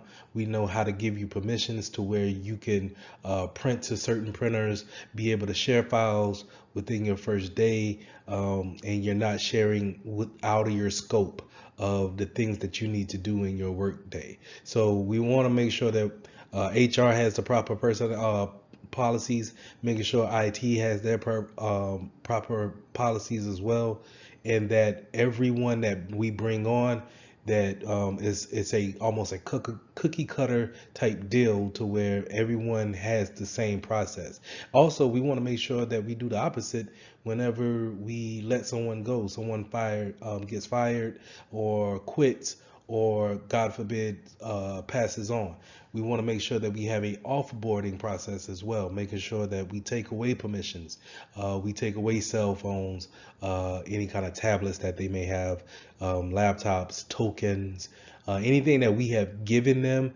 We need to make sure we get that stuff back. And we also want to make sure that there's a policy for that, as well as a checklist for that, making sure that, hey, once so John is terminated from this job, the proper personnel is aware, not only just the security to make sure that they are escorted off the premises, but to make sure that the proper personnel is in IT knows that this person is gone, so we can disable his account or her account.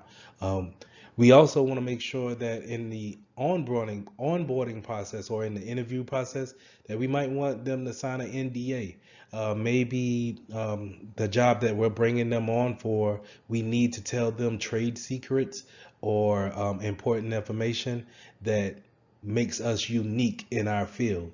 And so in order to give them that information, maybe we want them to sign a non-disclosure agreement saying that you won't talk to anybody else if you're not selected for this job. So just making sure that we have all these things in plan to take a new personnel, as well as to offload someone. So now that we got our personnel into the office, we need to make sure that we have policies in place for them to follow on a day-to-day basis. We may need to make sure that we have separation of duties in place, making sure that they're not just have to do everything, that we have managers in place in order for them to do certain tasks that should be taken away from them. So to give a good example on that is that if a bank teller has the permissions to print a check, then they should not have the permissions to cash the same check. They should have to go to their manager or floor manager or whoever in order to cash that check. That should be a separation of the duty. Now, we have least privilege. and we want to make sure that we give them only the enough permissions for them to do their job on a day-to-day task. We don't want to over load them with permissions in order to see every file that's here on the directory. We want to make sure that we only give them enough permissions in order to see what they need to see. And this is needed because if they're compromised with their account and a hacker gets into their account, then we don't have to worry about them seeing more than what they're actually able to see. They can see only what Bob can see in the mailroom, and he doesn't have access to the marketing department. So make sure that we have least privilege in entailed on our accounts. We also want to make sure that we have job rotation. So kind of going with the separation of duties, job rotation is not having you do the same job year in and year out, or even if we want to rotate the functions that you may do quarterly throughout that year, right? So in order to do that, we're just going to make sure that our training process is up to par, because a lot of us, the reason why we probably stay in one spot is because we can't actually train you in another spot, right? But if we can rotate you out, then we can have you doing something totally different every quarter. Therefore, if you were, let's say, you were sneaking money out from one account to your account every month, you were just sneaking that money out, and then we rotate the jobs. Now you're not able to have access to those accounts, and we get Susie to come in and do your job. Then we can see, oh, okay, wait, we had logs of this money going to Bob's account every month, but now all of a sudden it stopped. So that's why we kind of want to have that job rotation to kind of weed out those processes that we don't have an awareness of. So we want to make sure that we have that job rotation. We also want to make sure that we have a mandatory vacation too, just to kind of, piggyback on that job rotation. Let's say if we can't rotate jobs, we can have mandatory vacations where we tell you to go home for 2 weeks and see if anything arises, any kind of different processes comes up, and now all of a sudden we found out that this was going on while you were over it. So now we can ask those questions and get those things ironed out, or we could take the appropriate actions.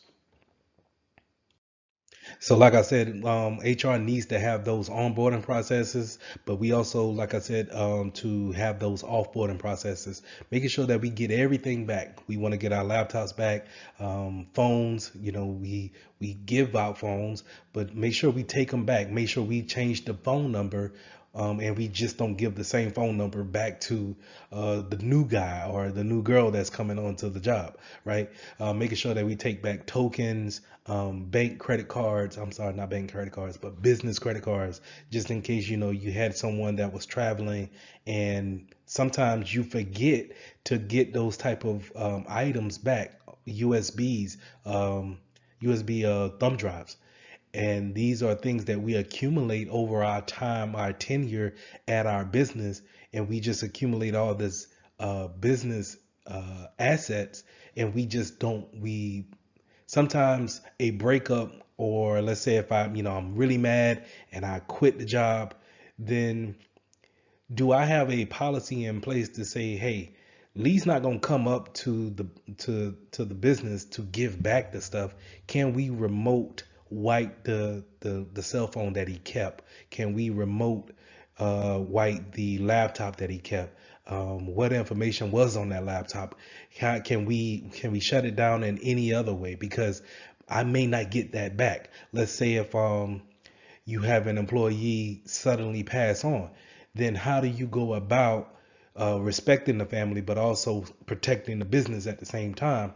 What is the process on that? So we want to make sure that we have all those policies ironed out, and making sure that we have just as a robust onboarding processes, that we have a offboarding processes that just as robust to keep the business safe, keep it moving forward, but at the same time getting back what assets you may have given out to that employee. So when creating accounts, we want to make sure that we have privileges limited to what a user can do at their job and nothing more, right? But we also want to make sure that we put in different policies like password policies, and we also want to make sure that they don't have permissions to change any kind of system configurations. To give an example is that once I give Bob the credentials to log into a computer at work, do I really want him to add his own printer or his own device at on his login account? So we want to make sure that we don't give them any kind of system configuration rights, and have, unless it's part of their job to do so. So if we have Susan who's just got added onto the IT team, then she needs to have a privilege account in order to allow those type of changes to happen. Whenever we have guest accounts for our third party vendors that come in, we need to make sure that they have an anonymous log on, something that we're going to throw away as soon as they're done with whatever business that they're bringing on to the company. So we want to make sure that we really limit their accounts to only the things that they need, and that's pretty much just internet access, but we want to make sure that we lock down those type of accounts. So we touched on group-based policies just a tad bit whenever I was talking about we create a group. Let's say we create a group for marketing, the marketing team, and we want to make sure that they can go to their marketing printer. They can talk to each other all within the department just fine. They can share files with each other. They can look at the files that each other has made, and we want to make sure that policies for that group accounts for everyone that's in that group. So if we can create a group in Active Directory with a certain amount of policies for a particular group, and we know how their business and their operations work, we can limit their permissions only to their job needs. And so whenever we have someone come on to the organization or leave the organization, only thing we have to do is really just take them out of the group or put them into a group in order to have those permissions or to take those permissions away. Now let's talk about admin accounts, super user accounts, root accounts. These are accounts that are pretty much can make any changes to the network. But as a security professional, you don't want to give someone super user account, or in the industry, sometimes we'll say a God account, to where there are the only ones that can make the changes. Now, I get it if the corporation or the company is very small and it's a handful of administrators, it may be an account that has a super user does all account. But we want to make sure that we're very careful with these type of accounts, because these are what the intruders, the attackers, that's what they're looking for. They're looking for these type of accounts that can do all and go wherever they want to go on the network and manipulate anything that they want, because it has the permission to do so. So instead of me as a hacker trying to create my own account, why not just get an account that already has those permissions already applied to them? So we want to make sure that if we do have administrators on our network, that we give them permissions to make changes. But what changes can they make? Can they change passwords?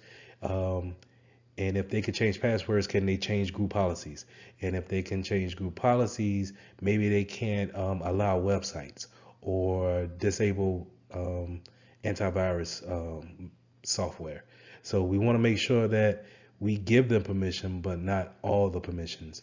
And we want to make sure that we understand how the business works, how accounts work, and that way we can delegate the permissions accordingly. Now, going along with those admin accounts, sometimes you will run across these service accounts, and a service account is kind of like this generic admin account that you may get with a product that you just bought or you just got out of the store. So let's say if you just bought a router or an extender for your network, it may come with a service account, a generic admin account that has the permissions of a administrator.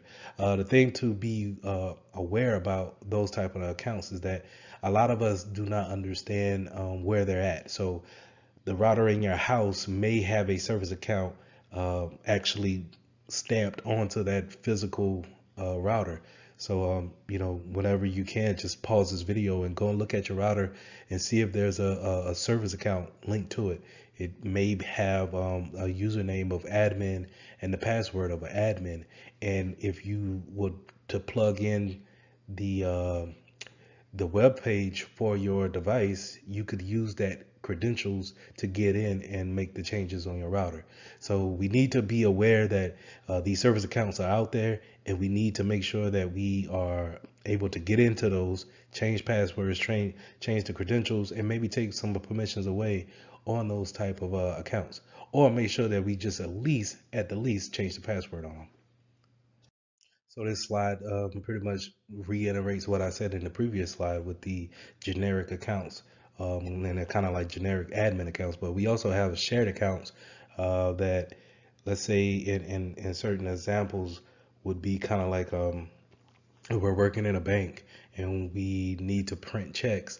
Maybe we have a standalone machine that's off in the corner somewhere, and we're just using that as tellers to print checks.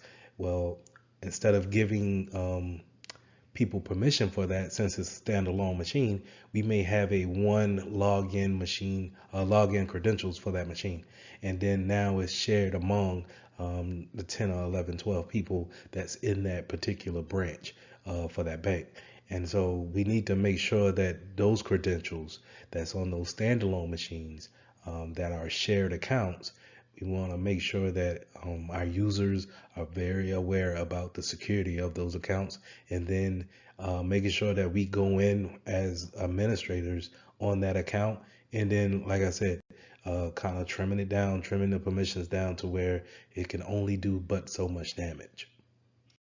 Now, when you're building out your accounts, you can get real granular on how much information you want to put in there. But from a security standpoint, how much information do you really want to put into your attributes when it comes to building your accounts? So we want to make sure that we have a naming scheme, some type of account name, username. Is it going to be first and last name? Is it going to be first initial, last name? Is it going to be something totally different, where it's just like a randomized letter and number scheme that can be assigned to your users? Just keep these things in mind.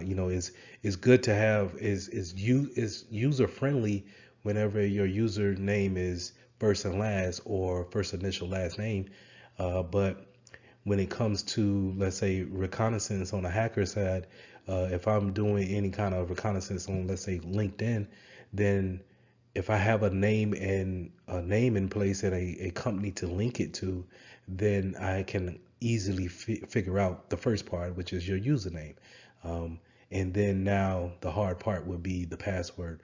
But if I had a random jumble of letters and numbers, then now you're making it much harder for the hacker to figure out usernames at least. Now, yes, it is kind of harder on your clients to remember something new, but you do run the risk of some clients or some users writing down their username and password. But I would rather go with having that than you're never going to change your name. You're never going to, the likelihood of you changing your name is low. So I would rather go that route versus of having something random for your username versus usernames being your name or initials. So we talked about the account password policies a little bit, and this is we want to make sure that we have a strong policy in place, and we have a rotating policy. And what I mean by rotating policy is meaning that our users change their passwords on a 3-month basis. from what I've seen, is pretty much standard. We want to make sure that we have a length character of somewhere from between 8 to 14 characters. We want to make sure that it is complex, where we are using a combination of alphabets, numbers, special characters, things of that nature. Remember, whenever we make the character or the password longer, that is harder to brute force. So that's why, if you ever wonder why uh, it needs to have all of these contexts into a password, it's because the brute forcing technique takes a lot longer to actually put in, and different characters and different type of symbols when it comes to our passwords. So again, we also want to make sure that we change it every 3 months, or the more you change it, the better. But we also want to make sure that we don't have a reuse on our passwords. I've seen some places where they allow 10 password changes, and then they allow you to reuse after the 10th password change. But some places I've also been where you get no reuses, and really it shouldn't be any excuse for reuses. You should be able to take small phrases and encrypt it, not encrypted, that's the wrong word, but cipher different letters and symbols into a small phrase in order to create your new password. I'll show you a video on how I come up with passwords, and how you should teach your users how to do the same thing. Also, lastly, we can have password hints, or some type of forget password link for our users that's having trouble with their passwords, and we can have security questions set up in order for them to go the next step in order to reset their passwords. So, like I said earlier, I wanted to show you how I make my passwords, and how I go about whenever I'm forced to change my passwords, or not really don't want to say forced, but it's good practice to change your passwords. I take a short statement like this: I love cookies, and then I'm going to go about putting my uppercase and lowercase in there, as well as just throwing some numbers in there along with my favorite dollar sign. So I replace my circles, I replace my O's with zeros, as well as threes are probably going to represent the E's. If I have any A's in there, that's going to be represented by 4. And then I use a symbol. I use let's say a star, or underscore. I might use a dollar sign. So I use all of these things just to kind of really start with my phrase, but just change letters out in order to make it more complex. But I'm still following that same phrase, right? So whenever I'm typing in my password, I know that it's I love cookies, but I have it embedded in my brain that I'm replacing some vowels with the numbers. Now, along with those account attributes, you can have account restrictions, such as like a geo mapping, or some type of network location, to where you're having access to your network or not. So the first thing that pops up in my mind is kind of like a VPN. If someone is able to log in with their VPN, then they can have access. So that account is linked to the network, the internal network of the company. And we, in order for us as external users on an external network, we need to get to the internal via VPN. And it can be linked in that way when it comes to your account. You can also have a time-based restrictions on your account. So if we want our users to maybe work from 8 to 5 o'clock, and maybe give a grace period at 6 o'clock, then we want everything, we could put that restriction in for 7 o'clock until 7 o'clock the next morning, to where we don't allow users to VPN in, or we don't allow users to come into the building, or if you happen to get into the building, you can't log in at that point in time. So these things allow for better security, as far as if there's no reason for us to be working at 2 o'clock in the morning, then we can put the restrictions in. So if we do see any activity at 2 o'clock in the morning, it raises a red flag. We can take the appropriate actions. Now, from time to time, we want to make sure that we have account audits. Auditing is just checking behind the processes in place, the configurations that are in place. In this case, the accounts that have been put into place in the groups. What type of permissions did we put out there? Do we have the right permissions for the marketing team? Do we have the right permissions for our financial team? Do we need to take things away? What have we learned? And then are we doing it right? This is pretty much how a audit should work. And then it helps us to perform better because we can always go back and say, hey, you know what? This is not allowing us to be more secure, and it's not allowing the business to move forward. So we can always have these audits to help us out cleaning up what we already have in place. So let's talk about account lockouts and disablement of accounts. So we want to make sure that we have this type of a policy implemented into our organization for several reasons. You want to lock out, of course, someone when they get their account or password wrong, maybe after 5 times. A thing that you may or may not know is that after 30 minutes time waited after your fifth chance and a lockout, then your account is automatically unlocked.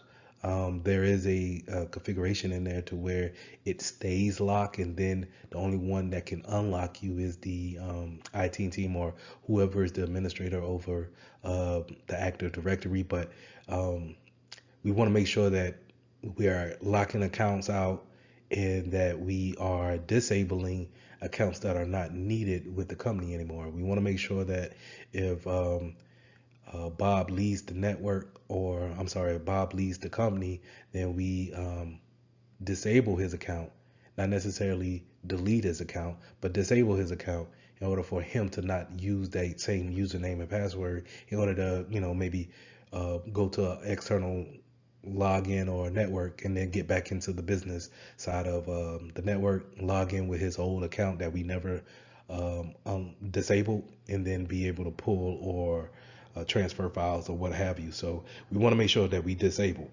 The reason why I said we don't need to delete is because maybe we need to keep some files that he had. Maybe we need to search his account. Maybe it's a necessary duty that we go through his account and make sure that he didn't do anything malicious. So we want to make sure that that account is disabled, but not necessarily deleted. So in further classes, we'll go over how long we should keep certain documentations.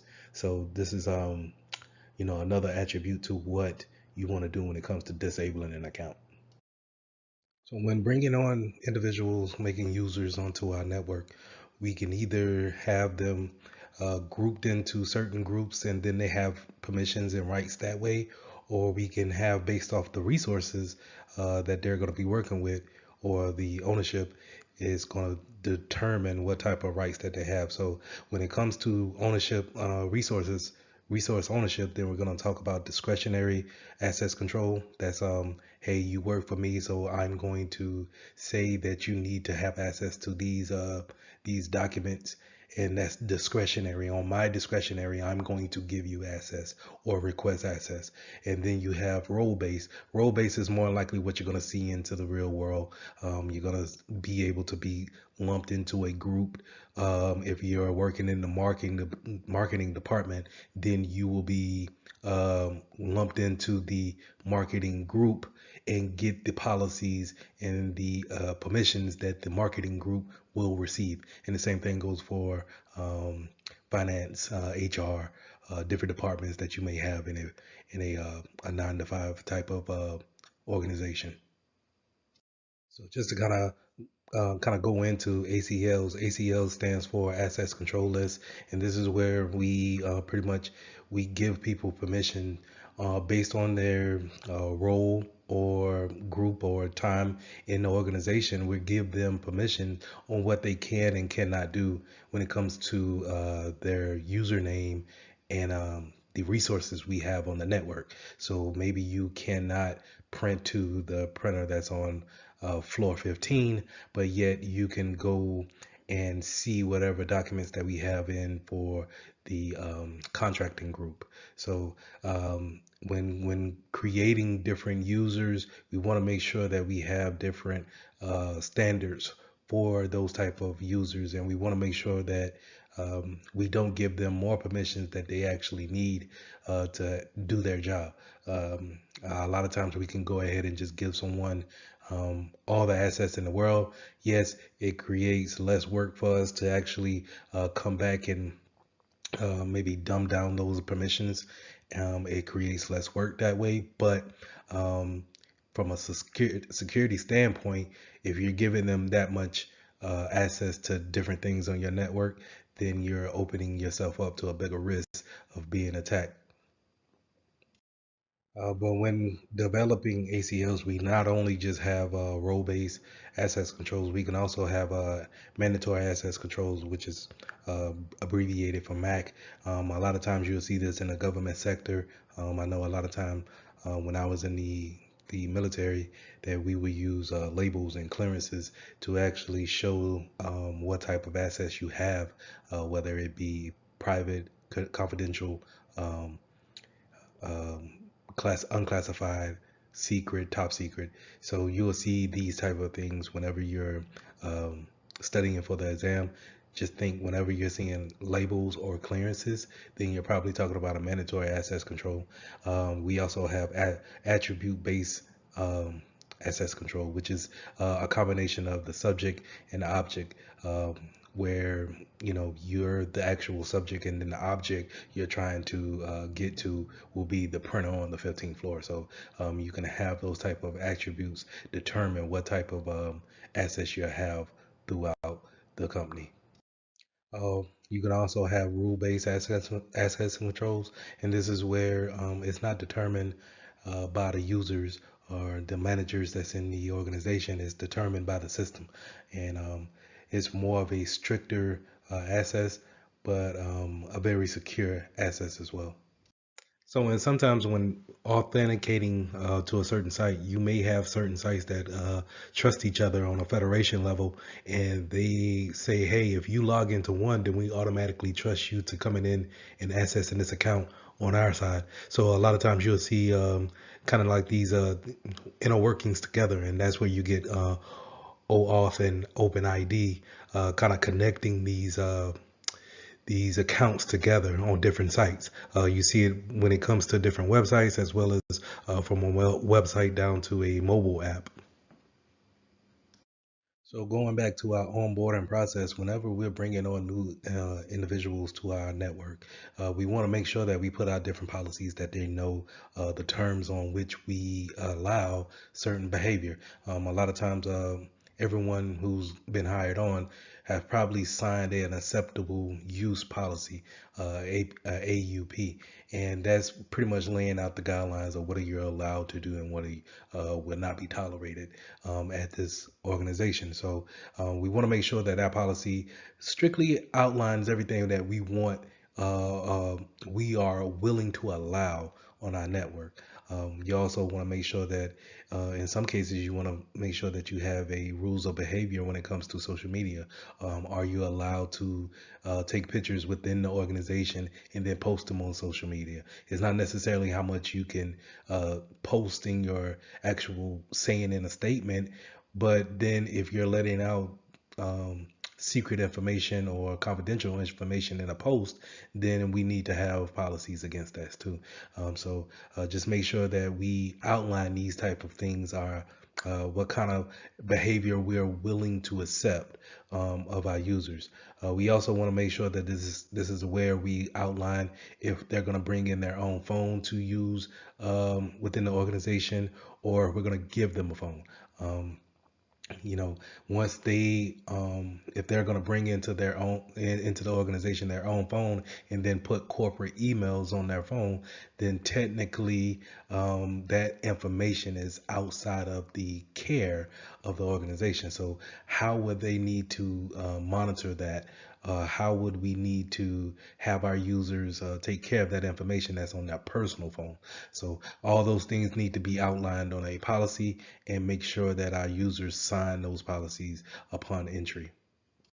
So, what you want to do on I would say a monthly basis, but more of an annual basis, is we want to train our users. We want to make sure that our users understand what we want to have them do within the organization, right? So, kind of reiterating that acceptable use policy, we want to make sure we train our users on the different types of security policies that we have, what to do, how to handle data that's leaked out, or maybe before you actually make a mistake and sending out confidential information, what to do when you're faced with that adversity. So we want to make sure that they know what to do, how to react, and then the appropriate things to use or appropriate things to say when it comes to divulging different type of data that's secret to the organization. Now, like I said, this training normally happens yearly, and we often have to sign off on it, saying to a governing body that we have taken the training. But a lot of times you can have those training broken up into different types of methods, right? So not only can we have them go into a certain website and do different scenarios and simulations with a computer-based training, but we also can have phishing campaigns that go out throughout the year, quarterly, or maybe twice a year, if you really want to just kind of test the waters when people are getting into their workflow, making sure that they're going in and doing the things that they need to do on a daily basis. We might want to just throw a phishing campaign out on a quarterly basis, and making sure that they understand what a phishing email looks like, because sometimes when you get into that flow of just working, looking at emails become redundant. So you want to make sure you test your users to see if they're on their toes, and see exactly how a good phishing email looks and how to react to it. So the key points to remember when it comes to identity access management is that this is a baseline of when users come onto our network. What do we give them permissions to do? What do we give them permissions to see? And how do we manage that as they go through their tenure here at the business? So just knowing that if you have a good grasp on your users, and when it comes to their accounts and how it's made, and then the properly disposing of them, put you in a great position to not have to worry about their accounts being compromised and then being taken advantage of by an unworthy individual. So lesson 9, let's talk about securing network designs. How are we going to put things in place in order to make our network more secure, and keeping them out of sight of the bad guys? So the one thing that you're going to learn as a security professional is that we always have some type of best practice, and networks is no different. We actually want to follow what works in our industry, and seeing what others have done to make their network more secure is something that we could probably use in our environment, right, in whatever sector that we're in. But a lot of times we want to make sure that when we start designing our network, that we actually set things up in a secure manner. We have security in mind. So we want to make sure that we not only think about what type of encryption that we want to use on our networks, but we also want to know about the single points of failure. Is it easy for one router or asset point to go down, and then now no one can get on that network? Is it easy to break into the passwords, actually get access like that? Is it accessible from outside the building? Can people from the parking lot actually get access to your network, and then snoop around and make lateral movements? So all these things you want to make sure in the designing phase and throughout the changes that you make, right? So just because a network is set up and running, we also need to make sure, is it efficient enough to be secure enough, right? So do we need to make changes throughout its life cycle? And you want to make sure that we design the network in a secure manner, always having security in the forefront of the mind when designing our network. And so when you're designing stuff of your network for whatever, whether it be the house or your home office or whether it's a small business or enterprise, you want to know how data flows in and out of your network. So you want to know if we're in a small business and we're trying to set up a network for a dentist office, we want to make sure what devices do they have on the network, and then what are we doing to send out different data? Are we just checking email? Are we downloading files from a cloud provider? What are we doing on a day basis? And that's knowing your workflow, knowing your business architecture, where we know exactly what the business is doing to make money. And then now, how do we formulate a plan around the network in order to make making money more secure, right? So that's how we want to look at things, and we want to just know every detail about how business is conducted in this whatever venture we're in, and then we want to make those things secure. So if you're not familiar with the OSI model, I want you guys to take it upon yourself to actually Google the OSI model and look at the different layers about how data is transferred from one device to the next. But this picture right here is pretty much showing how data comes into your network. So at the physical layer, that where the telephone cable that may goes into your, not the telephone cable, but the RJ45 that goes into your laptop, that Ethernet cable, that goes in, and then it actually communicates with the NIC card that's in there to the network closet that you may be connected to, or the Wi-Fi signal, and you're connected to that access point. And as you see right here on the first layer, you'll see that switch and that access point. That's where the data is coming in. So if I send you an email, it's going to show up at that access point and then wait for some type of communications to your device in order to, actually bring it up to the application layer, which is layer 7, in order for you to actually see what's going on. So this diagram here just kind of shows a quick overview of how these layers look. Now, mind you, it's 7 in all, but you just see your main ones here when it comes to networking and how data comes into the network, and this is how it flows out. So it starts at that application layer, and then it goes down. It breaks down into layer 6, 5, 4, 3, 2, 1. Once it gets back to layer 1, and it turns into bits, ones and zeros, and that's how it goes across the network to its destination. Its destination being a router in Atlanta, or just someone that's on the fifth floor while you're on the third. So that's how data is actually transported from station to station. And we also want to look at this kind of this diagram by showing where we want our firewalls to be put at. Sometimes we may want to put our proxy servers in different spots in order to take our data, analyze our data, or maybe even redirect our data when it comes in, kind of like redirecting the traffic or making a detour if we needed to. So this is a good example of that. And like I said, if you're not familiar with the OSI model, please take your time, Google it real quick, and read up on it and watch some videos on it. Network segmentation is one of the best ways we can make our networks more complex, not putting everything on one network, being able to segment the network off into different VLANs and have different devices talk to or be on the same IP wavelength as other devices that they're actually doing the same thing.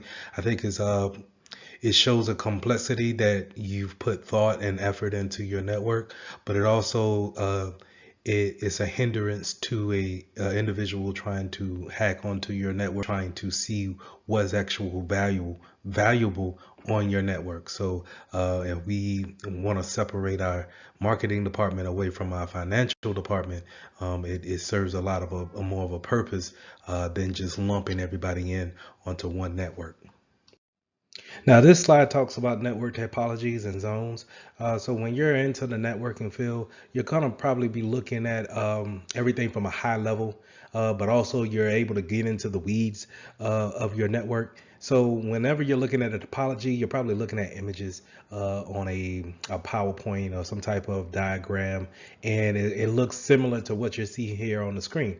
And so in order to have it logically in your mind of how the building is set up network wise, this is where you get topologies at. And then now if we have everybody that's on the second floor who's within the financing department, then we could say that they're all on the same network, or in this case, let's say they're all on the VLAN 100, and then everybody who's in legal is on VLAN 110. And so we can break them up in uh, a logical format that we can understand it a little bit easier. It's easier on the eyes instead of just looking at a bunch of IP addresses and then trying to understand the nomenclature about how our network is actually situated. So again, you'll see different groups broken up on a piece of paper wise, but it's not necessarily that like that when you get into the building. You have people who may be on a mobile, uh, be a mobile device to where they move from floor to floor. Maybe they don't even work in that building. But we have them on a particular VLAN in order to receive updates or to receive any type of permissions that we want them to have or maybe take away. So just keep that in mind when it comes to topologies. Topologies is going to be that diagram, kind of looking at all the images, and then the zones will be those groupings that we want to put similar devices together, people who work together in certain departments. We want to put those into those zones. So DMZs is a place where we can put some of our servers that are web facing out into this kind of like an isolated area. So it blocks off the traffic that comes from the outside where our users are actually interacting with the server, and then it's a backdoor into our network, right? But it stands in the middle of the outside world versus coming into our internal network. And a DMZ sits there and takes all the, let's say, orders for t-shirts, and then it pushes the information or the data from that DMZ into our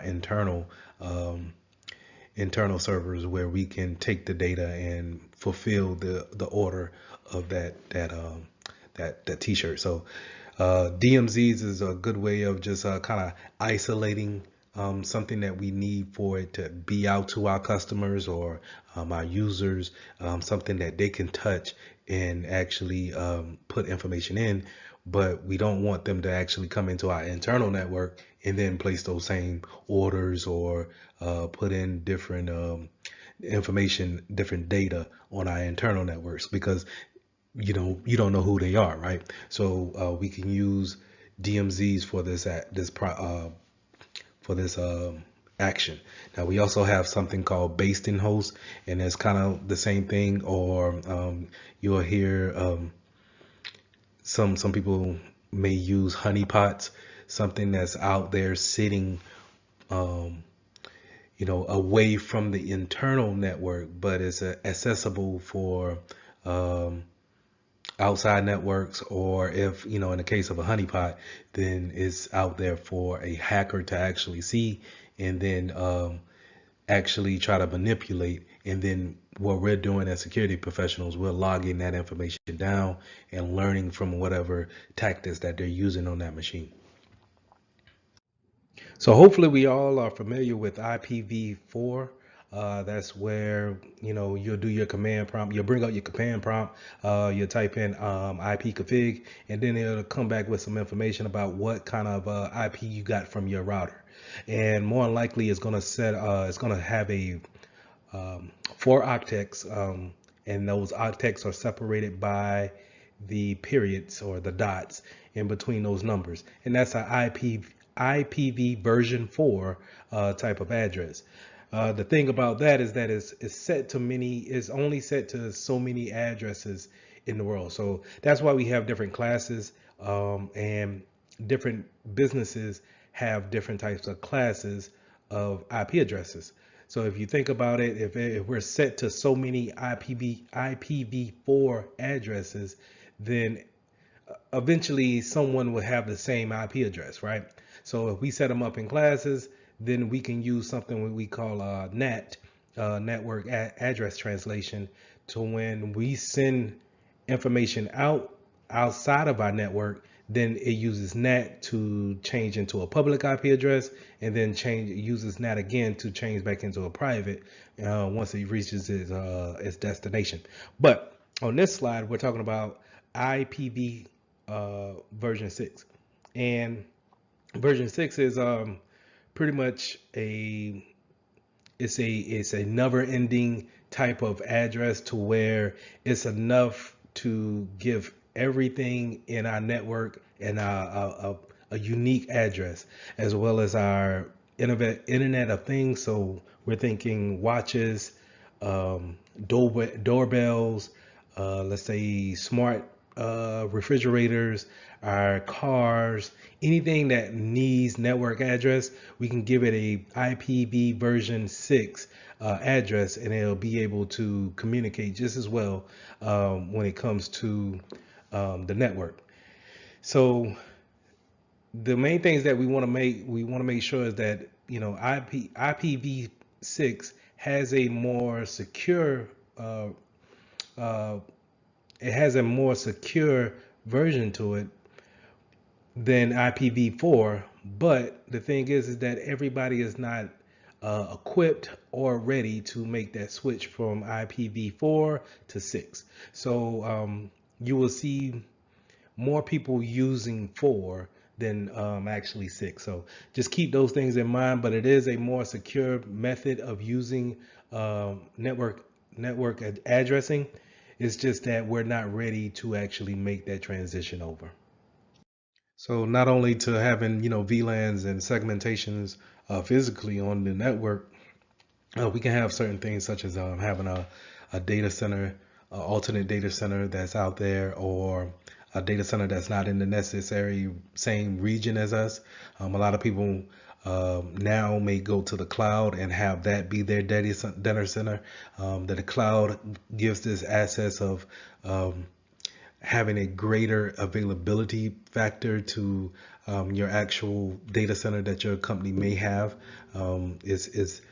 Is robust in the cloud, to where the availability is there seamlessly forever.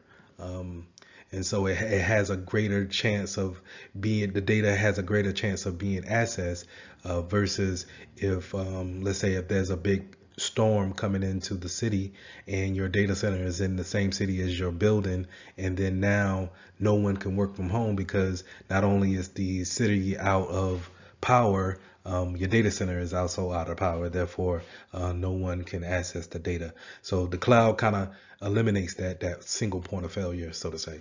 We can also have zero trust, and zero trust. The implementation, the thought behind zero trust is just constantly validating and not trusting one federation to another, right? We're constantly validating any input that we get, and therefore if we're constantly validating, then pointing out any type of action that is not validated or authenticated, then it's easy to point out and then actually discard of. So when it comes to networks, a lot of times you're gonna hear as a security professional, it's the man in the middle attack, and that's where we're sniffing that network. We're intercepting that traffic that's going across the airwaves or on the landline, and we're actually observing that type of traffic and seeing if we're able to see what's going across the network, right? So we want to avoid those type of attacks. Again, you'll see a lot of people, as a security professional, we'll see a lot of times that's being associated with Wireshark, having that tool be able to sniff the network and then gather those type of packets, right? But we also have spoofing. And a lot of times you'll see, especially on this test, we'll see where spoofing is associated with MAC addressing. So where even though MAC addresses are supposed to be unique to every device, MAC addresses could also be spoofed by certain software to make it seem as if you're supposed to be on the network. So a lot of old networks probably, if we have only a small amount, let's say 10 PCs that we want to have on the network, if we wanted to provide security, we'll just say, hey, for these 10 devices, we'll take the 10 MAC addresses and then make them we'll make sure that they're the only ones that can get an IP address on the network. Well, sometimes I could spoof that, and then now instead of you giving me a DHCP constantly changing my IP address, you think that I'm already on the network, so you automatically give me one, right? And now I'm spoof my way onto the network, and now I can traverse wherever I please, or see if I can traverse, right? We also have ARP poisoning and MAC flooding attacks. ARP poisoning is just the broadcasting of unsolicited ARP replies, trying to spoof MAC addresses. And then we have MAC flooding, where we're over flooding the switch, trying to trigger a unicast flooding. So we want to make sure that we understand these type of attacks do go on, and that's why it's so important to understand the man in the middle, being able to be onto our network and sniff our network and then apply these type of attacks to our network. So we also want to provide a prevention on looping within the network. So we want to apply the spanning tree protocol, where we don't want to cause what we call a denial of service on ourselves by having a broadcast or a flooding unicast given out on the network, constantly sending packets back and forth, and the units don't know what to actually do with it because it's coming in so fast. So it causes a denial of service within the network. So we want to make sure that we set it up with the spanning tree protocol in order to provide a better so just in case we plug in different Ethernet, or we plug in a Ethernet into a wrong port, that we don't cause a network outage, right? So this is what we want to make sure that this goes into our planning and designing the network in the beginning, right? So in order to protect us, we kind of want to have port security. So on those routers and those switches, if you ever seen them, we have, sometimes we don't use all the ports on them, right? But sometimes when configuring these switches and routers, we leave those ports activated. So whenever you do plug in an Ethernet cord, you may be on DHCP, so you automatically add it to the network, right? So, and we want to go into the configurations, the settings of those devices, shut those type of ports down, disable them, and then carry on. And if someone needs to actually use them, then we put in the proper change for it and actually enable those ports in order for use. We also may want to look into MAC filtering, right? So any MAC address that we're not familiar with doesn't get an IP, doesn't get onto the network, and that way we can cut down on the MAC spoofing that's could be going on our network, right? So we want to make sure that we put these type of things in play. Just goes back into our planning, our setting up our architecture on how we actually want to configure our devices once we get them open and out the box. So network access control is when we want to put some type of endpoint on devices, like a laptop. And so whenever we have people come into our network, not everybody can just get onto our network and then start browsing or doing snooping around, different types of folders that may be on our network. So we want to put this type of, let's say, a agent on our desktop or our laptops, and just to kind of have like that a common piece to know that, hey, this person, this device is a known asset. It's allowed onto our network. This is a good way to create another defense in depth product.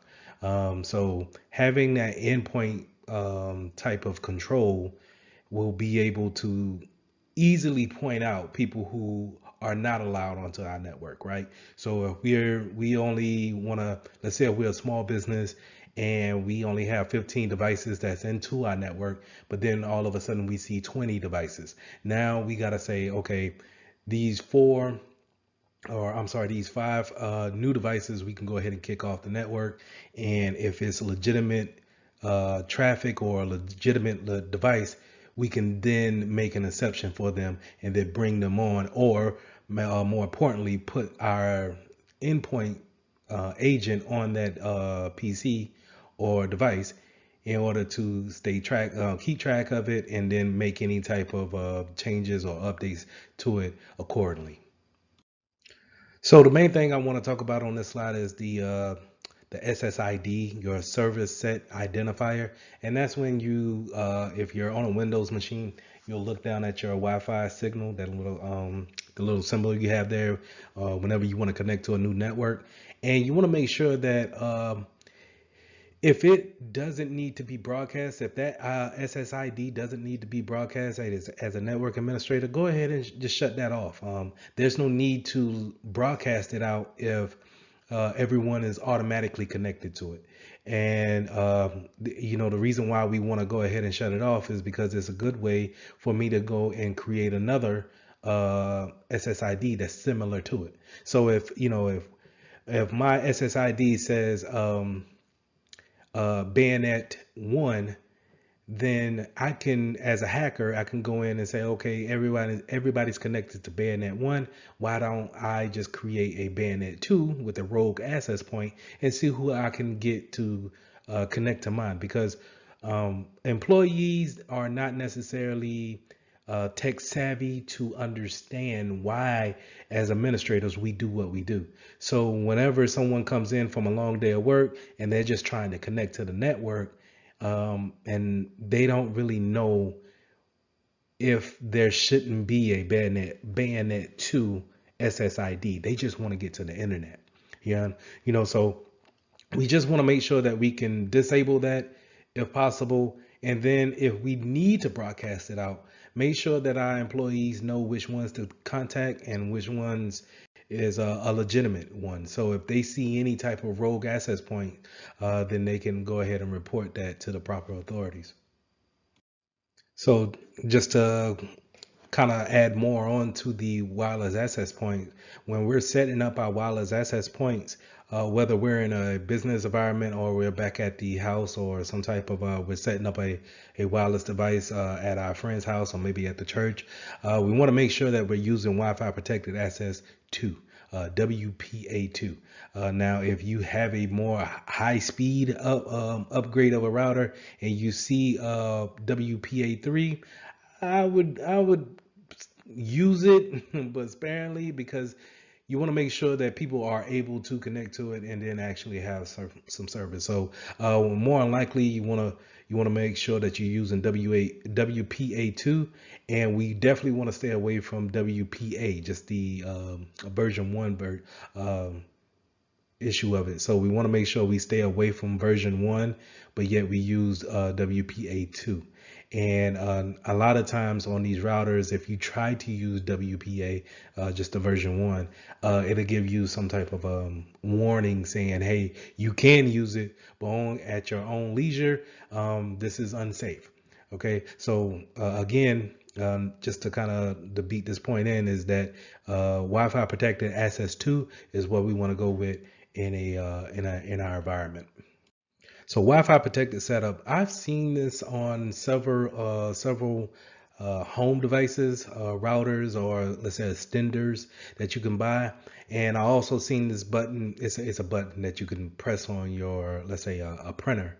And instead of going through the actual configurations of finding the website or finding the web page that's associated with that printer and then manually adding it to your router, you can hit a button on your router that says WPS, as well as the button on the printer, and it will do a wireless connection and set up the configurations that way. It's a very convenient access, just to kind of set up new devices into your network if you don't want to go through the hassle of trying to set it up and then going on and finding the web page for it and then doing the configurations manually. You can use this feature to actually connect devices securely to your network. But you want to make sure that your access point firmware is up to date, and we want to make sure that um, I would suggest that you go in after and still look at the configuration settings and making sure that you have a baseline of what you want on your network. But just the know for the exam is that it's a convenient way of connecting devices um, via a button on both devices. But say if you're in an environment where you need people to connect to your Wi-Fi, but you don't necessarily need to track them. So you don't want to put that agent on there, that endpoint agent, in order to keep them safe and protected from anything else, or keep yourself, protected from anything that you don't want them to do to your network.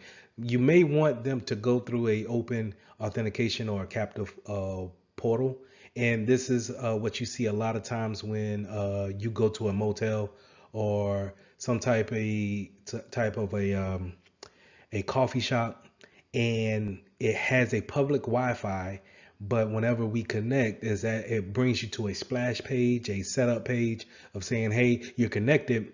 But in order for you to carry on with, sending data back and forth or web surfing, we want you to, one, comply with our policy, and then two, we're going to use this type of encryption while you're actually using our internet. So this might be, like I said, is good for places where you're seeing open Wi-Fi connection and people are coming in and out all the time in order to use the Wi-Fi, and then that's it. You may never see that device ever again. So this is how you can keep yourself protected, but yet at the same time provide that service. Now, remember what I said about having someone putting another access point, or when I say access point, think about another router onto your network. So someone putting another router onto your network, and then now they're routing traffic because you set the SSID up to be broadcast, and then now someone has taken that SSID nomenclature, and then now they want to name something very similar to yours, but now they're using it to route traffic to wherever they want to go, or maybe browsing the traffic or sniffing the traffic, sorry, to see what's going on, what information is passing back and forth. So these are commonly known as rogue access points. That's when someone is not supposed to be there, right? It's a rogue access point. And then you have an evil twin, and that's where, like I said, it's masquerading as a legitimate access point. So we want to make sure that we keep those things, we keep an eye out for them, especially if we're on a networking team, and just making sure that our employees understand what network they should connect to. And if all possible, maybe we want to disable the SSID and make sure that they only have one place for them to actually connect. And the reason why I stress the fact of having a rogue access point on your network or having an evil twin is because not only can they sniff the network, but they can do things like this where they can do a disassociation attack where they can look at the traffic going forward, back and forth, and then take over that session that you may have open with your bank. And, now they can pose as you just by disassociating your session with that bank, and now they